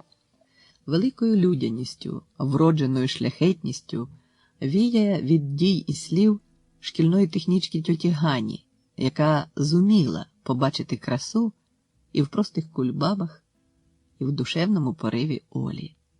Квіти. Від життєвої позиції діда Юхима, якому приємно було, що люди зі всього кутка щоднини приходили до нього на подвір'я. Аби сказати «доброго здоров'я, діду Юхиме», його повезли. У таких людей ніколи не вичерпується запас ніжності. Бабі Хотині хочеться залишити плиту і, підбігши до колиски, нахилитися над розчервонілим зо сну онуком. Припасти до нього тепленького, вдихнути вічний запах сонної дитини. Просіль. І як не витравляла система з душ людських витоки доброти, християнство, але спогади про ці витоки ще збереглися в тієї ж Хотини Марківни. Давно вона вже не молилась. Дуже давно. Колись знала багато молитов. Касета 3, доріжка 2. Молитов на будь-який випадок життя. Тож оптимізм, притаманний цій новелістичній збірці, це не казенне бодрячество за принципом «Эх, хорошо в стране советской жить», а вистраждене право перетворити життя, яким би воно не склалося. Навіть на межі зі смертю, з суто біологічного на осмислене й цілеспрямоване служіння, як це висловлено в яскраво автобіографічній мініатюрі «Жити, жити, жити». Спочатку так планувалося назвати цю книжку. Я можу боротися, в мене стільки ще сил. Приречений на загибель корінь навіть бетон пробиває. А таки пробивається до життя. Відчувати травневу зелень, пахощі лісових квітів, бачити це яскраве палахкотіння, відчувати красу, жагу і боротьбу. Для авторського стилю Євгена Концевича у «Двох криницях» характерне вміння зіштовхувати між собою ті чи інші полюси. В нього час від часу стикаються дві стихії. На цьому стикові Євген і сформувався як людина і як письменник. Село і місто. І часто не на користь останнього. «От когутка тупа!» адресує більш міський Юрко поширену міщанську лайку менш міській Олі, хоча вона незміримо щиріша і людяніша за нього. Квіти. Оміщанина невістка сердито пояснює дідові Юхиму, що там, куди його повезуть, криниць із корбами не буває. Ну, кажуть вам уже 112 раз, там є водопровід, водопровід, повторює вона роздільня. Це ж у городі. Його повезли. Особливо показово в цьому аспекті новела «Прийшла здалеку мати». Міському пацієнтові лікарні Віктору спочатку здається неприємним Яремчук. Віктор навіть недолюблював цього сільського телепня, як в думці називав його. Але саме Яремчук прикрасив йому вимушене святкування Нового року в лікарні, мотаючись між селом і містом і сам ризикуючи не встигнути на свято додому. Так само майстерно зштовхує прозаїк доброту і брутальність, причому кожна з них здається своєю протилежністю. Кришталевий вечір. Юлія така культурна.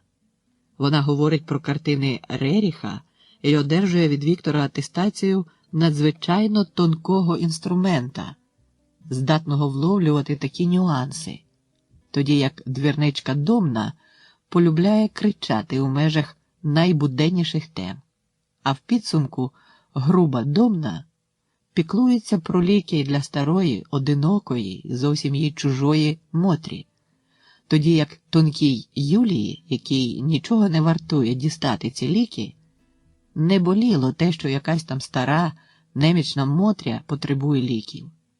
Їй більше шкода було надзвичайно ніжної і дорогої коштовності, дзвінкості кришталевого вечора. Євген Концевич, якому на момент виходу «Двох криниць» не було й 30, а під час написання новел і поготів, виявив себе тонким психологом, чуйним спостерігачем за порухами людської душі. Образа не втамовувалась, а лише сховалася кудись вглиб і дає про себе знати важкими струсами запізнілого схлипування. Дві криниці. І те бажання принести вчительці квітів так непереборно підступило до її дитячої душі, що аж зволожено заблищали очі. Квіти. Він злився на нього за те, що той виписується, за те, що сам же заздрив йому і, певно, найбільше за те, що розумом добре усвідомлював безпідставність і безглуздість своєї злості. Прийшла здалеку мати. Особливо вражає глибиною проникнення в дитячий внутрішній світ новела «Чому вона мовчить», де показано динаміку сприймання хлопчиком смерті матері, від наївної радості, всі частують, гладять по голівці, до раптового розуміння нескінченності горя, його непоправності. Саме глибинний психологізм у поєднанні з реалістичною манерою письма дав привід Даниленкові стверджувати, що Концевич продовжує традиції Коцюбинського, Тесленка, Тютюнника. Євген недарма каже, що при іншому збігові життєвих обставин він став би, можливо, ветеринаром, бо дуже любить тварин. У кожній істоті вбачає особистість. Світ його двох криниць населений меншими братами.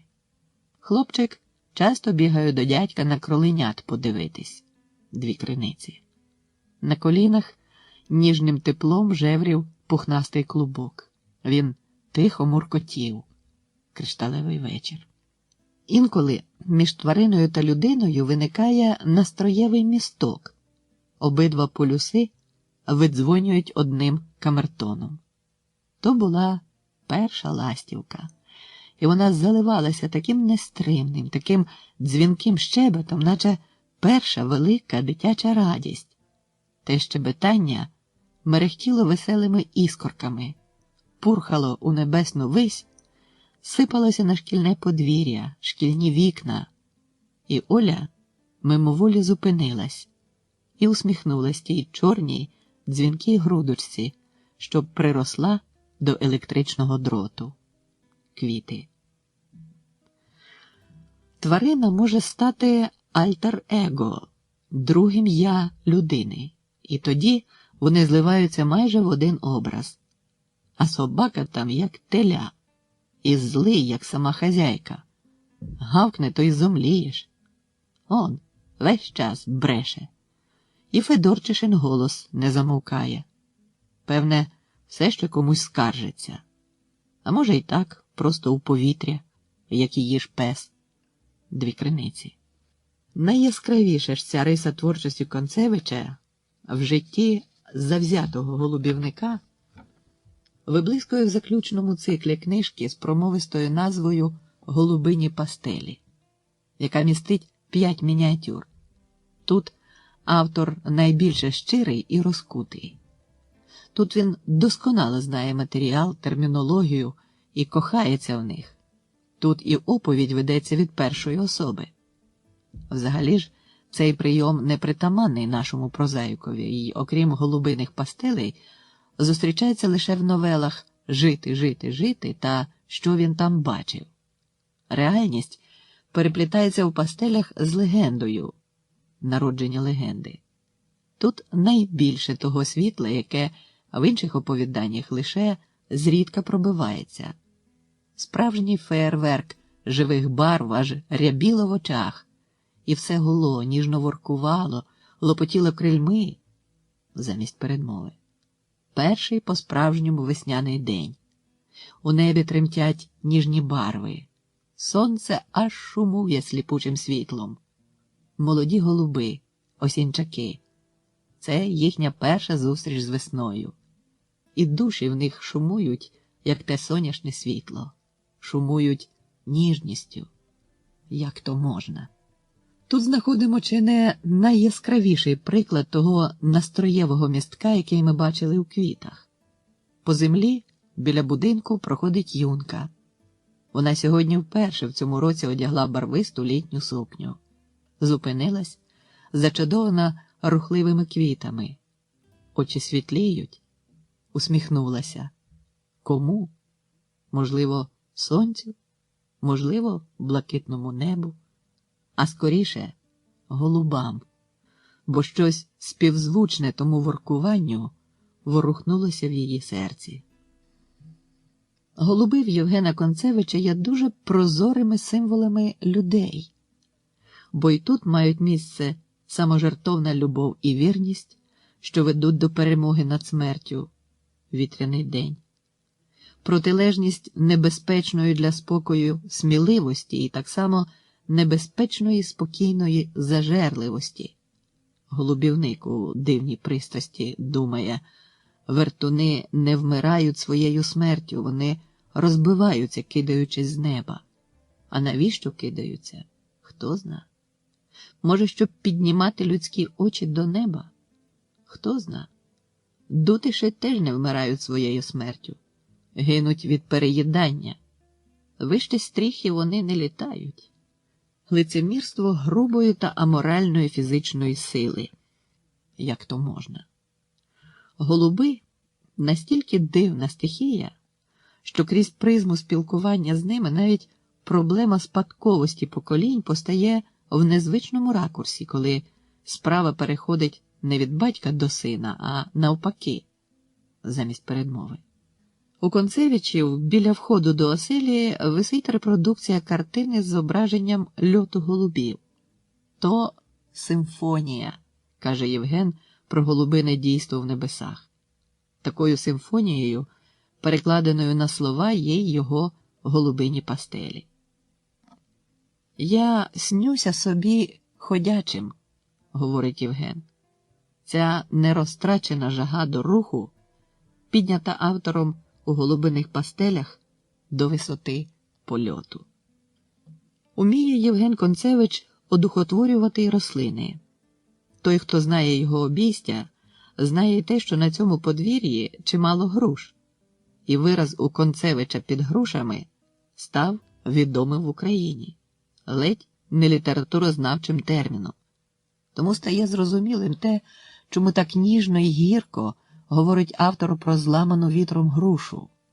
Власне, вона лежала на весь свій велетенський зріст, мов розстріляна людина. Ні, не дерево. Антонів давній друг, з яким довелося прожити довгі роки, змалечку. А дерево, спершись на дві недоломлені гілляки, ніби намагалося підвестись на ліктях, але сил вже бракувало. Є у двох криницях іще кілька наскрізних тем і образів, які можна вважати знаковими для автора. Тут на перше місце виходять криниці. У Концевича криниця не просто джерело питної води, а спосіб, яким добра людина намагається передати своє добро іншим. Ось як сказано про це у програмовому оповіданні «Дві криниці». Дядько Кесар удвох з сином викопав криницю в своєму подвір'ї, і з того часу всі стали ходити до нього по воду. Тоді як Федоренко копав її тільки собі, поливати помідори. Навіть пса біля цямрин прив'язав. І наслідок не забарився. Як каже той же Кесар, там, Льоню, де воду з криниці не вибирають люди, вона завжди починає смердіти. І без здохлих щурів. І для діда Юхима з оповідання «Його повезли» криниця зі скрипучою корбою є способом спілкування з людьми. Корба над старою криницею немилосердно скрипить. Дід Юхим сидить на східцях ганку, і йому за високим парканом не видно криниці. Але він безпомилково вгадує, хто прийшов по воду. Це стара Мотивилиха. І дід жадібно прислухається, чи не йде хто, бува, ще по воду, чи не обізветься знову корба. Хоч би ще раз почути голос рідної криниці. На мить виринає спогад про криницю у Віктора в оповіданні «Прийшла здалеку мати». Молодому авторові явно не давав спокою образ матері, або недосяжної «Прийшла здалеку мати», або вмираючої, а вона зраділа, або вже померлої, чому вона мовчить. Євген палко і ніжно любив матір за її життя. Він говорить, якщо в моїх творах є щирість, то це від неньки. Ще далеко було до того часу, коли його матінка мала відійти. Ще вона чимало допоможе синові в його житті та творчості, але мистецьким прозрінням він уже жахався тієї миті і фіксував її засобами художнього слова. І можна зрозуміти той глибокий щем, з яким він писав у листі до Івана Світличного 1990 року. Цього року поховав маму. Найсвітлішу і найсвятішу мені людину. Жахливо втомився. Першими ж белетристичними виступами, а тим паче першою власною книжкою, Євген Концевич заявив про себе як цілком зрілий український стиліст.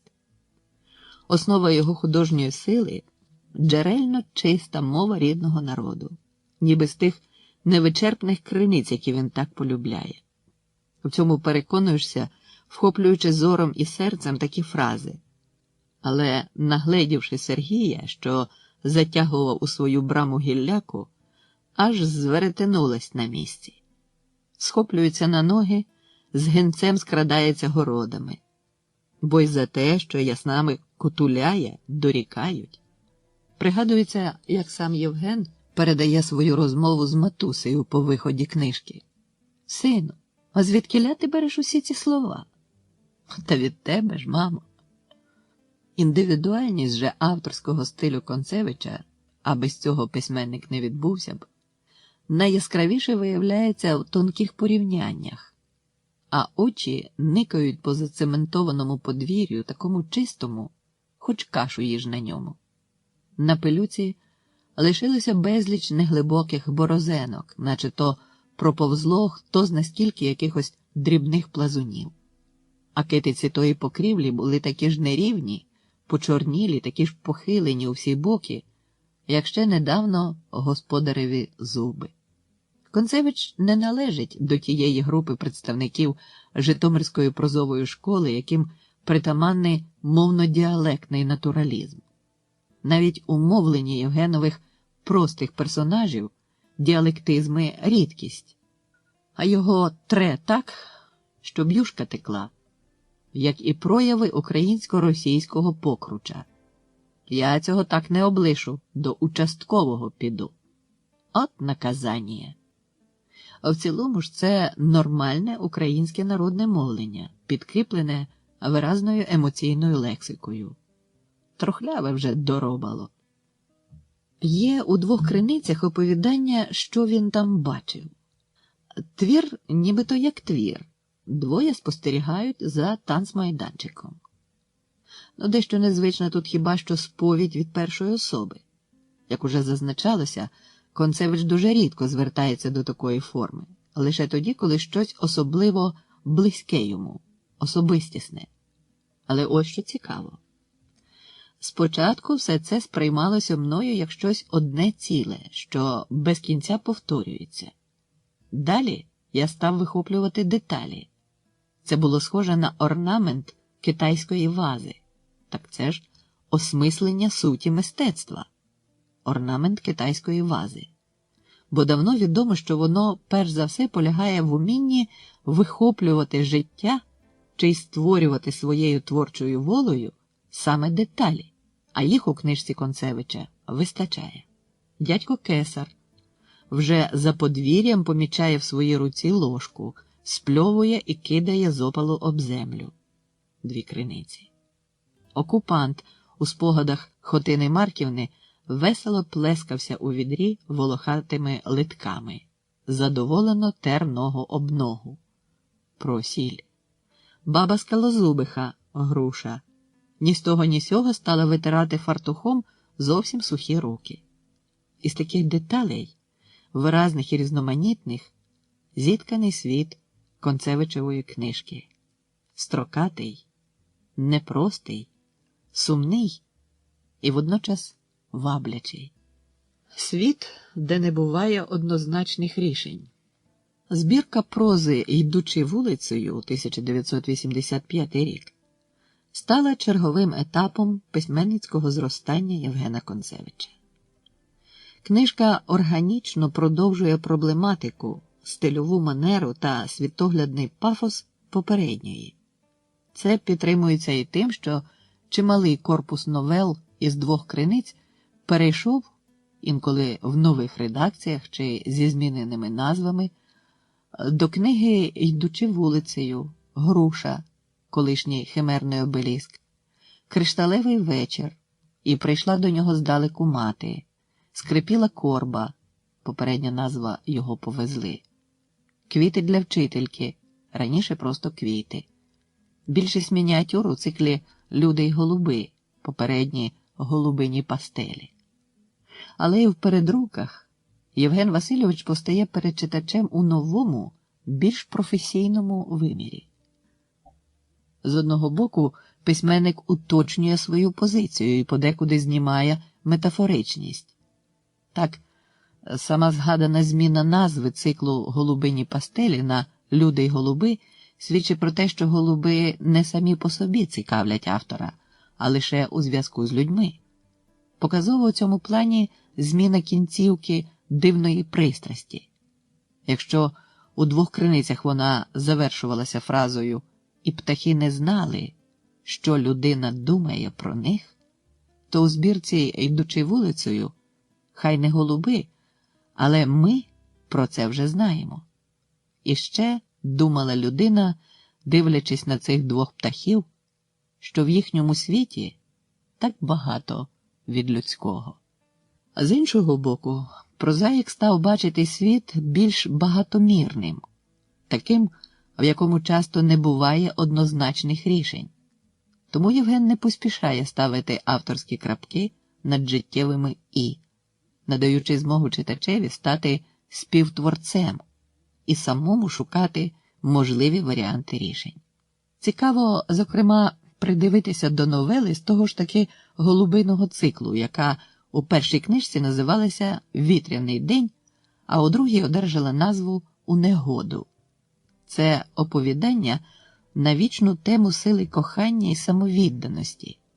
Під час негоди всі голуби сидять на даху будинку і з тривогою спостерігають, як їхній побратим, якого буря застала високо в небі, бореться з вітром, але не може подолати його і повернутися до рідної домівки. Тоді вгору злітає його вірна подруга, щоб або разом із коханим загинути, або надихнути його на переможне продовження боротьби. У першому варіанті автор подає нам красивий фінал із перемогою кохання. Нарешті, знесилені, вони впали на рідний дах, а вгорі шаленіли вітри, штовхаючись, безвісти летіли розірвані хмари. Другий варіант позбавлений цієї однозначної красивості. Обидві пташки боролись проти стихії поруч. Коли одній щастило вирватись трохи вперед, інша тягнулась за нею і так по черзі, а проти них шаленіли вітри, вгорі, штовхаючись, безвісти летіли розірвані хмари. І читач має змогу замислитись над тим, чим може закінчитись цей двобій любові та стихії. Тим же приваблюють і нові оповідання із книги «Йдучи вулицею», «Суперниці», «Замок». Читач буде розмірковувати над адресованими Лідії словами жінки, в якої та звела чоловіка «Я не боюся вас», суперниці. І над сенсом акту викидання іншою Лідією замка, який вона і всі її співробітниці перед цим так довго і драматично шукали. Замок. Взагалі відчуваєш дослідницьке захоплення, маючи можливість спостерігати, як у Концевича з першої книжки виростала друга. Як, наприклад, мимохідь оборонена в химерному обеліску репліка Сергія, колись би гарні грушеві ложки вийшли, а тепер хто їх купить, виліться в оповідання ложки обсягом у 35 сторінок.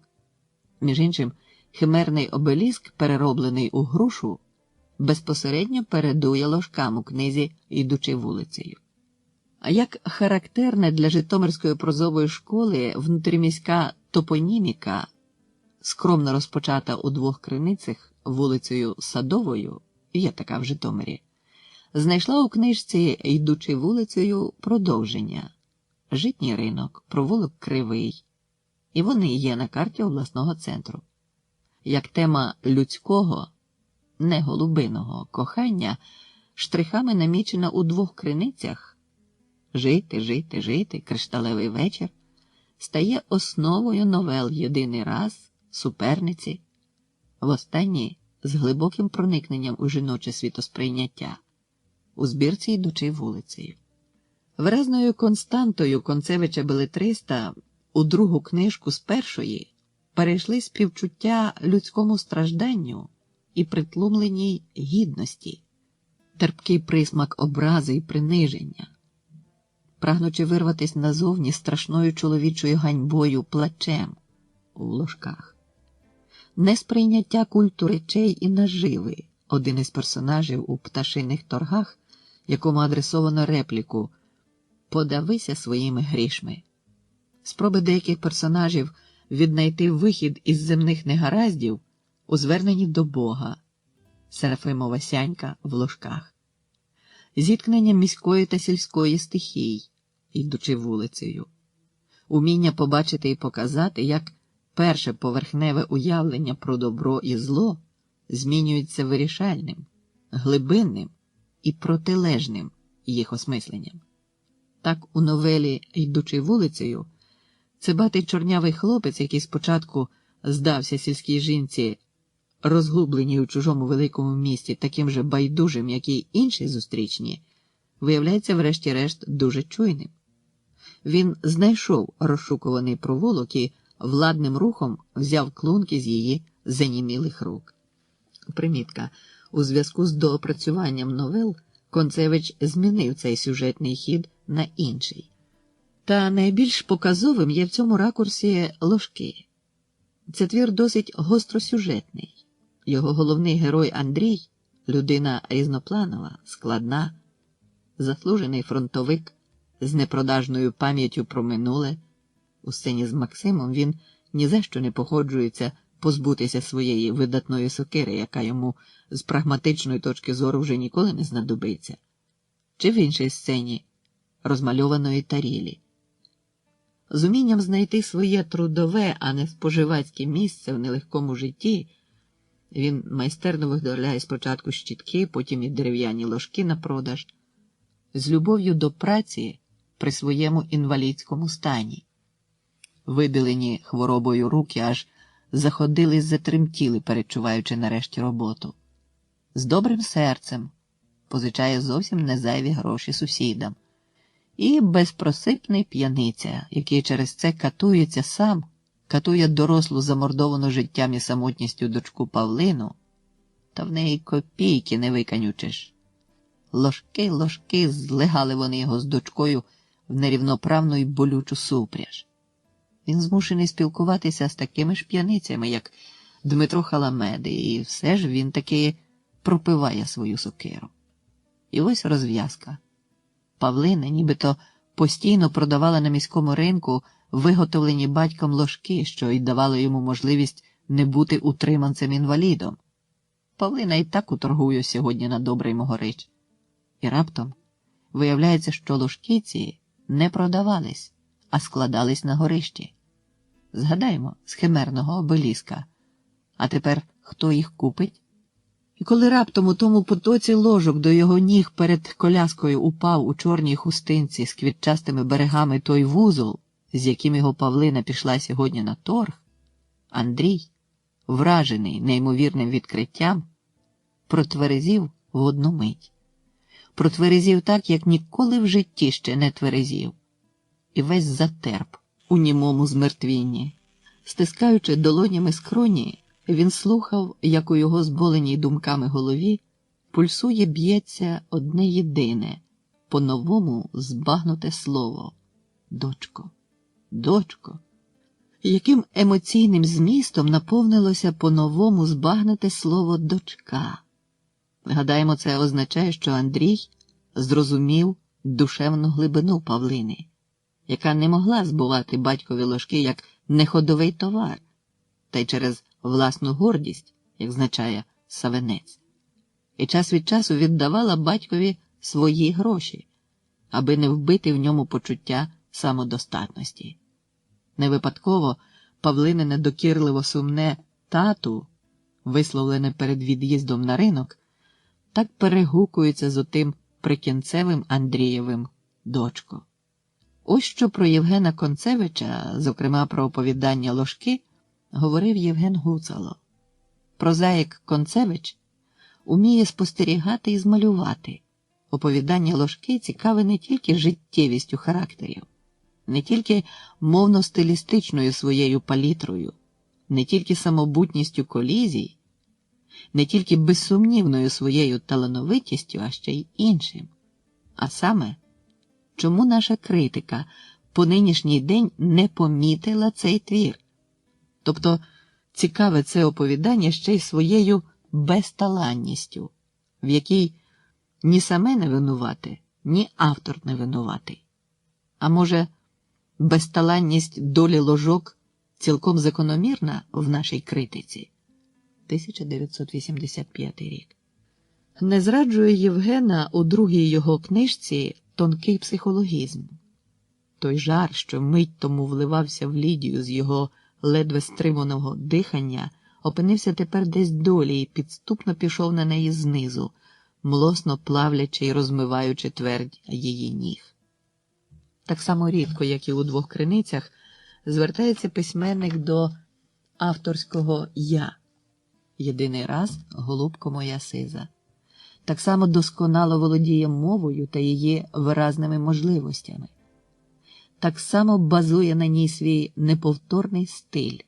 Так само вкраплені вмовлення персонажів суржик та елементи індивідуалізації. З іншого боку, маємо зустріч із новим Концевичем, який уже дозволяє собі невимушений гумор і тішить ним читача. Все інше колгоспне начальство мало для виїзду персональний службовий транспорт не в одну марцелинину упряжну силу. Туалетно-поетичні, хулігансько-витончені рядки. Розвертаючи у вузькій проймі Варцабок свої тривісні габарити. Він вражає знанням тонкощів промислового виробництва та його термінології. Замок. Якщо у першій книжці ідея руху матеріалізується переважно у голубиному льоті, то сама назва другої книжки та програмової новели «Йдучи вулицею» і динамічний сюжет її переносять цю ідею на землю, і разом із персонажами вулицею йде автор. Образ вулиці стає навіть наскрізним, бо на ньому фактично побудована і новела «Гості», яка передує оповіданню «Йдучи вулицею», будучи, так би мовити, сільським прологом міської фабули. Чи не задумали посеред вулиці ямки копати і гайтусь ходити? І поволеньки, але бадьоро перешкарбує вулицю. В одному творчому диханні. Коли 1990 року у видавництві «Дніпро» вийшла книжка Євгена Концевича «Дві криниці», в декого склалося враження, що це просте перевидання його першої новелістичної збірки. Але то не зовсім правильно. Звісно, переважна більшість оповідань тут це передрук, але, по-перше, не з однієї, а з двох попередніх книжок, а по-друге, деякі речі настільки ґрунтовно перероблені автором, що назвати їх передруками значило б сказати неправду. Це стосується, наприклад, такого твору, як «Купила мама коника», в якому знаходимо новий, поглиблений варіант колишнього замка із книжки «Йдучи вулицею».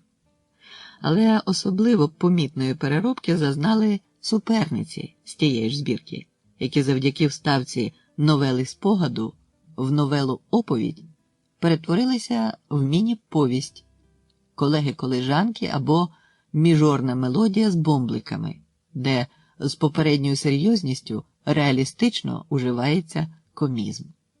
Однак, безумовно, найголовніше, що робить книжку 1990 року новою порівняно з двома криницями 1964 року, це спогади про Бориса Тена, щедротний паростку могутнього коріння, який хоч і випали жанрово з белетристичної в цілому збірки, зате вперше, принаймні під обкладинкою авторської книги, показали читачеві Євгена Концевича як блискучого мемуариста, есеїста, публіциста, який уміє поєднувати в одному творчому диханні ніжну лірику, високий пафос і разючий сарказм. Кажуть, що ота табличка на хвіртці до будинку Бориса Тена, прибита його ж рукою, ніколи не зірвана і не знесена. Бережуть же старожитності. І чітко на ній можна прочитати «Осторожно, во дворі злая собака».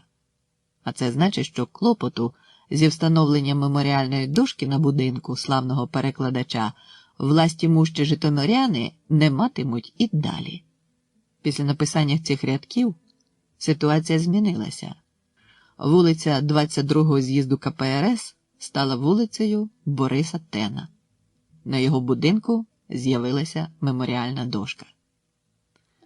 Окремо варто розповісти про долю новели, яка дала назву нинішній збірці. Вона йшла усміхнена. Судячи за датою, написано її однією з перших у творчості автора. Але досі ця новела не входила до жодної із книжок Концевича. І не випадково, очевидно. Запитуємо Валерія Шевчука зі сторінки часопису «Кур'єр Кривбасу». Не менш цікава історія оповідання Євгена Концевича, вона йшла усміхнена. Первісна назва «Сміх». Відомий шістдесятник Концевич, автор чудових оповідань, зібраних у збірці «Дві криниці», описує мені історію твору, що його він зве етюдом, в листі від 6 січня 1999 року. Історія його цікавіша, ніж він сам. Не можу сказати, коли точно я написав цю річ, десь приблизно в кінці 50-х. Старий Борис Тен не радив мені показувати його людям.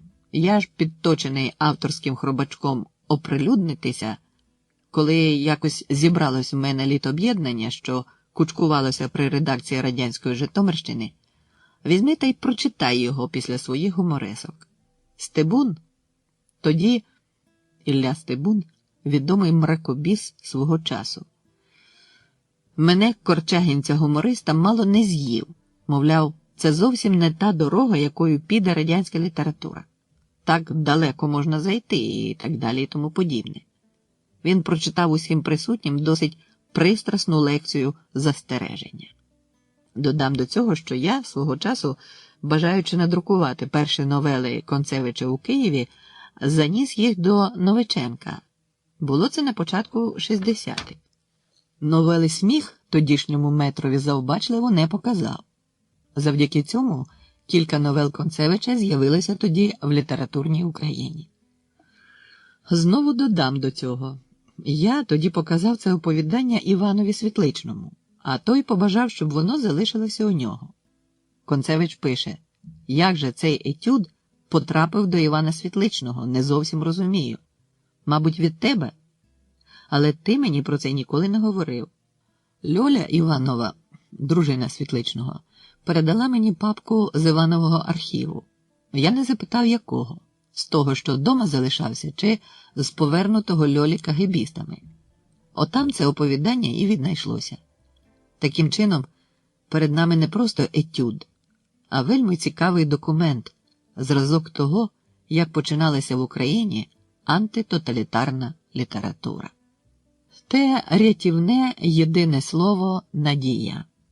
Остання, поки що, авторська книга Євгена Концевича – це видана у 2000 році на 230 сторінок збірка «Тутешня кава», Житомир, бібліотека журналу «А вже ж», число 26.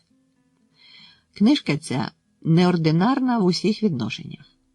Почати хоч би з того, що каву, як популярний тонізуючий напій, вживають тут лише в одному сюжеті. Вона лише згадується в епіграфах із Ірини Жиленко та В'ячеслава Медведя. Їй присвячені деякі пасажі авторської передмови. Ось один із них. Авторові ж найбільше сушиться душа тим, щоб збірка ця читалася легко і світло, як п'ється кава за невимушеної дружньої бесіди. І своєї мети Євген Концевич досяг. Його мемуарно-мистецтвознавче творіння і сприймається в цілому як невимушена дружня бесіда і читається легко і світло. Саме у цій книзі сфокусувалося і поєдналося соняшне випромінювання його особистості та творчості.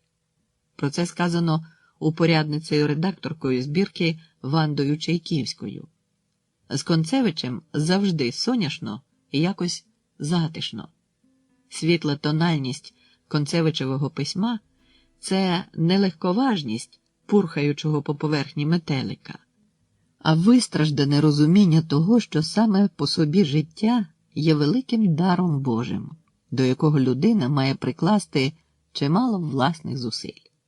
Як зазначає Концевич, характеризуючи твори живописця Макаренка, є те одне єдине слово, яке залишив нам автор у кожній з цих картин для нашого з вами та, певне, й свого порятунку. Те рятівне єдине слово «надія». І воно проймає світлом усе, до чого доторкується пензель художника. Концевич любить людей. І варто прочитати не лише його спогади про Бориса Тена, а ця книжка починається тим, чим закінчується попередня, саме спогадами про житомирського Гомера, чи про Івана Світличного, а й рекомендації декому із вступаючих до письменницької спілки України, щоб у цьому переконатися, побачити прагнення уникати стандарту, офіціозності, бо особистість завжди заслуговує на тепло та увагу. Найвищою ж чеснотою особистості, мистецької тим паче, є самоствердження. У літературі на самопринизливому «не відмовте бідному каліці» нічого не допнеш, бо літературна праця – це ще й гідність людська високої проби. Ця якість дається нелегко. Автор не відсторонює ні себе, ні читача від щемкого болю гідності людської. Без цього очищуючого страждання не обійтися, бо давно перевірено, краще відчувати який завгодно біль, ніж не відчувати ніякого. У Євгена кава вийшла справді тутешня, поліська, бо територія книжки, статті, есеї, спогади і світлини густо заселена інтелектуальною, перш за все літературною елітою Житомирщини. Даниленко справедливо називав Концевича сучасним духовним символом Житомира. До обійстя письменника протоптано чимало стежок. До нього тягнуться люди, як до незамуленої, оспіваної ним криниці. Тож не дивно, що у тутешній каві читач зустрічається з тими, з ким зустрічався і Євген Васильович у своєму саду під грушами.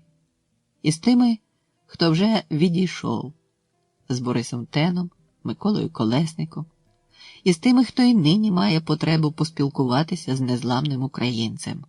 Йдеться про Валерія та Анатолія Шевчуків, Олексія Опанасюка, Василя Врублевського, Андрія Савинця. Усіх годі й перераховувати.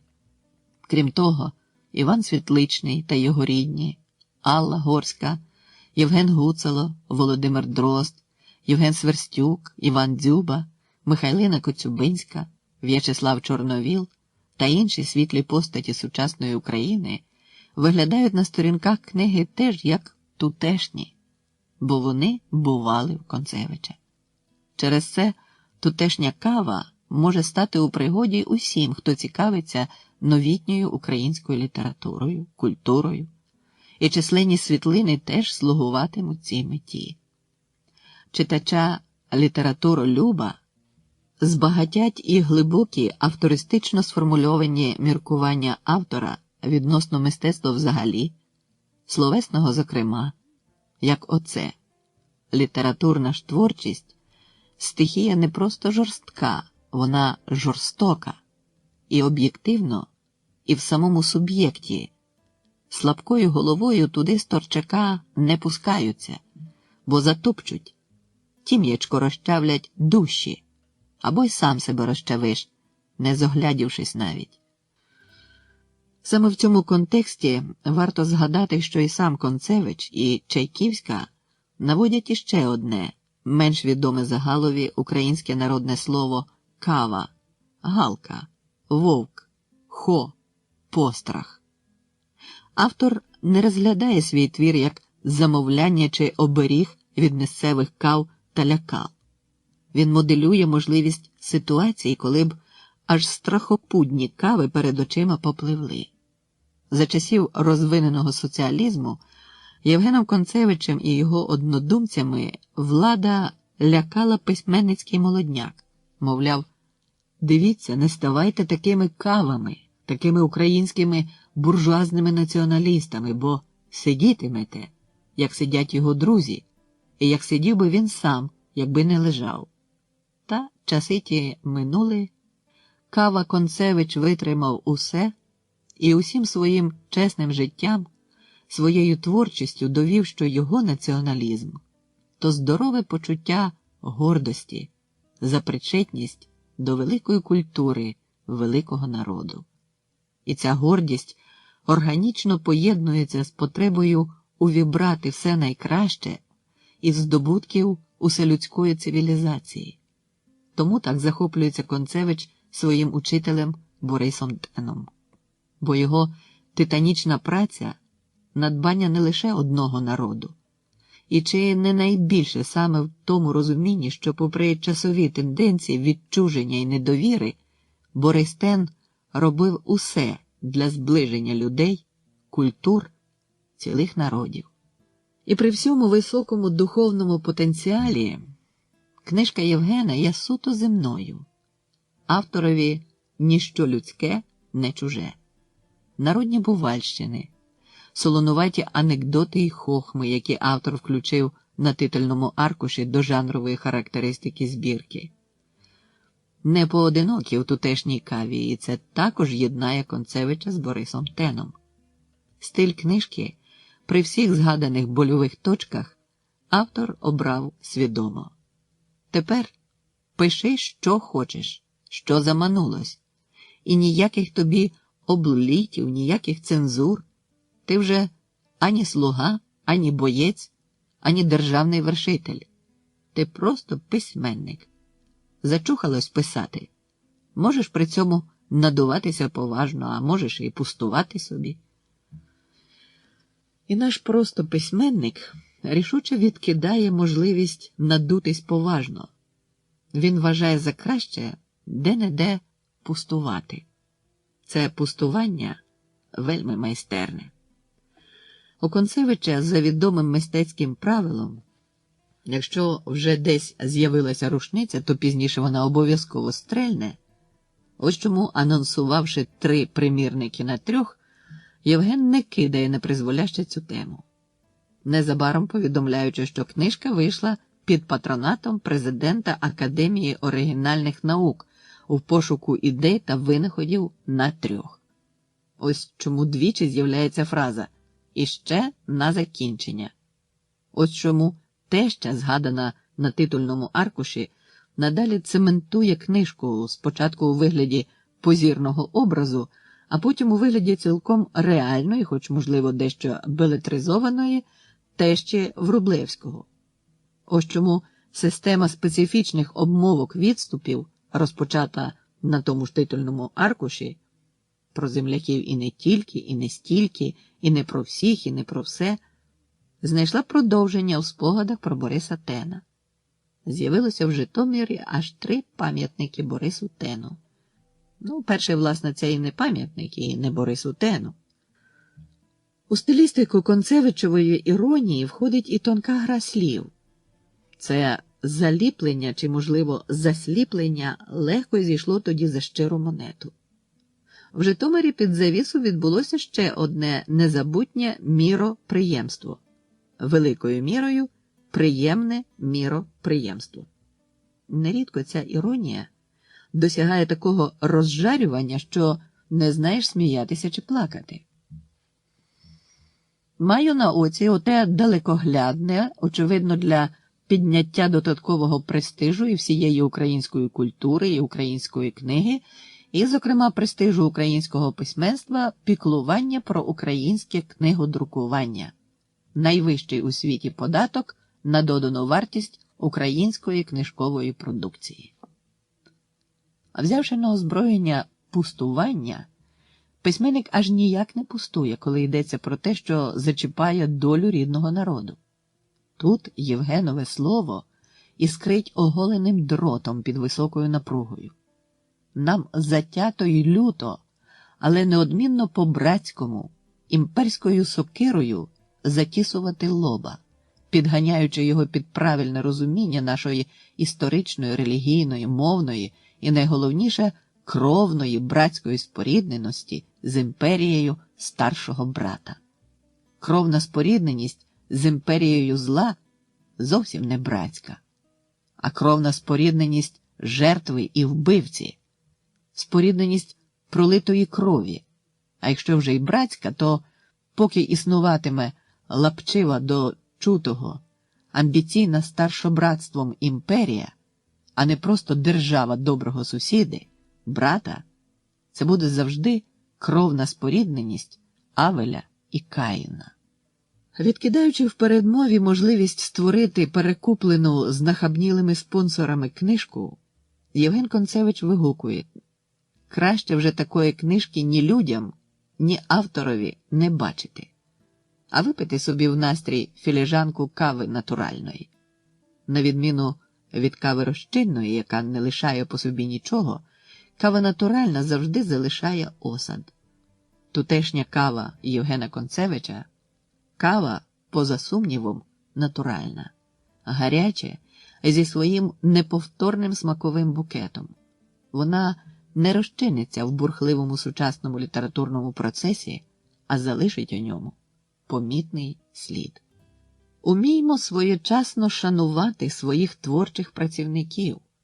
Іван Огієнко. Валерій Шевчук у передмові до двох криниць 1990 року писав: «Я не раз говорив Євгенові, маєш обов'язково написати книгу свого життя. Отак, як є, без прикрас і утаювання». Він загадково всміхнувся і відмахнувся: «Але я вірю, що той час прийде». Гадаємо, що нині є підстави стверджувати: Євген Концевич усе життя і пише книгу всього свого життя. Книгу єдину і безперервну. Тому й переходять зі збірки до збірки ті ж самі новели чи спогади, та не зовсім ті самі, бо автор уперто працює над ними. Тому з цих творів, не кажучи вже про тутешню каву і особливо про спогади, приходять до нас сторінки Євгенового життя. Фізична драма і подолання її. Намагання властей зробити з нього символ радянської епохи з тимурівсько-піонерським антуражем. Неубивна пристрасть до Голубиного царства. А що ця єдина книга не є суцільною, послідовною автобіографією, то це органічно випливає з Шевчукового ж зауваження про те, що Концевич – це людина, яка із власної мужності не творила міфа, а вперто жила наперекір усім нещастям, гризотам, нестаткам, а то й відвертому цькуванню. Хочеться лише підкоригувати твердження про те, що писати Євгенові в його становищі – це сізіфова праця.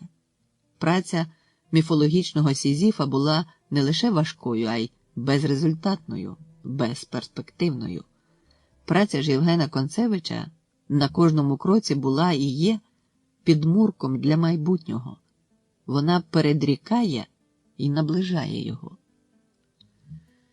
1999 року Концевич разом із Валерієм Шевчуком і Володимиром Даниленком був удостоєний всеукраїнської, в масштабах навіть не України, а всесвітнього українства, премії імені Івана Огієнка, світоча національного духу, професора і митрополита, за що він, звісно ж, прожив 50 років у вигнанні і там же відійшов у пам'ять. У концентрованому вигляді творчість лауреатів репрезентована у згаданій вже книзі «Вечеря на 12 персон» Київ, Генеза, 1997 рік, де Концевич представлений двома новелами «Чому вона мовчить» із першої збірки та «Голубко моя сиза» із другої. Але не лише двома новелами. Усією творчістю Євген гідно несе прапор Житомирської прозової школи. За справедливими словами Врублевського, як письменник, Євген Концевич дуже тонкий стиліст, і я переконаний, що його оповідання залишиться в українській літературі як явище непересічне і неповторне. Лауреатство такого рангу дуже почесне, хоча фінансово суто символічне. Воно схвилювало Євгена Васильовича. У своїй проникливій промові при врученні огієнківських клейнодів Він говорив не лише про це хвилювання, а й про Житомирську прозову школу, про те, що її особовий склад не обмежується 12 персонами. І ось що іще сказав лауреат. «Я не належу до тих саморобних прокурорів і суддів свого народу, що з втіхою самоїдців доводять, які ми, українці, недолугий, важкомисельний, нещасливий, вічно заторможений народ.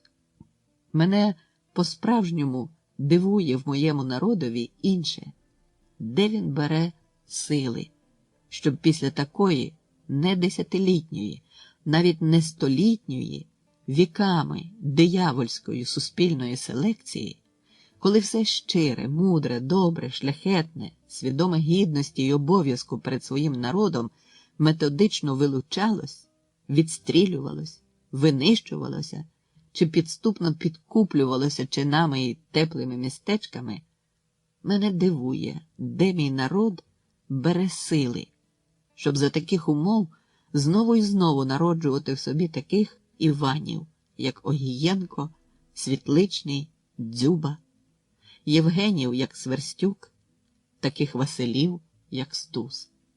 Журнал «Косень», число 1, 1999 рік. Концевичеві новели, статті, мемуари багатьма параметрами перегукуються з поглядами і настановами Івана Огієнка, митрополита Іларіона. Порівняємо хоча б оце. «Люби усе своє рідне, українське, і будеш щасливим у цьому житті». Огієнко. «Я вижив завдяки щирій любові до України, вірі у її майбутнє. Україна житиме». Концевич. «Хто відкидає Христа, той відкидає і віковічну українську культуру». Огієнко. «Треба радіти, що Господь Бог дав сили і здоров'я, і змогу жити у своїй державі». Концевич. І навіть перегук у такій деталі, як голубине захоплення Концевича і слова Огієнка. Погляньмо на пташок, коли вони гнізда кладуть собі. Навчимося від них терпеливості у праці. І ще раз у цьому зв'язку про матеріальний стан письменника, чиїми людськими і мистецькими чеснотами ми захоплюємося. Чи красить незалежну українську державу таке скромне поцінування одного з творців її культури, одного з борців за її ствердження? Тим паче, що той же Іван Огієнко закликав: уміймо своєчасно шанувати своїх творчих працівників. Осередок духу й оптимізму. А тим часом тече життя Євгена Концевича. Людини дуже цікавої, дотепної та водночас серйозної. Він радо зустрічає гостей, лежачи і спираючись на лікоть. У подвір'ї Концевичів майже завжди хтось є. Це люди, що приходять і приїздять сюди за порадою, за зарядом життєвої енергії та душевного здоров'я, навіть за рецептами від недуг. Це зрозуміло, бо в Україні його знають як людину, що стала символом моральної непоступливості та нескореності. Білоус. Відомий правозахисник Овсієнко висловився про це так: в Житомирі є цей острів стабільності, осередок духа й оптимізму, назва якому Євген Концевич. А це враження Ірини Жиленко. Він чудесний. Він залікував нам душі і вселив мужність. Яка мужність і безмежна доброта! Та яке право ми маємо скиглити, коли на світі є Женько Концевич? Євген любить усе живе, і часто можна спостерігати, як він розмовляє з кішкою, чи з голубами, чи з собакою, уважно стежачи за їхніми потребами, проблемами і поведінкою. Тому так добре з ним кожному, в кого не щерствіла душа. Тому і не зачиняється хвіртка до садиби у затишному другому Шевченківському провулку Житомира. Бог, мабуть, дивиться за цим домом, душевно сказав якось доктор філології Степан Пінчук. А Світлана Божко образно і дуже влучно назвала домівку Концевичів Ноєвим ковчегом. Ноїв ковчег Євгена Концевича пливе хвилями життя, і двері в ньому завжди відчинені. Хочеш – заходь. Торкнися душею вільного слова, вільної думки. Стань і ти вільною людиною від брехні й облуди, рабської покірливості і конформізму. Живу вже 1000 літ, писав у листі до Івана Світличного Євген Концевич. 1000 літ. Пригадаймо 1000-літнього Миколая у Павла Загребельного. Це самовідчуття України, персоніфіковане в найкращих її особистостях. І ще з того ж листа. Я живий на всі 200%. Михайло Лєцкін. Грудень 1990 року. Підтримайте наш канал на канапі. Підпишіться.